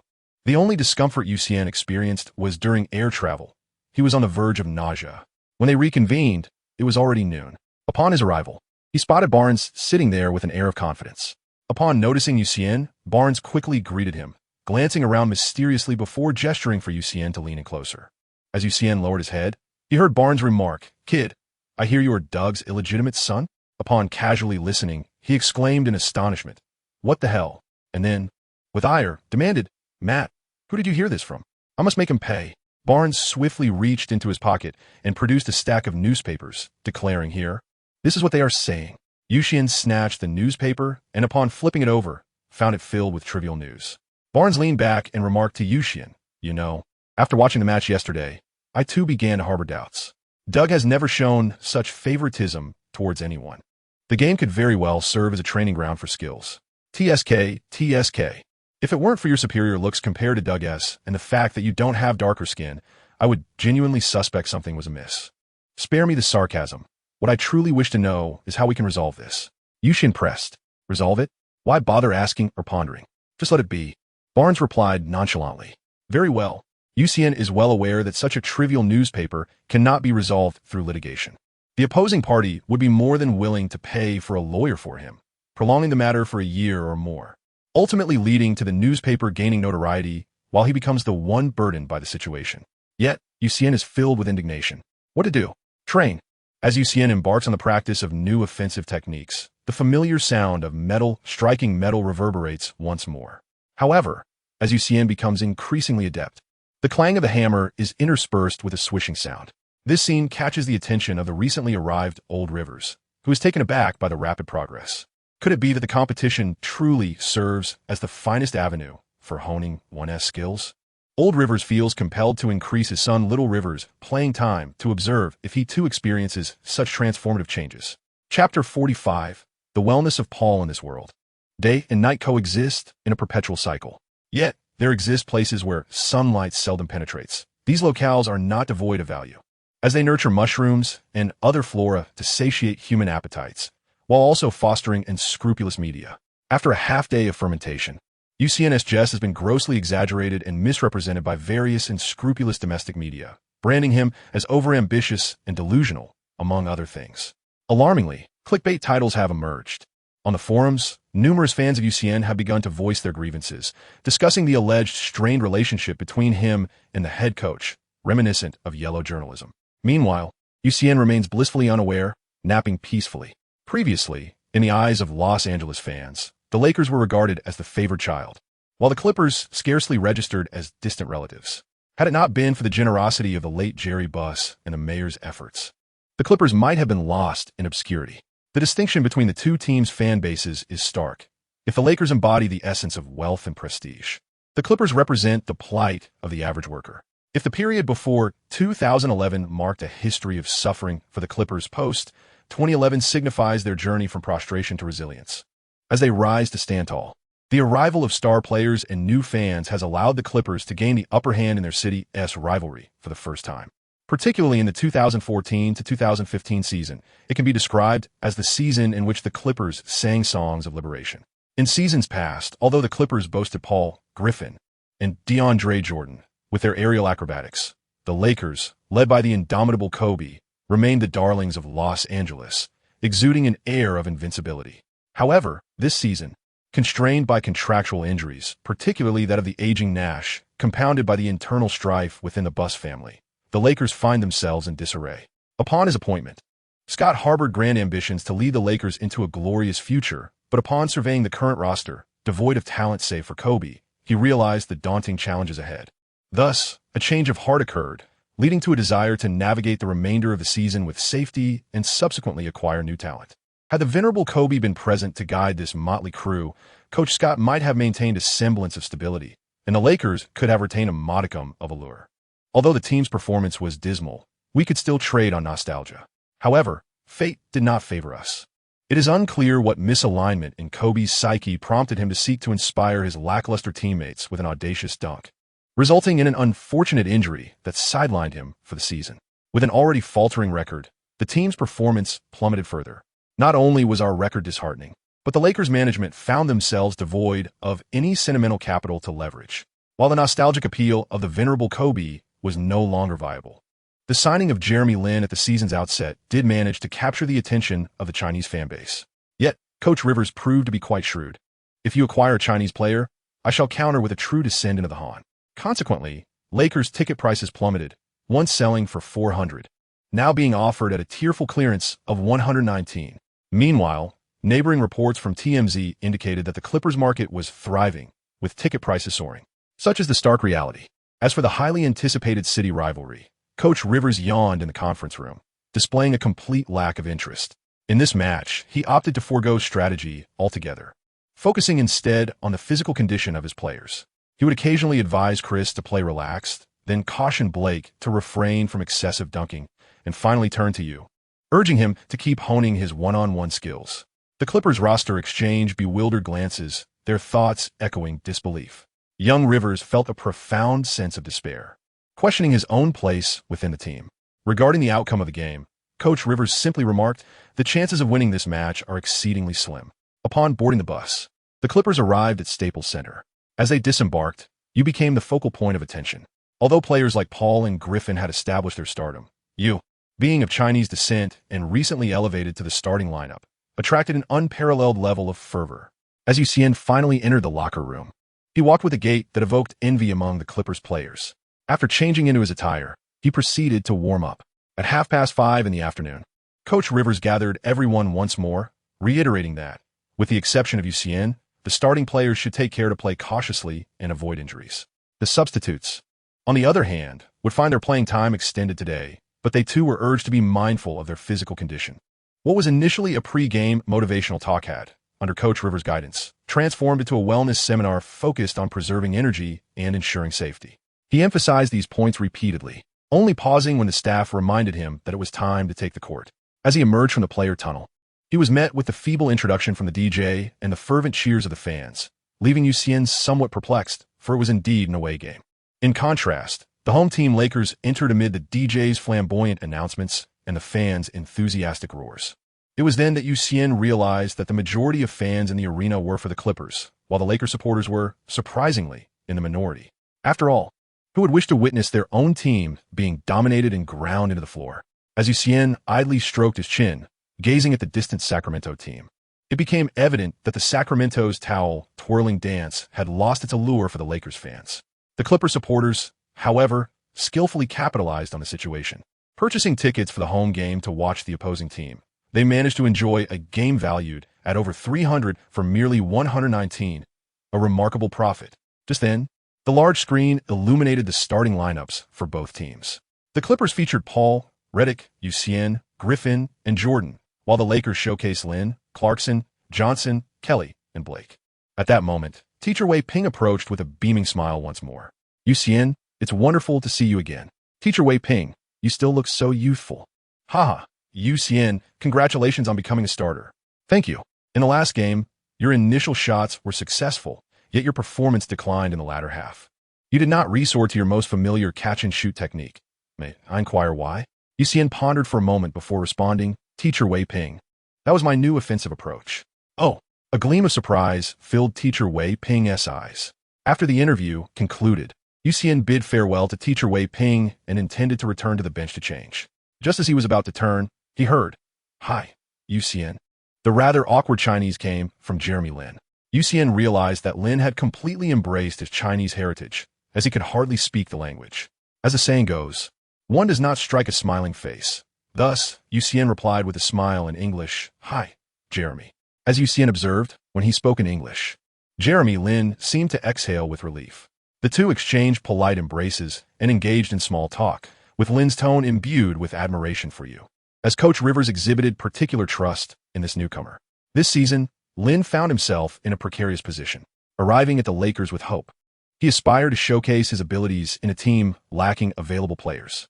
However, he encountered Scott, a head coach who harbored doubts about his capabilities. Consequently, Lin's circumstances deteriorated further this season.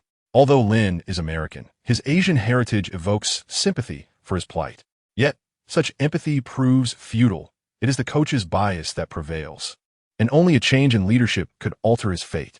After exchanging a few more pleasantries, they returned to their respective halves as the game was about to commence. At 6:30, the match began. DeAndre Jordan, standing at the center circle, had no intention of leaping vigorously, given Blake's diminutive stature. Undoubtedly, the Clippers seized possession of the ball. As Chris Paul received it, he leisurely dribbled past half court, adhering to Coach Rivers' philosophy of a slow and deliberate pace. However, perhaps he had embraced this too fervently, as Paul, feeling overly relaxed, attempted to create a screen around Jordan, only to have Blake, with his low center of gravity, deftly swat the ball from Paul's grasp. Paul was stripped. Chapter 46. The emergence of a new weapon. Seeing Paul get stripped, Xian immediately rushed to defend Blake, thwarting any potential fast break from the Lakers. Blake, a rugged player, upon noticing U's defense, opted not to pass but instead pivoted to hand the ball to Lin. Observing that the Clippers had retreated, Lin slowed his pace, dribbling past half court.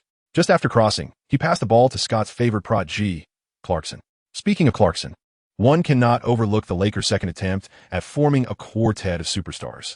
In pursuit of this goal, Kupchak recklessly depleted the Lakers' draft picks for the next 3 years, demonstrating a resolute commitment to success or ruin. Ultimately, however, they faced ruin, with 3 years devoid of draft opportunities and 3 of the 4 superstars injured or departed. They were left with no choice but to acquire a single second-round pick. This left the entire Lakers organization wounded, wondering when they had ever faced such financial constraints. Ultimately, the Lakers managed to acquire Clarkson from the Wizards, yet even with Clarkson on board, nurturing his talent was not a necessity. Scott's development of him was a reluctant decision. Why? Because there were simply no other options available in the realm of talent. The current Lakers appear to be a haphazard assembly, comprised of either undrafted players or those who are past their prime, leaving no potential talents to cultivate. Furthermore, Clarkson frequently commits errors during games, exhibiting ball-hogging tendencies. Poor shot selection and erratic timing and methods in his passing, failing to effectively organize the team. In essence, he does not qualify as a competent starter. Yet, it seems inevitable that next season, Clarkson may be the only one retained, along with, of course, Sato. As Clarkson exuberantly approached, Redick remarked, "Doug, my apologies, but I must stand firm this time and impart some lessons to this rookie. Although Redick's defensive skills are lacking, they are relatively speaking. Should Clarkson endure several seasons of refinement in the NBA, he might still have a chance. However, as it stands, he remains a rookie, struggling against a seasoned player." Clarkson swayed left and right, yet failed to find an opportunity. Attempting to drive through, he found himself unable to withstand Redick's defense. As time dwindled, he resorted to a desperate pass, flinging the ball to Lin, who was positioned beyond the arc. Lin, upon receiving the pass, could only face Paul's formidable defense and ultimately missed the three-point attempt. As Xian leisurely observed the unfolding drama within the Lakers, he found himself in high spirits. However, in a moment of distraction, Wesley Johnson, whom he was defending, effortlessly leapt over him to seize the offensive rebound. Nevertheless, the Lakers, despite having a second chance, failed to convert their opportunity into points, as Lin Shiheo committed a turnover. Promptly, Xian focused on securing the rebound and initiated a swift advance. On the sidelines, Coach Rivers expressed his displeasure, exclaiming, "What are you doing? Pay attention to your speed. Be mindful of the others." Xian quickly nodded, tapping his chest with his hand to signal to old Rivers that he understood. He then turned around and glared fiercely at Griffin and Jordan. Before long, Xian turned back, intending to pass the ball to Paul. However, Paul was utterly aloof, ignoring the ball and sauntering past Xian as if he were oblivious. Left with no choice, Xian had to advance the ball himself. Once he crossed half-court, Xian noticed Griffin had already positioned himself as his usual protector. It was essential to deliver a high lob pass to him. Yet, Griffin was genuinely unprepared to receive the ball. Upon seeing it come his way, he became flustered. Struggling to control the ball, Griffin attempted to back down Kyrie for a strong play, but his legs felt too weak to execute it. Ultimately, he leaned against Kyrie for a running shot, only to be unexpectedly rejected by Blake. Even Jordan could not contain Blake. Xian was left astounded, his jaw dropping in disbelief. What on earth were they doing? The three of them were not merely practicing wellness. They were offering a golden opportunity to the Lakers. Without any position to contest, Jordan could hardly think of securing a rebound. Spotting Lin Shiheo eager to initiate a fast break, Xian hastily sought to delay the play, striving to afford his comrades the precious time needed to regroup defensively. Meanwhile, it was Clarkson's turn to take the offensive. Previously, he had found it challenging to contend with Redick. This time, he set his sights on a new target, Xian, with Wesley Johnson providing a solid screen. Xian found himself matched up against Clarkson. The latter, gazing at Xian with palpable excitement, relished the prospect of facing what he perceived to be a soft target. He gestured confidently, proclaiming his intent to take on all 5 defenders. Clarkson initiated with a simple crossover, and upon noticing Xian's lack of response, he swiftly transitioned to his right hand, raising his left hand as he advanced a step forward to the right. Upon observing the situation, Xian did not rashly rush in. Instead, he first took a small lateral step to his left, effectively obstructing the path of the breakthrough. Noticing that his initial attempt to penetrate had been thwarted, Clarkson executed a series of deceptive dribbles, transferring the ball from his right hand to his left, and continued his advance towards the left side. As Xian deftly shifted to his right, he continued to obstruct the path. Observing Xian's lateral movement, Clarkson smiled, halting his attempt to break left. With a swift change of direction, he transferred the ball to his right hand, revealing his true intention to penetrate from that side. Upon noticing the clear route ahead, leading directly to the hoop, Clarkson felt a surge of exhilaration. Alas, he overlooked Xian's positioning and his long reach. During Clarkson's initial drive, Xian had sidestepped slightly to his left. On Clarkson's second attempt, he made a significant move to his right. effectively positioning himself directly in front of Clarkson, as Clarkson prepared to lean into his drive after transferring the ball to his right hand. Xian extended his arm with a delicate touch, causing the ball to slip free, allowing Clarkson to pass by. Xian first used his body to block Clarkson, then cradled the ball in his hands, waiting for Paul and others to advance past half-court. From the sidelines, the booming voice of Coach Rivers echoed, "Fast break. Fast break. Seize the opportunity. You, what are you thinking? For heaven's sake, whether fast or slow, it's still you. Why aren't you soaring? Such double standards." With a hint of sarcasm, Xian patted his chest, signaling his understanding. As he dribbled toward the three-point line, he observed his languid teammates and decided to take matters into his own hands. Lowering his center of gravity, he focused intently on Wesley Johnson and instinctively slipped into a taunting mode. "Wesley, do you know why Doug wants me to handle the ball?" As a seasoned veteran, particularly one drafted 4th overall, Wesley Johnson possessed a sense of pride, despite the fact that the Lakers were now his third team. "Why?" he replied, though his eyes remained fixated on the ball. "Because Doug wants me to test the Lakers' strongest defense." Upon hearing this, Wesley momentarily lost his train of thought. When did trash talk transform into compliments? He was taken aback. After delivering that line, Xian first lowered his left shoulder, quickened the pace of his dribbling with his left hand, and suddenly extended his left foot, as if preparing to break to the left. Although Wesley Johnson was still mulling over Xian's previous statement, his body instinctively reacted, beginning to shift laterally. Initially, Xian had no intention of breaking through. He simply retracted his left foot and forcefully struck with his left hand, engaging his core to execute a direct jump shot. At this moment, Wesley Johnson was unable to leap instantly. He could only halt his lateral movement and then ascend to contest Xian's shot. After jumping, Xian leaned back slightly, exerted force, flexed his wrist, and flicked the ball from his fingertips. Upon landing, Xian took a step back to evade Wesley Johnson's attempt to block his right hand and focused intently on the basketball, still soaring through the air. With a swift motion, Xian punched the air triumphantly. His new weapon had finally taken shape, and he could now dribble the ball with delight. On the sidelines, Coach Wei Ping was overjoyed, exclaiming to Coach Ji Ping that Xian's offensive play was decisive and caught Wesley Johnson off guard, particularly noting that Xian's movements bore a striking resemblance to those of Kobe Bryant. Coach Ji Ping could only smile wryly, pondering the absurdity of the comparison. Chapter 47. Mastery of the game with the emergence of a second offensive strategy. Xian no longer needed to solely depend on positioning to seek opportunities or rely on teammates to create chances for him. Instead, he could now generate opportunities for his teammates. Although Xian's current ball handling skills were somewhat limited, primarily relying on basic directional changes and emphasizing stability, his physical advantages were undeniable.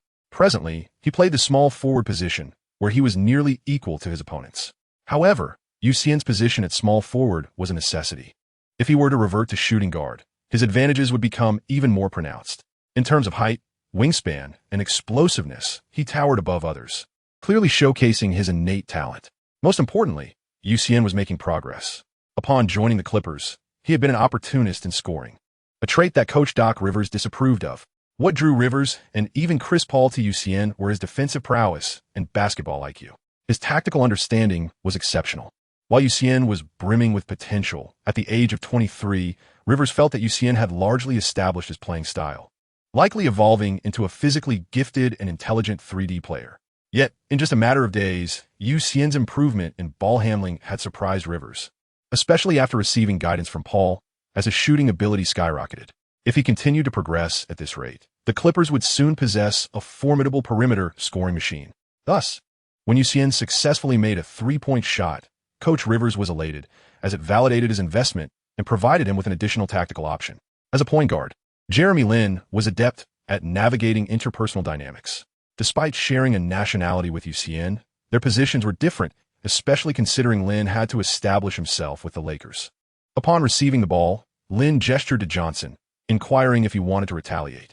Johnson nodded decisively. It was imperative to respond, or else his fourth position would not be agreeable. However, Johnson had forgotten that his ball handling prowess was eclipsed by the novice before him. Receiving a pass from Jeremy Lin, Johnson positioned himself just beyond the right wing, adopting a triple threat stance while eyeing Xian. Wesley Johnson, once the 4th overall pick, undoubtedly possessed commendable skills, with his height, wingspan, and athleticism marking him as a formidable player. During the draft, he garnered unanimous acclaim from experts, with many predicting that he would emerge as the next Joe Johnson, at the very least resembling Travis Outlaw. Perhaps the early explosion of his collegiate career had prematurely exhausted his potential, for upon entering the NBA, he did not dominate as anticipated. His offensive capabilities began to wane. Xian, having reviewed past footage, noted that Johnson exhibited a marked reluctance for physical confrontation, preferring to resolve matters with jump shots. Thus, when Xian observed Johnson preparing to isolate him, he instinctively advanced, maintaining a mere half-step distance. As Xian closed in, Johnson furrowed his brow slightly, lowered his center of gravity, and dribbled with minimal extraneous motion, driving straight from his right side. Due to Johnson's early breakthrough, Xian failed to obstruct his path. Nevertheless, Xian was aware of Johnson's aversion to physicality. He pressed closely, continually applying pressure with his body, and maneuvered along the baseline inward, knowing that DeAndre Jordan would provide help defense in the paint. In a moment of idleness, Johnson found himself increasingly disenchanted. The rhythm of the game was never to his liking, and now, precariously positioned near the baseline, he felt compelled to retreat rather than pivot. With a subtle push using his left hand, he nudged you aside, then abruptly halted, retreating to the right corner, where he aimed to rise for a three-point shot. However, just as Johnson began his ascent, a hand swiftly closed in, forcing him to lean back and attempt a hasty release. Although Johnson had managed to push you away earlier, his sluggish retreat had granted you the opportunity to reposition defensively. The result was a resounding clang as the shot failed to find its mark. Griffin seized the rebound and passed it back to you.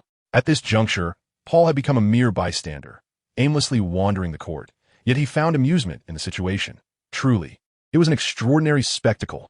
As Xian advanced past the halfway line, he displayed remarkable composure honed through the rigors of competition. His dribbling had become increasingly steady. When confronted by an opponent's challenge, Xian drew upon the insights gained from his previous match. He raised his right hand, braced his body, and combined this with his innate explosiveness, allowing him to accelerate swiftly and evade his adversary with a single, decisive step. When Xian arrived at the forefront, the defending player was unexpectedly replaced by Clarkson. This was indeed fortuitous news for Xian.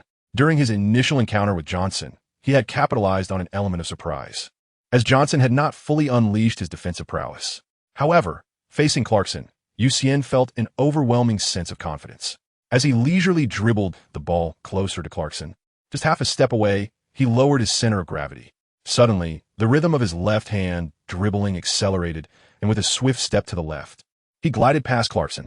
Xian's explosive agility allowed him to effortlessly surpass Clarkson with a single stride, catching Clarkson completely off guard as he swiftly turned to pursue. Having evaded Clarkson, Xian intended to make a pass. However, he soon realized that he could not execute the pass, as the other Clippers players, perceiving Xian as a harbinger of misfortune, desperately sought to evade the trajectory of his pass. Although filled with frustration, Xian understood that he could not abandon the ball and leave the court. In the face of adversity, he resolved to take matters into his own hands.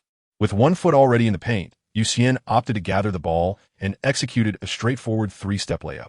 As he approached the hoop, poised to showcase his finesse, he flicked his wrist, sending the basketball soaring toward the rim.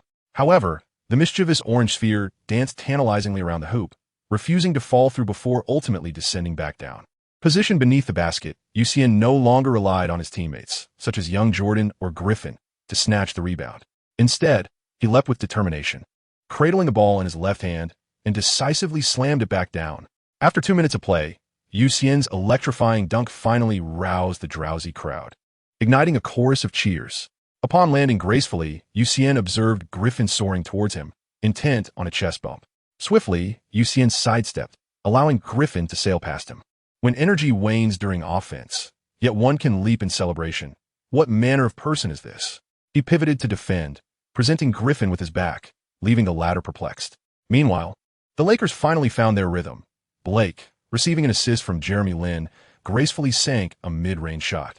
Paul, having seemingly forgotten his responsibilities, had already advanced to the mid-court before the ball was even inbound. It was once again Xian who received the ball. Crossing half-court, Xian recognized Clarkson still guarding him, a clear invitation for further challenge. Like a replay, Xian executed a simple yet explosive step, accelerating past Clarkson. As he entered the paint, Kyrie rushed to defend, but Xian deftly maneuvered the ball with his left hand, passing it through Kyrie's waist to an open Griffin. With the opportunity presented on a silver platter, Griffin felt compelled to finish, leaping effortlessly to score. With the Clippers relying heavily on Xian's singular prowess, the Lakers struggled to find their mark amidst their internal strife. After half a quarter, the score stood at a mere 11-6. Remarkably, Xian accounted for 5 of those 11 points, alongside 2 assists for rebounds and 1 steal. During his inaugural experience managing the team, Xian exercised extreme caution, resulting in an excruciatingly sluggish pace that left the audience in a state of drowsiness. Were it not for those 2 remarkable dunks, one might have presumed the spectators had succumbed to slumber. Scott, unable to endure the situation any longer, expressed his discontent. After all, the opposing player was single-handedly outmaneuvering 5 of his own, leaving them trailing in an undignified manner. He promptly called for a timeout. Meanwhile, Doc Rivers maintained a composed demeanor, merely stating that it was time to exert some effort and refrained from further commentary. Upon hearing this statement, Xian finally let out a sigh of relief. Chapter 48. The Thrill of a Daring Shot. During the break, in a live broadcast of Huaxia 5, teacher Ji Ping posed a question. The first 6 minutes of the initial quarter revealed a sluggish pace for both teams, as evidenced by the score. It appeared that the ball was firmly in Xian's hands on the Clippers' side. Teacher Wei Ping, what is your perspective? Teacher Wei Ping, still savoring Xian's fadeaway three-pointer, suddenly noticed everyone gazing at him. He quickly cleared his throat to mask his momentary distraction and responded, from these few minutes. It is evident that Clippers head coach Rivers places immense trust in Xian. We all know that Xian's primary scoring method involves off-ball movement.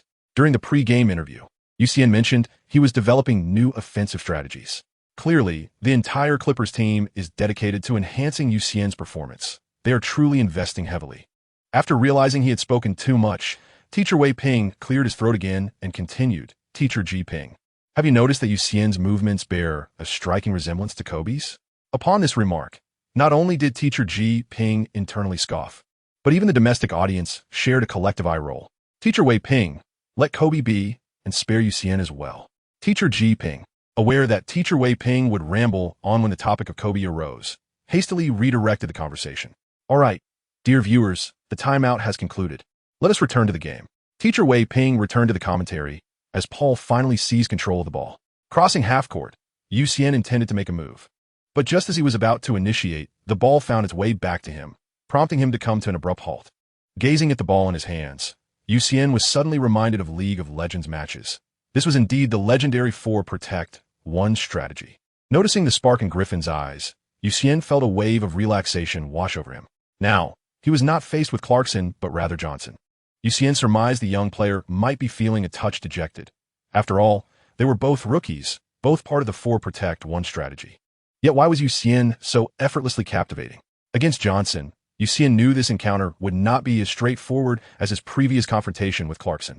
However, Johnson was similarly reluctant to engage physically, presenting an opportunity. Just as Xian was deep in thought about how to break through, he glanced up and, amidst a sea of white and purple, a splash of red caught his eye. It was a fan donning a Jordan jersey emblazoned with the number 23. An idea sparked in Xian's mind as he recalled the signature moves of the legendary Jordan. With the thought in mind, he resolved to attempt it. After all, it was the 4 Protect 1 strategy at play. With both hands gripping the ball, Xian transitioned to a one-handed hold with his left hand. Bending at the waist and lowering his center of gravity, his legs apart, the ball held at his side. Johnson, too, assumed a stable stance, grounding himself and extending his arms wide, firmly fixing his gaze on Xian. It was Xian's first attempt at a divine maneuver, and he was exhilarated, feeling a sense of accomplishment. Gazing at the imposing Johnson, he suddenly retracted his left foot, elevating his center of gravity and rising to his feet. The ball transitioning from behind him to in front, adopting a shooting stance, his legs coiling with power, as if preparing to take a jump shot. At this moment, Johnson realized that Xian had left the ground. His doubts about the shot were dispelled, prompting him to leap forward. This was the moment. As Xian noticed Johnson lunging towards him, he halted his upward motion, then swiftly lowered himself, forcefully slapping the ball with his left hand, sending it gliding past Johnson. The airborne Johnson was rendered helpless against this maneuver. Gasps filled the arena as onlookers inhaled sharply, with Coach Guang Weiping and Coach Ji Ping exclaiming in astonishment, while the commentators stood agape, momentarily ceasing his narration. Just as the crowd prepared to transform the air they had drawn in into a chorus of cheers, Xian faltered. Having slipped past Johnson, he found himself confronted by his brother Kyrie, who had closed in alarmingly close, evidently intent on drawing a foul against him. This tactic was evidently effective, as the momentum Xian had built left him no room to break or change direction. His mind raced. Analyzing the predicament, there was no time for a sudden stop and jump shot, and Kyrie hadn't reached out to foul him. Moreover, he lacked the audacity to draw a foul as blatantly as some players did. What to do? In that instant, Xian noticed Griffin's large foot emerge from between Kyrie's legs. That's it. With a swift dribble, he passed the ball through Kyrie's legs, twisting his body forcefully. This twist allowed Xian to avoid colliding with Kyrie, narrowly slipping past him. However, he struggled to maintain control of his own body, veering towards the baseline referee. The referee, taken aback, stood his ground, and they collided with a resounding thud. The main referee quickly halted the game, and all eyes turned toward the scene. By this time, Xian had regained his footing, and upon seeing the referee he had collided with, swiftly squatted down to offer apologies. The fans, initially poised to cheer, found themselves caught off guard by Xian's blunder, their cheers morphing into laughter as the arena's screen replayed the incident, amplifying the amusement. The game was paused for 5 minutes, bringing this farcical episode to a close. Xian's attempt had provided ample material for both the top 5 plays and the top 5 blunders of the day. The initial phase of his divine feint and assist belonged in the highlights, while the latter half of colliding with the referee was undeniably a blunder. On the sidelines, Coach Rivers beamed with laughter, his joy as radiant as a blooming chrysanthemum. Ultimately, the substitution of Turkoglu for Xian allowed the latter to evade the derisive jeers of the fans. This left Xian in a state of melancholy as he returned to his equipment, resuming his observation of the match. At that moment, the Clippers replaced both Xian and Redick with Turkoglu, and Rivers Jr. The game resumed with Paul orchestrating the tempo. Griffin, having undergone a transformation from the previously lackluster player to a formidable force, exhibited his prowess with a mid-range shot, albeit he had yet to soar into the air. Under Paul's guidance, Griffin unleashed a 7-0 run, compelling the Lakers to call a timeout. Scott, realizing the gravity of the situation with the score at 18-8 and a 10-point deficit, quickly sought to make another substitution. When the newcomers faltered, he turned to the seasoned veterans, leading Xian to witness the return of one half of the famed Utah duo, Carlos Boozer. In Xian's opinion, the current Boozer lacks the strength to rival Griffin, considering the disparity in their ages. However, Boozer imparted a valuable lesson to both Griffin and Xian. In the previous game, Boozer began with a mid-range jumper, affirming his continued technical prowess. He then maneuvered to secure an offensive rebound against Griffin, followed by a deft assist that led to another score. Ultimately, Boozer guided Griffin to the perimeter, executing a subtle pass that enabled Brown to cut in for a layup. This impressive display of skill by Boozer, combining scoring and assists, propelled the Lakers to a 6-0 run, narrowing the score to 20-14. Boozer certainly educated Griffin. Coach Rivers called for a timeout, pondering whether his motivational pep talks had lost their effectiveness and if the players had become complacent.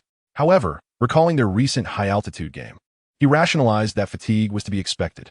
He decided to substitute the bench players. As the game resumed, both teams fielded their reserves, transforming the scene into a chaotic showdown between CBA form players, Liaoning's Hudson versus Bai Keys. The spectacle was utterly tumultuous, with both teams ruthlessly assaulting the basket. In the final 3 minutes, only 5 points were scored amidst a cacophony of missed shots. This prompted many fans to either head to the restroom or seek refreshments. Indifferent to the outcome, at the end of the first quarter, the score stood at 23-16, with players exiting the court, still sharing a mutual respect and vowing to continue the battle. As the second quarter commenced, the same 10 players returned to unleash yet another barrage on the basket. The game had become nearly unbearable to watch. After 6 minutes, the score was 33-22, a testament to the relentless clanging of missed shots. Eventually, Coach Rivers could no longer endure the auditory torment and decisively called Xian to the court. The drowsy audience perked up at the sight of Xian, a player who brought joy and excitement, instantly transforming the atmosphere. The cheers erupted, eliciting envy from Clarkson on the opposing side. There exists a widely acknowledged notion in the sports world, particularly in the NBA, that practice can be effectively substituted by competition. One need only look at how the rookie, Bagley, thrived, largely due to the extensive opportunities afforded to him during his first season with the Seattle Supersonics. The entire team worked tirelessly to ensure he had the ball, facilitating his evolution into a formidable player. This also applies to Clarkson. Had it not been for Scott's encouragement to shoot freely, Clarkson might have faced elimination himself. Meanwhile, Xian has already developed into a near-finished product, capable of establishing himself in the NBA. Therefore, utilizing a few inconsequential games to allow Xian to showcase his abilities seemed a worthy investment to Coach Rivers, who recognized the value of such experiences. Xian also achieved the results he desired, making it a win-win situation. As Xian took the court once more, Clarkson felt a pang of despair. He could not compete. Once again, Xian seized control of the ball, transitioning seamlessly from the backcourt to the front, exuding confidence and experience in his gameplay. Relying on an explosive first step and physical confrontation, Xian deftly maneuvered past Clarkson and, with a cunning feint, outwitted Johnson, soaring through the air in a dazzling display of skill. By halftime, although the Lakers put up a sporadic resistance, it was largely inconsequential, with the score standing at 50-36 as the first half drew to a close. During the break, Coach Rivers observed the players engaged in discussion, refraining from imposing any tactical adjustments. Despite feeling somewhat audacious, he believed that with such a formidable roster, now was the time to embrace that audacity. As the second half commenced, Xian continued to dazzle, leaving Clarkson nearly in tears, unable to cope with the onslaught. Ultimately, when Xian exited the game, the score was firmly set at 74-49, with the Clippers enjoying a 25-point lead. From that point onward, Xian did not return to the court, effectively clocking out after 3 quarters. Chapter 49. You have privileges. The final score settled at 106-78, with the Clippers maintaining a lead of nearly 30 points. Even after only managing a single field goal in the last 6 minutes of play. In this match, Xian achieved an impressive 9 out of 16 shooting, accumulating 25 points, 4 assists, and 6 rebounds, his first foray into scoring over 20 points, leaving him elated. As the game concluded, players from both teams embraced in a show of sportsmanship. Observing the despondent Jeremy Lin, Xian felt fortunate to have encountered Coach Rivers. Earlier, Xian had glanced at Lin's statistics, which were rather disheartening. 2 out of 8 shooting, reflecting a rather low efficiency, with 2 of those misses attributed to Clarkson. Most notably, Lin, as the starting point guard, had only seen 17 minutes on the court. Who would believe that? It could be said that Scott had taken bias to an extreme. As Xian embraced Jeremy Lin, he whispered encouragingly in Lin's ear, "Perseverance will yield a favorable outcome." Lin could only manage a wry smile in response. After offering further words of comfort, the two bid farewell and joyfully returned to the locker room. However, upon opening the door, Xian was met with the sinister gaze of Coach Rivers, leaving him somewhat bewildered. He pondered to himself, "I did not stray from the game plan today. I adhered strictly to the pre-match strategy. Nevertheless, a coach is a coach, and regardless of the situation, one must accept responsibility." As Xian stepped inside, the door closed behind him, and he immediately noticed the transformation on old Rivers' face, a visage of utter dismay. Soon after, the refreshing scent of Gatorade and champagne filled the air, prompting Xian to cover his head and flee in desperation, pleading for mercy, though his entreaties proved futile. After a brief tumult of 2 to 3 minutes, everyone settled into their chairs, panting for breath, having witnessed the spectacle of 13 burly men overwhelming a single boy. Old Rivers cleared his throat and remarked, "You, hurry and freshen up. We must attend the press conference shortly." In taking Xian to the press conference, Old Rivers had his own rationale. Firstly, Xian had achieved the highest score on the team today, earning the title of MVP, making it inappropriate not to include him. Secondly, it was time for him to experience the world beyond their confines, lest he falter in future engagements. After finishing his grooming, Xian, under the guidance of the staff, arrived at the venue of the press conference. Coach Rivers was already seated there. With long strides, Xian hurried to sit beside Coach Rivers as the conference commenced. As Xian sat leisurely on the stage, observing the throng of journalists below, he marveled at the immense publicity that Los Angeles commanded. Suddenly, his gaze fell upon a reporter from Huaxia, prompting him to inform the staff directly.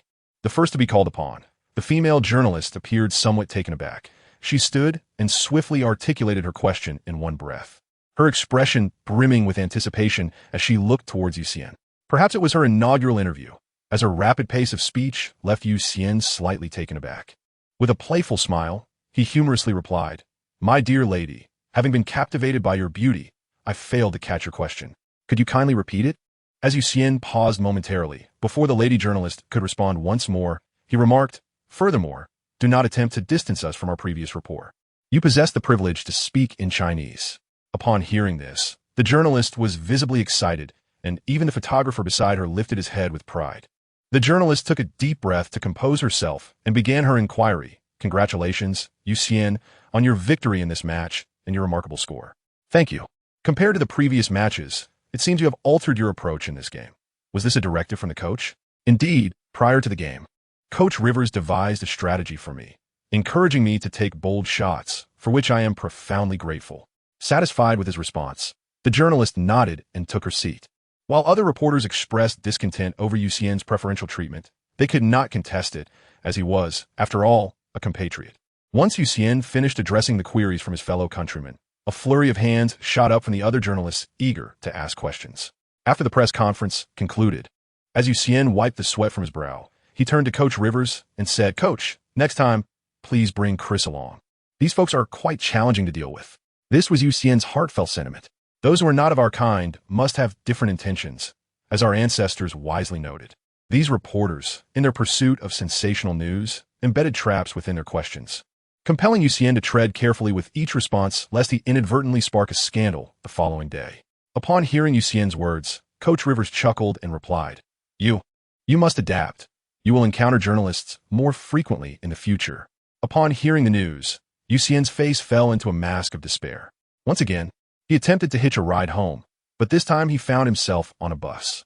He missed the opportunity to catch Barnes' ride, as the nightlife trio had returned to their stronghold, eager to indulge in revelry. Moreover, little Jordan and Griffin had spent the entire game conserving their energy, while Barnes barely participated.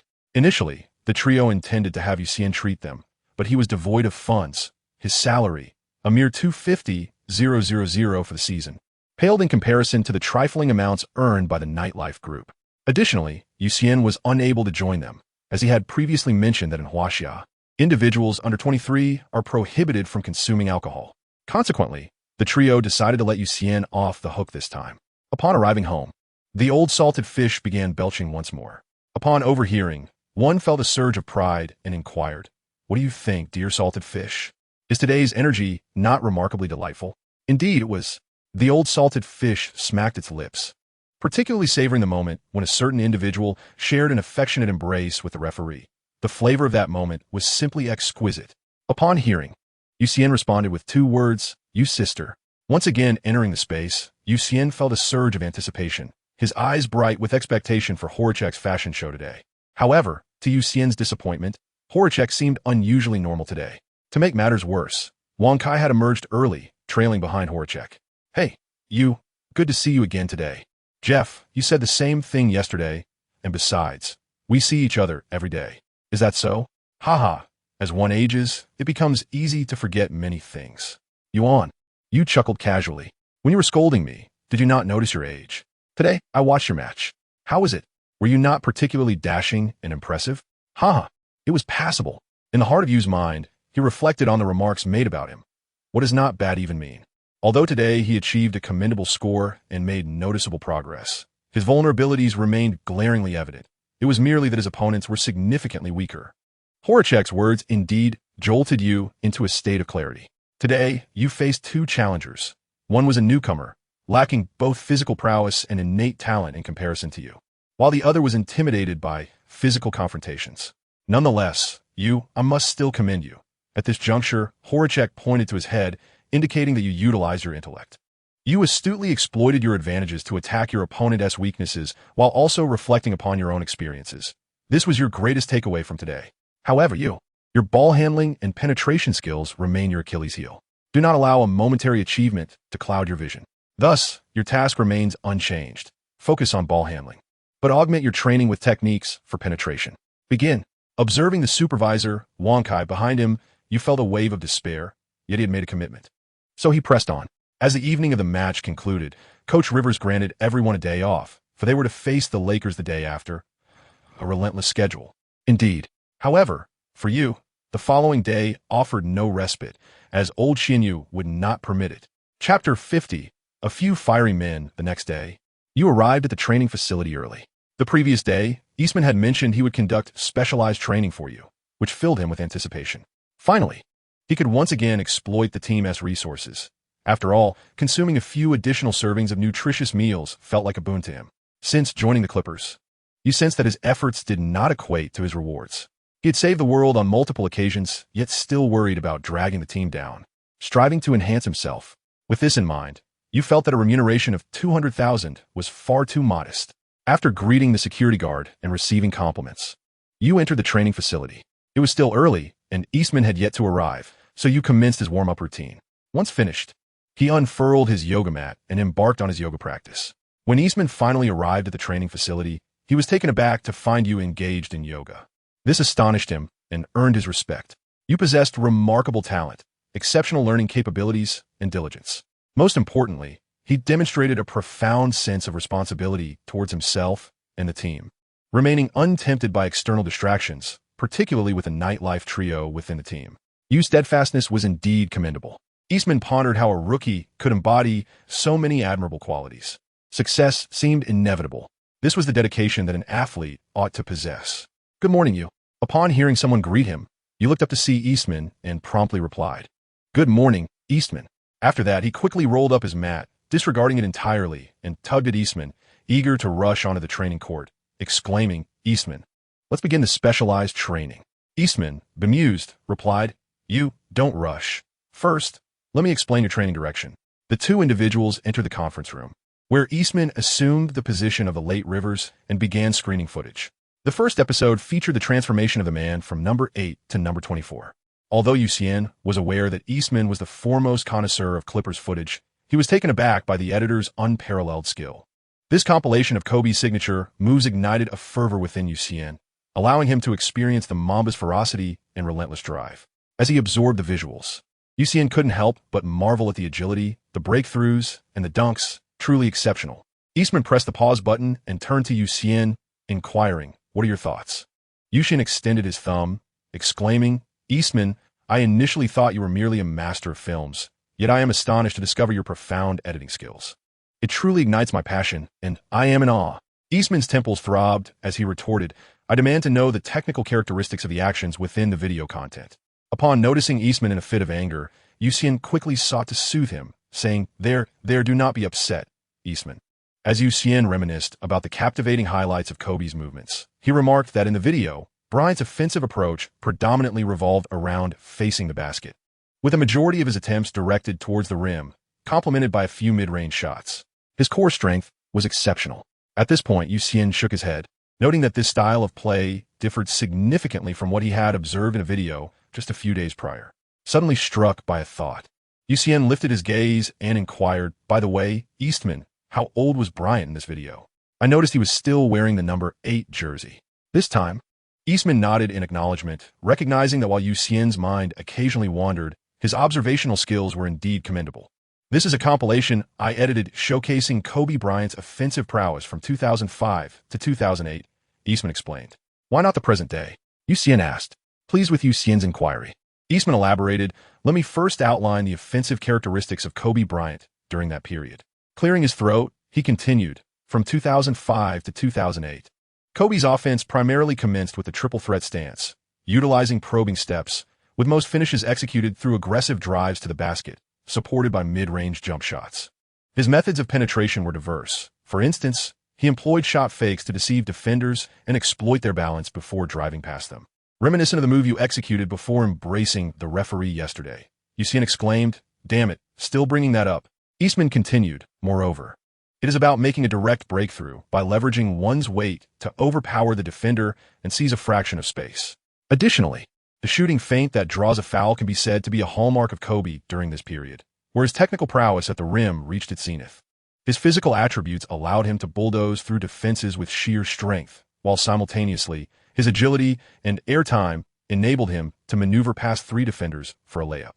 During that time, he epitomized the perfect synergy of skill and physical prowess. Then, Eastman began to address Xian. You at this moment resemble Kobe in his prime, predominantly employing off-ball movements and concluding attacks with mid-range and long-distance shots, supplemented by occasional drives. Your physical condition has reached its pinnacle, and thus, my forthcoming task is to refine your technique. Upon hearing Eastman's final words, Xian felt an exhilarating rush, envisioning himself dominating in future games. What a thrill. He assumed that this was the conclusion and that training would commence shortly. However, Eastman then revealed a second clip featuring the man who could make the heavens weep. A blend of graceful ferocity embodied in one man. His movements were utterly captivating. Xian was somewhat puzzled by Eastman showcasing T-Max footage, wondering if it was a shift in style. After the screening, Eastman pressed pause and raised his chin, asking, "So what do you think?" As Xian pondered deeply, he observed the fluidity of the movements. The initial step was expansive, remarkably swift, and the center of gravity elevated. However, the breakthrough was executed with such finesse that the preceding small, shuffling steps before the change of direction eluded my comprehension. Eastman nodded thoughtfully and replayed McGrady's penetrating maneuver. At the moment of the breakthrough, he pressed pause, pointing to McGrady's right shoulder, and remarked, "Pay close attention to his shoulder." After making this observation, he resumed the playback. As Xian observed, McGrady's shoulder dipped slightly, followed by a subtle shift, and with a grand stride, he effortlessly brushed past the defender. The feint was in the shoulder. Indeed, remember that a breakthrough is a psychological duel between the attacker and the defender. Any hint of vulnerability can present an opportunity for the opponent. As a defender, you ought to be aware of this. After Eastman concluded, he pressed the start button once more, this time for the Reaper's backpack. Upon finishing the footage, before Xian could utter a word, Eastman interjected, reminding him, "Remember, do not emulate Kevin. Although his crossover is visually appealing and his breakthroughs are swift, it is not a technique you should adopt." Xian felt somewhat bewildered. Why? Due to Kevin's elevated center of gravity, his directional changes were exaggerated, which, while visually impressive, proved particularly unkind to one's ankles. "I do not wish to witness you cradling your ankle in pain." Understood. Well, that concludes today's discussion. Go warm up, and then we shall commence our specialized training. All right. Upon hearing the mention of specialized training, Xian immediately perked up and hurriedly rushed outside to warm up. Eastman, observing such enthusiasm from Xian, reflected, in retirement, having the opportunity to hone a raw gem. This is indeed worthwhile. Chapter 51. Clarkson's tragic experience. As the season approached its conclusion, it became evident that the schedule devised by the league at the season's outset was laden with significance. What was intended to be a standard ranking match inadvertently transformed into a suspenseful drama, a twist the league likely did not foresee. Presently, apart from the Warriors and the Trailblazers, whose standings were fixed, the rankings of the Clippers, Grizzlies, Spurs, and Rockets remained uncertain and fluid. Why were the Warriors and Trailblazers secured in the positions? The Warriors, being the league's top team, undoubtedly merited their standing. As for the Trailblazers, their firm hold on fourth place stemmed from the league's peculiar ranking regulations. Among these was a principle of divisional protection, which benefited the Trailblazers as the sole representatives and champions of the Northwest Division, coupled with their commendable performance, solidifying their position. Moreover, the climactic matches in the season's final stretch were rife with suspense. The Spurs faced the Clippers took on the Grizzlies met the Rockets, and the Rockets contended with the Spurs, an intricate web of matchups leading to countless potential outcomes, transforming fans into statistical aficionados. For the veteran Doc Rivers, the number of outcomes was of little concern. What truly mattered was that losing was not an option, not even once. Fortunately, good news arrived. Crawford was set to make his return, with Xian poised to become the league's foremost star in the imminent comeback of the sharpshooting Crawford. Doc Rivers felt a twinge of sadness. There simply would not be enough ball possession to go around. Today brought yet another day of joy for Clippers fans, as they could once again watch their team compete, this time on home turf. Thus, fans eagerly made their way to Staples Center. Meanwhile, Doc Rivers arrived early with his team, but rather than warming up, they remained concealed in the locker room, watching the Spurs play. As it stood in the Western Conference, the Warriors occupied the first position, the Rockets were second, the Grizzlies third, the Trailblazers fourth, the Clippers fifth, and the Spurs sixth. The Clippers trailed the third-place Grizzlies by half a win while leading the Spurs by the same margin, caught in the delicate balance of victory and defeat. However, observing the Spurs score with ease, one could surmise that the Thunder were in precarious straits. Without waiting for the game to conclude, Doc Rivers abruptly switched off the live broadcast and began strategizing.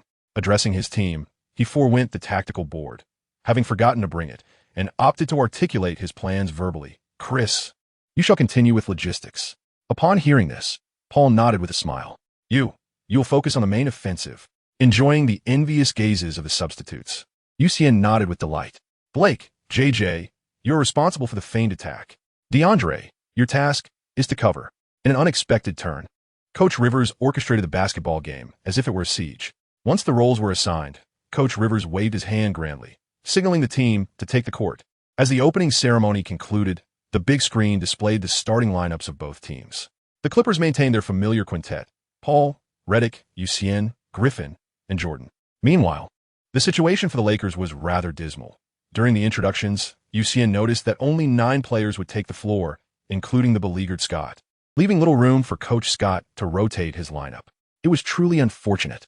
Clarkson, observing Xian approaching, felt a deep resentment towards the league. It was one thing for Xian to dominate him, but to endure 2 humiliating defeats in just 3 days felt like a cruel jest. To make matters worse, Crawford had also returned, as if the Clippers were harboring a personal vendetta against him. In the midst of the game, Xian spotted Clarkson, brimming with excitement as he yearned to test the new skills he had acquired the previous day. With the referee's whistle piercing the air, the match commenced. Deftly executing his role, Jordan provided a robust screen against Blake, effortlessly delivering the ball to Paul. Paul skillfully advanced the ball to the front court. Acknowledging his role as a facilitator, Paul astutely passed the ball directly to Xian, positioned at a 45-degree angle beyond the three-point line. Initially, Johnson was tasked with guarding Xian. With his triple threat stance perfectly aligned, Xian was poised to validate the theoretical knowledge he had absorbed throughout the day, only to find Redick weaving around from the top of the arc. As Xian anticipated that Redick desired the ball, he straightened his posture and pivoted to obstruct Clarkson. Upon noticing this, Johnson promptly adjusted his defense. With Clarkson effectively shielded, Xian intended to pass the ball to Redick, but upon glancing back, he discovered Redick had drifted far away. Holding the ball, Xian turned his head once more, only to be met with the distressed expression of Clarkson. Once again, "It was you." This sentiment resonated within both individuals. Xian's initial thought was to simply trample over it with his body, but upon reflection, he deemed such an act to be rather unjust and subsequently abandoned the notion. Xian lowered his center of gravity, gripping the ball with his left hand and positioning it behind him. He gazed at Clarkson, who was also firmly planted in a horse stance and ready for action. Xian then cautiously advanced with his left foot. At that moment, Clarkson, slightly overwhelmed with anxiety, mistakenly believed that Xian was about to make a breakthrough and shifted his right foot. Now was the perfect moment. With a powerful dribble of the ball using his left hand, Xian took a decisive step forward with his left foot. His explosive agility allowed him to make this move with remarkable speed, effortlessly surpassing Clarkson. Clarkson had just shifted his right foot and was unable to execute a second lateral movement, left to watch helplessly as Xian glided past him. Having left Clarkson behind, Xian found himself in an open space. He slowed his pace, meticulously adjusted his stance, and executed a jump shot. Swish! Xian scored the first 2 points for the Clippers. The sequence of movements executed by Xian was significantly more fluid than the day before, prompting old Rivers to glance back in astonishment at Eastman, conveying the message that his specialized training was indeed impressive. Suddenly, old Rivers noticed Wilcox seated beside Eastman and wondered if Eastman had also provided CJ with similar specialized training. Eastman, observing Xian, was taken aback by his remarkable aptitude for learning. This time, Clarkson was incensed. As a fellow rookie, also part of the 4-to-1 arrangement, and a compatriot from Huaxia, he found it unconscionable that Xian should possess such prowess and flamboyance. Why is this so? He thought. I shall confront you head-on. As the Lakers initiated their play from the backcourt, Clarkson swiftly seized the opportunity, cutting in before Lin Shaheo could react. Fueled by his indignation, he dribbled the ball up court, heading straight for Xian, while simultaneously raising his left hand, extending his index finger to signal to everyone that he desired a one-on-one confrontation. Given Clarkson's inconsistent shooting, Xian maintained a measured distance, prepared to defend against his potential drive. However, Clarkson refrained from rushing into a drive, instead executing a series of between-the-legs dribbles, his shoulders swaying incessantly to confound Xian. Unmoved, Xian stood with arms outstretched, fixated intently on Clarkson. Noticing Xian's lack of movement, Clarkson felt a twinge of urgency, calling for defense, slightly embarrassed as he had anticipated a one-on-one confrontation right from the outset. With no other option, he decided to drive aggressively.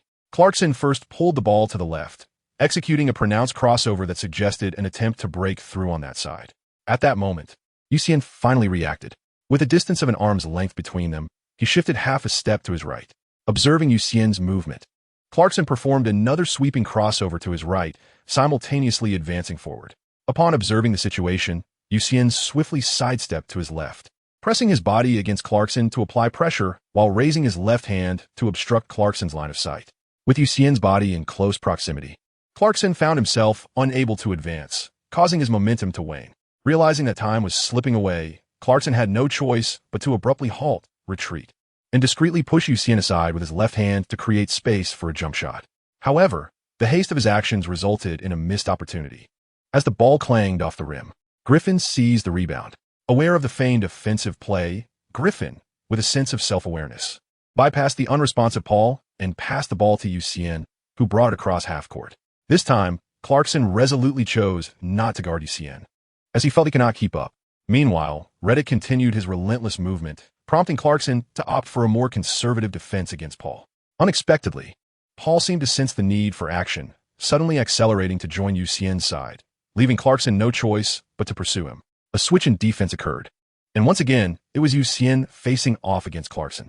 "How's it you again?" Chapter 52 concluded with Xian's play, followed by Crawford's turn, yet again confronting Clarkson. Xian felt that he had to rely on skill, using his body to assert dominance.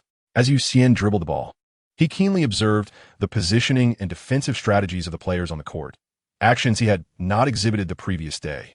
Last night, in the realm of contemplation, Hornacek imparted a crucial insight to Xian. A proficient offensive player must learn to decipher the opponent's defense. As the esteemed Lu Sun once articulated, time resembles the water contained within a sponge. As long as one is willing to squeeze, there is always some to be found. Conversely, Xian felt an overwhelming desire to immerse himself in the depths of knowledge, reluctant to emerge, for there was so much to learn. Dribbling with small, agile steps, Xian scrutinized the court and noted that the two Lakers' interior players were poised, seemingly awaiting his breakthrough to assist in the defense. His gaze shifted to Clarkson, and he discerned a modification in Clarkson's defensive approach towards him. In addition to maintaining a solid stance and a lowered center of gravity, Clarkson had lowered his right hand, no longer obstructing Xian's line of sight for shooting. Instead, he opted to spread his arms wide, focusing on preventing Xian's drive rather than contesting a shot.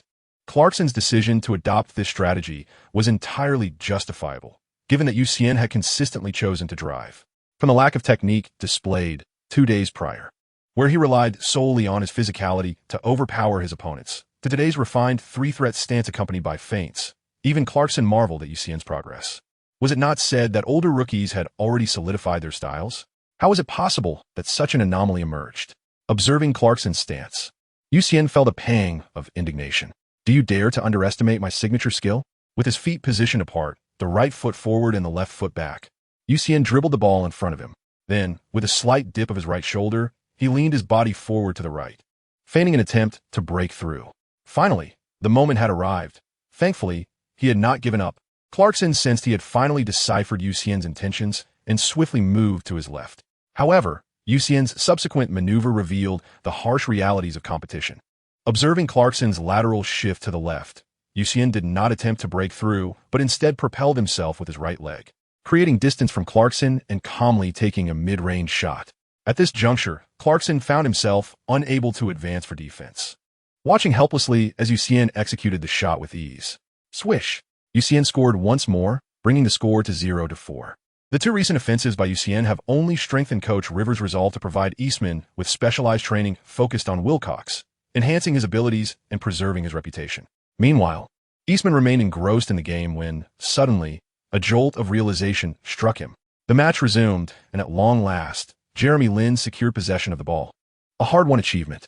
As Lin dribbled past the halfway line, he first passed to Kyrie, stationed just inside the three-point arc, before initiating a series of off-ball movements. Paul, who had always prioritized his well-being, showed little inclination to defend, preferring instead to assume the role of a mere facilitator. Upon noticing Lin's movement, he became even less inclined to pursue, taking a substantial step to his left to align himself shoulder to shoulder with Xian, jointly guarding Johnson, all the while offering Xian a friendly smile.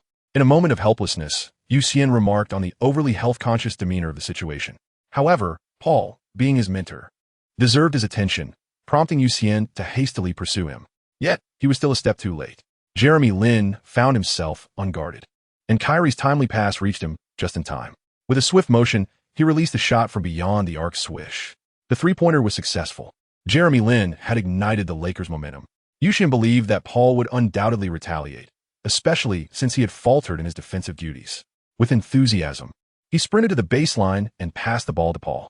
As a facilitator, Paul was convinced that his thoughts and actions must be in perfect harmony, for it was essential to demonstrate the profundity of his awareness to others.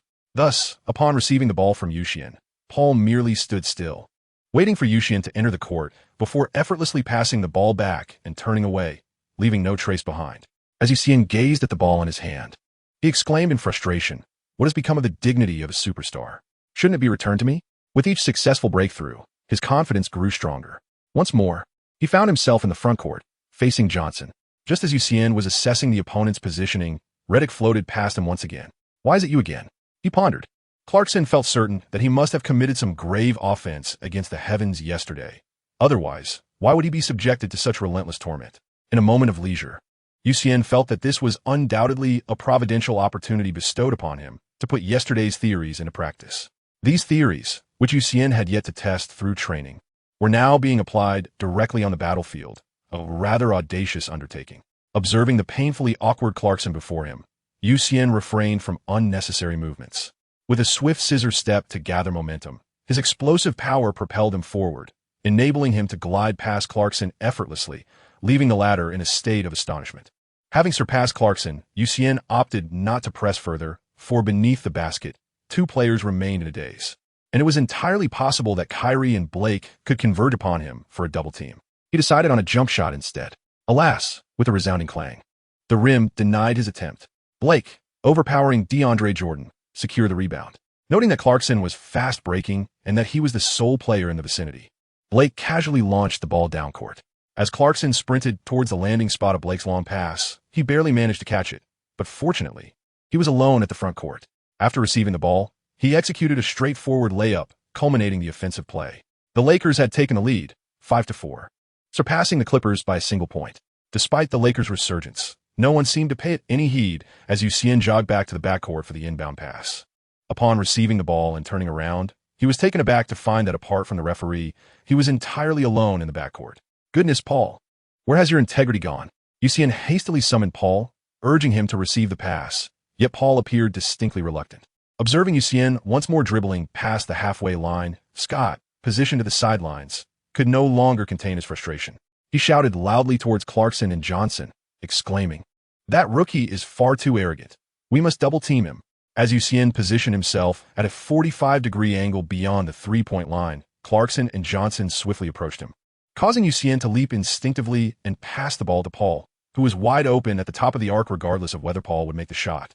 Xian shot a furious glare at Scott, who stood 2 meters away with his arms crossed and a sinister smile on his face, exclaiming, "You are stifling the future stars of the league." To which Scott retorted, "I shall stifle you, and what of it?" Meanwhile, Paul, despite employing a rather unorthodox approach, seized the opportunity presented to him and took the shot from beyond the arc, sinking it effortlessly. Xian hurriedly rushed over, first exchanging a high-five with Paul, then exclaimed, "Chris, I want to take down Byron." "With what weapon?" Paul had yet to respond when Griffin, with a lewd grin, interjected. Upon hearing the idle chatter, the rogue disregarded Griffin entirely, continuing instead to address Paul, "Chris, I require you to manage the tempo. I intend to unleash my long-range assault and vanquish Byron."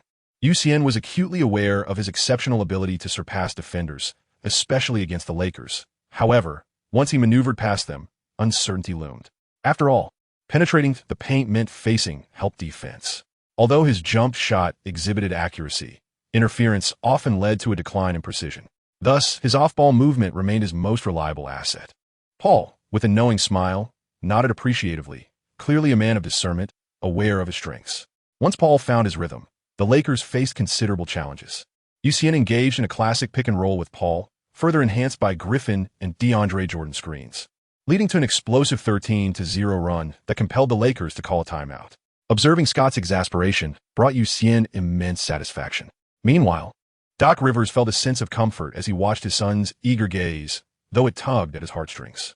With the score widening, Doc decisively summoned his classic 5-in, 5-out rotation.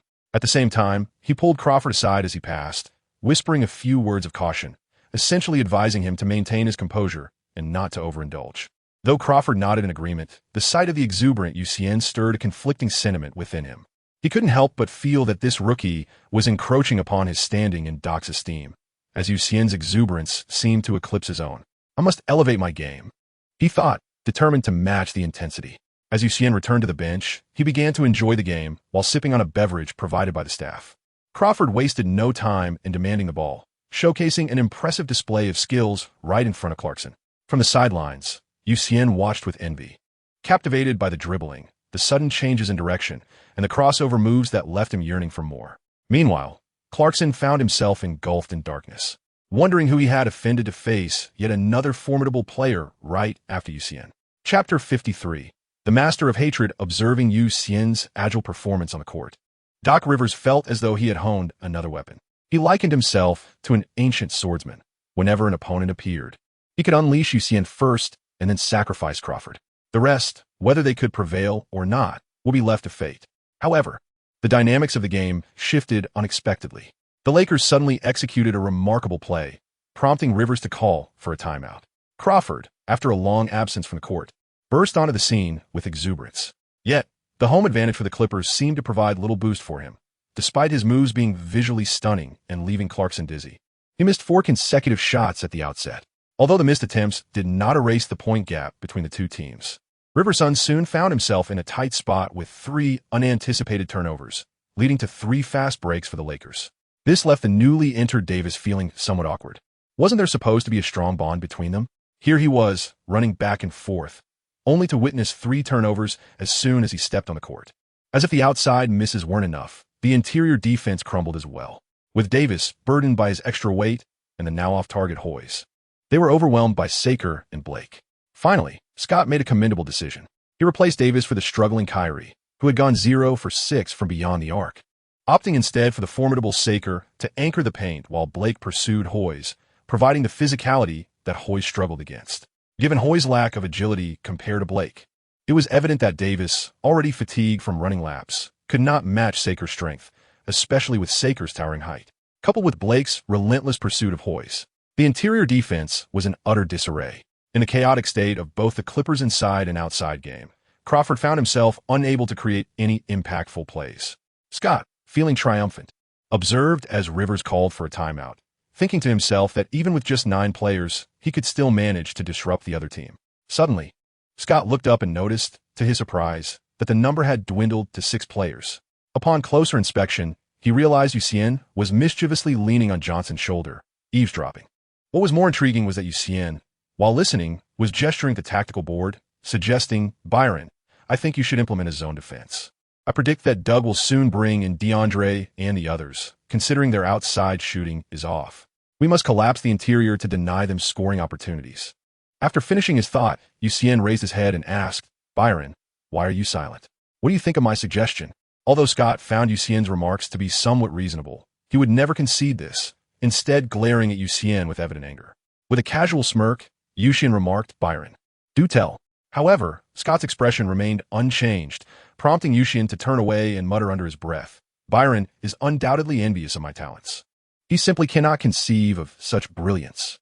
Though he mumbled, those around him could hear, and while the teammates maintained decorum out of respect for the head coach, the spectators erupted in laughter. At that moment, Lin Shiheo felt an exhilarating sense of satisfaction, reveling in the distinction made against him. The director first focused the camera on Scott's face, then panned to Xian, still murmuring. Following this, the large screen replayed the moment when Xian eavesdropped on the tactics and guided Scott, transforming the previously quiet arena into a cacophony of laughter akin to a volcanic eruption. On the sidelines, Coach Rivers found himself both amused and exasperated. Nonetheless, Xian had indeed vented his frustrations. Turning back, Coach Rivers felt a renewed irritation. Crawford's errant shots were somewhat acceptable given his recent return, but the blunders of Little Rivers were a different matter entirely. Was it that the brilliance of his father's presence was too glaring, casting a shadow upon him? And while he had frightened the opposing team with his bulk, he had also exhausted himself. Yet, seeing his dejected son, Coach Rivers chose silence. With a wave of his hand, he summoned Xian back onto the court for another exhilarating performance. Meanwhile, the Lakers made substitutions, pulling Blake after a lengthy stint and bringing in the erratic shooter, Kyrie.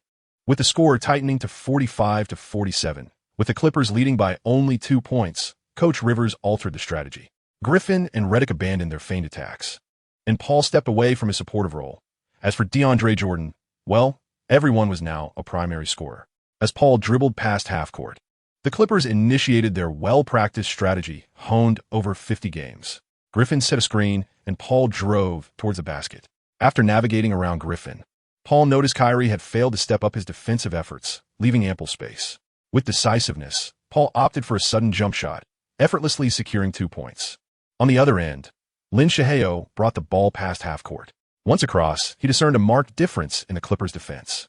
Previously noted for their decline, the starters struggled due to Barnes' aging, Redick's defensive inefficacy, and Griffin and Jordan's habitual lapses in focus. It was evident that apart from Paul, the remaining 4 players were lacking in competence, compelling Coach Rivers to stress the importance of rapid transition defense. The bench players, even less capable, were slow and cumbersome, with one being a defensive liability. Yet, following Xian's arrival, the Clippers' defense had seen significant improvement. It is not to say that Xian's defense is significantly superior to Barnes. Rather, it is Xian's boundless energy that enables him to provide relentless assistance on defense, coupled with his superior physical attributes that allow for endless switching. Much like a fisherman introducing catfish into a fish cage to maintain the vitality of the catch, Xian is the serendipitous catfish that Doc Rivers inadvertently brought to the Clippers, invigorating the team's defense. When Lin Shaheo found himself isolated on the offensive end, he quickly realized the difficulties of going solo. With Paul applying pressure and Xian providing support from behind, Lin Shaheo opted against a forceful attack and instead chose to collaborate with Johnson, understanding that if he passed to Clarkson, the ball would not return. However, even when passing to Johnson, the ball did not come back, as Lin Shaheo failed to create an open shot. Paul, brimming with energy throughout the game, was ever present to closely monitor Lin Shaheo. Consequently, Johnson was left with no choice but to pass the ball to Clarkson. Faced with Redick, Clarkson decided to drive aggressively. In Clarkson's perspective, Xian appeared somewhat unassailable, and even the seasoned Paul proved to be a challenge. Only Redick, with defensive awareness less formidable than the previous 2, emerged as the most effective link in breaching the Clippers' defense. Clarkson initiated a deceptive shift, transferring the ball from his left hand to his right, then leaned his body forward to the right, creating the illusion of a rightward drive. Redick promptly took small, hurried steps to his left in response. Observing Redick's movement to the right, Clarkson executed a crossover, pulling the ball back to his left hand. Redick, now shifting quickly to his right, found his balance somewhat compromised. Clarkson then performed another deceptive maneuver, returning the ball to his right hand before accelerating past Redick with a swift stride. Redick could only turn around quickly in pursuit. As Clarkson penetrated the paint, he noticed that Kyrie and the other big man had cleared space for him, and in his excitement, he leapt to attack the rim from the right side. However, perhaps he hadn't prayed to the divine that day, for Xian reappeared in Clarkson's line of sight. While defending, Xian was also keenly observing his teammates' positioning, realizing that the 2 bigs were being drawn outward. He hastily abandoned Johnson to rush towards Clarkson. Faced with the inevitability of a block should he attempt to dunk, Clarkson had no choice but to pull back, aiming for a fadeaway shot.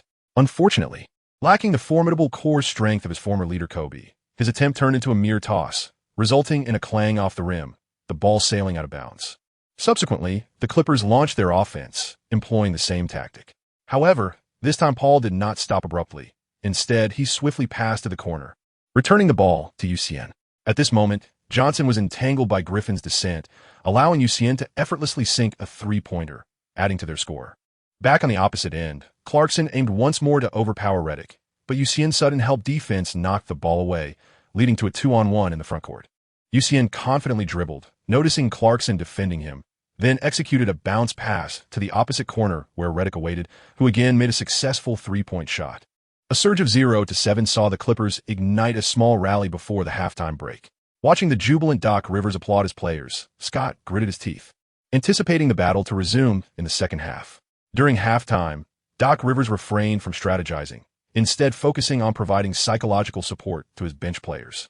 Having endured a tough first half, unable to endure any longer, Xian promptly informed Woodson and hurried onto the court. Upon his return, he noticed that the substitutes were not warming up. It dawned on him that this was to be expected. The home team, under the guidance of the seasoned Rivers, was engaged in a lecture, while the visiting team, consisting of merely 9 players, had all taken to the court. What need was there for them to warm up? Reclining languidly on the substitute bench, Xian leisurely sipped his Gatorade. The halftime break had elapsed, and Scott, accompanied by his players, had just exited the players' tunnel when he caught sight of someone sprawled on his bench from a distance. Initially, he felt a surge of anger. Who had disobeyed my orders and left the locker room without permission? He quickly counted the players and realized there were 9 present, not a small number. With determined strides, Scott approached the substitute bench, only to discover that it was, once again, Xian. Fury consumed him. In the first half, he had eavesdropped on my strategies, and now he was audaciously taking liberties. In a fit of rage, Scott picked up the tactical board, ready to confront Xian. Fortunately, Coach Sa acted swiftly, restraining Scott just in time. At that moment, Jeremy Lin also noticed the commotion and urgently called out to Xian in Chinese. As Xian sprang to his feet and dashed away, a dramatic scene unfolded on the court. The Lakers coach pursued a Clippers player in a fervent chase. Chapter 54. Thoughts from teacher Tony. Despite having been away from the court for many years, Scott's stride remained remarkably nimble. Watching Xian sprint ahead, Scott was suddenly reminded of his lost youth. Now in his 50s, he was a mere shadow of his former self. Yet in his prime, he was a tall, swift young man. As a first-round draft pick in 1983, he enjoyed a 14-year career, making the playoffs 13 times, an achievement that ranks among the top 7 in NBA history. Quite formidable indeed. Even more impressive was the fact that during those 13 playoff journeys, Scott was not merely a background player. He was a pivotal starter. Throughout his 14 seasons, Scott spent 11 with the Lakers, becoming one-third of the renowned Showtime trio, alongside Magic Johnson and Cobra James Worthy, names that surely resonate. Furthermore, during the 1987-88 season, Scott, with his remarkable catch-and-shoot jump shot and adept off-ball movement, led the Lakers in scoring, helping them clinch back-to-back championships. His style bears a striking resemblance to Xian's signature skills. When Coach Rivers, accompanied by his mini-prod GS, emerged from the players' tunnel, Xian finally spotted his savior. He hurried to position himself behind Rivers, using the coach's robust frame to shield himself from Scott's fierce gaze. Rivers, embodying a protective hen, spread his arms wide to block Scott. Gazing at the breathless Scott, Rivers cheerfully inquired, "What is up, Byron? Are you working on your fitness?"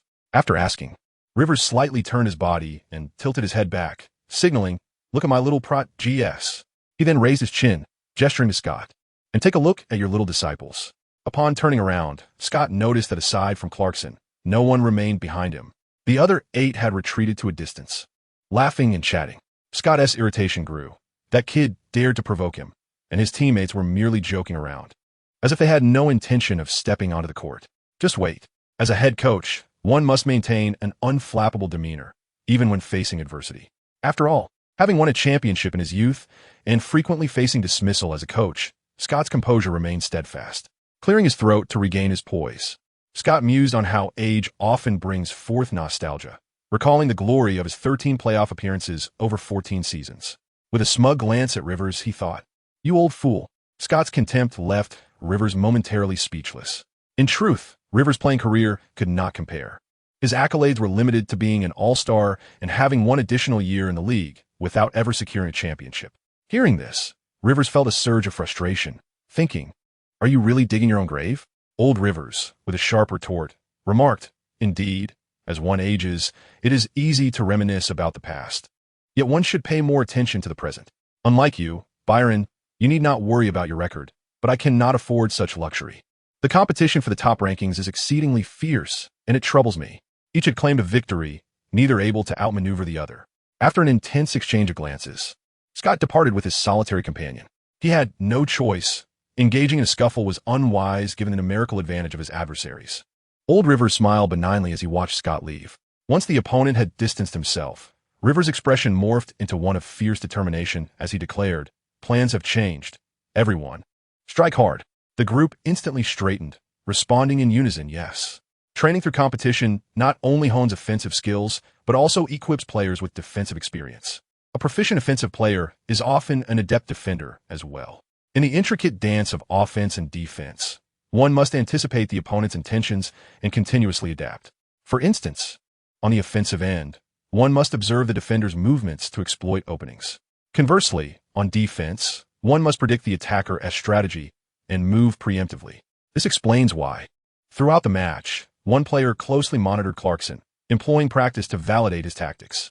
However, Clarkson, being a novice with numerous shortcomings, inadvertently provided openings for his opponent, albeit the latter's approach was sound. As the second half commenced, the Lakers initiated play. Clarkson dribbled the ball, cautiously eyeing Paul, while simultaneously guarding against the lurking threat posed by his own teammate. Clarkson felt the weight of the challenge. Faced with the energetic Paul, he realized that showcasing elaborate dribbling skills could lead to his demise, for Paul's center of gravity was lower, allowing for quicker steals. Although Clarkson was a rookie, he had spent nearly an entire season learning the ropes. After a lackluster first half, he gleaned some insights. When facing a shorter point guard like Paul, he must leverage his own advantage, his longer legs. Thus, Clarkson initiated with a crossover, the ball transitioning to his right hand, followed by a deceptive feint that finally compelled Paul to react, shifting his body laterally to the left. Seizing the moment, Clarkson executed a sweeping change of direction, transferring the ball to his left hand and taking a significant step to bypass Paul. However, Paul, quick on his feet, hastily moved to the right in an attempt to obstruct Clarkson's drive, aiming to buy time for subsequent defensive help, yet he was cautious not to overexert himself, for that could lead to a foul. Nevertheless, Paul miscalculated, as suddenly, a teammate named Sar stepped up to block his path. Clarkson maneuvered around Sar, spotting DeAndre Jordan, an opportunity to exploit size mismatches. With a glimmer of inspiration, Clarkson first performed a change of direction, transferring the ball to his right hand and seamlessly advancing towards the right side of the basket. Jordan, towering and poised, raised his left hand while taking small steps to keep pace. At the moment their bodies collided, Clarkson abruptly halted, executing a smoothly elegant spin reminiscent of silk, deftly evading Jordan. At this juncture, Jordan was still shifting left, his considerable frame unable to pivot swiftly enough to contest, leaving Clarkson to effortlessly release a soft shot that found its mark. As the ball swished through the net, the beleaguered Lakers fans, who had endured a lackluster half, erupted in a cathartic roar of passion, albeit their numbers were scant, yielding minimal resonance. Paul, who had just been outshined upon entering the game, felt a tinge of embarrassment, having just promised Coach Rivers to play aggressively.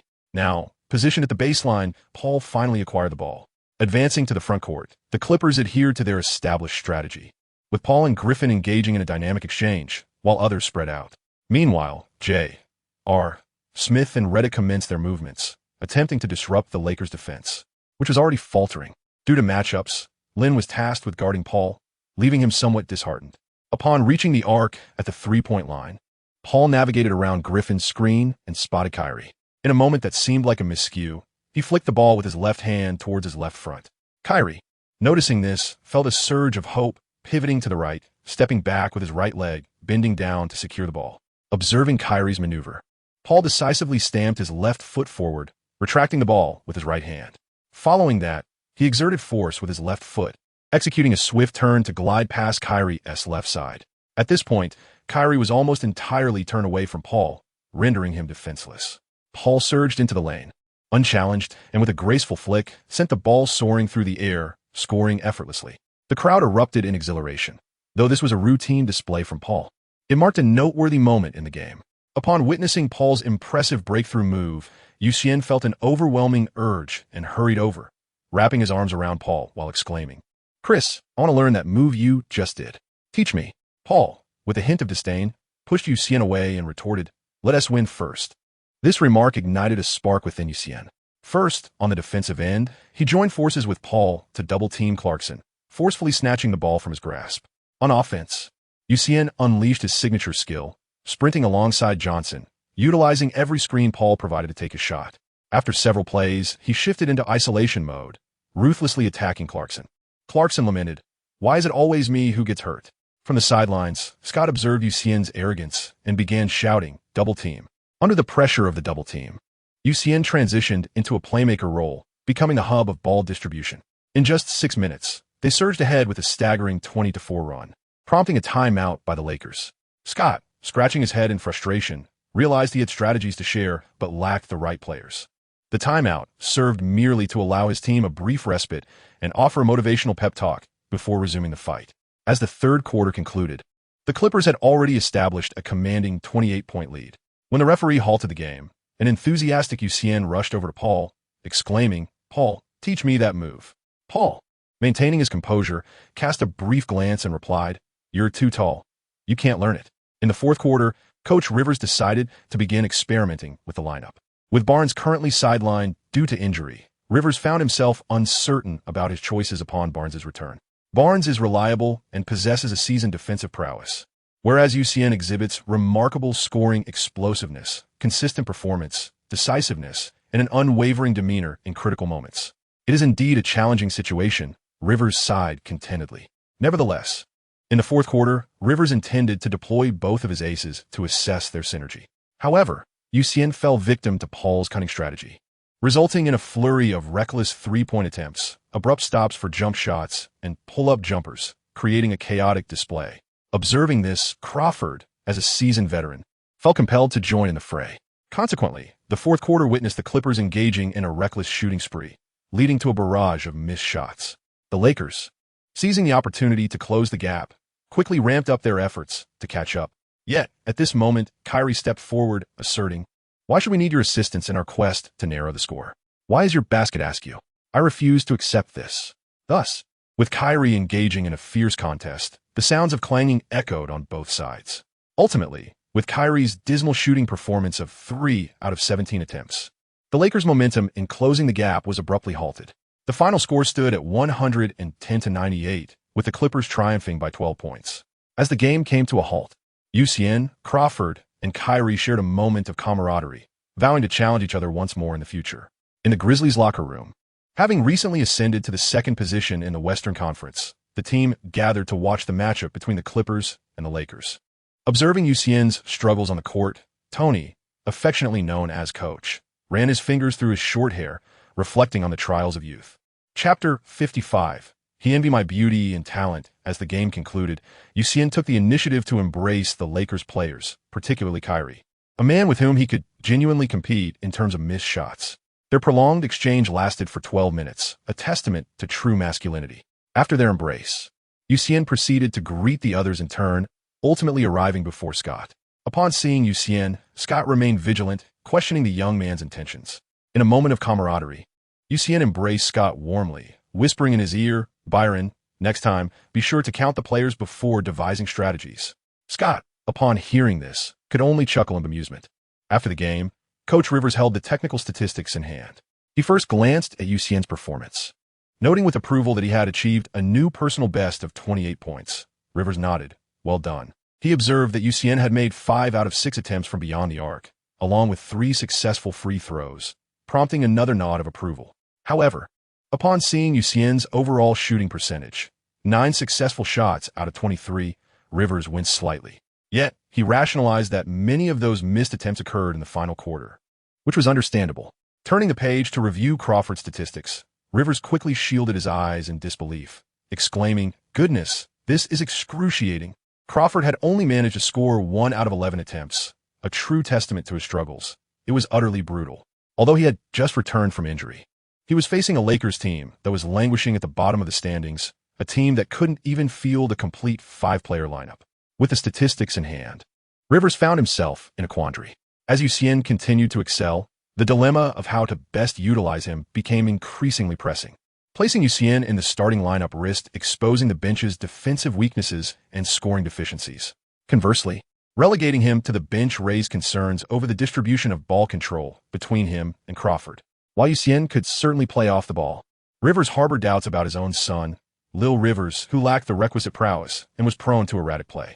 As Rivers contemplated this conundrum, he absent-mindedly stroked his chin, a sudden spark of inspiration illuminating his thoughts. However, a frown soon crossed his face as he realized that this potential solution might not sit well with Barnes. Meanwhile, in the locker room, Xian joyfully returned, greeted by a throng of reporters eagerly awaiting his presence. Following the previous interview that had garnered significant attention back home, Xian's popularity had surged. The journalists who had been present lauded his emotional intelligence, particularly noting the widespread appeal of his use of the term sister. Consequently, he had attracted a host of beautiful female fans, all drawn in by the charm of that single word. The other players in the locker room had already finished their showers and were busy engaging with the press. Xian first greeted everyone, remarking that they had arrived quite early. The journalists, well acquainted with Xian's personality, responded with knowing smiles. As the interview approached, Xian did not delay. Soon, after completing his grooming, he settled into a chair, awaiting the questions. "Firstly, congratulations on achieving a new personal best, Xian." In recent matches, you have increased your number of individual plays. Is this a special strategy devised by Rivers? Hello, Xian. Regarding today's victory, do you recognize any shortcomings? Initially, the inquiries were quite standard, yet as the interview drew to a close, peculiar questions began to surface. Xian, what were you and Lakers head coach Scott debating during the latter half of the second quarter? I had some personal insights regarding Byron's tactical arrangements, so I engaged in a friendly exchange with him. Then why did Coach Scott appear displeased afterward? That was due to his envy of my beauty and talent. During halftime, why was Coach Scott pursuing you? Because Coach Scott's signature skill back in the day was his ability to position himself and execute a quick catch-and-shoot jump shot. He believed my technique needed refinement, so he wanted to spar with me. Xian, why did Coach Scott sneeze multiple times? Who was slandering me? What began as a straightforward post-match interview unexpectedly devolved into a gossip session. Xian diligently answered all the reporters' inquiries, as long as the questions were reasonable. After all, their efforts were commendable. A mere utterance from him could earn them a coveted chicken leg, so why not indulge? Once the reporters departed, the nightclub prince, Griffin, began to feel restless. Today, Griffin had ample playing time, but exerted little effort, primarily setting screens for Xian and Paul. His interior partner, DeAndre Jordan, fared no better, enduring considerable frustration as he was first outmaneuvered by Blake for a rebound, then later showcased by the opposing team's mid-range shots. Griffin exchanged glances with Jordan, and their shared understanding prompted them to rummage through their belongings, pocketing what they found, anxiously awaiting the return of Coach Rivers. Upon Coach Rivers' return to the locker room with Paul, Griffin felt as though an eternity had passed. Rivers first commended the team's performance, then proceeded to deliver another 5-minute pep talk to the bench players, whose inefficiency was alarming. Had it not been for Xian's exceptional stamina, Rivers would have had to push Paul and the others to exert themselves earlier.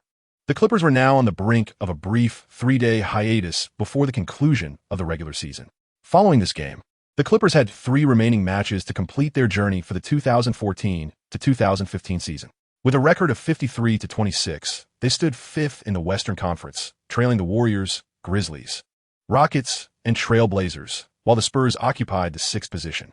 This ranking posed significant disadvantages for the Clippers, should they maintain their position. A first-round matchup against the Trail Blazers would be manageable, yet facing the Warriors in the second round could prove disastrous. Despite Xian's unpredictable talent, Coach Rivers preferred to avoid confrontation with their fierce rivals until absolutely necessary. Thus, the upcoming 3 games were crucial for the Clippers. Unbeknownst to Rivers, his remarks were mere trivialities to the trio of night owls. Consequently, when he concluded his speech and dismissed the team, they hurriedly made their exit. Fortunately, Barnes had not forgotten about Xian and arranged for Paul to escort him home. Everyone tends to reminisce about their fondest interests, much like Xian. Ever since witnessing Paul's dazzling display as he deftly outmaneuvered Curry, Xian could not shake the memory. Once in the car, he incessantly chattered in Paul's ear. Paul was delighted by Xian's thirst for knowledge. The stronger Xian became, the greater the rewards for Paul.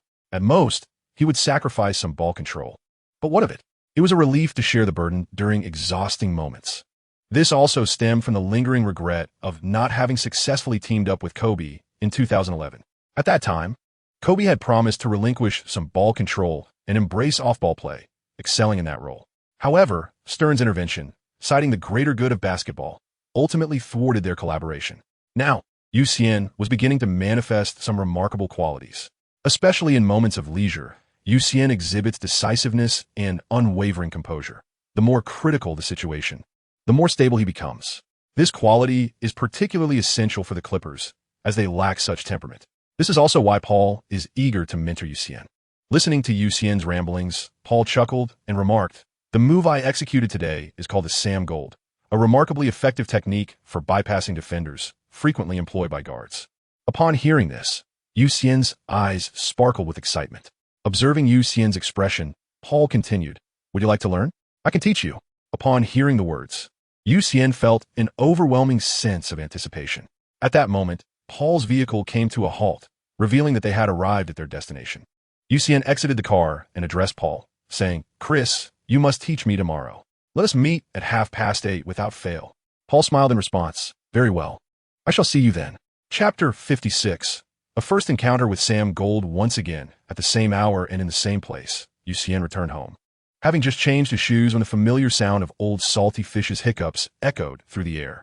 Xian felt too weary to comment on old salty fish's antics any longer. Old salty fish, could you perhaps refrain from hiccuping in my presence?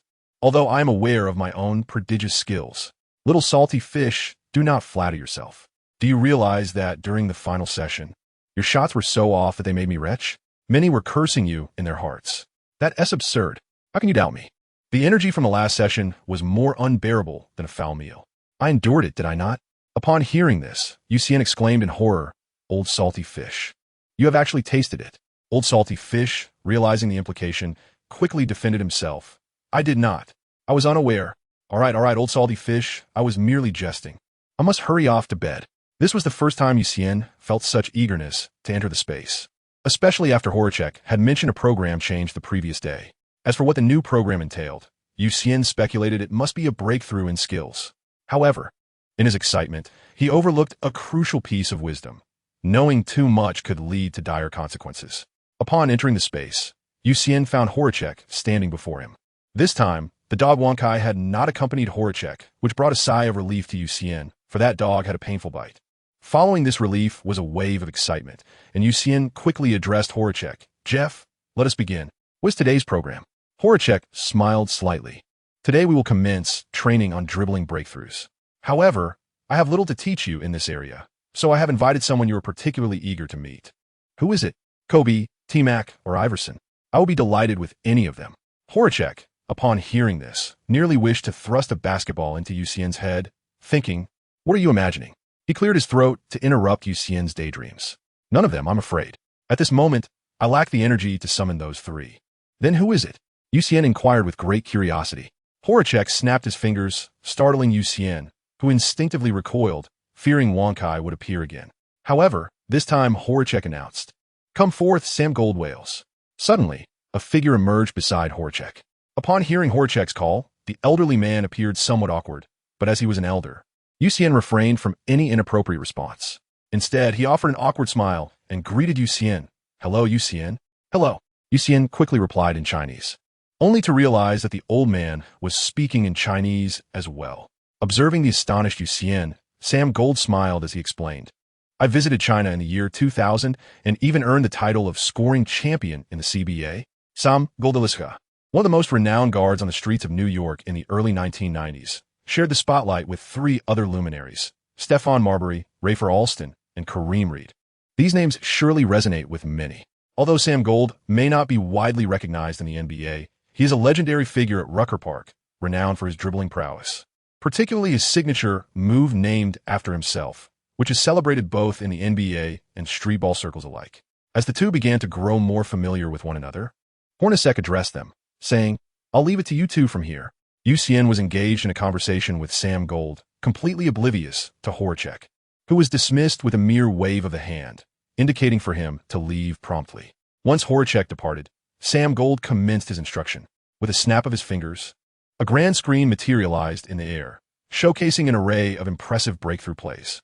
Although Xian did not recognize any of the individuals depicted, he was nonetheless captivated by the remarkable moves and techniques displayed on screen. Before long, Sam Gold snapped his fingers again, causing the screen to vanish. Noticing that Xian was still in an excited state, Sam Gold inquired, Xian, what did you think of the highlight reel we just watched? Cool. And? Impressive. As Xian gradually regained his composure, he observed Sam Gold teetering on the brink of anger, prompting him to cautiously add, it was beautiful. In his days as a player, Sam Gold had deemed a coach's explosive outbursts towards players utterly irrational.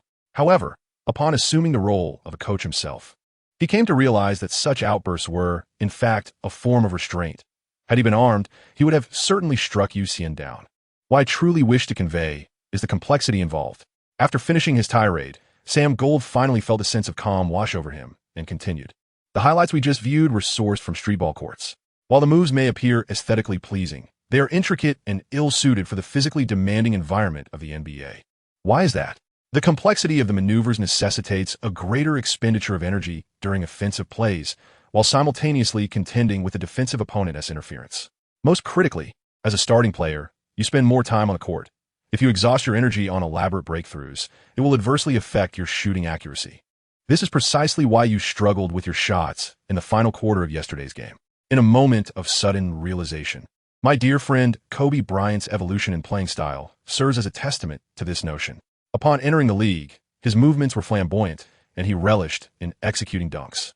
However, by 2006, as he began to lead the team independently, one could observe that his breaking through became increasingly succinct and efficient, devoid of any unnecessary embellishments. This shift was crucial as he was tasked with shouldering the team's responsibilities, necessitating greater expenditure of energy on both offense and defense, thus requiring the abandonment of ostentatious maneuvers. I resonate deeply with this sentiment. Sam Gold paused thoughtfully, as if reminiscing about those days. During my tenure leading a team in the CBA, I encountered this very issue, which led me to recognize that my inability to achieve success in the NBA was partially attributed to this. Consequently, Sam Gold's expression grew serious as he addressed me. You must remember, the breakthrough should be simple and efficient to conserve energy for prolonged offensive engagements. With a snap of his fingers, Sam Gold summoned the big screen, which now showcased the NBA court, displaying a compilation of Tracy McGrady's breakthrough highlights. He continued to elaborate. You see, T-Mac effortlessly surpasses defenders with a mere simple crossover step. And this one, just a light tap of the right foot coupled with a shoulder shimmy. Then there's this, a slightly more intricate move involving a step back combined with a prayer position. And this one. All right, let us commence training with the first and most fundamental movement, the crossover step. Come, defend against me. All right, I declared, eager to showcase my defensive prowess. With that, I lower my stance, arms outstretched in readiness for Sam Gold's approach. Holding the ball at his right hip in a triple threat posture, Sam Gold observed my stance. He then brought the ball forward, tracing an arc, leaping, and executing a shot. Despite my utmost effort to disrupt, my reaction was a fraction too late. Swish! Upon witnessing Sam Gold's shot, I protested. Hey, you're cheating. Wasn't this supposed to be about the crossover step? Ah, my dear friend, in our culture, there exists an ancient adage, all's fair in war. I said crossover step, and you took me at my word. How naive!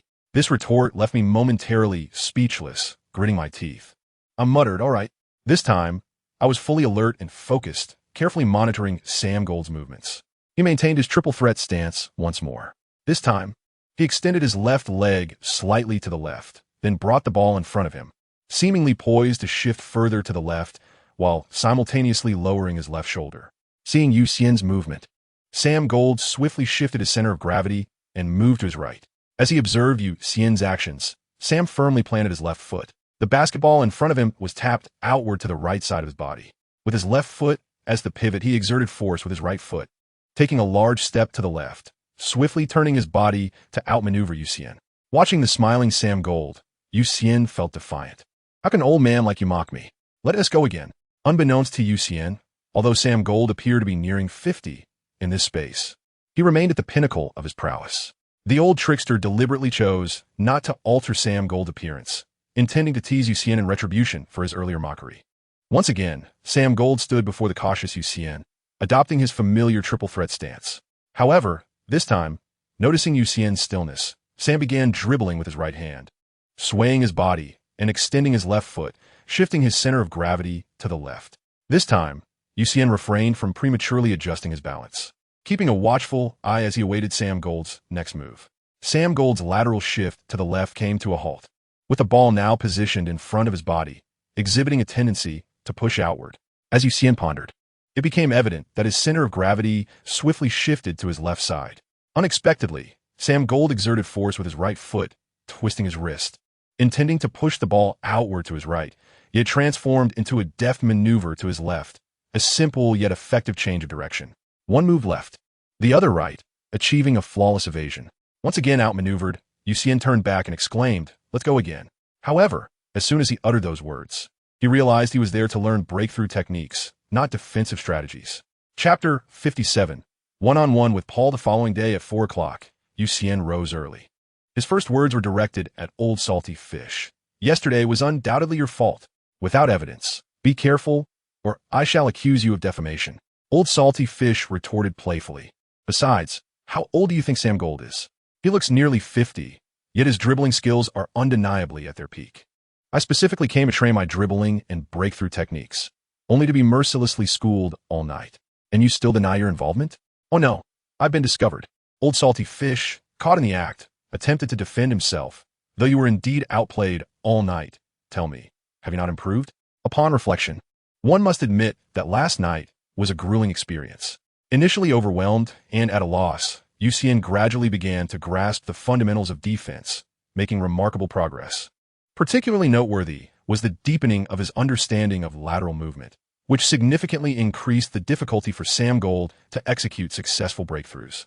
Consequently, Sam was compelled to employ additional maneuvers to confound Xian. It is no wonder that the adage holds true. Players with exceptional offensive skills often possess commendable defensive abilities as well. However, Xian suddenly realized that Old Salty Fish was attempting to divert the focal point of the game. Old Salty Fish, do not attempt to deceive me. I am merely a theoretical master with no practical experience. Engaging in a match would undoubtedly lead to disaster. You may seek assistance elsewhere, he remarked. Seek whom? Xian replied, somewhat perplexed. Unless you arrange for someone in the virtual realm, I do have the means to hire a sparring partner in reality. But with only a day at my disposal, who could I possibly find? Who did you schedule for today? Upon hearing this, Xian's eyes brightened with realization. Indeed, he could seek out Paul. When Paul was mentioned, Xian could only think of his offensive prowess. However, the reality is that Paul is also a defensive maestro. As a 6-time leader in steals, Paul's defensive skills are evidently remarkable. He is undoubtedly a valuable sharpening stone, and moreover, a complimentary one at that. With this thought, Xian hastily completed his morning routine and stepped outside to greet the early rays of sunlight around 4 o'clock. By 8, Paul, as usual, arrived at the gym, driving his car. Upon entering, he noticed Xian seated on the floor, attempting to elevate his leg to rest upon his head. Paul quickly exclaimed, "Release that leg." "Oh, wait, no. Be careful with your back." Upon hearing Paul call out to him, Xian promptly ceased his practice and gradually rose to his feet. Observing Paul's anxious demeanor, he remarked, "Chris, it's nothing serious. I was merely practicing yoga to enhance my body's flexibility." Paul, harboring doubts about the efficacy of yoga, could not quell his curiosity and inquired, "Does it truly possess such benefits? I would like to try it." In response to Paul's request, Xian did not reply immediately. Instead, he appraised Paul from head to toe. Noticing Paul's rather short stature, he envisioned the absurdity of Paul attempting to place his thighs atop his head, which nearly provoked laughter. "CP," he thought, "I'm not trying to discourage you, but perhaps you should abandon that notion. We remain good friends." Paul, somewhat perplexed by Xian's words, seemed to grasp the meaning behind his gaze. With a grin, he replied, "You just don't expect me to teach you Sam Gold later." Xian promptly softened his stance, saying, "Sam Gouda, I do not require your instruction. What I truly need is for you to sharpen your skills." Listening to Xian's flattery, Paul, brimming with arrogance, lifted his head and strode into the changing room. Half an hour later, Paul re-emerged before Xian, a slight sheen of perspiration gracing his brow. He said, "Come on, I'll teach you about Sam Gouda." Upon hearing Sam Gold's name, Xian felt a wave of nausea, prompting him to shake his head vigorously. "Chris, I shall not study today." Paul's surprise was palpable. Just yesterday, he had nearly knelt to trade his kidney for knowledge. Yet today, he seemed to have changed his mind. Had yesterday's exertions drained him? Observing the look of confusion on Paul's face, Xian declared emphatically, "Chris, today I challenge you to a duel. Shall you accept?" "What?" Chris retorted, typically the one imparting lessons. "Today, you're not merely lacking vitality. You are brimming with it." Noticing Paul's silence, Xian resorted to provocation. "Chris, are you afraid?" Without uttering a word, Paul demonstrated his intent through action, passing the ball to Xian and taking his position beyond the 3-point line. The methods of the ancients proved most effective, Xian mused contentedly. Dribbling the ball and fixating on Paul, he stepped beyond the arc observing Paul's grounded stance. Xian recollected Sam Gold's words. "What I wish to convey is that the act of breaking through is merely a formality. You need not concern yourself with a multitude of forms, akin to the 9 swords of Dugu penned by the esteemed Jin Yong, which, despite their limited variety, can shatter all martial arts. It is not the quantity of techniques that matters. Even if one masters an abundance yet fails to apply them, they remain futile. The essence lies in adaptability and proficiency. Even a single mastered move, executed with finesse and ease, signifies mastery and success. Much like the martial arts of your homeland, a simple technique, practiced thousands of times, can evolve into a signature move. Consider the triple threat or the crossover step, today in our offense and defense. I shall employ a combination of crossover steps, basic body feints, and in-and-out dribbling, Three straightforward actions that can be artfully combined for simplicity and efficiency. With Sam Gold's wisdom resonating in his mind, Xian assumed the triple threat position. However, Paul interjected, You've had your turn. Now it's my turn. As Xian indulged in his reflections, he inadvertently committed a basic error. However, he refrained from passing the ball to Paul and instead began to feign. Chris, do not concern yourself with the minutiae. Swiftly defend, for I am poised to attack. Recalling Sam Gold's offensive maneuvers from the previous day, Xian commenced his imitation. He first extended his right leg firmly to the right, then brought the ball before him, seemingly inclined to shift leftward, all while lowering his right shoulder. Subsequently, his left hand struck the ball in front of him, propelling his right foot forward with force as his body weight shifted to the left, flicking the rebounding basketball towards his left front. And then, there were no further developments. The ball had already found its way into Paul's possession. Paul seized the ball and began to critique Xian's shortcomings. Your intentions are far too transparent. As if your face bore the inscription, I intend to break through to your right side. Your movements lack subtlety. What then? Xian, eager to learn, began to engage. Mentor Pao also joined the discourse. Remember, when you break through, you must create an illusion for your opponent. Your weight shifts, your gaze, your shoulders. All must be in motion. Do not approach with brute force. Just like earlier, you should first probe, then shift your weight lower and entice me to defend in the opposite direction of your intended breakthrough. And do not forget your advantages. Once more, you must exploit your strengths to target your opponent's weaknesses, just as you withstood Clarkson's challenge yesterday. Understood? Understood. Xian nodded, then snatched the ball from Paul's hands, preparing to attack once more. Paul then realized that Xian was merely using him for practice. Nevertheless, Paul refrained from disclosing this and assumed a defensive stance. In this instance, Xian did not resort to the triple threat. Instead, he opted to dribble the ball. With his left hand controlling the dribble and his right foot extended, he shifted his body weight to the right. Observing Paul's indifference, Xian brought the ball in front of his body, seemingly preparing to execute a change of direction. At this moment, Paul reacted, shifting his weight to his left side while reaching out to attempt to steal the ball from Xian's grasp. This time, however, Xian had learned from experience.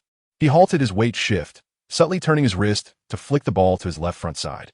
Pivoting on his left foot, he exerted force with his right foot, taking a large step forward to seize the position, yet it was not meant to be.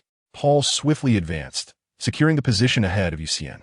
The latter was left with no choice but to cradle the ball and come to a stop. This time, it was commendable, incorporating feints and maintaining fluidity in his movements. Though the execution was too slow, a bit more speed would be advantageous. Paul continued his critique. With only 2 words in response, Xian urged again. His gaze fixed ahead, he was instructed to quicken his movements. Again, yet he was still deemed too slow. Faster. Again. In Chapter 58, titled My Poor Talent, Xian's experience in training against Paul was rapidly increasing, his understanding becoming ever clearer as he continuously integrated his thoughts into his offensive maneuvers. Paul was increasingly astonished by the child's remarkable capacity for learning. How could he progress so swiftly in such a short span of time? Although Xian's aptitude was commendable, it was far from the extraordinary level Paul had imagined. After all, Xian had endured an extensive practice session the previous day, theoretically elevating him to the status of a master. With Paul as his pragmatic mentor, if he could not learn more, he might as well return home to till the fields. Unbeknownst to him, Paul began to intensify his defensive efforts, as Xian's breakthrough moves became increasingly proficient, complemented by his physical advantages. After all, Xian was long-limbed, while Paul, well, you understand. As their spirited exchange continued, Coach Rivers made his entrance. Upon entering, he witnessed Xian successfully breaking past Paul. Xian centered his left foot, probing with his right, shifting his body weight to the right, while simultaneously moving the ball from his left side to the right. This time, Paul reacted. Xian's movements were expansive. His shoulders dipped low, prompting Paul to shift his weight to his left in anticipation of a steal. Noticing Paul's movement, Xian shifted from a probing stance to a firm footing, exerting force through the inner side of his right foot to pivot on his left foot. He pulled the ball from in front of him back to the left and forcefully tapped it toward his front left, taking a substantial step with his right foot to secure his breakthrough position. Following this, he propelled himself forward with his left foot. Paul, not willing to concede, forcefully shifted his body to the right, attempting to impede Xian's advance by crowding him. This maneuver had transcended the bounds of training intensity, resembling that of an actual competition. As Xian executed a sidestep breakthrough and felt Paul encroach upon him, he instinctively lowered himself, using his backside to push back. At that moment, Paul was still lateral, while Xian was in a side position, and this sudden sit provided Paul with a diagonal force, causing him to lose his balance and tumble to the ground. Xian hurried to assist Paul, fearing that if he were to be injured, Doc Rivers would surely despair. Witnessing Xian's successful breakthrough, Doc Rivers felt a swell of pride. After all, he had discovered this gem of talent. He couldn't help but marvel at his own prowess, considering himself a man even stronger than a basketball deity. However, his moment of triumph was swiftly dashed when he glanced down to find his star point guard sprawled on the ground. Enraged, Doc Rivers declared, "How dare you harm my core point guard? Come at me, you scoundrel!" And someone fetched the stretcher. Amidst the ensuing chaos, Xian watched in despair as Paul was escorted away by the team physician for a thorough examination. As the empty arena echoed with silence, Xian had no choice but to set up some chairs as makeshift obstacles to practice and enhance his skills. He reflected on Paul's advice regarding feints, exaggeration, and minimizing dribbling during breakthroughs. Meanwhile, a group of reporters from Huaxia 5 arrived in Los Angeles. When one immerses oneself in a task, time seems to fly, particularly during mealtime. Observing Xian devouring his food voraciously alongside a towering stack of plates, Paul reaffirmed his belief that the Huaxia people were indeed at the pinnacle of the food chain. The culinary delights of Huaxia and nutritional meals stood at opposite ends of the flavor spectrum. Yet as a Huaxia native, Xian navigated them with ease, eliciting Paul's admiration. "Bob, your nutritional meals are exquisite. I feel as though I cannot part with them without losing my joy. Please, pack 5 portions for me to take home," Xian exclaimed, his voice muffled by a burp. Just then, Doc Rivers approached with 2 individuals and bluntly informed you, "Someone is here to see you.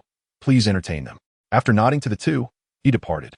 Paul, observing the scene, politely greeted the newcomers and followed suit.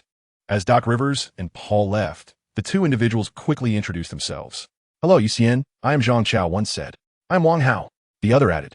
"I am Xian," he replied casually. The 3 burst into laughter. Xian, ever the hospitable soul, warmly inquired about their well-being. "Zhangge, Wangge, have you eaten yet? Wait here." Without waiting for their response, he called out, "Bob, bring 2 more nutritional meals for my compatriots." After showing them to their seats, the conversation flowed warmly. Upon learning that the 2 had no place to stay, Xian quickly offered, "No need to find accommodations. You can stay with me, as long as you don't mind." They exchanged glances, confirming what teacher Wei Ping had said about his character. With the decision made to accompany Xian, they resumed their meal, familiar with the nutritional dishes due to frequent visits for interviews. After dining, they took a moment to rest. Xian began the tour of the Playa Vista basketball training facility, accompanied by 2 individuals. Unfortunately, none of the players were present today, which left them somewhat disappointed. After concluding the tour of the training center, Xian escorted them to the conference room to commence the interview. Upon finishing the interview, Xian tidied up the materials and led the 2 back to the apartment, bringing along 5-pack nutritious meals. Upon their return, Xian first invited them to take a seat before starting to prepare dinner. Zhang Chao and Wang Hao watched in astonishment as Xian skillfully handled the various cooking utensils, prompting them to quickly set up the camera and move closer to Xian. As Xian lifted his gaze and then lowered it once more, he resumed his task of chopping vegetables. "Zhangge, is there really no need for filming?" he inquired. "Why shouldn't we film? This is life." "However, Xian, I am yet to ascertain your culinary skills, though your knife work is impressive. Even if you were to abandon basketball, you could sustain yourself with this talent," Zhangge remarked with a chuckle. "Haha, Zhangge, I have merely begun. You should prepare while I finish up. Dinner will be served shortly." With that, he plated the final cold dish, and the 3 of them arranged all the dishes on the table. Xian invited the 2 to take their seats before retreating to the kitchen once more. Zhang Chao interjected, "Xian, there's no need to prepare anything further. This is sufficient." It was then that Xian emerged from the kitchen, carrying the nutritious meal he had packed for lunch, and Zhang Chao suddenly understood. Observing the 4 plates before him and the solitary plate in front of Xian, he couldn't help but reflect, this truly exemplifies an athlete's discipline. Silence enveloped the night. The following day, Xian rose early to go for a jog, while Zhang Chao and his companion slept soundly. By the time they awoke, it was already past 6 o'clock. Upon opening the door, they encountered Xian returning, drenched in sweat. Watching the perspiration trickle down Xian's cheeks, they noticed his clothes were thoroughly soaked. "Xian, what time do you rise for training each day?" Zhang Chao inquired, handing him a towel. Around 4 o'clock. Xian replied casually, changing clothes before hastily pouring himself a large cup of warm water, which he gulped down in one breath. Although Xian did not perceive his early training as particularly arduous, the astonished expressions of the two prompted him to explain. Ever since I resolved to pursue a professional career, I have risen each morning to dribble and run for over an hour. My foundation is weaker than others, and without diligent training, there would be no point in aspiring to the NBA. Furthermore, Xian continued, without training and self-improvement, I would be relegated to relying solely on my instincts for competition, which is far too limiting. This is why, with Coach Rivers' permission, I have recently begun to enhance my ability to break through, as practical experience is the finest form of training. With that, Xian disregarded their gazes and headed to the restroom for a shower. Upon his return, he found the two of them tinkering with their equipment. As Xian inquired, Zhang, Wang, will you both join me for breakfast this morning? Zhang Chao responded, sure, whatever you eat, we shall partake in as well. Upon hearing Zhang Chao's reply, Xian prepared a nutritious breakfast consisting of eggs, fruits, milk, and fresh vegetables. While the three enjoyed their meal, Wang Hao enthusiastically praised Xian, proclaiming, you could undoubtedly become an exceptional nutritionist. This flavor is simply exquisite. After finishing breakfast and taking a brief respite at 7:30, the trio headed to the training facility. It was a training day, and thus all members of the Clippers had arrived at the gym early. Observing Barnes and Griffin, who appeared to be engaged in a rather dubious discussion, Xian could easily infer the nature of their conversation from their expressions. As they spotted Xian from a distance, they hurried over, each draping an arm around his shoulders. You missed out the other day. You have no idea about that girl, Griffin remarked, shaking his head. What a pity, Xian, that in your hometown there's a rule against drinking before turning 23. Enough of this idle chatter. Blake, there are others present. My compatriots have arrived. Griffin turned around and immediately spotted the two individuals. Greetings to you, my fellow countrymen. Wang Hao, being the cameraman, remained silent, leaving only Zhang Chao to respond. Hello, Blake Griffin. You may simply call me Blake. Griffin replied. What was it you mentioned about a certain rule? With a look of astonishment, Griffin continued. Aren't you all the same? You mentioned that, in his hometown, one is not permitted to drink until the age of 23.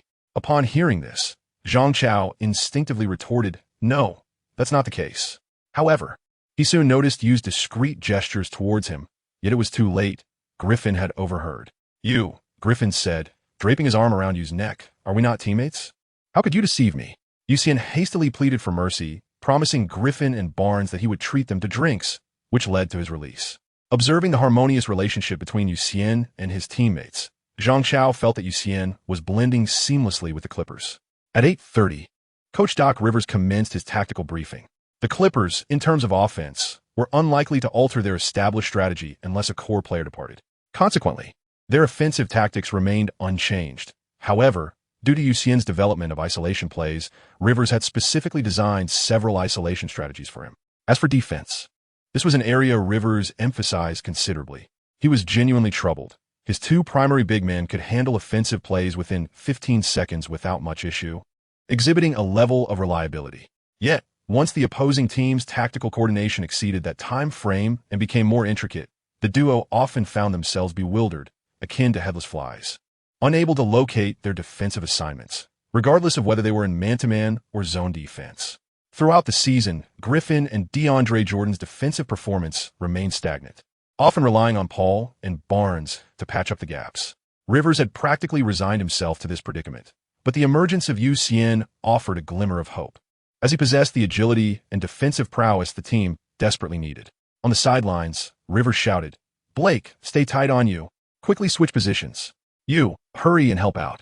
You rush to assist on defense. What are you thinking? Finally, after more than an hour of running, Rivers called a halt to the practice, allowing his players to rest while he convened with Woodson and others to discuss the earlier tactics and address any deficiencies. Xian sat on a chair, sipping water while watching the video of his recent movements on the field.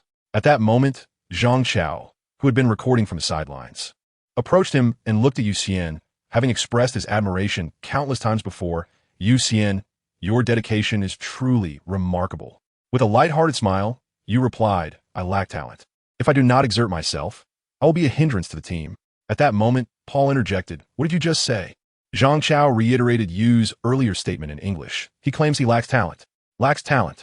Those 4 words struck Paul like a thunderbolt, weighing heavily on his heart. He turned away, on the verge of tears. If only I possessed such talent, I would have soared long ago, he lamented, observing the joyful banter between DeAndre Jordan and Griffin. Do I really need to team up with those 2 imbeciles? What a farce, this talk of lacking talent. Chapter 59.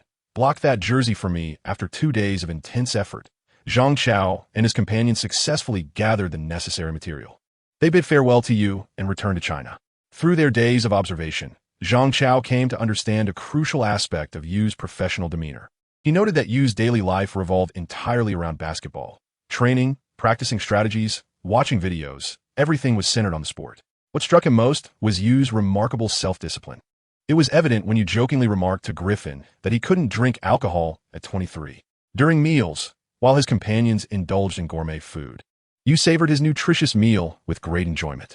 Most importantly, regardless of Zhang Chao's admiration for Yu's dedication, Yu merely believed that this was the standard for an athlete. Zhang Chao realized that this marked a significant gap between them. 3 days of rest seemed extensive, yet when one is focused on a singular pursuit, it feels fleeting. Throughout these 2 days, Coach Rivers engaged the Clippers in discussions and defensive drills. Yu's presence reignited Rivers' hope. However, as hope intensified, disappointment loomed larger. His 2 key interior players navigated the nightlife with ease, yet struggled to remember their defensive assignments. Their memories were akin to that of fish. No, even less reliable than fish, as fish retain information for 7 seconds, while these 2 could barely manage 15. Ultimately, Coach Rivers had no choice but to concentrate the defensive efforts on Paul and Yu, resigning Griffin and DeAndre Jordan to a state of futility. On the evening of the 11th, Coach Rivers finally ceased practice and gathered everyone to watch a film titled 3 Old Horses Kick 1 Point. Over the past 3 days, the Spurs and Rockets exchanged venues, delivering 2 electrifying matches.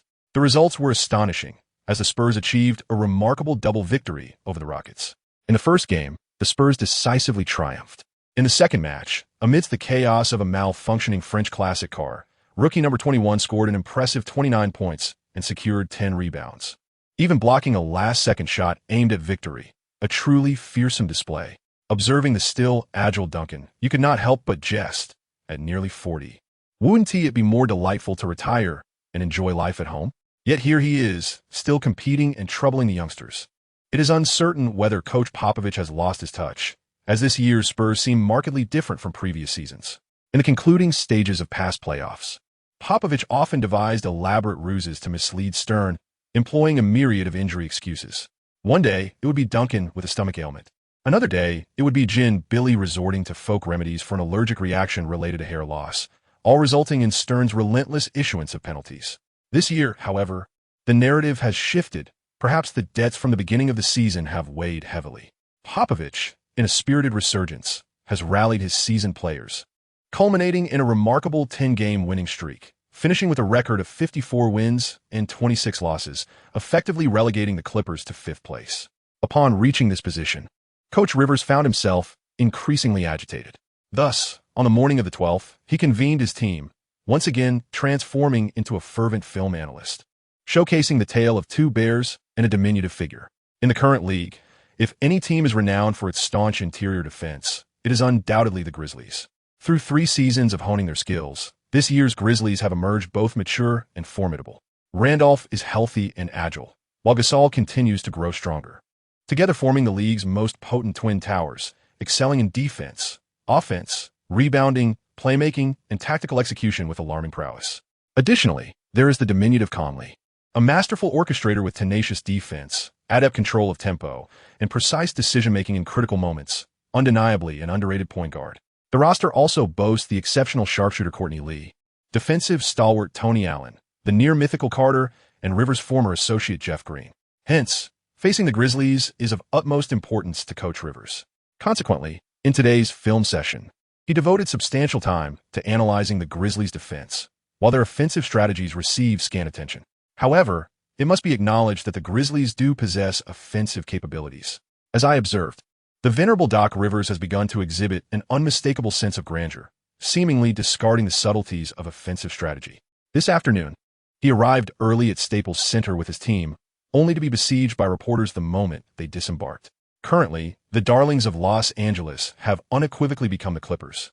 while the neighboring Lakers have entirely retreated from the contest for favor, both in terms of performance and star power, a stark contrast to the 9 players on the Lakers roster. Especially given that Kobe is currently confined to a hospital bed, the Lakers no longer possess the capital to trade on nostalgia. After evading the reporters, Xian and his companions swiftly donned their uniforms and proceeded to the court for warm-ups. However, today, I sensed an unusual aura surrounding Doc Rivers, typically found in the locker room, had accompanied Xian and the others onto the court. Upon entering, Rivers began surveying the surroundings, as if in search of something specific. Eventually, his gaze fixated upon the wall adorned with retired jerseys. He then summoned a staff member, and after a brief exchange, the team awaited further developments. When a curtain emblazoned with the Clippers logo slowly descended to obscure the jerseys, it became abundantly clear that Rivers had indeed embraced an inflated sense of self-importance.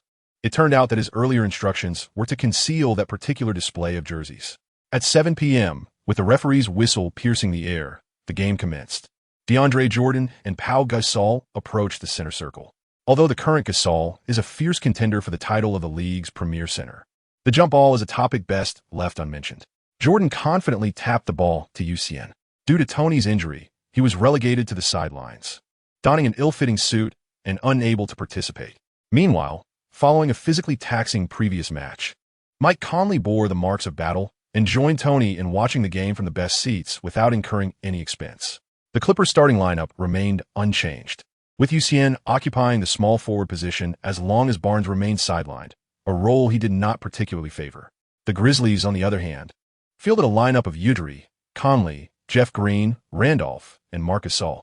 After a leisurely dribble past half-court, Xian deftly passed the ball to Paul, who began to maneuver off the ball with Green. Today, Paul was on a mission, unable to indulge in leisurely play. In the opening offensive play, the Clippers executed their signature strategy. Griffin set a high screen, and as Paul navigated around it, he faced the charging Randolph of the Grizzlies and took a jump shot, only to clang the rim in disappointment. Underneath, Marc Gasol, witnessing the miss, refrained from jumping. Instead, he simply positioned himself, using his body to box out Jordan, then gracefully extended his long arms to secure the rebound. Xian, previously engaged in motion, discerned a shift in the Grizzlies' defensive strategy today. After Paul maneuvered around Griffin, Randolph did not first delay Paul before returning to the paint. Instead, he directly confronted Paul, contributing to Paul's errant shot. After securing the rebound, Gasol passed the ball to Udry and then stationed himself just inside the three-point line. Udry dribbled past half-court, promptly delivering the ball back to Gasol before initiating his own movement. Having honed his skills over 3 seasons with Yerger, Gasol had mastered all facets of the game, facilitating, defending, and attacking. The Grizzlies' current strategy bore resemblance to the Princeton offense, though not entirely so, with Gasol orchestrating from the high post while others moved into position. In the low post, with Gasol and 4 others creating space for Randolph, he could confidently operate down low. As previously noted, Gasol had cultivated a center's complete skill set, allowing him to orchestrate play from the high post without defensive pressure. When unguarded, he transformed into a mid-range shooting threat, and when faced with defenders, he would either pass to the position Randolph or find cutting teammates. Once again in possession, Gasol resembled a lighthouse, seeking every opportunity. Meanwhile, Xian followed Green's movement from the right high post to the paint. Suddenly, Green, who had been moving slowly, accelerated, prompting Xian to hasten his pace in response. Although Green's burst of speed was not particularly swift, as Xian accelerated, a hefty obstacle loomed large before him. With no time to pivot, Xian collided directly with it, his athletic frame meeting a solid mass, resulting in an explosive impact reminiscent of an advertising jingle.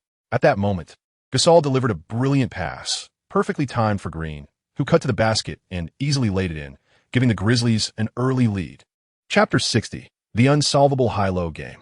On the sidelines, Coach Rivers watched Griffin, stationed on the opposite side of the basket, defending against thin air, his frustration palpable. You haven't even exceeded 5 passes, and you're already lost? Has today's defensive strategy rendered you utterly bewildered?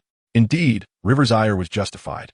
The Grizzlies' offensive play was one of their most common approaches, involving Green's movement alongside Randolph, followed by a running pass and a baseline cut. Before the game, Coach Rivers had already emphasized the importance of blocking the running lanes and executing timely switches. However, Griffin lost focus, fixated on the basket, which allowed Green to score effortlessly. Nevertheless, upon noticing the time, Rivers observed that the Grizzlies had spent 22 seconds on this offensive possession, and he thought, well, I forgive you. On the other hand, Xian found himself in a less fortunate predicament, sitting on the floor and drawing circles. Earlier, in his swift acceleration without any protection, he collided directly with Randolph's ample physique. Xian was taken aback to discover that he had been schooled by a mound of flesh. As he watched Randolph nonchalantly jog back to his half of the court while he remained on the floor, he felt a twinge of envy.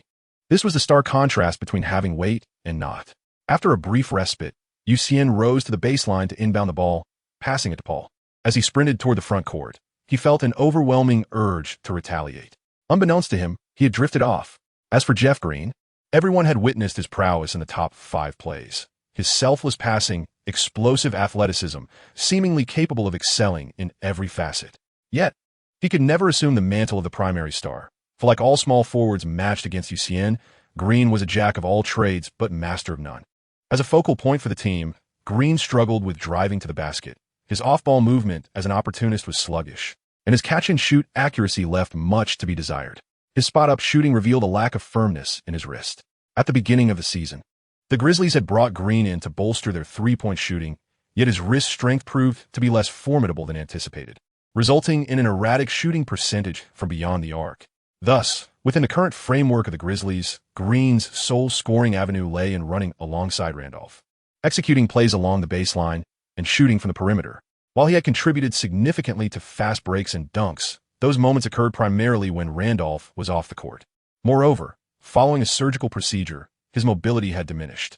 Consequently, after crossing half-court, Xian positioned himself at a 45-degree angle beyond the three-point line on the right side, leaning against Green, and called for the ball from Paul. Upon seeing Xian demand the ball, both head coaches were taken aback. Rivers was astonished that Xian had the audacity to call for it so early, while Yerger was surprised that Xian was even capable of asking for it. Paul, upon noticing, felt a spark of excitement. Instead of passing to the interior-bound Griffin, he opted to deliver the ball to Xian.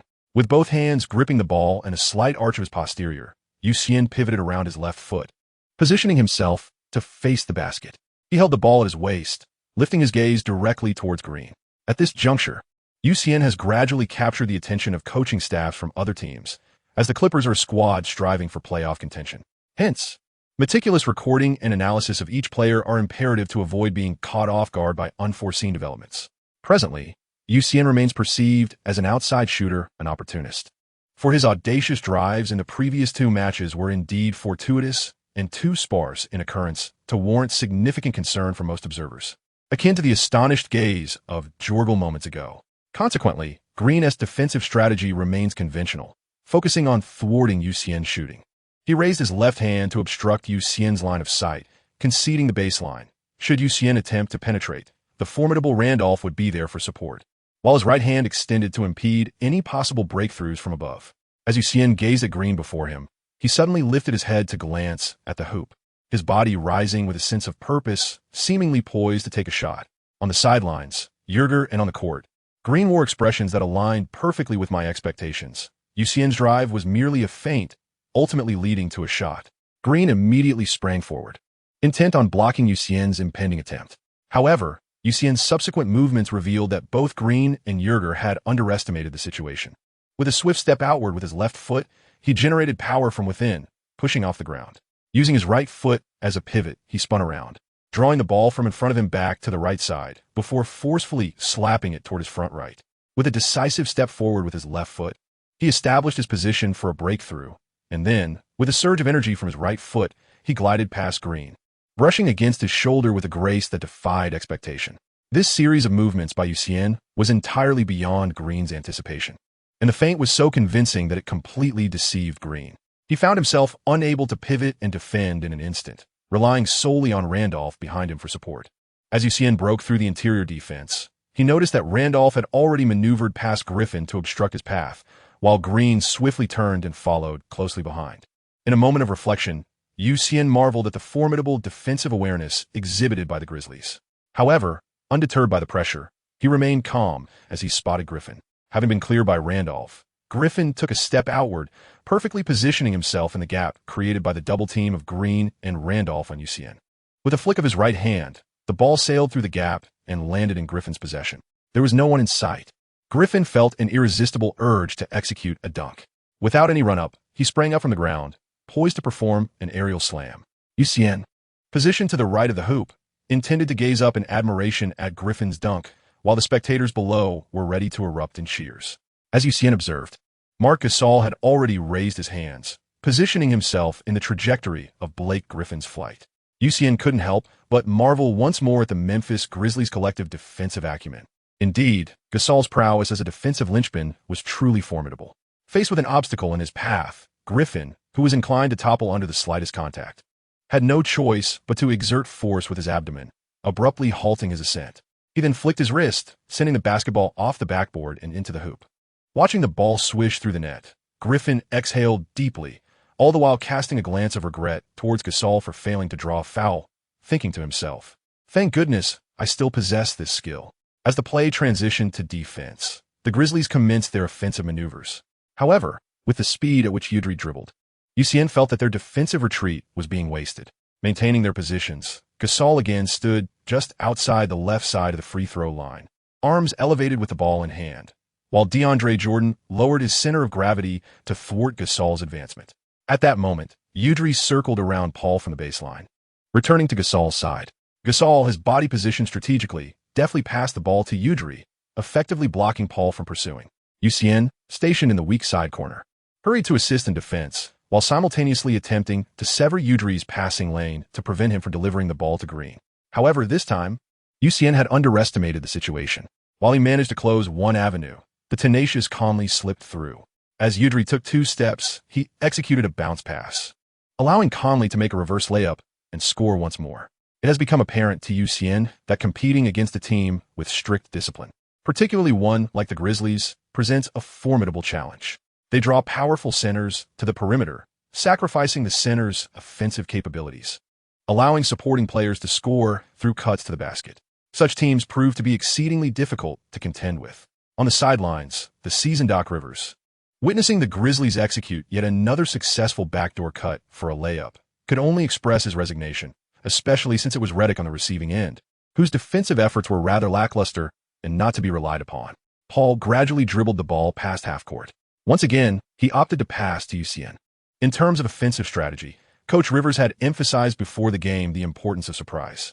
The initial focus was on attacking from the perimeter through Xian, compelling the Grizzlies' defense to extend and preventing them from collapsing, thereby creating opportunities for Griffin to operate one-on-one.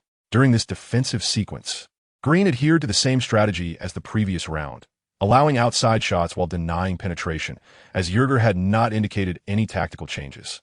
However, there was a slight adjustment this time. Green maintained a greater distance from Xian. Xian remained a formidable presence, firmly grounding himself as he met Green's gaze. This time, he did not rush to initiate an offensive breakthrough, for he noticed Paul sprinting in from the arc. After passing the ball, Paul seized the moment when Udry turned to track the ball, accelerating past him and heading towards Xian, who promptly followed suit. As Paul approached, Xian rose to his feet, prepared to set a screen. At that moment, he and Green resembled an open door, allowing Paul to glide effortlessly between them, simultaneously snatching the basketball from Xian's hands. Following this, Xian executed a clockwise pivot, effectively closing the door to hinder Udry's pursuit. Paul received the ball, made a lateral move, and launched a 3-point shot. Green, the door still ajar, could not interfere. Swish, the 3-pointer found its mark. Paul approached Xian for a high five, and amidst the cheers of the crowd, began to retreat slowly on defense, as the Grizzlies eschewed fast breaks. Yet again, the same positioning raised a question in Xian's mind about Yerger. Could he not devise a different strategy? Remarkably, the Grizzlies indeed altered their approach, albeit a derivative of their primary tactic. This time, Griffin unexpectedly switched defenses, pursuing the rapidly moving Conley. Observing the mismatch, the ball in Marc Gasol's hands swiftly transitioned to the imposing Randolph. Witnessing the burly Randolph back down the diminutive Redick was quite the sight. With a gentle nudge, Randolph sent Redick tumbling out of bounds, echoing the sentiment, "I haven't even exerted myself, and you're already down." Randolph effortlessly turned, executing a hook shot that found its way through the net, reclaiming the lead at 6-5. The Grizzlies' high-low game proved to be a challenging endeavor. Chapter 61. Entrapped in a dilemma as the match progressed, both teams found themselves locked in a fierce battle, with neither the score nor the dynamics yielding an inch. Despite the absence of the diminutive Conley and the veteran Tony Allen, the Grizzlies' system remained intact, allowing for seamless positional adjustments. However, while the positions were interchangeable, the abilities were not. Udrya's capabilities paled in comparison to Conley's, particularly in orchestrating the offense. Nonetheless, with Marc Gasol's presence, he shouldered some of Conley's playmaking responsibilities, simplifying Udrya's task to relentlessly pursue Paul. On the Clippers' side, issues emerged as the once unstoppable Griffin and Paul's pick-and-roll began to falter. Udrya implemented a strategy whereby the formidable Randolph would engage in a defensive delay before retreating. Consequently, during the moment Paul and Griffin executed their play, Paul faced the dual defense of Udrya and Randolph, while Redick had already missed 2 three-point attempts. Thus, by the time Xian positioned himself to support Paul, Randolph had successfully completed his delaying mission and had retreated. Thus, the Clippers' offense encountered some difficulties. However, despite these challenges in offensive coordination, the Clippers possessed numerous strengths. In the paint, Griffin was well guarded by Gasol and Randolph. Yet on the perimeter, Paul and Xian began to take turns executing isolation plays. Both teams, one lacking key players and the other suffering from poor synergy, exhibited their respective flaws, resulting in a fairly evenly matched contest. At the conclusion of the first quarter, the Clippers led by a narrow margin of 26-21. As the first quarter came to an end, Xian quickly took a seat, panting heavily. He felt utterly exhausted, as if he had never experienced such fatigue since entering the league. Against Green and Conley, Xian managed to leverage his advantages to score. However, the Grizzlies' defensive rotations were exceptionally effective. After breaching the first line of defense, he faced the second and third. While on the perimeter, Rivers received his pass but chose not to shoot from the wide-open spot, insisting on driving instead, which played directly into the Grizzlies' hands. Xian can only collaborate effectively with Griffin, who possesses an advantage over Kufos in footwork. Together, they managed to stabilize the situation. On the sidelines, veteran coach Doc Rivers expressed a deep admiration for the Grizzlies system. However, admiration alone does not suffice. Rivers is acutely aware that he lacks the audacity of Udrya, who has the ability to make all-stars serve as role players. Consequently, Rivers hesitates to bench all his starters against a team like the Grizzlies, which allows role players to flourish, thus placing a burden on Xian. Observing Xian's commendable performance against Green and Conley, Rivers decided to keep him on the court alongside Griffin for the entirety of the first quarter. As the first quarter concluded, Rivers was exceedingly pleased with Xian's contributions and promptly patted him on the shoulder, signaling for him to rest. However, scarcely had Xian settled onto the bench when the dynamics on the court shifted. As the second quarter commenced, Rivers resolved to field an entirely substitute lineup, entrusting Crawford to lead the charge. The Clippers lineup transformed into Crawford, the 3SS, and Hedo Turkoglu, while the Grizzlies countered with Kalithis, Adams, Green, Carter, and Kufos. Rivers' intention to deploy Crawford was to exploit his penetration to draw the Grizzlies' defense inward, thereby creating opportunities for outside shooters like Hoiberg and Turkoglu to attempt three-pointers. On the defensive end, his strategy aimed to constrict the Grizzlies' perimeter shooting, as their attempts from beyond the arc were utterly minimal, insufficient even for Crawford's propensity to shoot. However, Rivers miscalculated on both offense and defense. While it was true that the Grizzlies' three-point attempts were woefully scarce, even with Carter on the court, they refrained from reckless shooting. Yet, one key player must be mentioned, Green. Previously noted for his lack of a standout skill, he demonstrated versatility without mastery. Yet, when Udrya positioned Green at the power forward spot, his advantages became apparent. With Randolph on the floor, Green had no opportunity to penetrate the paint, as it was already congested with Randolph and Marc Gasol. However, with both big men off the court, Green seized his moment. In the power forward position, whether matched against Davis or Hoiberg, the slow-footed shortcomings of the Clippers players were magnified. Consequently, the Grizzlies began to exploit Green's capabilities, allowing him to attack the Clippers' interior through isolation and off-ball movement. On the sidelines, Xian could not help but marvel at Udrya's adaptability, which surpassed that of Rivers. Just as Xian was contemplating this, Rivers initiated substitutions, bringing in DeAndre Jordan for Davis to enhance the interior mobility. Yet, after just 1 minute of play, Rivers noticed that Green remained remarkably active. The Clippers' offensive rhythm had been disrupted by the Grizzlies, leading to a slower, more methodical pace, a style that did not suit the Clippers at all. Within the paint, DeAndre Jordan proved to be ineffective, lacking the ability to execute back-to-the-basket plays, rendering the interior offense futile. Furthermore, the absence of a reliable three-point shooter allowed the Grizzlies to collapse defensively without hesitation, restricting the duo of Crawford and Rivers from penetrating or scoring effectively, thus entangling the Clippers in a predicament. As the score was tied and subsequently reversed, Doc Rivers felt a surge of anxiety. It was merely 3 minutes into the second quarter. Observing Xian leisurely sipping his drink, Doc Rivers clenched his teeth, muttering, "Youth is on your side. You're up." Seated on the sidelines, Xian was abruptly summoned by Doc Rivers, his expression one of bewilderment as the coach gestured emphatically. You'll be entering the game shortly to replace Hooper. Remember to defend Jeff closely. Do not allow him easy scoring opportunities.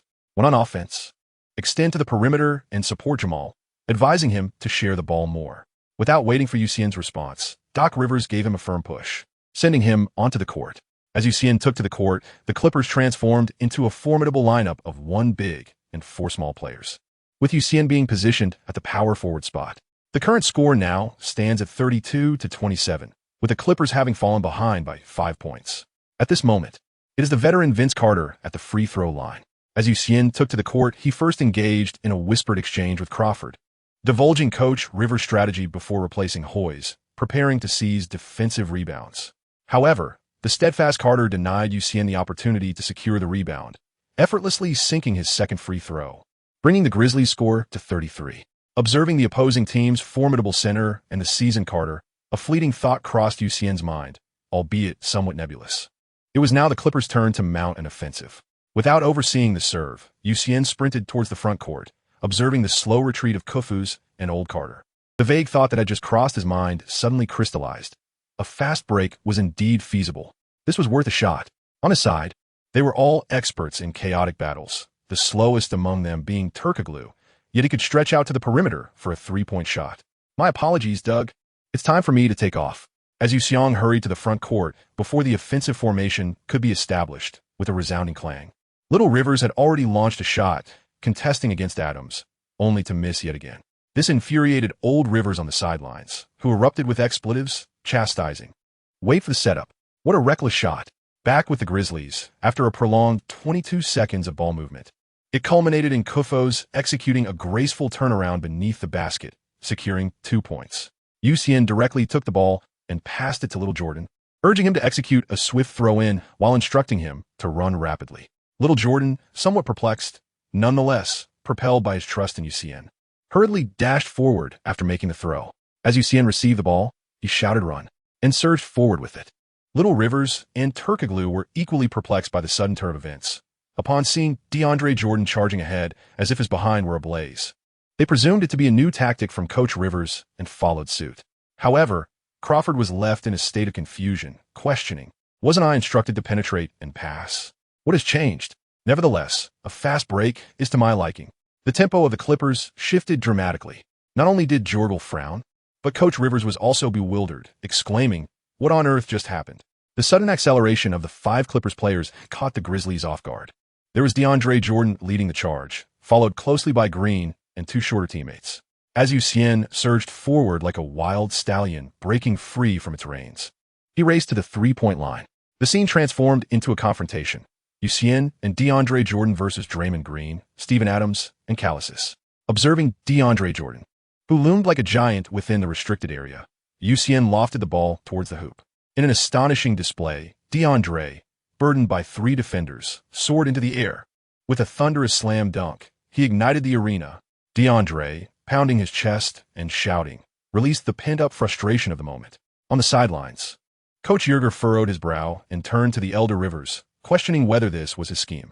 The elder Rivers merely smiled, cryptically implying his silence on the matter. A single offensive play was insufficient to compel Yerger to call a timeout. He intended to observe further. However, Yerger's hesitation inadvertently granted the Clippers a reprieve. Chapter 62. You are a faux fan. Although the Clippers executed a fast break, the Grizzlies remained unfazed, adhering steadfastly to their strategy. They leisurely crossed half-court, methodically positioned themselves, and engaged in their deliberate grind. Too slow.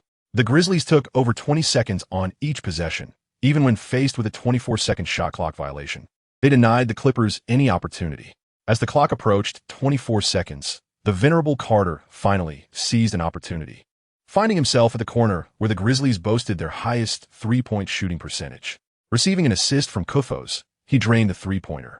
Once again, It was the Clippers' turn to attack. DeAndre Jordan, having tasted the sweetness of the fast break, abandoned the baseline inbound and sprinted towards the front court. Xian, from the backcourt, passed to Crawford, who also dashed forward. Although Crawford struggled to master the rhythm of the fast break, he excelled in chaotic situations. The fast break may elude him, but he thrived in disarray. Upon reaching the front court, without waiting for the Grizzlies to set up their defense, Xian and his teammates instinctively spread out to the perimeter. This time, all 5 Clippers moved with remarkable speed, creating a 5-on-4 scenario. Kufos was nearly overwhelmed, unable to keep pace. As Xian and his comrades dispersed to challenge the defense, Crawford charged forward, scoring with a floater over the still positioning veteran Carter. At the onset of the second quarter, when the bench players took the floor, the elder Rivers had not anticipated a genuine defensive stand from his side. After all, his bench possessed inherent flaws. Crawford was a one-on-one specialist, defensively a mere shadow of his potential. His son, Austin Rivers, was somewhat competent defensively but lacked resolve, becoming another one-on-one specialist under Crawford's influence. Thus, the elder Rivers envisioned utilizing the perimeter to create space for Davis in the paint, allowing him to exploit mismatches. However, this plan faltered, necessitating Xian to step in to avert disaster. Unexpectedly, Xian initiated a fast break. Remarkably, the Clippers' 4 players outpaced the Grizzlies, and although Turkoglu was slower, he still outpaced Kufos. With the addition of Crawford, a master of chaotic battles, and with Xian creating space for him, penetrating the defense became significantly easier than at the outset. Even if Crawford's attempts at the basket were unsuccessful, there was no cause for concern. First, the fleet-footed Jordan was no longer hindered by Kufos, making rebounding considerably simpler than before. Second, the Grizzlies did not engage in fast breaks. Thus, Crawford began to shoot with reckless abandon, unperturbed by his earlier misses. Originally, Coach Doc Rivers had intended for Xian to take center stage and stabilize the situation. But unexpectedly, he became a supporting character, igniting both Crawford and Jordan. It is indeed true that sometimes one's best efforts yield little, while unexpected occurrences flourish. After a couple more possessions, Yerger could no longer contain himself and called for a timeout. Observing the breathless Kufos, Yerger felt a pang of sympathy. Yet it was not the time to bring in Marc Gasol. The current lineup of the Grizzlies, compared to the starters, exhibited poor defensive rotations, struggling to keep pace with the Clippers' fast breaks. Fortunately, they maintained their offensive execution. Amidst the chaos, the Clippers had narrowed the gap, trailing 36-34, just 2 points away. During these few minutes, although Xian did not score, he tallied 3 assists, propelling the game forward. Seeing Xian panting, Doc Rivers quickly offered him a drink. Savoring the moment. Today is my day. I finally understand the exhilaration that Adelman and Van Gundy must have felt. Coaching a Chinese athlete is indeed a delight. Just look at his abilities. He can learn, defend, understand tactics, and most importantly, he possesses a quick wit to adapt to situations. At that moment, the only word in Doc Rivers' mind was bliss. Not only was Rivers enchanted by Xian, but the fans were equally thrilled. Just a few minutes earlier, the home crowd had been enjoying the game immensely.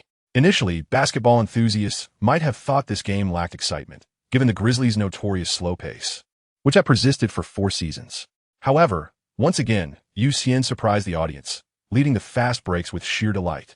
As the game resumed, Rivers made no substitutions, merely emphasizing the importance of spacing. In contrast, Yerger replaced Green with Randolph, who had rested for about 10 minutes. It seemed the Grizzlies were about to face some challenges. Indeed, during the Grizzlies' offensive play, the normally steadfast Turkoglu was now chasing Carter. Xian, observing the relaxed demeanor of Turkoglu, thought to himself, "Brother, can we still maintain our friendship?" As an exemplary defender, Xian could only grit his teeth and face Randolph. The first play saw Califas calmly bringing the ball past half-court, delivering it to Randolph at his favorite position on the right block. Xian quickly assumed a solid stance, raising his left hand to block Randolph while holding his right hand high, ready for action. Randolph initially flashed what he deemed a friendly smile at Xian, before swiftly turning his back and commencing his attack. Xian felt as though his chest had been struck repeatedly by a heavy hammer, leaving him breathless and instinctively retreating. Although Randolph was a corpulent figure, he possessed an unexpected agility. He pivoted deftly after a couple of solid strikes, positioning himself to obstruct Xian. Meanwhile, Kufos had already thwarted the attempts of the nimble Jordan to provide support. Randolph concluded the skirmish with a graceful layup. Subsequently, as Rivers sought to execute a swift inbounds pass, he found Kufos menacingly blocking his path, effectively halting the Clippers' fast break. Xian glanced up at Kaiger, impressed. Well done. My friend. Kaiger responded with a slight smile. I humbly accept your praise. This smile ignited a restless fire within Xian's heart, compelling him to challenge Kaiger. I must engage you in contest. As Xian turned and received the ball, he dribbled slowly across half-court. Upon reaching the front court, he realized that the Grizzlies had switched their defensive matchups. His new defender was Carter. Observing Carter before him, Xian felt the passage of time acutely. Although Carter could still soar, his flights were now limited to mere inches off the ground. His leaping ability remained impressive, yet it had become somewhat static. Wincy, do you know you are my idol? Xian said while dribbling the ball, gazing at Carter. Carter smirked. If this kid professed to admire his dunks, he would undoubtedly be a phony fan. Indeed, Carter was revered as a celestial being among countless fans, his dunks epitomizing the aesthetics of violent beauty. His breathtaking leap during the Sydney Olympics had garnered him a legion of admirers. However, what many did not realize was that Carter's shooting technique was quite commendable as well. With a shooting percentage hovering around 43 during his prime and a three-point success rate of 40. I admire your shooting technique the most, Xian declared. Upon hearing this, Carter's face lit up. This was undoubtedly a true fan. Just as he was about to respond, he witnessed Xian suddenly retreat a step and launch a shot. Carter thought, this kid is definitely trying to cozy up. Swish! The three-pointer found its mark. Watching Xian score, Carter chuckled. You like my shooting technique, do you? Then let me show you. Thus, the court transformed into a duel between Carter and Xian. For every shot Xian made, Carter retaliated in kind. Xian would drive to the basket, and Carter would counter with a move against Turkoglu. What did I do to deserve this? Turkoglu exclaimed. Engaging in this back and forth with Xian made Carter feel as if he had returned to his prime, freely showcasing his offensive prowess as the entire team revolved around him. Though the Grizzlies still held a lead, it was a mere whisper of an advantage. Randolph, seeing Carter's joy, did not intervene. After all, they were still ahead, and besides, there was little time left for Carter to unleash his offensive talents. Consequently, the Grizzlies' strategy began to falter. The Clippers, lacking a strategy of their own, had Rivers sending Crawford in simply to shoot at will. Now, it was Xian's turn, which made little difference. As the score tightened, the Grizzlies, now with Randolph on the court, failed to extend their lead. Finally, it was the Grizzlies' turn to attack again. Carter, exhilarated, caught the ball at the arc, preparing to isolate Turkoglu once more. Glancing up, he suddenly noticed that Randolph was beginning to tire, while Kufos in the paint was drenched in sweat. Carter was jolted to attention, witnessing Xian still vigorously competing with Randolph, his anger flaring. You scheming little brat. You must be a phony fan. Chapter 63. Coach Yu has entered the arena. Having sensed Xian's intentions, Carter chose not to pursue his own play this time, and instead passed the ball to Randolph in the low post. As Xian observed, Carter delivered a pass without any surprise, for he is a seasoned veteran, well-versed in tactical acumen. Initially, Xian never anticipated that Carter could be provoked by him, nor did he foresee the prolonged engagement with Randolph. As long as Randolph's endurance could be depleted, the strategy could be deemed successful. Upon receiving the ball, Randolph once again positioned himself for a back-to-basket play against Xian. Remarkably, Xian managed to withstand Randolph's physicality this time. However, even though Xian held his ground, Randolph executed a deft spin, effectively sealing off Xian, and subsequently scored with a bank shot, adding another 2 points to his tally. This prompted Coach Rivers to call a timeout. The current score stood at 39-37, with the Grizzlies maintaining a slender 2-point lead. Nevertheless, Coach Rivers was quite pleased with Xian's performance. In the 5 minutes Xian had been on the court, he had not only stabilized the situation and narrowed the score, but had also expended Randolph's stamina, which was of utmost importance. As Xian took a seat, Coach Rivers proactively handed him a towel, which Xian accepted with gratitude. Meanwhile, little Rivers gestured towards his father, but notably, Coach Rivers disregarded him, turning to strategize with the starters, leaving little Rivers in a state of bewilderment. Wasn't he supposed to be a supportive father? What had changed? To be frank, Coach Rivers' adaptability leaves much to be desired. Nearly half the game had elapsed, yet he had not managed to dismantle Yerger's high-low strategy, which left Xian somewhat troubled. Xian could only silently sip his drink, recuperating his strength. He watched as Paul, Griffin, Jordan, and Reddick took to the court. Was it truly just these four? Xian turned to glance at Coach Rivers, who, equally perplexed, returned his gaze. The two engaged in a silent standoff, their eyes locked in confusion. The referee, unable to bear the situation any longer, gestured for the Clippers to put in another player, prompting Coach Rivers to give Xian another push. What it still me? As the two teams resumed their battle, it became evident that Coach Rivers' strategy had yet again failed. The Clippers reverted to the familiar pattern of Paul isolating, with Xian providing support, followed by Xian's own isolation and Paul responding. Meanwhile, Redick's three-point shooting remained unproductive. This allowed Randolph to comfortably double-team Paul during pick-and-rolls. And Jordan's lack of offensive prowess was starkly highlighted, while Griffin found himself overwhelmed by two defenders.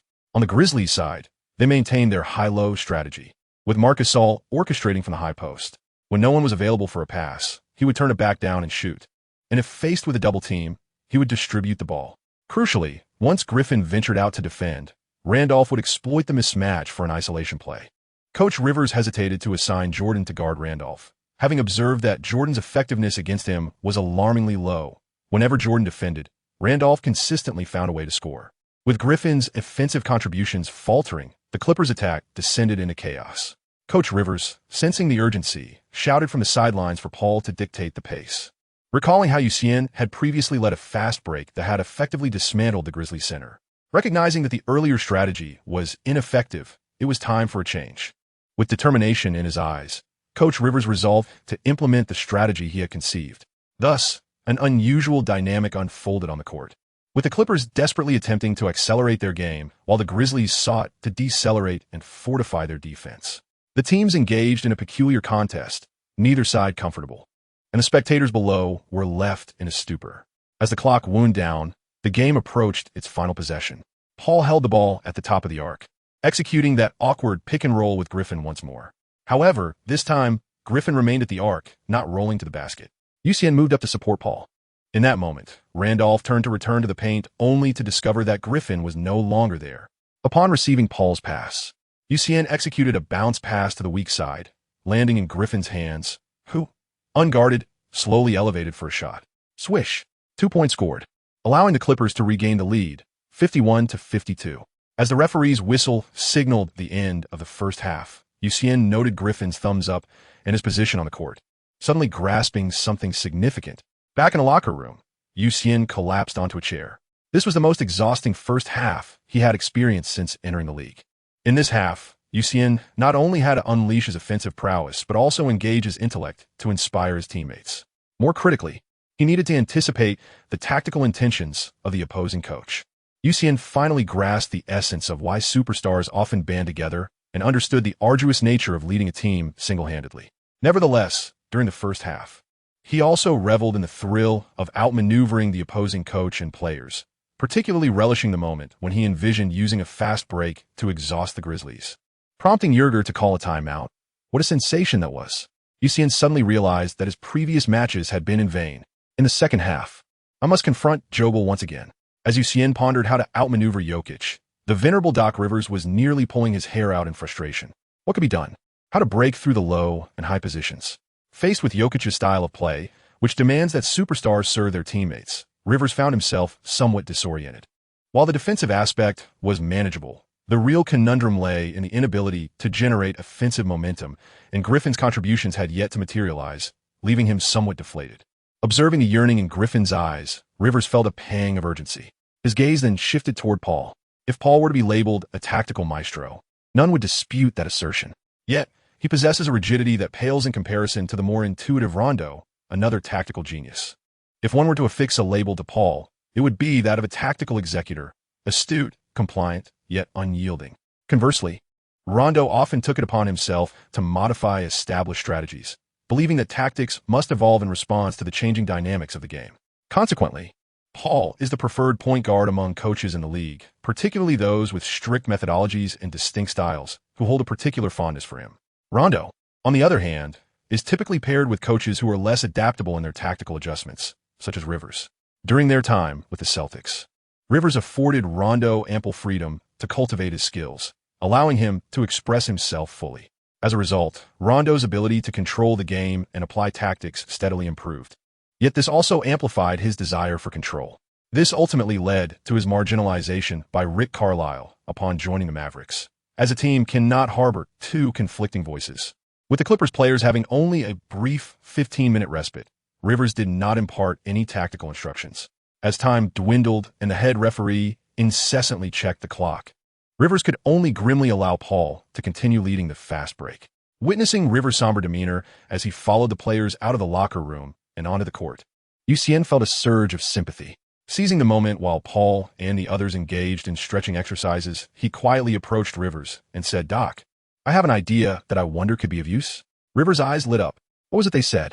The minds of the Huaxiao people are indeed astute. With time running short, as the head referee continued to monitor the clock, an astonishing scene unfolded on the sidelines. Rivers directly handed the tactical board to Xian. As Xian was taken aback while accepting the tactical board, he was about to inquire further when he noticed that Coach Rivers had already summoned everyone over. He stated, "Everyone, let's make the most of our time. I've asked you to explain the tactics." Ignoring the curious gazes of the team, Coach Rivers positioned himself beside Xian. Both were unfazed, but Paul and the others were certainly concerned. Was Xian aiming for the heavens? Nevertheless, they could not pause. As Coach Rivers had entrusted this task to you, Xian took the tactical board and began illustrating the strategy. He first addressed Paul, saying, "Chris, shortly, you will execute a pick and roll with Blake at the arc and JJ, and I will be ready to support you." Next, he turned to Reddick, advising, "JJ, shoot boldly. Do not hesitate, and keep an eye on Chris's position for timely assistance."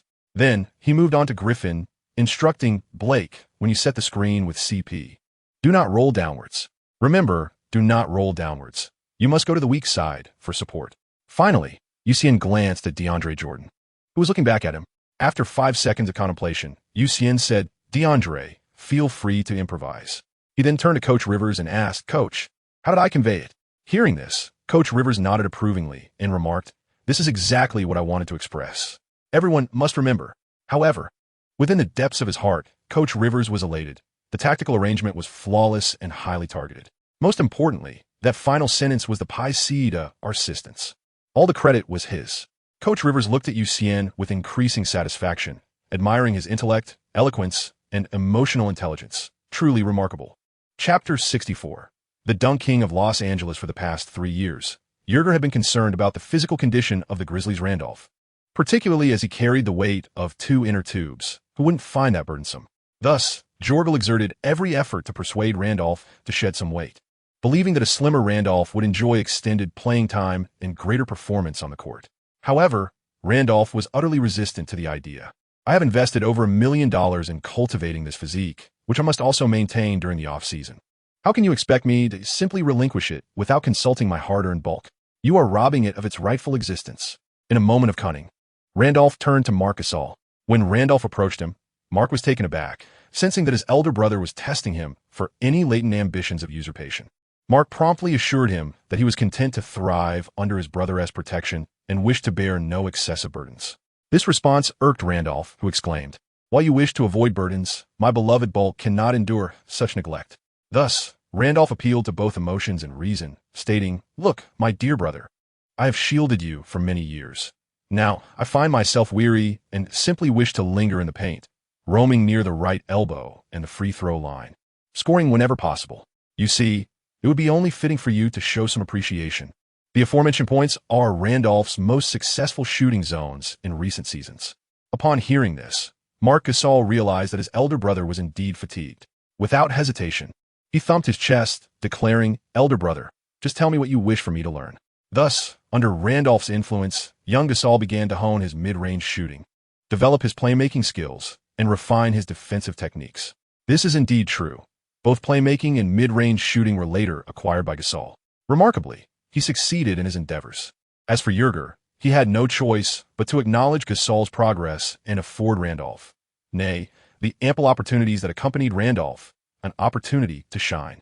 Thus, the black bear retreats, and the white bear emerges.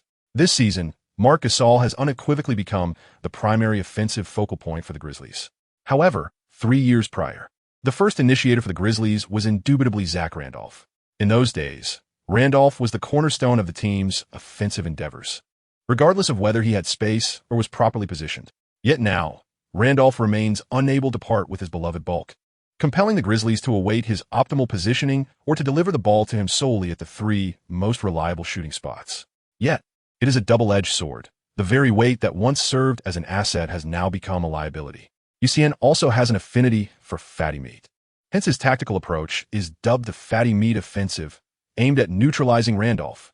At the inception of this strategy, Xian remains steadfast, orchestrating a pick and roll at the arc with Paul and Griffin. The alteration lies in Griffin's subsequent movement. Unlike his usual descent following the screen, Griffin positions himself at a higher spot. Given Griffin's proficiency in mid-range shooting and playmaking, the Grizzlies are compelled to guard him closely. If Randolph is the defender, Griffin can exploit his agility to outmaneuver him, aiding in Randolph's weight management.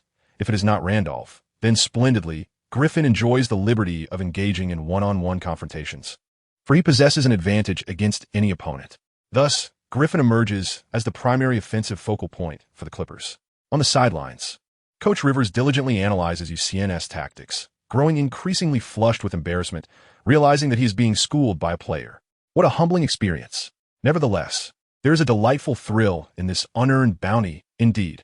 Meanwhile, on the other end, Yerger suddenly shivers, a chill coursing through him. As the game commences, the Grizzlies initiate their first attack, with the two black and white Bears positioning themselves at high and low posts, while the others meander. Green once again directs Xian toward Randolph's side. This suits both parties perfectly. Green is aiming for a cut, while Xian is poised for defensive support. Just as Randolph secures his position and Marc Gasol prepares to deliver the pass, Xian makes his move, as does Green.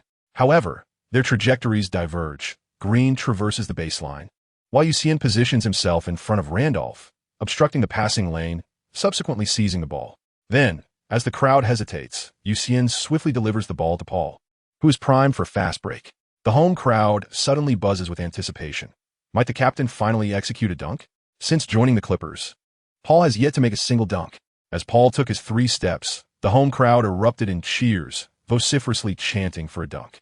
The arena's DJ, undeterred by the excitement, joined in the frenzy. This sparked the curiosity of the Grizzlies players, eager to witness what a dunk from Paul would look like. Hearing the enthusiastic support from the fans, Paul felt a surge of exhilaration. He had to deliver and perform a dunk. Thus Paul, who originally intended to conclude his offensive maneuver with a bank shot, found his actions altered, transitioning from a layup to a grasping of the ball. However, upon leaping, he was met with the alarming realization that his jump lacked sufficient height. As the rim loomed closer, Paul found himself in a predicament, compelled to extend his arm in a desperate attempt to dunk, or at the very least, to lay it in. Yet, it seemed the heavens were unwilling to grant him this opportunity. In front of the entire crowd, Paul soared but glided low, resulting in a resounding clang as he collided with the rim. The Los Angeles Rim Rattler was born. The home crowd, akin to a duck with its neck grasped, fell abruptly silent, the arena enveloped in an eerie stillness. Then, a hissing sound akin to deflation echoed, as the home fans stifled their disappointment for Paul's sake. Paul hastily retrieved the ball, executing a bank shot to score. Observing the flushed faces of his teammates and the unabashed laughter from the Grizzlies fans, Paul felt the heat of embarrassment rise within him. As the game resumed, the Grizzlies continued their offensive, maintaining their high-low strategy. This time, a resolute Paul began to fiercely contest Udry, while also applying pressure on Marc Gasol. Concurrently, he subtly obstructed Randolph's receiving routes, forcing Gasol into a low-post isolation. At this juncture, DeAndre Jordan rejoiced, finally feeling his worth. The offense became increasingly challenging, and scoring grew more elusive. The Grizzlies found themselves struggling. When the Clippers took possession, the Grizzlies' woes intensified. Griffin, alongside Randolph, orchestrated a whirlwind across the court, prompting Randolph to feel an unprecedented desire to shed some weight. Meanwhile, Paul engaged in pick-and-roll plays with his teammates. Thus, the tide shifted dramatically, leading to the Grizzlies' collapse in the third quarter. As the quarter concluded, the Grizzlies trailed the Clippers by 15 points, with a score of 65-80. During this quarter, Griffin, just inside the three-point line, unleashed a barrage, scoring 15 points and finally releasing the pent-up frustration of being relentlessly tormented in the first half. In the fourth quarter, Yerger failed to devise a solution, prompting him to sound a retreat and hastily conclude the game. Doc Rivers was overjoyed. Who needs a tactical board when I have a capable assistant? Ha. As the match reached its end, Rivers intended to accompany Paul to the press conference, but Paul, filled with trepidation, dared not go. What a disgrace that would be. Thus, accompanying the venerable Coach Rivers was the ever-enthusiastic Xian. Upon his return to the press conference, Xian instantly became the center of attention. As per tradition, he first addressed the inquiries from the Chinese journalists before fending off the fervent questions of the Los Angeles reporters. What are your thoughts on today's victory? In the wise leadership of Coach Doug, The seamless cooperation among teammates was crucial. During the match, why did Coach Doug hand you the tactical board? Because Coach Doug believes that all strategies are firmly established in his mind. The tactical board is merely a burden. Moreover, he feels that for this game, there was no necessity to carry the tactical board. It was no easy feat, but at last, Xian managed to extract some newsworthy remarks. The Los Angeles journalists were left in tears. Meanwhile, the ever-smiling Coach Rivers watched Xian respond to questions, unaware that the final statement would land him in hot water. When did I ever say the tactical board was a burden? How was I supposed to know? Are you trying to get a beating, kid? Fortunately, the Grizzlies interview had concluded, and Coach Jorgel did not overhear. Coach Rivers quickly seized the microphone to redirect the conversation. Chapter 65. Xian's return home having been deprived of his speaking rights by Coach Rivers, Xian's excitement was further diminished by the day's victory. I just exerted myself, and you fell down. This was a sentiment Xian longed to express to Jorgel. The triumph following his strategic duel with Jorgel was a feeling that Xian had come to adore. Casting a glance at the self-satisfied and eloquent Coach Rivers, Xian was tempted to exclaim, "Old Rivers, the tactical board is now mine." After the interview, Xian followed Coach Rivers back to the players' locker room. Upon noticing Coach Rivers' disdainful gaze, Xian felt a surge of defiance. What? Just because I spoke a bit of truth, you're displeased? Be careful, or I might not assist you next time. Utilize those who are forward-thinking and disregard those who lag behind. Tomorrow, the Clippers did not have a game, with their next match being a home game against the Nuggets. Upon returning to the locker room, Coach Rivers began to outline the plans for the following day. For every team, if the next day is not a back-to-back, training is usually avoided due to the frequent matches, as the goal is to prevent injuries from overexertion. The legendary Shaquille O'Neal famously stated that he never needed to practice. Another consideration was the impending playoffs. Coach Rivers was concerned about potential injuries to his players. Listening to Coach Rivers' subtle hints directed at the nightclub trio, Xian found himself somewhat speechless. Would it not be better to be more direct? Do you think they would comprehend your hints? Although Coach Rivers explicitly declared that there would be no training the next day, Xian knew that the old codger would not allow him to skip practice. Thus, he began to nudge Chris Paul, who was seated beside him. "Chris, let us keep up the training tomorrow. I've learned a new move. As always, you defend while I drive." Upon hearing this, Paul realized that he was being considered as a free trainer once again, which he resolutely refused. Just as Paul was about to shake his head in rejection, he noticed Coach Rivers silently approaching him, regarding him with a scrutinizing gaze. Paul shrugged and candidly remarked, "Doug, he wants me to train with him tomorrow." With a look of disappointment, Xian gazed at Paul. "Paul, I misjudged you. It turns out you are nothing more than an elementary student." Upon hearing this, Coach Rivers was instantly filled with rage. He glared at Xian and said, word by word, remember to rest at home tomorrow. If I hear that you attended practice, I will assign you to guard the water cooler for an entire season." Upon hearing the news, Xian instantly straightened his posture and nodded fervently. Due to Coach Rivers' fervent insistence, Xian once again seized the opportunity to ride on Barnes' coattails. Upon returning home, before the old salted fish could even burp, Xian began to voice his grievances. "Old salted fish, what should I practice tomorrow?" "Listen to your coach and take a good rest," the old salted fish replied while still burping. Upon hearing this, Xian was taken aback. Was this really the old salted fish he knew?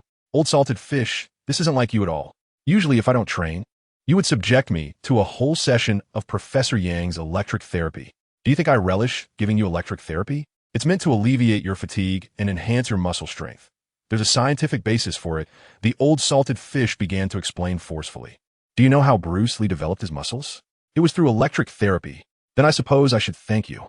Xian replied with a teasing tone. "Not quite. Who do we think we are?" The old salted fish smacked his lips. "However, there are certain matters that electric therapy cannot resolve, as the human body is a marvel of intricate design. Therefore, I plan to grant you a day off tomorrow. Enjoy yourself." Upon re-entering the training space, Hornacek did not teach Xian any new techniques, but instead focused on allowing him to practice his breakthroughs. After all, Rome wasn't built in a day, and neither could Xian master his breakthroughs by merely watching a video once.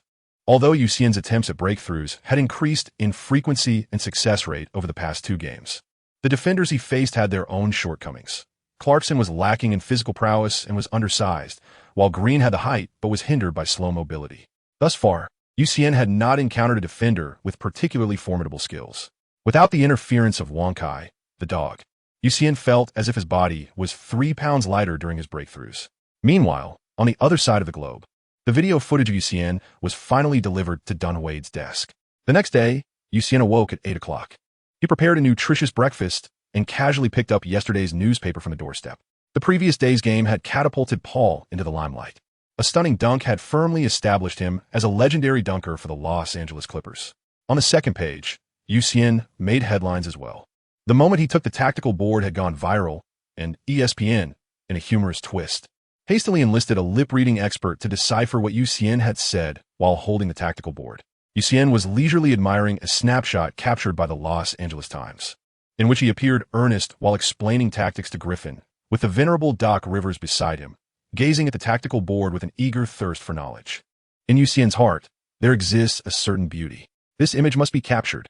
Subsequently, Xian pulled out his phone and began to browse domestic forums. Suddenly, the title of a post caught his eye, "The Ins and Outs of Dried Fish." Xian felt a tinge of curiosity. There were a few matters concerning the salted fish.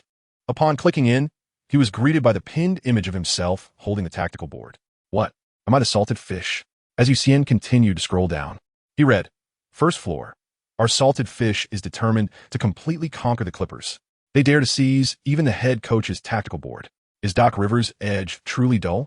Second floor. Whether Doc Rivers' edge is dull or not, I cannot say, but it is evident that he needs to come to our China for further training.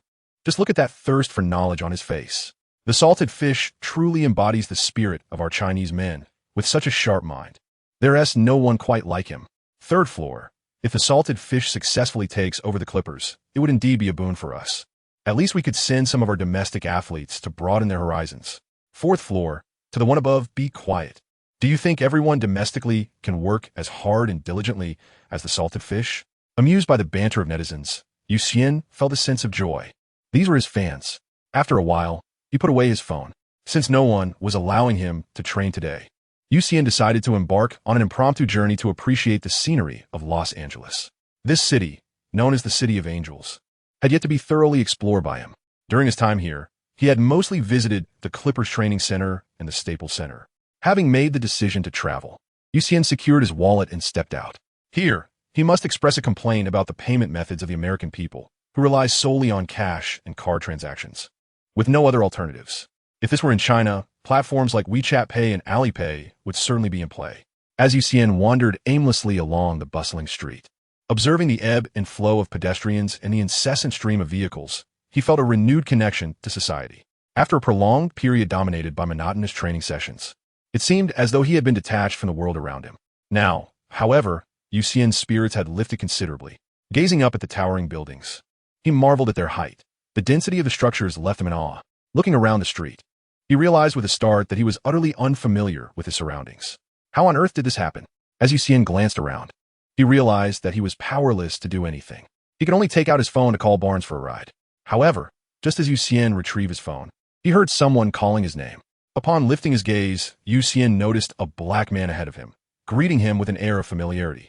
As the man approached and uttered the name Doug Larry, Xian finally recalled him as the vendor. When old Larry heard of Xian's embarrassment, he erupted into hearty laughter and led Xian to a taxi. Being a devoted Clippers fan, old Larry was well aware of Xian's residence and drove him straight home. During the ride, Xian discovered that driving a taxi was old Larry's third job, as he had 3 children and found it challenging to support his family on a single income. In this regard, old Larry exemplified the qualities of a responsible father. It is worth noting that one should not overestimate the sense of responsibility among American men, as many stars, like Iverson and James, were raised by their mothers. Upon disembarking, Xian offered to pay, but old Larry adamantly refused. Ultimately, Xian requested old Larry's phone number. Once home, Xian vowed never to venture out again. Chapter 66, The Avengers Versus. The Nuggets, for 1,000 words, dedicated to my supportive readers. The day before yesterday, Xian took center stage under Coach Da, leveraging both intellect and physical prowess to decisively defeat the Grizzlies, propelling the Clippers back to third place. However, the celebration was short-lived. Yesterday, the rookie number 21 mercilessly dominated, leaving young Hoa battered and bloodied, scoring 22 points and grabbing 10 rebounds in just 25 minutes, leading to a resounding victory over the Suns. With an impressive 11-game winning streak, the Clippers found themselves kicked down to 5th place. Today, following a recently concluded match, the Mavericks also emerged victorious. further diminishing the Clippers' standing to 6th. Upon receiving the news of the Mavericks' triumph, Doc Rivers swiftly gathered the team for a pep talk. He urged the Clippers to elevate their awareness, recognize the prevailing circumstances, and reinforce their resolve. As the regular season approached its conclusion, vigilance was paramount. They must not allow the Nuggets and Suns to jeopardize their playoff qualification. It was imperative to secure victories in the final 2 contests, leaving no room for failure. At 6:50 p.m., the Clippers were set to commence their first game of a back-to-back series. Interestingly, the Nuggets were also engaged in a back-to-back, but this was their second game while it was the Clippers' first. Due to the Nuggets situation, the Italian sharpshooter Gallinari was sidelined, much to old Rivers' regret, as he was eager to ascertain whether his Chinese sharpshooter could best the Italian marksman, who had recently scored 47 points. Marvin Hunt had not been faring well of late. As the saying goes, a soldier who does not aspire to be a general is not a good soldier. Marvin Hunt, much like others, believed that an assistant coach who does not aspire to become a head coach is not a worthy assistant. When he first took office, he was filled with enthusiasm, envisioning leading the struggling Nuggets to a series of commendable performances. Even if the Nuggets chose not to renew his contract, he was confident that his achievements would grant him opportunities with other teams, for victory is paramount. However, reality dealt Hunt a harsh blow. He left the court without a single win, plunging him into despair. In this particular game, Hunt hastily formulated strategies, waving his hand dismissively, as if to say, "Off you go." While everyone warmed up, Chandler approached Hunt, and the two engaged in a hushed conversation. Shortly thereafter, Hunt called everyone back to re-establish the game plan, leaving the Nuggets players bewildered, yet they complied. As Hunt continued to elaborate on the strategies, the team, save for Chandler, began to cast pitying glances at Xian. What could possibly fuel such animosity? Meanwhile, Xian remained blissfully unaware during warm-ups. At 7 p.m., the game commenced. The Clippers fielded Paul, Redick, Xian, Griffin, and DeAndre Jordan, while the Nuggets countered with Wilson Chandler, Kenneth Farid, Randy Foye, Eric Green, and Gary Harris. Observing the Nuggets lineup, Xian sensed a troubling imbalance. Their front court was notably undersized. Harris, standing at 193 centimeters, was at a distinct disadvantage against Xian in both height and weight. Furthermore, Chandler was at a disadvantage against Griffin. This left Xian wondering if Marvin Hunt had simply resigned himself to defeat, opting instead to provide a warm-up for the opposition. As the game unfolded, even a half-orc could not withstand the inherent advantages. DeAndre Jordan towered over him, easily delivering the ball to Xian. Crossing half-court, Xian promptly passed to Griffin, who effortlessly spun and scored with a bank shot. When it was the Nuggets' turn to attack, Foy brought the ball past half-court and immediately passed to Gary Harris. A rookie drafted in the first round at the 19th pick, Harris had garnered attention. Yet his shooting percentage was dismal, only 30 from the field and a mere 20 from beyond the arc this season. ESPN had high hopes for him during the draft, predicting he would evolve into a premier 3D player. However, Xian had yet to witness the Dan found the three a laborious endeavor. For now, Harris, who primarily relied on drives, was given space as Xian observed him closely. As Harris received the ball, he confidently stepped back without a feint and executed a jump shot. His strategy proved successful, leaving Xian with little time to react as he watched the shot unfold. It is quite difficult for Xian to fathom that, after an entire season, Harris still maintains a mere 20% shooting accuracy. Who bestowed upon him such audacity, allowing him to confidently attempt three-point shots? Could it possibly be the influence of Liang Jingru? The irony, however, lies in the fact that Liang Jingru is already divorced. The outcome is predictable, as a crisp clang of iron reverberates behind Xian. Glancing back at Harris, he remains with an expression of unwavering confidence in his defense, as if that previous three-point attempt had not clanged off the rim, but rather found its way through the net. At this moment, there remains but a single word in Xian's heart: surrender. As it is the Clippers' turn to attack, Paul passes the ball to Griffin, confronted by Chandler's defense. Griffin effortlessly scores once more. Xian cast another glance at Marvin Hunt on the sidelines, whose face radiated an enigmatic confidence that left him somewhat bewildered. Was he attempting to deplete Griffin's energy through scoring? As the regular timeout approached, Griffin finally seized his personal offensive showcase, with the score standing at 10-18. The Clippers ahead by 8 points. Observing Marvin Hunt still confidently exchanging high-fives with the players, Xian found himself utterly perplexed by the head coach's demeanor. Failing to discern the enemy's intentions was a significant blunder in the realm of strategy. Xian was deeply curious to pry open Marvin Hunt's mind to uncover his true thoughts. As the match resumed, Xian took to the court alongside the 3S combination and Turkoglu, with an 8-point lead and an unintended activation of his coaching attributes. Doc Rivers felt reassured enough to substitute Paul and the others.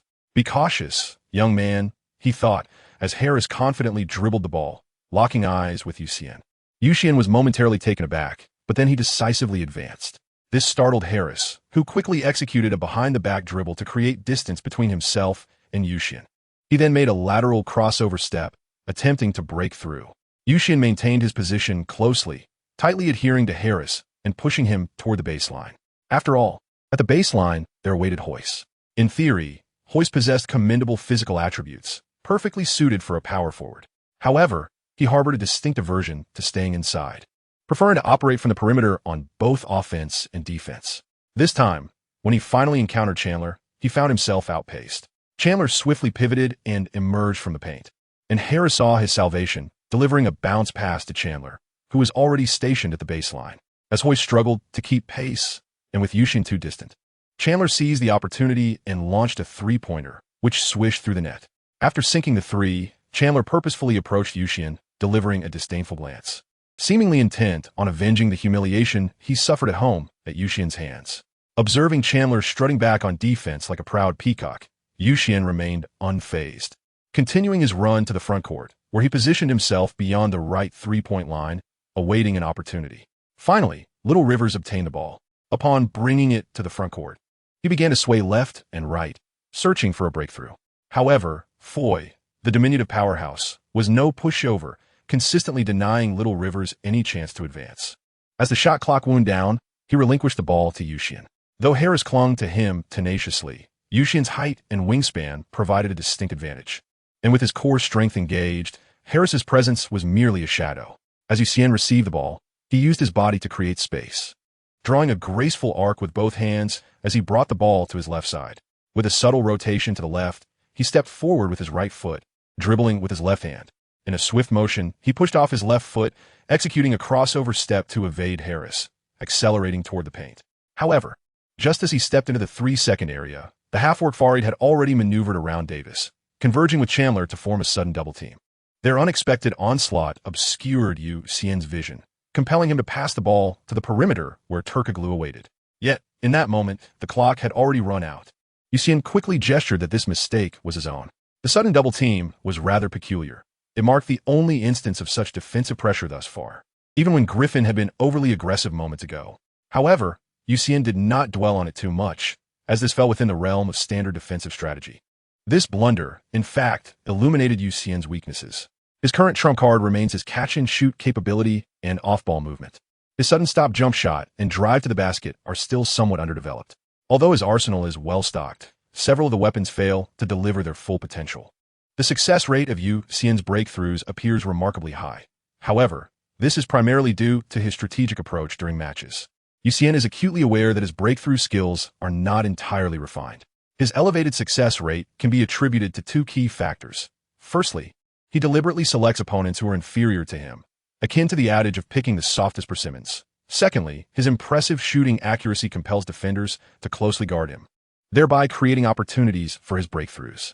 When faced with elite defensive players, he must initially rely on his signature skills, interspersing his moves with sudden breakthroughs to catch them off guard.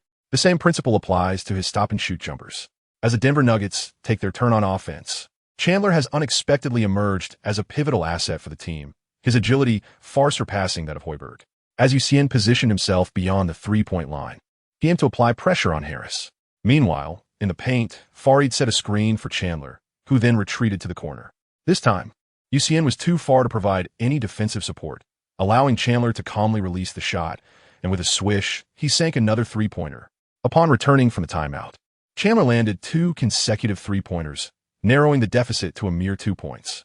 Observing this turn of events, the seasoned coach Doc Rivers furrowed his brow slightly, but refrained from calling another timeout, opting instead to observe how Xian would handle the situation. This time, Xian maneuvered past Little Rivers, directly requesting the ball from Davis in the backcourt. Currently, the Clippers' lineup lacked mobility, rendering them incapable of disrupting the opposing defense through movement, thus relying solely on stationary shooting. As Xian dribbled past the half-court, he motioned for Hoyce, who was positioned at the arc, to refrain from venturing into the paint, thereby minimizing the presence of defenders in the key. This strategic maneuver allowed him to create space for a breakthrough. Confronted once more by Harris, Xian surged forward, executing an in-out dribble that afforded him a half-step advantage, just enough for him to leverage his formidable explosiveness. With a single stride, he bypassed Harris and penetrated the Nuggets' interior. Before he could utter a word of astonishment, Xian realized that upon stepping into the 3-second area, he was swiftly encircled by 4 of the Nuggets players, save for withKoi, who was trailing behind with Rivers. Observing the quartet leap high with arms outstretched like a volleyball net, the space directly in front of him was nearly obliterated. Although there remained some room to his left, Rivers had not managed to shake off withKoi, failing to create the necessary separation. In a moment of instinctive recall, Xian grasped the ball with his right hand and, from Chandler's waist, flicked it outwards while leaning back upon landing. The ball soared towards Hoyes on the perimeter, albeit slightly off target. Hoyes, seizing the ball with ease in an unguarded expanse, made no adjustments and launched a three-pointer. Seeing this situation is infuriating. There's no one to defend. Why not make adjustments? Do you think it's an easy game? Swiftly, as Xian exclaimed, delicious. He watched as Hoyes sank a three-pointer, causing the elder Rivers to exhale with relief as he continued to observe the match. Hoyes, having made the shot, fiercely pumped his fist and exchanged a celebratory high-five with the approaching Xian. In a moment of camaraderie, Xian exchanged a fist bump with Hoyes, then leaned in to whisper, "Robin, we shall switch our defensive assignments. You will guard Harris, and I will take on Chandler. We will implement a 2 to 3 zone defense. Position yourself on the right high post alongside me. Remember to impede the opponent's penetration, allowing me ample time for support." Upon hearing this, Hoyes finally smiled, feeling a sense of relief at having backup. The idea of a 2 to 3 zone defense was also Xian's initiative. Currently, the Nuggets were struggling with their three-point shooting. Only Chandler had managed to sink 2, while the others had repeatedly failed to score. Moreover, the Clippers roster was moving far too sluggishly. Turkoglu, Hoyes, and Davis were unable to coordinate effectively, leaving them vulnerable to attacks. It would be prudent to exploit this moment of poor shooting from the Nuggets by implementing a zone defense to limit their penetration and ball distribution. Additionally, Xian's agility made guarding Chandler an effortless task, enabling him to provide swift support. Following this, Xian shared his strategy with Turkoglu and Davis. Turkoglu accepted it eagerly, while Davis merely shrugged, offering no response. Noticing Davis's silence, Xian dismissed it. He had conveyed the tactics, and his responsibilities were fulfilled. As the Nuggets initiated another offensive play, Foy brought the ball up the court, suddenly realizing that the Clippers had transitioned from man-to-man to a zone defense. Infuriated by this apparent disregard for his three-point prowess, Foy resolved to prove himself. Ignoring the open green, he launched a bold three-pointer from the top of the arc. After releasing the shot, Foy raised his right hand, confidently striking the pose of a shooter. However, it seemed he had forgotten that he had already attempted 3 three-pointers in the first quarter without success. With a resounding clang, the ball hit the rim, echoing the sound of yet another missed opportunity. As Xian turned around, he obstructed Chandler, who was attempting to seize the rebound, ultimately allowing Hoyes, who was retreating defensively, to secure the board. Hoyes, having claimed the rebound, used his robust elbow to fend off Harris, who was trying to snatch the ball, and then passed it to Xian. As Xian once again confronted Harris, the latter felt a twinge of insecurity after being effortlessly outmaneuvered multiple times. In the previous match, Harris had observed Xian's off-ball movement, whereas this time he faced the brunt of Xian's incisive drives. Both are rookies this year. Yet why does Xian shine so brilliantly? Chapter 67, The Counterattack of Xian. With unwavering focus, Xian locked his gaze on Harris and accelerated once more. Just half a step away from Harris, he suddenly halted, straightening his posture while raising his head to gaze at the hoop, his center of gravity subtly elevating. This time, Harris felt a genuine urgency. He leapt into the air, attempting to disrupt Xian. The impact of Xian's shooting stance had profoundly affected Harris, who anticipated a sudden stop and jump shot. Yet, it seemed he had forgotten the moments when Xian's sudden jump shots had clanged against the rim in the home arena of the Nuggets. As Xian observed the situation, he once again lowered his stance and deftly maneuvered past Harris. Upon witnessing Xian's breakthrough, Chandler and the others opted to tighten their encirclement. If one instance could be deemed coincidence, then 2 surely suggested conspiracy. Indeed, Marvin Hunt's peculiar confidence was not rooted in tactics. The Nuggets were beyond salvation. His certainty stemmed from a desire for retribution against Xian, determined to prevent him from scoring. Such cunning. It is no wonder you have not ascended to the role of head coach. As the four closed in, Xian slowed his pace, then executed a bounce pass. Before the encirclement could fully materialize, he delivered the ball to the corner where Hoist awaited. Hoist did not betray Xian's trust, successfully sinking another three-pointer, adding yet another assist to Xian's tally. The atmosphere among the spectators surged with excitement following these two three-pointers. Meanwhile, the Clippers remained steadfast in their defensive strategy, opting for a 2-3 zone. Yet the Nuggets did not falter in their confidence in Xian, as Harris's three-point attempt once again clanked off the rim. This time, Xian seized the rebound, initiating a fast break, while Little Rivers accelerated, seeking opportunities on the perimeter. As Xian surged once more into the penalty area, a sudden impact reverberated through the air. He felt an overwhelming force from behind, rendering him unable to maintain control over his own body. Xian directly crossed the baseline. Just moments ago, the Clippers bench was filled with laughter and playful banter, but suddenly, Xian darted into the baseline. Doc Rivers felt a jolt of concern and quickly called for a timeout, prompting the entire Clippers bench to rush onto the court. Griffin and Jordan sprinted straight towards Chandler. The fans on the sidelines erupted, unleashing a barrage of insults directed at Chandler, mixed with references to hamburgers. It turned out that as Xian initiated a fast break, Chandler, realizing he could not catch up, acted maliciously and collided into Xian from behind, knocking him down. The referee's whistle pierced the air, and all officials, along with both team staff, hurried onto the court to separate the players. Chandler made no attempt to resist, raising his hands in surrender to signal his foul, and left the court under the protection of the staff. Meanwhile, Xian remained on the ground, unable to regain his composure. The team doctor rushed to carry him off on a stretcher to the locker room. Doc Rivers was genuinely furious. His face reddened with rage as he repeatedly shouted in the referee's ear, "This is attempted murder. That man wants to kill my player. You need to see this clearly. Such a person should be expelled from the league, never to step on the court again." Woody and Eastman quickly embraced the furious Rivers, attempting to calm his emotions. The referees, along with the two assistant officials, gathered at the scorer's table, focused intently on reviewing the footage. Today, the game was not broadcast live in China, with only text updates available. Therefore, when Xian was knocked down, the chat room began flooding with messages asking about his condition, demanding updates from the host. What the hell is this? Is this basketball or a brawl? Chandler, if you have guts, come to my country, and I'll teach you a lesson. The game was halted for 10 minutes, and after reviewing the footage, the referee expelled Chandler from the game, leaving any further disciplinary action to the league.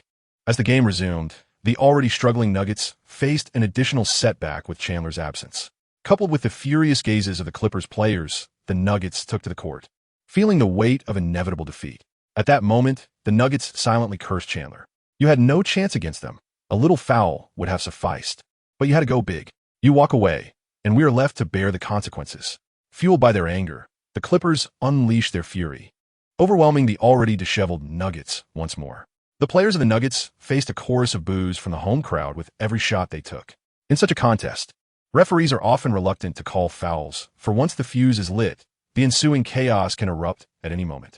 Should a brawl ensue, it would spell trouble not only for the players, but also for the officials.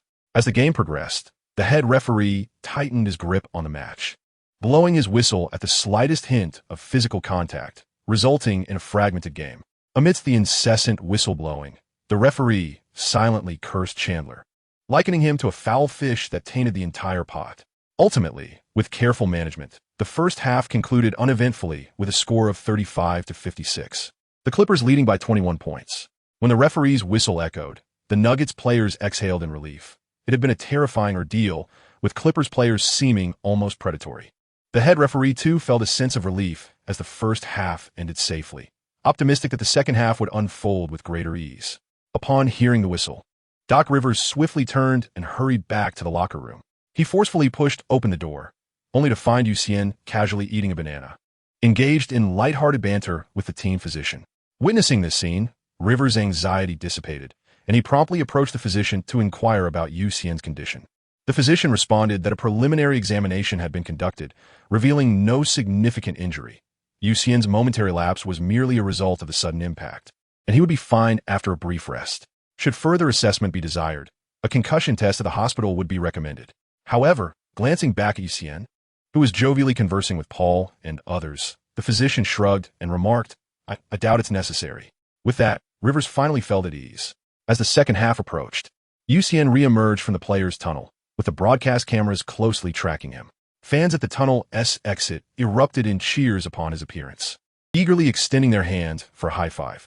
Xian reciprocated, striving to engage with the enthusiastic crowd. The atmosphere was electric as fans celebrated his well-being, and Xian waved back, interacting with the supporters.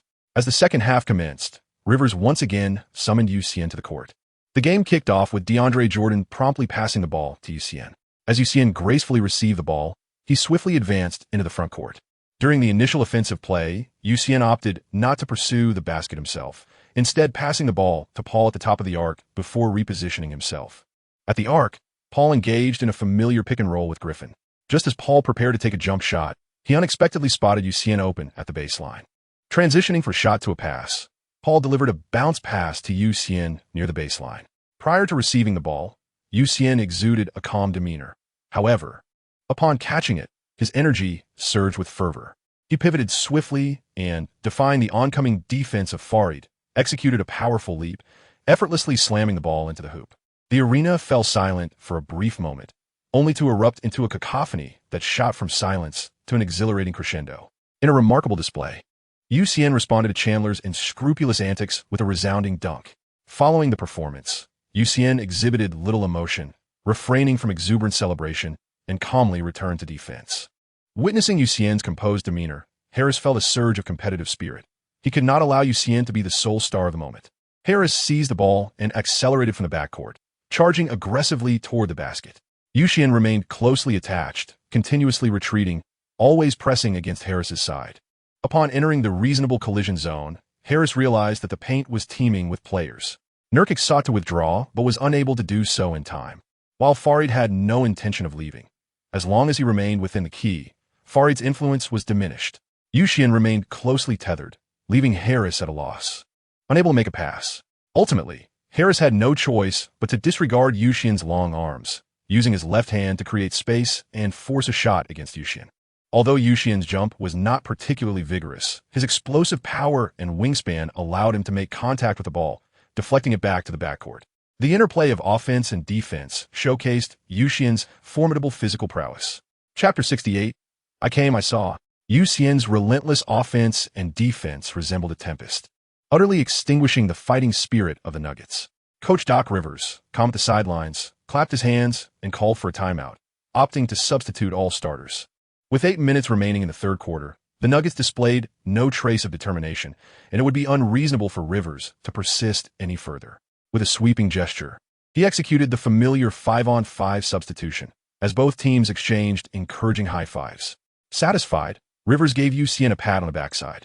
As the game resumed, Crawford took the lead. Noticing the presence of his assistant, Little Rivers, and CBA veteran Hudson, Crawford signaled with his eyes, urging his two young compatriots to unleash their prowess and embody the spirited essence of the Clippers. Little Rivers and Hudson nodded vigorously. It was imperative. Thus, the Clippers transformed from a solitary wave into a surging tide, soaring across the court. As for their shooting accuracy, well, that was a matter best left unmentioned, as it was quite lamentable. However, the Nuggets players had already lost interest in the contest, demonstrating a mere semblance of effort. Consequently, as the two teams clashed, it was akin to a meeting of skilled adversaries, yet proved burdensome for the Staples center staff, who would once again have to endure overtime to replace the hoops. Amidst the clanging of iron, the contest came to a close, with the score ultimately settling at 80-98. The Clippers leading by 18 points, a figure that might well be the lowest the Clippers had achieved in recent matches. At the press conference, Rivers was far from his usual composed demeanor, entering a tirade against Chandler's foul play, insisting he should be permanently expelled from the league, denying him even the opportunity to watch games. He then directed his ire towards Marvin Hunt, insinuating that such actions could only occur with Hunt's tacit approval, deeming him morally corrupt. Beside him, Marvin Hunt could only muster an awkward smile. When Xian was queried about the day's events, he simply remarked, "If I were an ordinary person, I might forgive him, but as an athlete, I shall never forgive him, for a single action could jeopardize my athletic career." With that, Xian exited the scene. Since the dawn of the 21st century, Adam Silver has diligently cultivated the NBA, intensifying the enforcement of fouls in an effort to elevate the league into a gentleman's sport. His approach has drawn criticism from traditional fans and retired players alike. However, upon assuming the role of commissioner, Silver's measures became even more stringent, continually imposing restrictions on centers and defensive maneuvers. Moreover, Chandler's foul was directed at Xian. Silver, having longed for the day when Xian would grace the NBA and reintroduce a Chinese presence to the league, could not tolerate such an affront, especially with the playoffs on the horizon for the Clippers and Xian. Before the Clippers could even board their flight, the league's official website had already issued a penalty announcement for Chandler, a fine of 10,000 and a 3-game suspension. It must be said that in America, profit reigns supreme. The Clippers, having triumphed over the Nuggets once again, have reclaimed the 3rd spot in the Western Conference and are now poised to embark on their journey to Phoenix. The adage "a grounded Phoenix is worth less than a chicken" aptly describes the current state of the Suns. In 2007, the moment Steve Kerr assumed the role of general manager of the Suns, the team's decline was all but assured. Kerr's first audacious move was to acquire the aging and sluggish Shaquille O'Neal while parting ways with the formidable Marion. Subsequently, he let go of Stoudemire and Nash, leaving the Suns devoid of talent and entering a period of rebuilding. At this juncture, Kerr departed without leaving the franchise anything of value. Thus, the Suns have languished, missing the playoffs for 5 consecutive seasons, including this one. In their 3 encounters with the Clippers this season, the Clippers have consistently scored over 120 points, securing victory each time. Therefore, the Suns are unlikely to make a significant impact in tomorrow's match. What lies ahead for the Clippers is the question of whether they will win or lose their final game and whom they will choose as their playoff opponent. Should they emerge victorious, their ranking will ultimately depend on the outcome of the Rockets and Spurs' final clash. Conversely, a loss would cement their position at 5th in the West, leading them to face the Trail Blazers in the first round and then potentially clash with the league-leading Warriors in the second round, an undesirable scenario for any coach. Ultimately, Doc Rivers decided to go all out for the win in their final game. Yet this last match was destined to be anything but leisurely. Clad in a suit borrowed from Barnes, a reluctant Rivers found himself seated at the end of the bench, unable even to access his personal water cooler. Rivers was excessively concerned about the state of his team, particularly since his arrival at the Clippers had burdened him with additional responsibilities, culminating in his involvement in tasks beyond his original role. Following an incident the previous day, Rivers pondered whether he had been too harsh on his player, feeling sympathy for the meager wages they earned while laboring both on and off the court. Meanwhile, Barnes had played for over a week, and with the final match against the Suns approaching, Rivers also wished to give Barnes a chance to regain his form. Thus, he opted to have the player sit out in favor of Barnes. This game was finally broadcasted by Huaxia 5, just as fans eagerly awaited to see their player. They were met with the sight of him in a suit, towel in hand, enthusiastically cheering for Griffin-esque dunks, the towel swirling with such vigor that it seemed almost ready to take flight. The fans were less than pleased. After such an intense previous game that had not been broadcasted, they were now treated to a spectacle without their player on the court. Under the fervent encouragement of Xian, the Clippers had secured a 20-point lead by halftime. In the second half, the newly formed trio of the Clippers soared once again on the road. Ultimately, with the assistance of the Clippers triumvirate, the Suns managed to narrow the gap to single digits, concluding the game at 111-102. The Clippers clinched their final match, achieving a remarkable 12-game winning streak and entering the playoffs with a record of 56 wins and 26 losses. In the distant San Antonio, Coach Popovich and Mike D'Antoni, who had been closely following the game, quietly turned off their televisions at the conclusion of the match, lost in their own thoughts. As the game drew to a close, Xian had yet to step into the locker room when the ever-energetic coach Wei Ping hurriedly approached him. Fortunately, the photographer was a young man. Otherwise, carrying the cumbersome camera would have made it challenging to keep pace. Xian, is your injury serious? Will it affect your playoff performance? Hearing Coach Wei Ping's concern warmed Xian's heart. It won't affect me, Coach Wei, he reassured. Coach Wei breathed a sigh of relief. The customary post-game interview followed, during which Coach Wei Ping posed a series of questions regarding the playoffs, to which Xian responded thoughtfully. After the press conference, Coach Rivers had no intention of staying a night in Phoenix. He opted instead to depart immediately, taking advantage of the chartered flight at his disposal, such as the luxury afforded by wealth. The following afternoon, the Clippers held a celebratory banquet, marking the first year of current owner Steve Ballmer's tenure with the team. Given the team's outstanding performance, Ballmer was notably pleased. At the banquet, he toasted each player, exuberantly declaring, "Play freely. Bonuses are not an issue. The more you win, the more you earn." After delivering these words, Ballmer exited the venue, As he departed, the atmosphere of the celebration began to intensify, with laughter and light illuminating the dining tables. Even Coach Rivers, typically serious, partook in a few drinks, allowing the jovial spirit to envelop the evening. In Xian's cup, there remains only plain water. Observing the playful antics of Griffin and the others before him, Xian feels as though he is in a different world. A month ago, he was quietly working at his computer, and now, in just a few days, he is poised to enter the playoffs. With the final moments of the game, the Mavericks triumphed over the Jazz, leveraging their head-to-head advantage to propel the Clippers down to third place, thus entering the playoffs as the second seed in the Western Conference. Meanwhile, the venerable Spurs stumbled at the last moment, falling to the resolute Pelicans. It is uncertain whether the Spurs' loss is linked to Popovich, given his notorious history. Thus, the suspense surrounding the Western Conference standings has finally come to a close. The Warriors sit atop the rankings, set to face the 8th-seeded Pelicans, who recently overcame the Spurs. A clash of the Splash Brothers against the formidable Anthony Davis looms, promising a thrilling contest. Following this is the Texas Showdown, where the 2nd-seeded Mavericks will contend with the 7th-seeded Mavericks, a rivalry steeped in a decade of history. 10 years ago, the Mavericks were under the stewardship of the Yao McGrady duo, while Nowitzki was at the pinnacle of his career. That year is laden with memories. Now, the Mavericks have transformed under the leadership of their new star, Modern. One wonders if the veteran Nowitzki reminisces about the past. In 2005, Xian was but a primary school student, so captivated by the prospect of watching this game that he nearly missed his graduation photo. The clash between the Mavericks and the Mavericks thrilled the young Xian, who was utterly enchanted. The Mavericks seized the initiative, delivering spectacular moments. From McGrady's thunderous dunks over Bradley to the pick-and-roll plays with Yao, culminating in McGrady's decisive shots and sweep gestures. In the first 2 games, the Mavericks maintained complete control, leaving the Mavericks with no countermeasures. However, one must always exercise caution and uphold one's integrity. McGrady's remark about already considering the second round cast a chilling 3-point rain over Texas.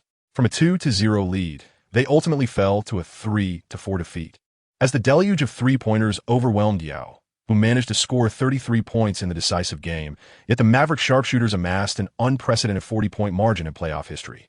This year, the Mavericks have restructured, with a core duo of modern players, while the Mavericks have aged significantly. The new pairing faces the seasoned, yet resilient squad, leaving one to ponder if the legendary 3-point rain can be replicated. The 3rd-seeded Clippers are set to face the defending champion Spurs, where the most intriguing storyline revolves around the relationship between the head-patting maestro Duncan and Paul. Once, the Clippers were an underdog, entirely unfamiliar with the concept of playoffs, while the Spurs had already forged their legendary narrative of championship victories in odd-numbered years. The Spurs boast a trio of seasoned veterans, alongside a young Finals MVP and a host of exceptional role players, all under the guidance of the sage Popovich. This lineup is formidable. Now, the Clippers are equally formidable. Bolstered by the strategic mind of veteran Rivers and the emergence of Xian, their new recruit, which has added significant strength to the team. With Paul leading the aerial squadron, Xian feels confident that they should navigate the first round without issue. It seems that Xian has become somewhat detached. As for the clash between the 4th-seeded Trail Blazers and the 5th-seeded Grizzlies, it stands as another pinnacle confrontation in this round, alongside the Clippers and Spurs. Both teams exhibit distinct characteristics. The Trail Blazers boast the formidable duo of Lillard and Aldridge, complemented by the French maestro Batum, the defensive stalwart Flalo, and the exceptional Shield Lopez, creating a harmonious blend of offense and defense. The Grizzlies, on the other hand, require no introduction, being the sole team in the league that excels through traditional play. Their unparalleled defense and stringent discipline instill a sense of trepidation in their opponents. However, concerns arise regarding the injuries afflicting the steadfast Conley and the venerable Tony Allen, who may not be able to participate in the first round. Upon observing the final standings, Xian put away his phone, declaring, "The playoffs await. I shall witness." Chapter 69. The urgent training of the old fish on the evening of the 17th. The final game concluded, marking the end of the 2014 to 2015 regular season. Watching Doc Rivers while listening to Eastman's meticulous explanation of the final rankings and the playoff matchups in both the Eastern and Western conferences, one could only marvel in astonishment. Upon witnessing this expression, Xian immediately discerned that Coach Rivers was somewhat apprehensive, particularly when he heard Eastman mention that the Spurs ultimately lost the game. The mere thought that the old man Popovich might have orchestrated this scenario sent a shiver down River's spine. Was it not a reasonable assumption? Xian found River's demeanor perplexing. After all, it was merely the playoffs, and it was just the Spurs. Their core trio had undeniably aged, and while there was a young finals MVP among them, what was there to fear? Xian held the belief that the Spurs were not particularly formidable. He thought they could simply be overcome. After all, ignorance often breeds fearlessness. As a novice, Xian harbored only aspirations regarding the playoffs. Little did he know, the playoffs were a battleground of true ferocity, where it was a matter of life or death, leaving no room for error. Today, the old season player was quite disgruntled in the final match. Xian had not been called to play. The old player had missed out on significant energy reserves, although the away game's provisions were sparse and unappetizing. Even the tiniest morsel was a source of protein that he could not afford to forego. In the playoffs, such moments represented golden opportunities to accumulate energy, which made the old player far more concerned about Xian's playing time than Xian himself. The energy harvested during the playoffs was incomparable to that of the regular season, necessitating a prompt and vigorous approach. Every bit counted. If Xian were to be eliminated in the first round, the old player might very well consider despairing. Thus, the old salted fish resolved to expend all the energy he had recently amassed to bestow upon Xian a grand surprise. After the banquet, Xian returned home. Upon arriving, he sensed an absence of something. Suddenly, he let out a burp, and it dawned on him that the old salted fish had not emerged to indulge in frivolity for several days. Could it be that this creature choked on energy? Xian thought venomously. However, a moment of contemplation struck him. He had taken to the stage yesterday. Where could the old salted fish have procured such energy to choke on? With this realization, Xian felt a twinge of panic. For the old salted fish had been his companion for quite some time. Old salted fish, old salted fish. Xian called out tentatively. But the old salted fish did not respond. Could it truly be that he had choked to death? As Xian hastily gathered his belongings and entered the space, he was eager to discover whether the old salted fish was present. Upon his arrival, he was greeted by the sight of an individual clad in a vintage No. 1 jersey of the Magic team, executing a jump shot at the arc with grace and fluidity. The movements were effortless, and the ball soared through the air with an enchanting elegance, finding its mark with unwavering accuracy. Recognizing the silhouette and the jersey, Xian immediately discerned the identity of the person, as he had frequently appeared in the recordings that Xian had watched. Xian rubbed his eyes vigorously, finally confirming that what he beheld was certainly not an illusion. The figure before him was none other than Tracy McGrady. At that moment, the man turned around, his signature sleepy eyes half closed, a smile gracing his lips as he greeted, "Hello, you. Old Xian, you had truly invested heavily."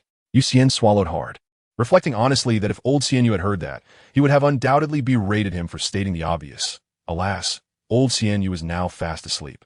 Tracy McGrady, a man who could bring tears to the eyes of the divine. His graceful drives, explosive dunks, a perfect amalgamation of elegance and ferocity. As a scorer, McGrady epitomized perfection, boasting height, long limbs, agility, exceptional speed, and elite jumping ability. His explosive first step was nearly insurmountable. His impeccable coordination and flexibility allowed him to wreak havoc on the offensive end. When the game demanded closure, McGrady never hesitated. In the most crucial moments, he unleashed his full prowess, becoming an unstoppable force. McGrady's arsenal was both rich and comprehensive. He possessed an innate ability to execute any offensive maneuver with ease. Be it face-up or back-to-basket, driving or jump shooting, or even passing, he mastered every technique without excessive reliance on any single one. The prowess of peak McGrady was beyond reproach. In the 2002 to 2003 season, he averaged an astounding 32, 1.6, 5 rebounds, 5 assists, 1, 7 steals, 0, 8 blocks, and 2, 6 turnovers, with a true shooting percentage of 56. It is essential to note that during that era, hand-checking was permitted, unlike today, where the offensive end enjoys a significantly greater spatial advantage. In front of Xian stands McGrady, adorned in the formal attire of his number 3 jersey from the Magic era. This is a legend. This is an idol. Observing the motionless Xian, McGrady appears somewhat perplexed, yet he approaches and inquires, "What troubles you?" As Xian gradually regained his composure, he inquired, "T-Mac, what brings you here?" "Jeff sent me to offer guidance on your driving and pull up jump shots, so here I am." "Then why are you still wearing the Magic's number 3? McGrady asked. A look of confusion etched across his face. "I was indeed part of the Magic," he replied. "Is there something amiss?" In the collective consciousness of a nation, McGrady was typically associated with the red number 3 jersey, and Xian held the same belief. However, upon further reflection, Xian realized he had fallen into a misunderstanding. While McGrady was widely recognized during his prime for donning the red number 3, by that time, he had already begun his descent from greatness, particularly following a significant injury that robbed him of his once prized first step. McGrady had started to adapt his style of play, transitioning from a flamboyant approach to a more subdued and introspective one. His offensive strategy increasingly relied on pick and rolls with Yao Ming, serving as the central orchestrator for the Rockets, with his finishing techniques shifting towards outside jump shots. It was during his tenure with the Magic that McGrady had reached the zenith of his physical prowess, the period from which Xian ought to draw inspiration. Upon a moment of contemplation, Xian finally comprehended the intentions of the seasoned veteran. Understanding the sequence of events, Xian resolved to seize the opportunity, for apart from Horacek, each learning moment was a singular chance. Observing Xian's anxiousness, McGrady chuckled softly, rather than rushing. He tossed the basketball to Xian, saying, why don't you demonstrate your stop-and-pop jump shot for me? As Xian received the pass, he accelerated, stepping just inside the three-point line. With a forceful push of his left foot, his right foot followed suit, bending his knees as he leapt into the air. He raised the ball above his head, and at the peak of his jump, he released the ball. The sound of it hitting the rim echoed through the gym. Observing the entirety of Xian's shooting motion, Tracy McGrady frowned slightly and remarked, your rhythm is somewhat off. At the moment of your stop, the movements lack cohesion, which ultimately affects your balance in midair, resulting in an unstable release. After speaking, McGrady extended his arms to take the ball and proceeded to replicate Xian's actions. Yet his movements were fluid, natural, and graceful. Do you see that, You must remember to maintain rhythm and ensure the continuity of your movements. The bend in your pivot foot during the first step must be sufficient to provide the necessary power for your leap. McGrady demonstrated once more. Watching him, Xian appeared contemplative. Before he could fully process McGrady's advice, the latter approached him again, his figure suddenly vanishing, causing Xian's body to lose control. Again with this technique, Xian felt helpless. Why did the master always choose to possess him? Was he enrolled in a crash course? You need to truly internalize this, McGrady said, before slowly demonstrating each step of the sudden stop jump shot.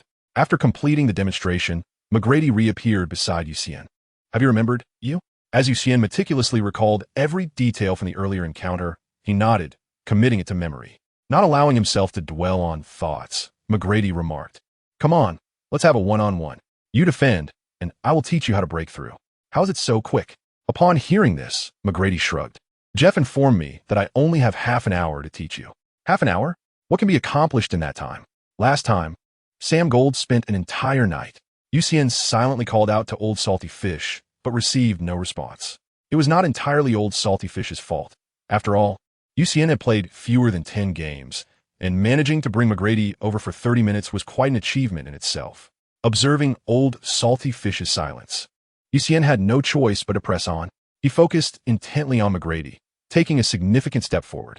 After all, this was McGrady at his peak, and that swift first step required Xian to defend with utmost caution. He lowered his center of gravity, spread his arms wide, and awaited McGrady's next move. McGrady adopted a classic triple threat stance, holding the ball at his right side, his right shoulder slightly lowered, while his right foot continued to probe. Suddenly, he feinted with his right shoulder, took a large step outward with his right foot, and dribbled the ball. Xian quickly slid to his left, attempting to intercept McGrady's path to the basket. However, to Xian's astonishment, McGrady executed a swift change of direction, transferring the ball from his right hand to his left, effortlessly bypassing the misdirected Xian with a single step. In the realm of offense, the attacker always holds the upper hand. As a tall guard, Xian needed to remember that dribbling should be minimized. With a higher center of gravity, excessive dribbling increases the likelihood of being stripped of the ball. Furthermore, movements must be concise. If a single step suffices, there is no need to expend a second. Xian was already well acquainted with McGrady's insights, having heard similar advice from Sam Gold. However, what McGrady shared next was unfamiliar to him. Thus, when breaking through, it is imperative to effectively utilize feints. Your shoulders, your feet, and even your gaze serve as the foundation for your fakes, just as I demonstrated earlier with my shoulder shimmy and probing step. With that, McGrady picked up the ball again, illustrating the concepts he had just discussed through practical demonstration. Xian watched intently, wishing he could jot down notes to study later, as the opportunity to learn directly from McGrady was a rare privilege. Yet, Xian had no materials to assist him and could only mimic McGrady's movements, regardless of accuracy, simply to commit them to memory. It is often said that time flies, especially when one is engrossed in learning, given that 30 minutes is already a brief period. Xian felt frustrated when McGrady abruptly vanished without even allowing him the chance to say goodbye, prompting Xian to angrily curse Old Salty Fish. This is far too short time. Chapter 70. Outmaneuvering Popovich the next day, Xian awoke to find it was already past 8 o'clock. Unlike other days, the sense of ease that usually enveloped him had dissipated, leaving him feeling utterly fatigued. At last, Xian has come to realize that the electrotherapy spoken of by the Old Salted Fish is indeed remarkably effective. Humans often find that they only appreciate the beauty of what they have lost. After rising, Xian prepared a nutritious breakfast for himself and then began to peruse the news on his phone. Last night, on April 17th, the rankings of both the Eastern and Western conferences were finalized, and the official website had released the standings and playoff matchups. Xian felt no inclination to examine the various rankings. As a newcomer who had only recently boarded the NBA train, he possessed a sense of self-awareness. His primary focus was on the information regarding the playoff matchups. The playoffs were set to commence on April 19th, 2015, with the top-seeded Warriors facing off against the 8th-seeded Pelicans, while the 2nd-seeded Rockets were to contend with the Mavericks, both scheduled for the first day, the 19th. Due to the Spurs' recent defeat, the Clippers happily remained in the upper bracket, enjoying home court advantage. The first game was slated for the evening of the 20th. Today, Coach Doc Rivers arrived early at the training facility, ready to prepare tactics for the playoff matchup against the Spurs alongside Woodson and others. The players were scheduled to gather at 9 a.m., but Xian was nowhere to be seen. This absence caused Rivers considerable concern as he paced back and forth, pondering, "What is going on with Xian? This is quite unusual. He is always the first to arrive." Just as Rivers contemplated calling for assistance, Xian finally made his appearance, nearly at 10 a.m. Upon seeing Xian, Rivers felt a wave of relief wash over him. As for the tardiness, it was but a fleeting matter. After all, who has not been late at times? It must be noted that Coach Rivers is quite the embodiment of a renowned double standard. Perhaps he has forgotten how he chastised a late-night Prince Blake Griffin for his tardiness just days prior. With only 2 days remaining until the playoffs, the Clippers engaged in a simple shooting practice, as Rivers refrained from imposing any excessive training regimens, recognizing that this period was crucial for the players to conserve their energy. As Xian commenced his warm-up, the lingering fatigue in his body remained palpable. However, this preliminary step was undeniably essential. Proper warm-up exercises facilitate the contraction and activation of muscle groups, thereby elevating both local and overall body temperature while enhancing blood circulation. This process enables various bodily systems to gradually acclimate to the impending intensity of physical exertion. To prevent a drastic decline in his professional career, it was imperative that Xian adhered to a rigorous warm-up routine. Following the warm-up, he felt invigorated. The fatigue dissipated, and he began to feel more lively. Grasping a basketball, he accelerated, took a decisive step forward with his left foot, followed by his right, bent his knees, and suddenly his legs gave way, causing him to kneel on the ground and then collapse flat onto the floor. Coach Rivers, positioned at the sidelines, was engaged in a tactical discussion with Woodson and others regarding defensive strategies against the Spurs. Initially, a loud thud caught his attention, and he turned to witness Xian kneeling before collapsing onto the floor. The discussion abruptly halted as Coach Rivers shouted for the team physician and a stretcher, urging them to act swiftly. Without hesitation, he sprinted to Xian's side with an agility that belied his stature, while the team doctor, akin to a swift battalion, dashed from the medical room, carrying a stretcher to retrieve Xian. Coach Rivers followed closely behind, and before anyone could enter, he secured the door, preventing others from following. Moments later, the sound of Coach Rivers' furious voice echoed from within the medical room. "What? A knee injury? Didn't you say there was nothing wrong? How did you conduct your assessment?" The news of Xian's injury startled those waiting outside. The prospect of losing a key player before the battle weighed heavily on Paul's expression, which was soon marred by concern. Inside the medical room, the team physician was simultaneously working to relieve Xian's discomfort while his face flushed red, glancing at Coach Rivers as he yelled toward the door. As Xian observed the somewhat clumsy performance of the venerable Rivers, he felt a newfound respect for him. This ploy of feigned injury was quite adept. The mind magician had diversified his skills and begun to delve into the art of warfare. In the league, information holds immense significance, particularly regarding team injuries and absences, which dictate a team's tactical plans and influence the strategies of their opponents. The earlier one acquires knowledge of an adversary's status, the better prepared they are, allowing for more astute tactical arrangements and consequently enhancing their chances of victory. Following an examination by the team physician, it was determined that Xian had merely overexerted himself and required a brief respite. However, Xian's fall sparked an idea in Rivers' mind. Why not let Xian appear injured? It was often the cunning Popovich who deceived others, disrupting their plans. Now, the tides had turned, and it was Rivers' turn to employ a ruse. Not deception, but rather strategy. Yes, let us call it strategy. Thus, Rivers orchestrated this act of feigned injury. Fully aware that secrets in the locker room are a rarity. At best, information is merely delayed, never kept absolutely confidential. The salaries of team staff are not particularly high, prompting them to sell trivial information to reporters for a bit of extra cash. This explains why, whenever incidents occur in the locker room, reporters are always the first to break the news. On this occasion, Rivers was eager for the news of Xian's injury to spread swiftly. Having already leaked the information, Rivers lingered in the locker room for a while longer, deliberately wiping his face with his hand as he began to cultivate an emotional fade. In Xian's astonished gaze, Rivers maintained a smile, albeit one that was somewhat strained, tinged with a hint of melancholy. Xian realized that his understanding of the path was still rather superficial. In the past, he had certainly been clever, and Coach Rivers was undoubtedly a cunning old fox. Rivers' troubled expression merely left the crowd in a state of uncertainty, but when Xian emerged, limping with the assistance of the team doctor, everyone was convinced. Even Paul wore a look of deep concern. Rivers' pale and feeble attempts at explanation only reinforced the staff's belief that Xian was indeed injured.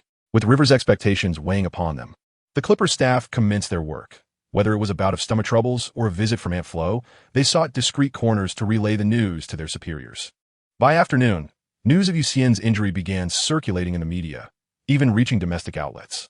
Unlike the casual onlookers in America, fans at home were particularly anxious, especially in the forums where many began to pessimistically speculate that Xian would be unable to take the court again. In Texas, at the TT Center, Coach Popovich initially dismissed the news when he first heard it. After all, he had long since moved on from those days and insisted on seeing proof. However, by afternoon, when an assistant placed a newspaper before him, its cover featuring a candid shot of Xian limping out of the training facility, Popovich began to take the matter seriously. Glancing at the computer screen displaying Xian's offensive highlights, he fell into deep contemplation. Chapter 71. A full performance in deception feigning illness is an exceedingly uncomfortable endeavor. One should not imagine that the ease of being weighted on hand and foot is as pleasant as it seems. Had this scenario occurred last year, Xian might have reveled in it, but now, he felt as if he were living a fate worse than death. Daily encumbered by protective gear and forced to feign a limp, it was truly agonizing to watch others engage in play while he was confined to the sidelines, witnessing the rigors of training from a distance. Xian has finally grasped the meaning of time dragging on like an eternity. Over the past 2 days, Doc Rivers has transformed from a mere strategist into a veritable deity of game analysis.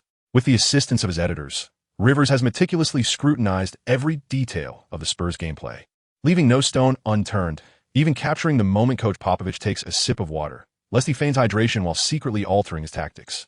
After all, it is the minutiae that determine triumph or failure. The Spurs, reigning champions, may have an aging trio, but Rivers remains uncertain whether their residual vigor could overturn him. Having navigated the league for so many years, Popovich, who successfully contained the young MVP LeBron James last season, serves as a stark reminder that Rivers must remain vigilant. Thus, after 2 days of relentless preparation, the date of the showdown, March 20th, between the Spurs and the Clippers has finally arrived. Without the assistance of the seasoned veteran, and nursing an injury, Xian has spent these past days in quiet recuperation, mostly in the conference room alongside Rivers. The coach believes that Xian, as an assistant on the court, bears significant responsibility, especially when facing an old fox like Popovich. Fearing his own inadequacies, Rivers insists on involving Xian in the preparations. On the morning of the 20th, Xian dutifully prepares himself breakfast before checking the results of yesterday's playoff matches on his phone. The first day of the playoffs featured the top-seeded teams in the West. The first seed defeated the 8th, and the second seed overcame the 7th. The Rockets decisively triumphed over the Mavericks with a score of 118-101, claiming the first game. In the matchup between the Warriors and the Pelicans, despite Anthony Davis's acrobatics in the paint that had Draymond Green and David Lee in despair, the Splash Brothers proved too steady. Although the game had its ups and downs, The Warriors ultimately secured a 106-99 victory over the Pelicans. In the Eastern Conference, the third-seeded Bulls faced the sixth-seeded Bucks, while the fourth-seeded Raptors battled the fifth-seeded Wizards. Despite Giannis Antetokounmpo's commendable performance on both ends of the court, the Bucks succumbed to the Bulls with a score of 91-103, paying the price for their youth. Meanwhile, the Raptors experienced a complete meltdown. The formidable backcourt duo of Lowry and DeRozan, previously invincible during the regular season, utterly collapsed in the playoffs. Paul Pierce, with a stunning 20-point performance, reminded Lowry, DeRozan, and everyone else that his tank is still full. In this match, the Wizards star players Beal and Wall faded into the background as Pierce's scoring prowess led the team to a 93-86 upset victory. Watching the old truth-teller dominate the court, Xian shook his head, lamenting, "Oh, Rivers, if only you had acquired Pierce back then, you wouldn't have had to suffer a loss of over 20 million. What were you thinking?" After finishing his meal, Xian hurriedly donned the protective gear borrowed from the team doctor, knowing that one must go all out when performing. Having tidied up, Xian limped out the door, heading toward the training facility. Due to Coach Rivers' insistence, Xian arrived late once again, reaching the gym at 10 o'clock. Upon arrival, he barely had time to greet Paul and the others before being summoned by Rivers to the conference room to continue strategizing. As Xian hobbled into the meeting room, Paul wore a fleeting frown, which quickly transformed into resolute determination. Chris Paul, would not be deterred by anyone. By 3 in the afternoon, Coach Rivers had already brought the Clippers to Staples Center. As they disembarked from the vehicle, the team was engulfed by a throng of reporters. From the journalists' frenzied activity, the rookie Xian recognized that the playoffs had indeed arrived. Each reporter jostled forward, thrusting microphones and recorders almost into Rivers' mouth. However, this time, Rivers declined to respond and led the team directly into the players' tunnel. Upon entering the locker room, Rivers instructed everyone to warm up, except for Xian. The team accepted this decision without hesitation. Noticing Xian with his head bowed, Paul approached and patted him on the shoulder before stepping out of the locker room. Paul understood Xian's feelings all too well. He too had once possessed the ability, but was unable to participate in the playoffs. As soon as the others left, Xian lifted his head and thought, "Coach, how long must we continue this charade?" Rivers hastily wiped the tension from his face, waiting a moment longer. Internally, he grappled with conflicting emotions. For the first time, he found the act of pretense challenging, yet he was keen to witness Popovich's irritated expression. Before Rivers could dwell on these thoughts, he immersed himself back into the tactical studies. In tense moments, time invariably passes swiftly. After emphasizing the key points of their strategy, he led the team onto the court. As they entered the arena, the fans showered them with the wildest enthusiasm Los Angeles could muster. As the last remaining hope of Los Angeles, the Clippers bore the expectations of all the city's fans, especially since the neighboring Lakers, with 9 healthy players, had already retreated to leisure. With a record of 21 wins and 61 losses, the Lakers had set a historic low for their win percentage, having suffered injuries to 7 players throughout the season, leaving even the bench sparsely filled. Amidst the jubilant crowd, Xian suddenly spotted a familiar face, the team's owner, Ballmer. He was also in the stands, reveling in the uproar with the fans. Since Ballmer took ownership of the Clippers, he frequently attended home games, insisting on sitting courtside rather than in the VIP area. In the league, only Mark Cuban of the Mavericks shared Ballmer's fervor, as both were ardent supporters of their teams. At that moment, Xian felt a gaze fixed upon him. Looking up, he saw Popovich smiling at him from across the court. Noticing the thick protective gear still strapped to Xian's leg, Popovich was thoroughly convinced that the injury was genuine, and thus, his strategy required no alterations. In comparison to Barnes, Xian possesses a distinct offensive capability. Although somewhat unrefined, his talent can yield unexpectedly remarkable results. Thus, Xian's injury status is pivotal to Coach Popovich's tactical arrangements. Defending against a player with breakthrough ability demands significantly more from the defenders than when facing a player who merely waits for opportunities, thus requiring greater mental exertion. Popovich holds a favorable view of Xian. Through observing Xian's performances in several games, Popovich has discerned that, despite his current naivety, his future potential is undeniably promising. As Xian approaches the game with intellect, his understanding of tactics and his on-court execution are commendable, particularly his awareness of his own roles and limitations. Although his breakthrough techniques may lack polish, he adeptly leverages his strengths to challenge opponents, a quality that Popovich deeply appreciates. The coach harbors a strong desire to bring Xian under his wing. However, with a shake of his head, He reflects on the unfortunate reality that Xian has already demonstrated his latent potential. Watching Xian, limping yet striving to shoot, Popovich first lapses into contemplation before casting a shrewd glance at Paul. In the absence of Xian, the Clippers lose an offensive asset, allowing me to conserve more energy to confront you. Just as Paul was shooting, he suddenly jolted and missed entirely. At that moment, the big screen displayed the starting lineups. The Spurs led by Parker, Green, Leonard, Duncan, and Splitter, while the Clippers featured Paul, Redick, Barnes, Griffin, and Jordan in their regular quintet. Greetings to all our viewers. This is Huaxia 5 Television. I am Wei Ping, and I am Ji Ping. Today, we bring you the first round of the playoffs, where the Clippers host the Spurs. The renowned duo of Wei and Ji is here. The starting lineups have been revealed. Wei Ping, what are your thoughts on this match? A customary inquiry from Ji Ping. As we all know, since entering the league, Paul has never reached the finals. As the cornerstone of the Clippers, I believe their determination is unquestionable. Meanwhile, outside shooters like Redick, Crawford, and Barnes must find their rhythm. With Paul and Griffin on the court, they should be able to create numerous opportunities for the perimeter. It all hinges on their shooting accuracy. However, at this point, Wei Ping shook his head, noting that due to Xian's injury, Coach Rivers' strategy will likely face significant challenges. Moreover, the Clippers bench is widely regarded as one of the weakest in the league, so I believe Coach Rivers must be meticulous in his arrangements for the starting players. What about the Spurs? Their overall strategy ranks among the best in the league, yet their trio of stars is aging, particularly starting point guard Parker, whose form has been lackluster, thus increasing the scoring burden on the Spurs bench. Nevertheless, Leonard's recent defensive performances have been exceptional. If Xian could take the court, their matchup would undoubtedly be thrilling. Such blatant praise. If Xian were to hear this, he would surely blush. Xian, a novice, facing Leonard, a defensive player of the year with 1 all-defensive first-team selection, 1 all-defensive second-team selection, 1 championship title, and 1 finals MVP. This year, he was also the highest vote-getter among players not selected for the All-NBA team, having received personal coaching from the basketball legend Jordan. What can I possibly compare with him? At 7:30, DeAndre Jordan and rookie Duncan stood at the center circle, marking the official commencement of Xian's playoff journey. Though referred to as a rookie, Duncan is nearly 40 years old, and his leaping ability has significantly diminished. Had he truly been a rookie, he might have overwhelmed DeAndre Jordan. However, at present, Jordan effortlessly swatted the ball away from Paul. In their initial offensive play, the Clippers resorted to their familiar high-screen pick-and-roll. Griffin advanced to set a screen for Paul, then swiftly rolled towards the basket.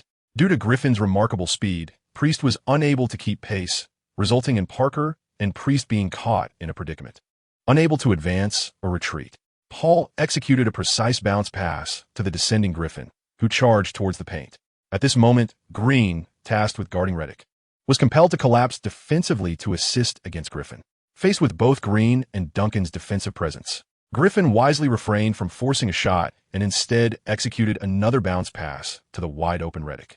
However, it remains unclear what Redick was contemplating, as he opted not to take the open three-pointer facing the ocean, choosing instead to showcase a drive and ultimately concluding the offensive play with a floating shot. In Xian's perception, Redick was poised to showcase his signature floater, a skill that Tony Parker has mastered. However, Xian sensed that Redick was drifting away from the moment. Just as the audience was on the verge of rising to applaud, the referee's whistle pierced the air, followed by a pointed indication towards the sidelines. Redick's shot resulted in a complete airball. As a pure shooter, one would expect an exceptionally high success rate when unguarded. Thus, both fans and players alike anticipated Redick's shot to be a guaranteed success. Although Ballmer may have been a casual fan, he grasped the fundamentals and recognized this shot as a certainty. Without awaiting the outcome, as Redick released the ball, Ballmer leapt to his feet, ready to celebrate. Perhaps the Divine was playing a jest on Ballmer, or perhaps Redick felt that Ballmer's bonus was insufficient. Consequently, Ballmer was met with a delightful surprise. A grand spectacle in front of thousands, as he reveled in his own moment of joy. Witnessing this turn of events, Xian's mind raced with thoughts of numerous players. Nick Young, Kemba Walker, Klay Thompson, prompting him to remind himself that when he indulges in flamboyance, he must keep his focus on the basket. Nonetheless, being a wealthy individual, Ballmer was no stranger to high-pressure situations and had weathered countless storms. He calmly lowered his raised hands, pretended to brush off non-existent dust from his attire, and leisurely took his seat. Such composure was commendable, reflecting a remarkable lack of self-consciousness. In this initial confrontation, the Clippers made an error, However, Xian, as a novice, discerned a notable departure from the regular season, an elevation in defensive intensity. Observe how Paul handles the ball, with Parker nearly transforming himself into an accessory. Clinging to Paul, as Paul navigates around Griffin's screen, Parker is relentless, exerting both hands and feet in defense, almost to the point of biting down with his teeth. When Redick attempted his floater, the rookie number 21 had no chance to contest the shot, his eyes wide in disbelief, as if anticipating a marble strike. The reason behind Redick's inability to score is quite understandable. He holds a deep respect for Duncan. The thought of making a successful shot only to see Duncan's eyes bulging in pain is certainly disconcerting. Redick's attempt, which resulted in a complete miss, went out of bounds, denying the Clippers any chance to secure a rebound, prompting them to retreat defensively while the Spurs prepared for a baseline throw-in. Parker, moving slowly across half-court, was mindful of his aging physique. Prior to the game, Popovich expressed concern that his seasoned French playmaker might falter amidst such intense competition, reiterating the importance of pacing. He advised Parker to leave fast break opportunities to the younger players and merely support them from behind. Upon reflection, Parker recognized the wisdom in Popovich's words. However, he soon noticed the rookie number 21 on his team grappling with DeAndre Jordan, having established a solid position and signaling for the ball. With a sense of urgency, Parker swiftly passed the ball to Duncan, while the others strategically spaced out to provide Duncan with room for a one-on-one play. Throughout the season, media outlets have been highly optimistic about the Clippers' interior duo of Griffin and Jordan. Despite Duncan's remarkable resurgence this year, showcasing his most efficient performance since his rookie season, the decline in his physical capabilities is evident, given that he is nearing 40 years of age. Meanwhile, Splitter's slower mobility renders him at a disadvantage against the athleticism of Jordan and Griffin. Nevertheless, if Popovich were to adhere strictly to conventional strategies, he would not be the innovative coach that he is known to be. Entrusting the initial offensive play to Duncan is a testament to the veteran's prowess and experience. As the greatest power forward in history, Duncan was once a force to be reckoned with, having defended against Malone, faced Howard, and contended with Shaquille O'Neal. He has encountered every conceivable situation, even the most awkward, such as executing a windmill dunk from standstill.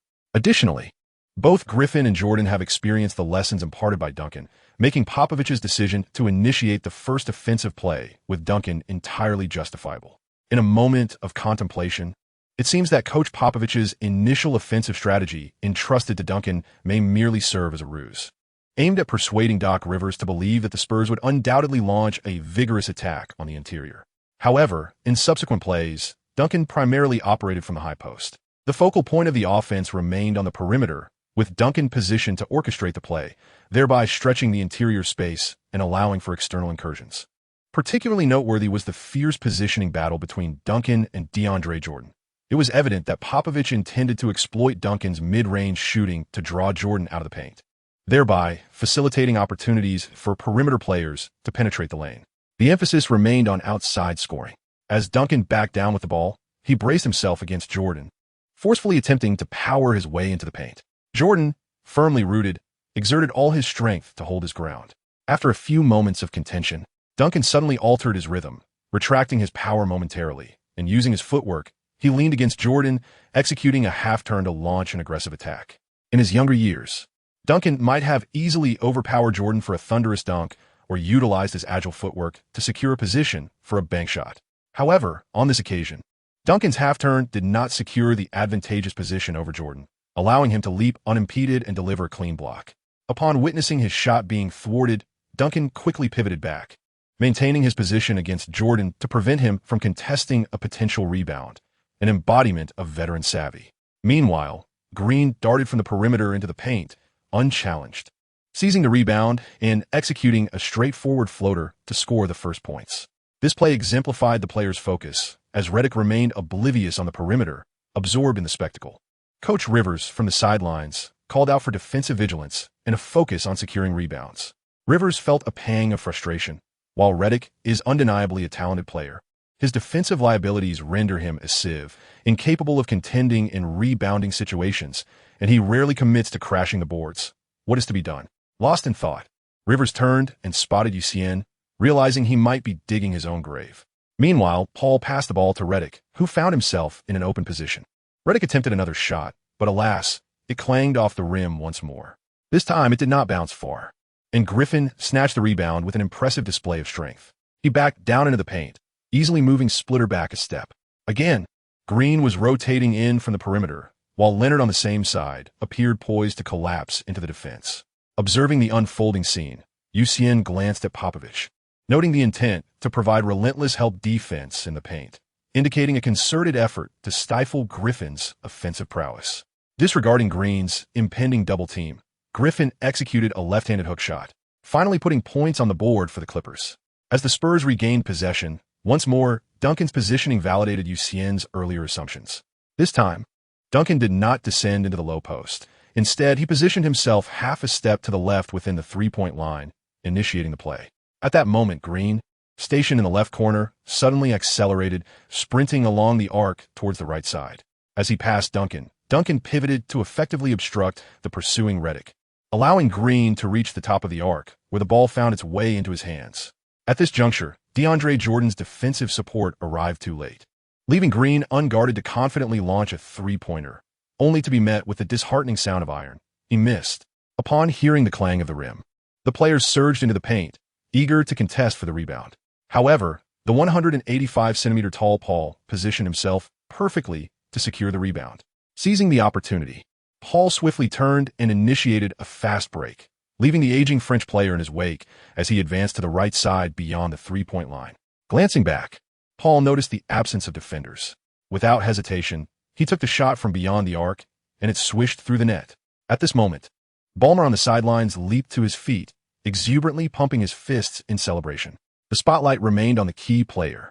In a moment of leisure, it is evident that Paul is in exceptional form, seamlessly excelling in both offense and defense. Following 2 rounds of tentative exploration, Leonard finally seized possession of the ball, initiating an isolation play. If we consider last year's Leonard, who thrived on tenacious defense and rapid transitions coupled with unexpected three-point shots to survive in the league, this year heralds a new evolution for him. With the aging of the team's triumvirate, Coach Popovich has been compelled to shift the focus of the team onto Leonard. Particularly this year, as the defending champions, the Spurs trio has aged another year. While Ginobili remains flamboyant, the duration of his brilliance diminishes, and his errors multiply. The French veteran's early season struggles have significantly curtailed his effectiveness, and the previous season's trophy has led to a sense of complacency among the bench players, leaving only the promising rookie number 21 to rely upon. Consequently, this season, Leonard's share of the ball has markedly increased, especially with the legendary Michael Jordan personally guiding him. This year, we have witnessed a substantial rise in his ball-handling offensive maneuvers, including deceptive fakes, jump shots, turnaround jumpers, fadeaways, and post-up shots. However, the accuracy of these attempts, alas, leaves much to be desired. Although Leonard has inherited the flair of the basketball deity, he has yet to replicate his shooting precision. Confronted with Barnes' defense, Leonard decisively took the shot, but the Spurs found themselves thwarted once again. Turning back, the Clippers launched another fast break, with Paul delivering a bounce pass to the wide-open Redick. With confidence, Redick received the ball and unleashed a three-pointer, yet it resulted in yet another clang off the rim, marking a dismal start with 3 consecutive misses. As Xian observed Redick's relentless determination, a sense of unease washed over him. Their persistence was unyielding. Surely, Popovich would tighten the interior defense to an extreme degree. Indeed, after Green's unsuccessful three-point attempt, the Spurs commenced their defensive retreat as the Clippers seized their opportunity. Paul deftly passed the ball to Griffin in the paint, while Green and Leonard promptly abandoned their respective assignments to double-team the ball-handling Griffin. Alongside the lurking Splitter, the 3 converged upon Griffin, leaving him no choice but to pass the ball through the narrow opening. In the corner, Barnes extended his hand, catching the ball effortlessly. With no defenders within arm's reach, he confidently released a three-pointer that swished through the net. This successful shot elicited great excitement from Old Rivers. He had discerned Popovich's intentions, yet felt powerless to alter the course, as aside from Paul and Griffin, the other 3 players possessed inherent limitations, 2 being opportunists heavily reliant on their rhythm, while the remaining 1 contributed little on the offensive end. Had Barnes failed to score, Griffin's burden would have intensified, leaving the Clippers solely dependent on Paul. Fortunately, Barnes made the shot, compelling the Spurs to reconsider their next offensive strategy. Observing Barnes' three-pointer, Popovich felt a twinge of disappointment. After all, neutralizing Griffin would leave only Paul to contend with. No matter how reckless Paul might be, he alone could not overturn a game. Chapter 73. The Spurs' iron will and Paul's tenacity with Barnes sinking the three-pointer, the score swiftly escalated to 2-8, granting the Clippers a 6-point lead. On the sidelines, Popovich remained unperturbed. It was merely the beginning. Green and his compatriots were not yet in sync, possibly due to their hands being too cold. After all, with every offensive play, Green consistently drifted out of position, affording ample shooting space. Had Green been shooting directly against the Clippers' defense, Popovich would have erupted in frustration long ago. Moreover, Popovich's calm demeanor stemmed from his faith that old Duncan would reclaim their footing. Their bond was akin to that of father and son. Forged through nearly 2 decades of shared battles, Duncan knew precisely how to navigate the situation. In the same familiar spot, Duncan once again positioned himself at the free throw line, pivoting to receive the ball, and exchanged a knowing glance with his old comrade. Parker immediately grasped the cue, accelerating to maneuver around Duncan, with Paul closely in pursuit. At that moment, Duncan sprang into action, executing a swift pivot with his back to Paul as he held the ball, intending to pass to Parker, who was circling around him. Noticing that Paul was momentarily obstructed by Duncan, Jordan hurriedly shifted to his left, aiming to provide defensive support to Parker and buy Paul some time. Duncan seized this opportunity, executing a dramatic spin while maintaining possession, breaking directly towards the basket. Jordan quickly pivoted to return to defense, but Duncan came to an abrupt halt, creating contact, and subsequently launched a high-arching shot that found its mark. Just then, the referee's whistle pierced the air. Jordan had committed a foul, resulting in a 2-1 opportunity. The old sage was indeed formidable.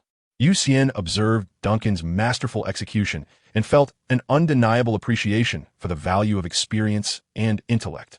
When discussing Duncan's abilities, there is much to commend.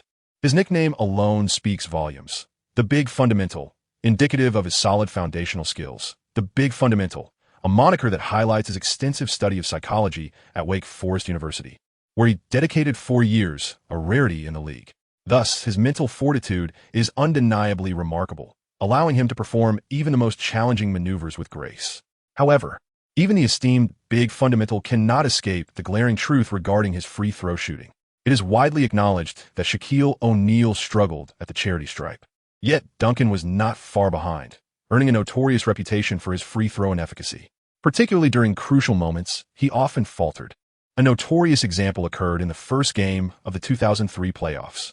With just 16 seconds remaining, Duncan was awarded 3 free throws.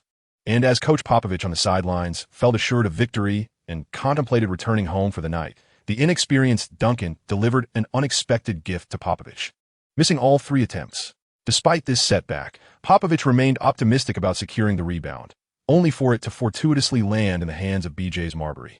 Yet, the true twist awaited, as Marbury, seizing the opportunity, sprinted downcourt and executed a 3-point shot, clinching the game.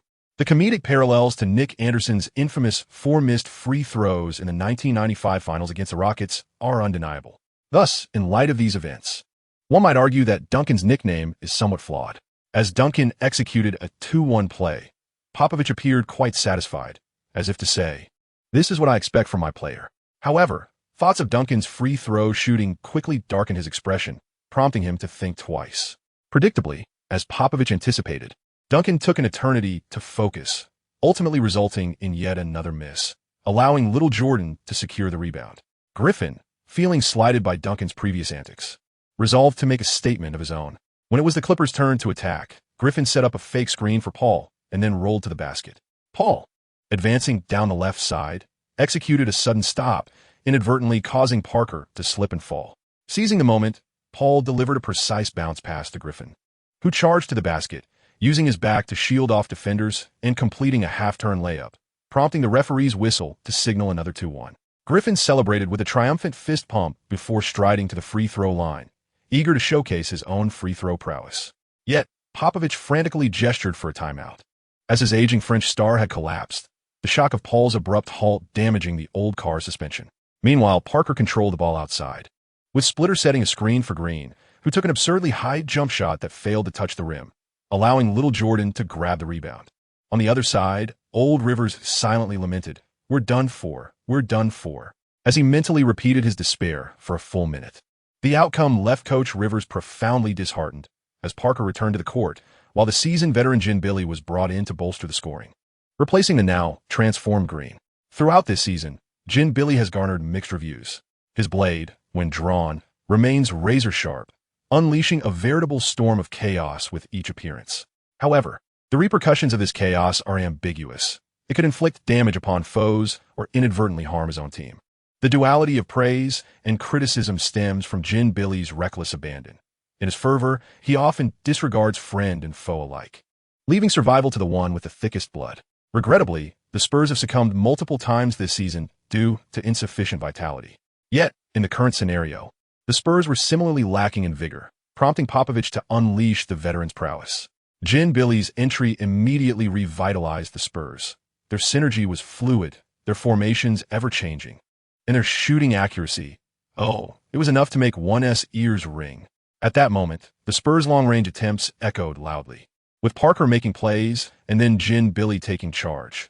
Once Jin Billy finished, it was Leonard's turn, interspersed with the intermittent struggles of Redick, who seemed to be part of the Spurs' misfiring lineup. Even Leonard's free throws were a mere 1 out of 2. Once outside the painted area, the Spurs faltered. Duncan, undeterred, relentlessly attacked the paint, first orchestrating plays from the high post, swiftly feeding Leonard in a prime position beneath the basket, then lumbering forward to draw attention from Jordan, ultimately passing to Priest for an easy score. Observing Duncan's tireless effort, one felt reassured that the Spurs could still find success in the paint. However, reality soon dealt a harsh blow. Just as one thought the Spurs were only struggling from beyond the arc, Barnes, in a moment of folly, made a glaring mistake. His intentions to pass to Griffin were all too evident, unbeknownst to him, allowing Duncan to intercept and swiftly pass to the sprinting Leonard. Typically, the Spurs' fast breaks are orchestrated by Leonard. Given the age of their primary trio, for any breakdown could prove too burdensome for Popovich. Yet today, the audacious Jin Billy, fueled by youthful exuberance, joined Leonard in the counterattack, with Parker trailing closely behind, pursuing Paul and Griffin.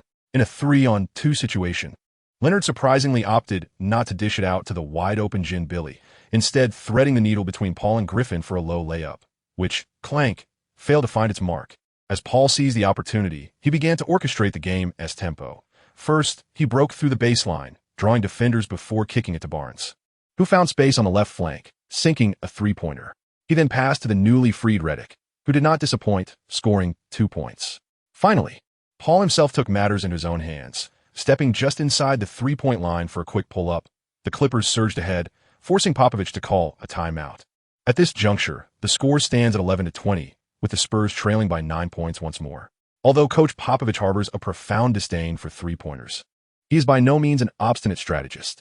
Following the earlier heart-wrenching three-point buzzer beater by Ray Allen, he began to incorporate three-point tactics in his game plan. However, it is evident that during the first half of this game, the Spurs' shooting from beyond the arc has been utterly abysmal, having attempted 6 three-pointers without a single conversion. Recognizing the futility, Popovich opted for a significant rotation of players, bringing in the exceptional coffee man, Diaw, and subsequently calling upon Green, following a fervent admonition, to replace the foul-plagued Leonard. On the other hand, Doc Rivers refrained from making substitutions, as he found himself devoid of viable options. The only reliable scoring threat had been injured by his own hand, leaving the Clippers with their starting five intact. As the game resumed, Paul advanced the ball past half-court and promptly delivered it to Griffin, who intended to back down Diaw. Diaw, a versatile player capable of operating from positions 1 through 4, has consistently served as a tactical initiator on the bench, whether during his tenure with the Suns or the Spurs, with his flamboyant passing often bordering on error. Nevertheless, this hefty player possesses commendable shooting, passing, and backing down skills. Griffin established his position against Diaw and began to assert himself. After a couple of aggressive moves, he attempted a half-turn hook shot. However, Griffin misjudged the distance, forgetting Diaw's considerable girth, resulting in a missed attempt. As Diaw, with his ample frame, secured the rebound, one cannot help but feel that his bulk was not without merit. It was now the Spurs' turn to attack. Green advanced the ball past midcourt and delivered it to Diaw in the low post. One must commend Popovich's tactical ingenuity and the player's execution. As Diaw received the ball, Baines began to position himself for a cut, feigning a backing move. Diaw, unencumbered by the ball, deftly passed it into Baines' hands. Barnes, a seasoned veteran with a fervent commitment to defense, positioned himself to obstruct the advancing Baines, attempting to draw an offensive foul. Just as Barnes relished the prospect of lying on the floor awaiting the call, the referee signaled for a 2-1. Barnes leapt up, indignant, exclaiming, "I have put my reputation on the line, summoned my courage, and nearly succumbed to a dunk, only for you to call a blocking foul." He stood ready to engage the referee in discourse. However, upon noticing the referee's whistle once more poised in his mouth, he turned away, conceding, "You are the authority. I yield." With no alternative, Rivers substituted the foul-laden Barnes, observing the injured player on the sidelines. Rivers felt as though he had raised a stone only to have it fall upon his own foot. Yet, having made the decision, he resolved to endure, whatever the consequence. He would see it through to the end. The Clippers' first wave, Crawford, entered the fray. As Crawford made his entrance onto the court, he immediately seized control of the game. Receiving the ball at the baseline, he surged forward with determination, executing a breathtaking back dribble beyond the three-point line, creating space before launching a shot that sailed through the air. Without a glance back, he confidently retreated, declaring, "I am here to dominate this match." Observing Crawford's audacity, Coach Rivers felt an overwhelming urge to crack open his head with the tactics board, exclaiming, "Why on earth aren't you securing rebounds? It's not even going in." This time, Griffin finally wrested the rebound from the hefty DeAndre, preparing to back him down once more. However, he felt an unwelcome pressure from the bulk behind him, prompting him to pivot outside and showcase his mid-range shot. Perhaps repulsed by the sheer bulk, Griffin's attempt clanged off the rim. Meanwhile, DeAndre and Baines engaged in a 2-on-1 struggle, effectively boxing out Jordan, allowing Baines to snatch the rebound. Baines quickly passed the ball to Jin Billy. After his brief appearance, Jin Billy had only attempted a single three-pointer, which had failed to find its mark. Thus, he was determined to make an impact. Dribbling to the baseline, he penetrated the defense, isolating against Jordan. As Jordan raised his arms to obstruct Jin Billy's line of sight, the crafty veteran was undeterred. With a serpentine grace, Jin Billy executed a 360-degree layup, though it didn't find the net. Observing Jin Billy twist his torso in a near-pretzel formation, the baseline referee felt a twinge of sympathy, and unexpectedly, a sound escaped him, triggering the whistle. The referee had no choice but to concede, apologizing to Jordan. "I'm afraid my body had other plans." A shooting foul was called, granting Jin Billy 2 free throws. Jordan felt unjustly wronged, suspecting the referee's eyesight was questionable. Yet he could not fathom that he had succumbed to the referee's bodily indiscretion. Coach Rivers, seeing Jordan burdened with 2 fouls, swiftly substituted him for the big baby. Gritting his teeth, he thought, "I must finish this game." With Jin Billy sinking both free throws, the Spurs tallied 4 consecutive points. Paul, noticing the situation, thought, "Looks like it's my turn to step up against this lackluster crew." As the Clippers initiated their offense, Paul drove in, shouldering Mills, making his way to the basket with a slow, 3-step approach, executing a slight fadeaway that found its mark. On the Spurs side, having unleashed his prowess, Jin Billy had no intention of retracting.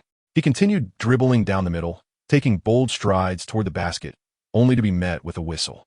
Jin Billy, unable to halt his momentum, collided with the big baby. It appeared Jin Billy was willing to sacrifice himself. Back with the Clippers, Paul dribbled once more, penetrating the defense and drawing a triple team. With Griffin left unguarded, Paul delivered a bounce pass into the open space within a 5-meter radius. Finally, Griffin found success with a shot. Today, however, Griffin seemed somewhat out of sorts, perhaps having rushed to the arena and forgotten his shooting form at the hotel, resulting in a series of errant attempts. Moreover, upon casual observation, Green appeared without a shooting bag, yet he brought with him an extraordinary aura of ironclad defense.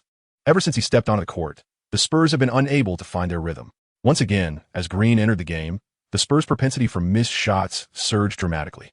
Even when Coach Popovich attempted to bolster Green's confidence during a timeout, it bore no fruit. Furthermore, the Clippers seemed to be affected as well.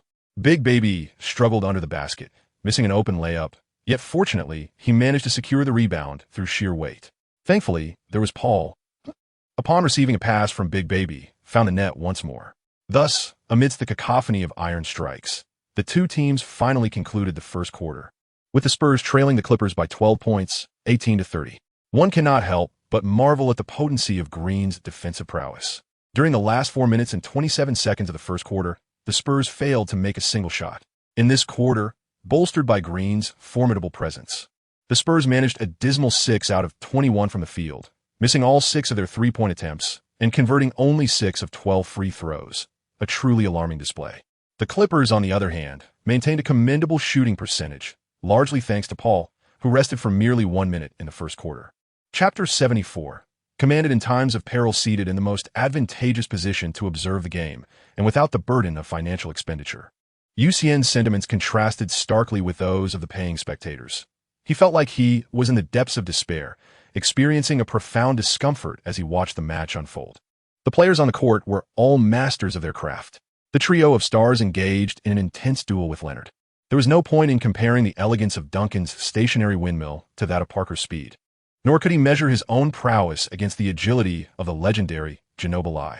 Xian felt embarrassed to even mention his past association with the NBA. What was even more disheartening was the realization that he might never have another opportunity like this again. In a state of discontent, Xian laments, while Doc Rivers finds himself in an exuberant mood. With an 18-30 score, a 12-point lead over the Spurs for the first time, he revels in the delight. This 12-point margin also affords Doc the opportunity to let his son have some time on the court. As the second quarter commences, both the Clippers and the Spurs make player substitutions.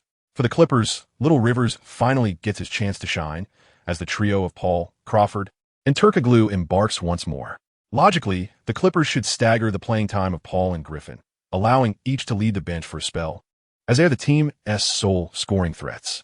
If both were to rest simultaneously, the Clippers might find themselves in dire straits.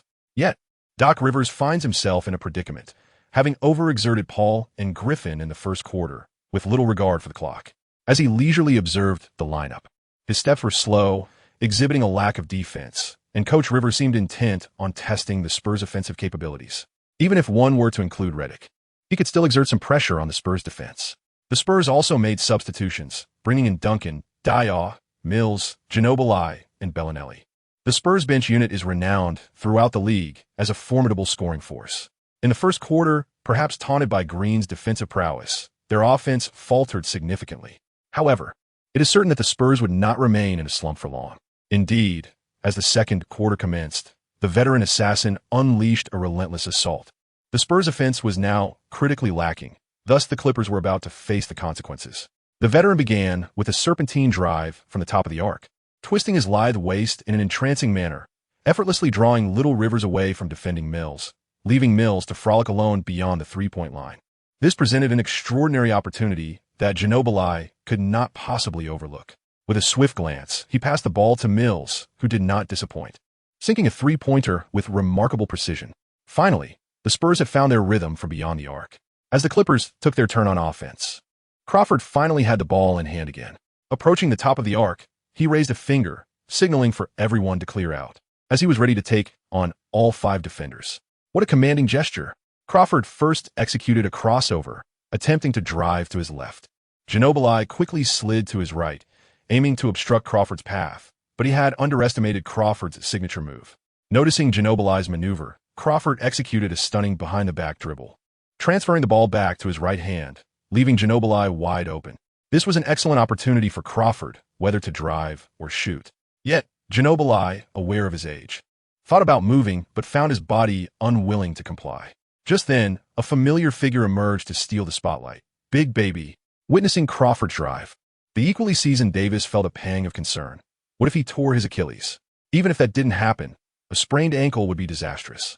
So Davis shouted, "Jamal, don't be afraid, I'm here." He lumbered forward, ready to set a screen. Ginobili, initially resigned to the situation, thought Crawford could do as he pleased, drive or shoot. It made no difference. However, seeing Davis approach reignited a flicker of hope within Ginobili. Davis seemed to radiate potential. Then, Ginobili adhered himself to Davis, shouting as he fell to the ground. This is why the Pampas Plateau is not only home to Eagles, but also to professional actors, each one a talent in their own right. The referee's whistle sounded promptly, signaling an offensive foul on Davis. Crawford was left bewildered. After showcasing his skills, he found himself thwarted at the last moment. However, there was no other choice. They were teammates, and Crawford could hardly place blame on anyone. As possession shifted, the ball found its way back to the Spurs. Billy leisurely controlled the ball. Although his serpentine drives were effective, he couldn't rely on them too often. After all, his aging body was not what it used to be, and he had to return home to attend to his wife. Upon reaching the arc's apex, Billy signaled for a play, deftly maneuvering around the portly Diaw, who set a screen that obstructed Crawford. Without hesitation, Billy delivered a bounce pass, and Diaw, after a couple of steps, felt the weight of his midsection becoming a hindrance. Thus, he rose to shoot, successfully executing a jump shot. The Spurs had scored 5 consecutive points. As the Clippers took their turn on offense, the big man was determined to redeem himself for his earlier blunder, vowing to reclaim his lost dignity. He boldly attempted to post up Duncan. On the sidelines, Coach Rivers was taken aback, exclaiming in disbelief. Young Rivers, witnessing his elder brother's fervent effort to claim his position, felt compelled to assist and promptly delivered the ball into the post. Coach Rivers was once again astonished. Duncan, in the low post, was a challenging matchup for Davis, who struggled to gain ground against the veteran.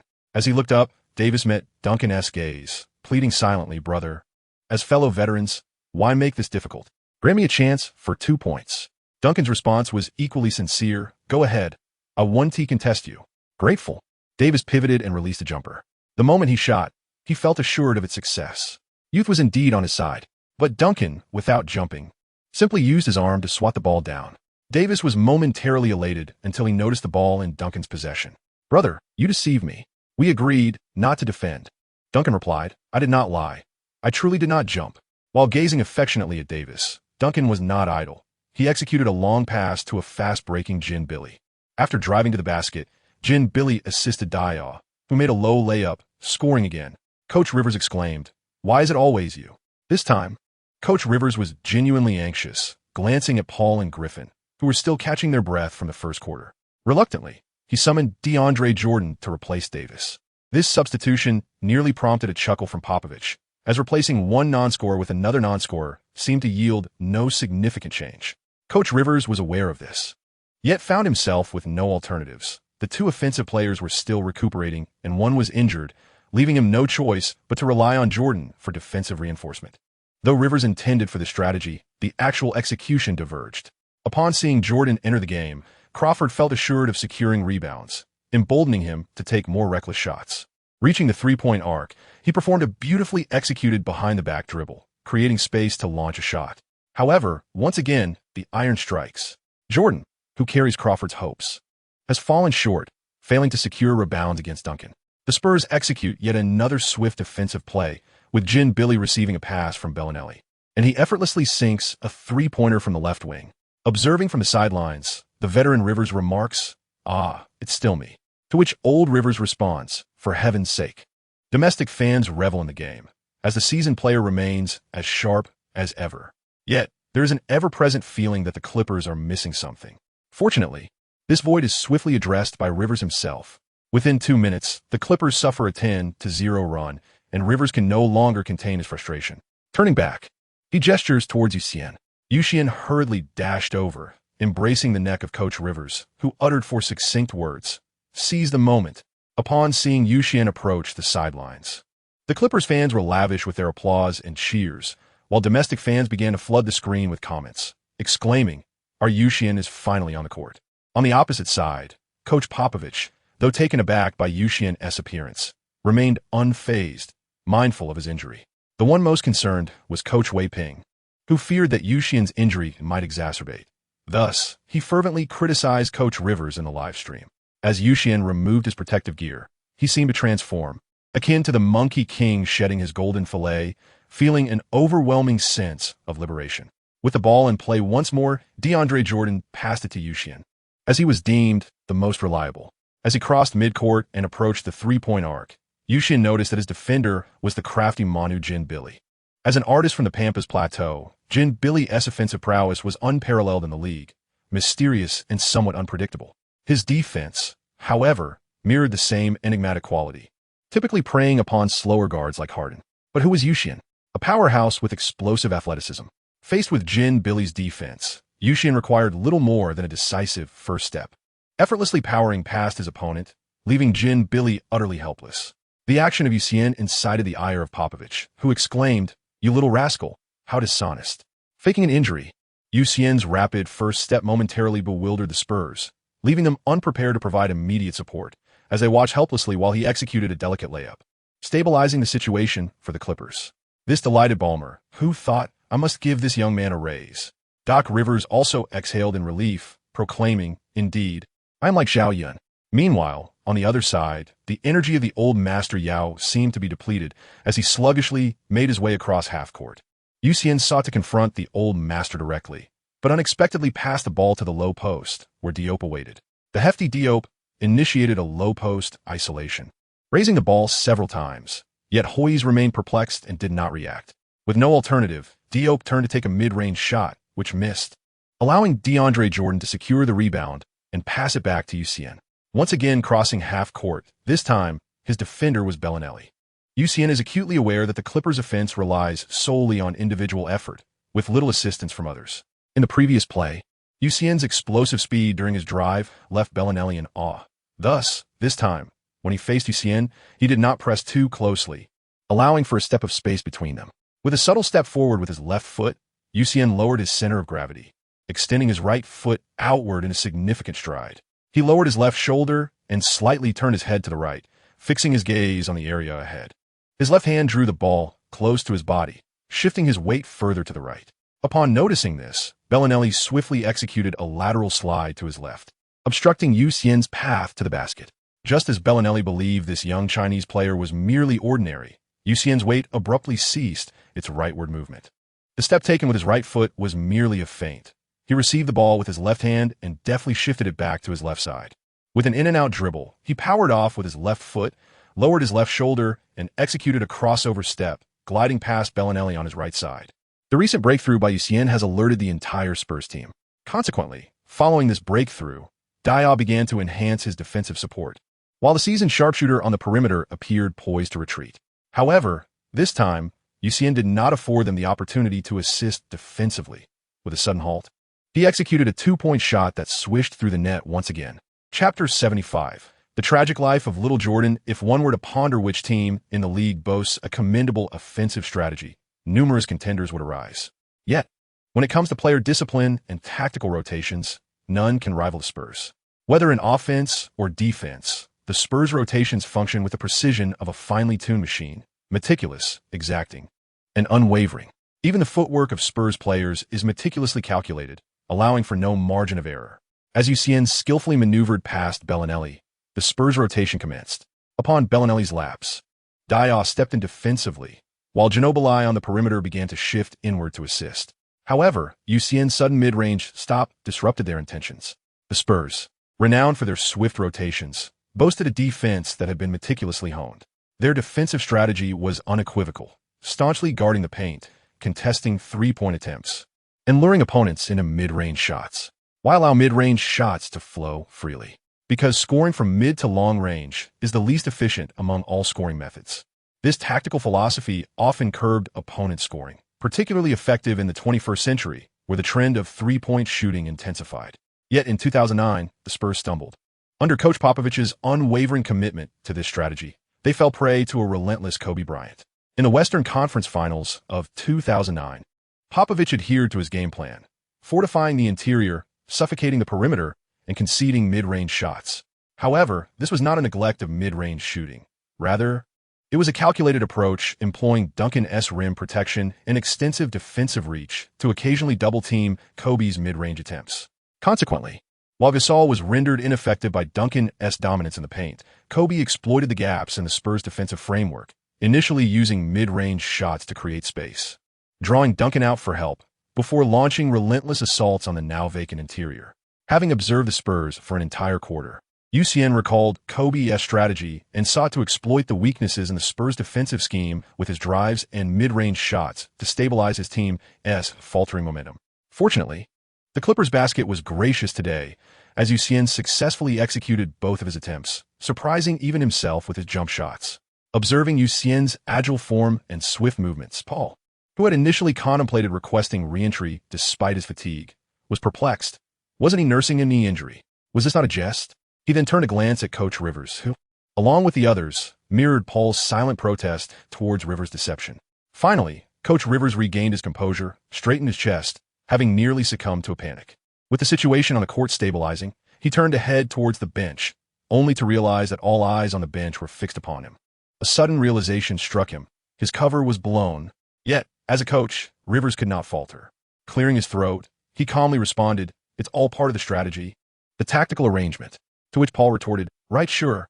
Meanwhile, Coach Popovich grew increasingly impressed with Xian. The young player's reading ability left Popovich astonished.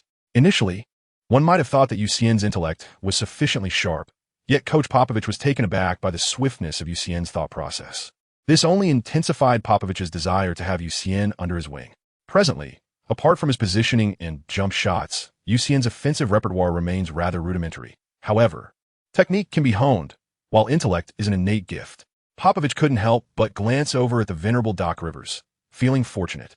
Despite his admiration in Popovich's eyes, Xian was still a nascent talent, a mere minnow amidst the vast ocean of experience, not yet warranting a grand strategy from Popovich.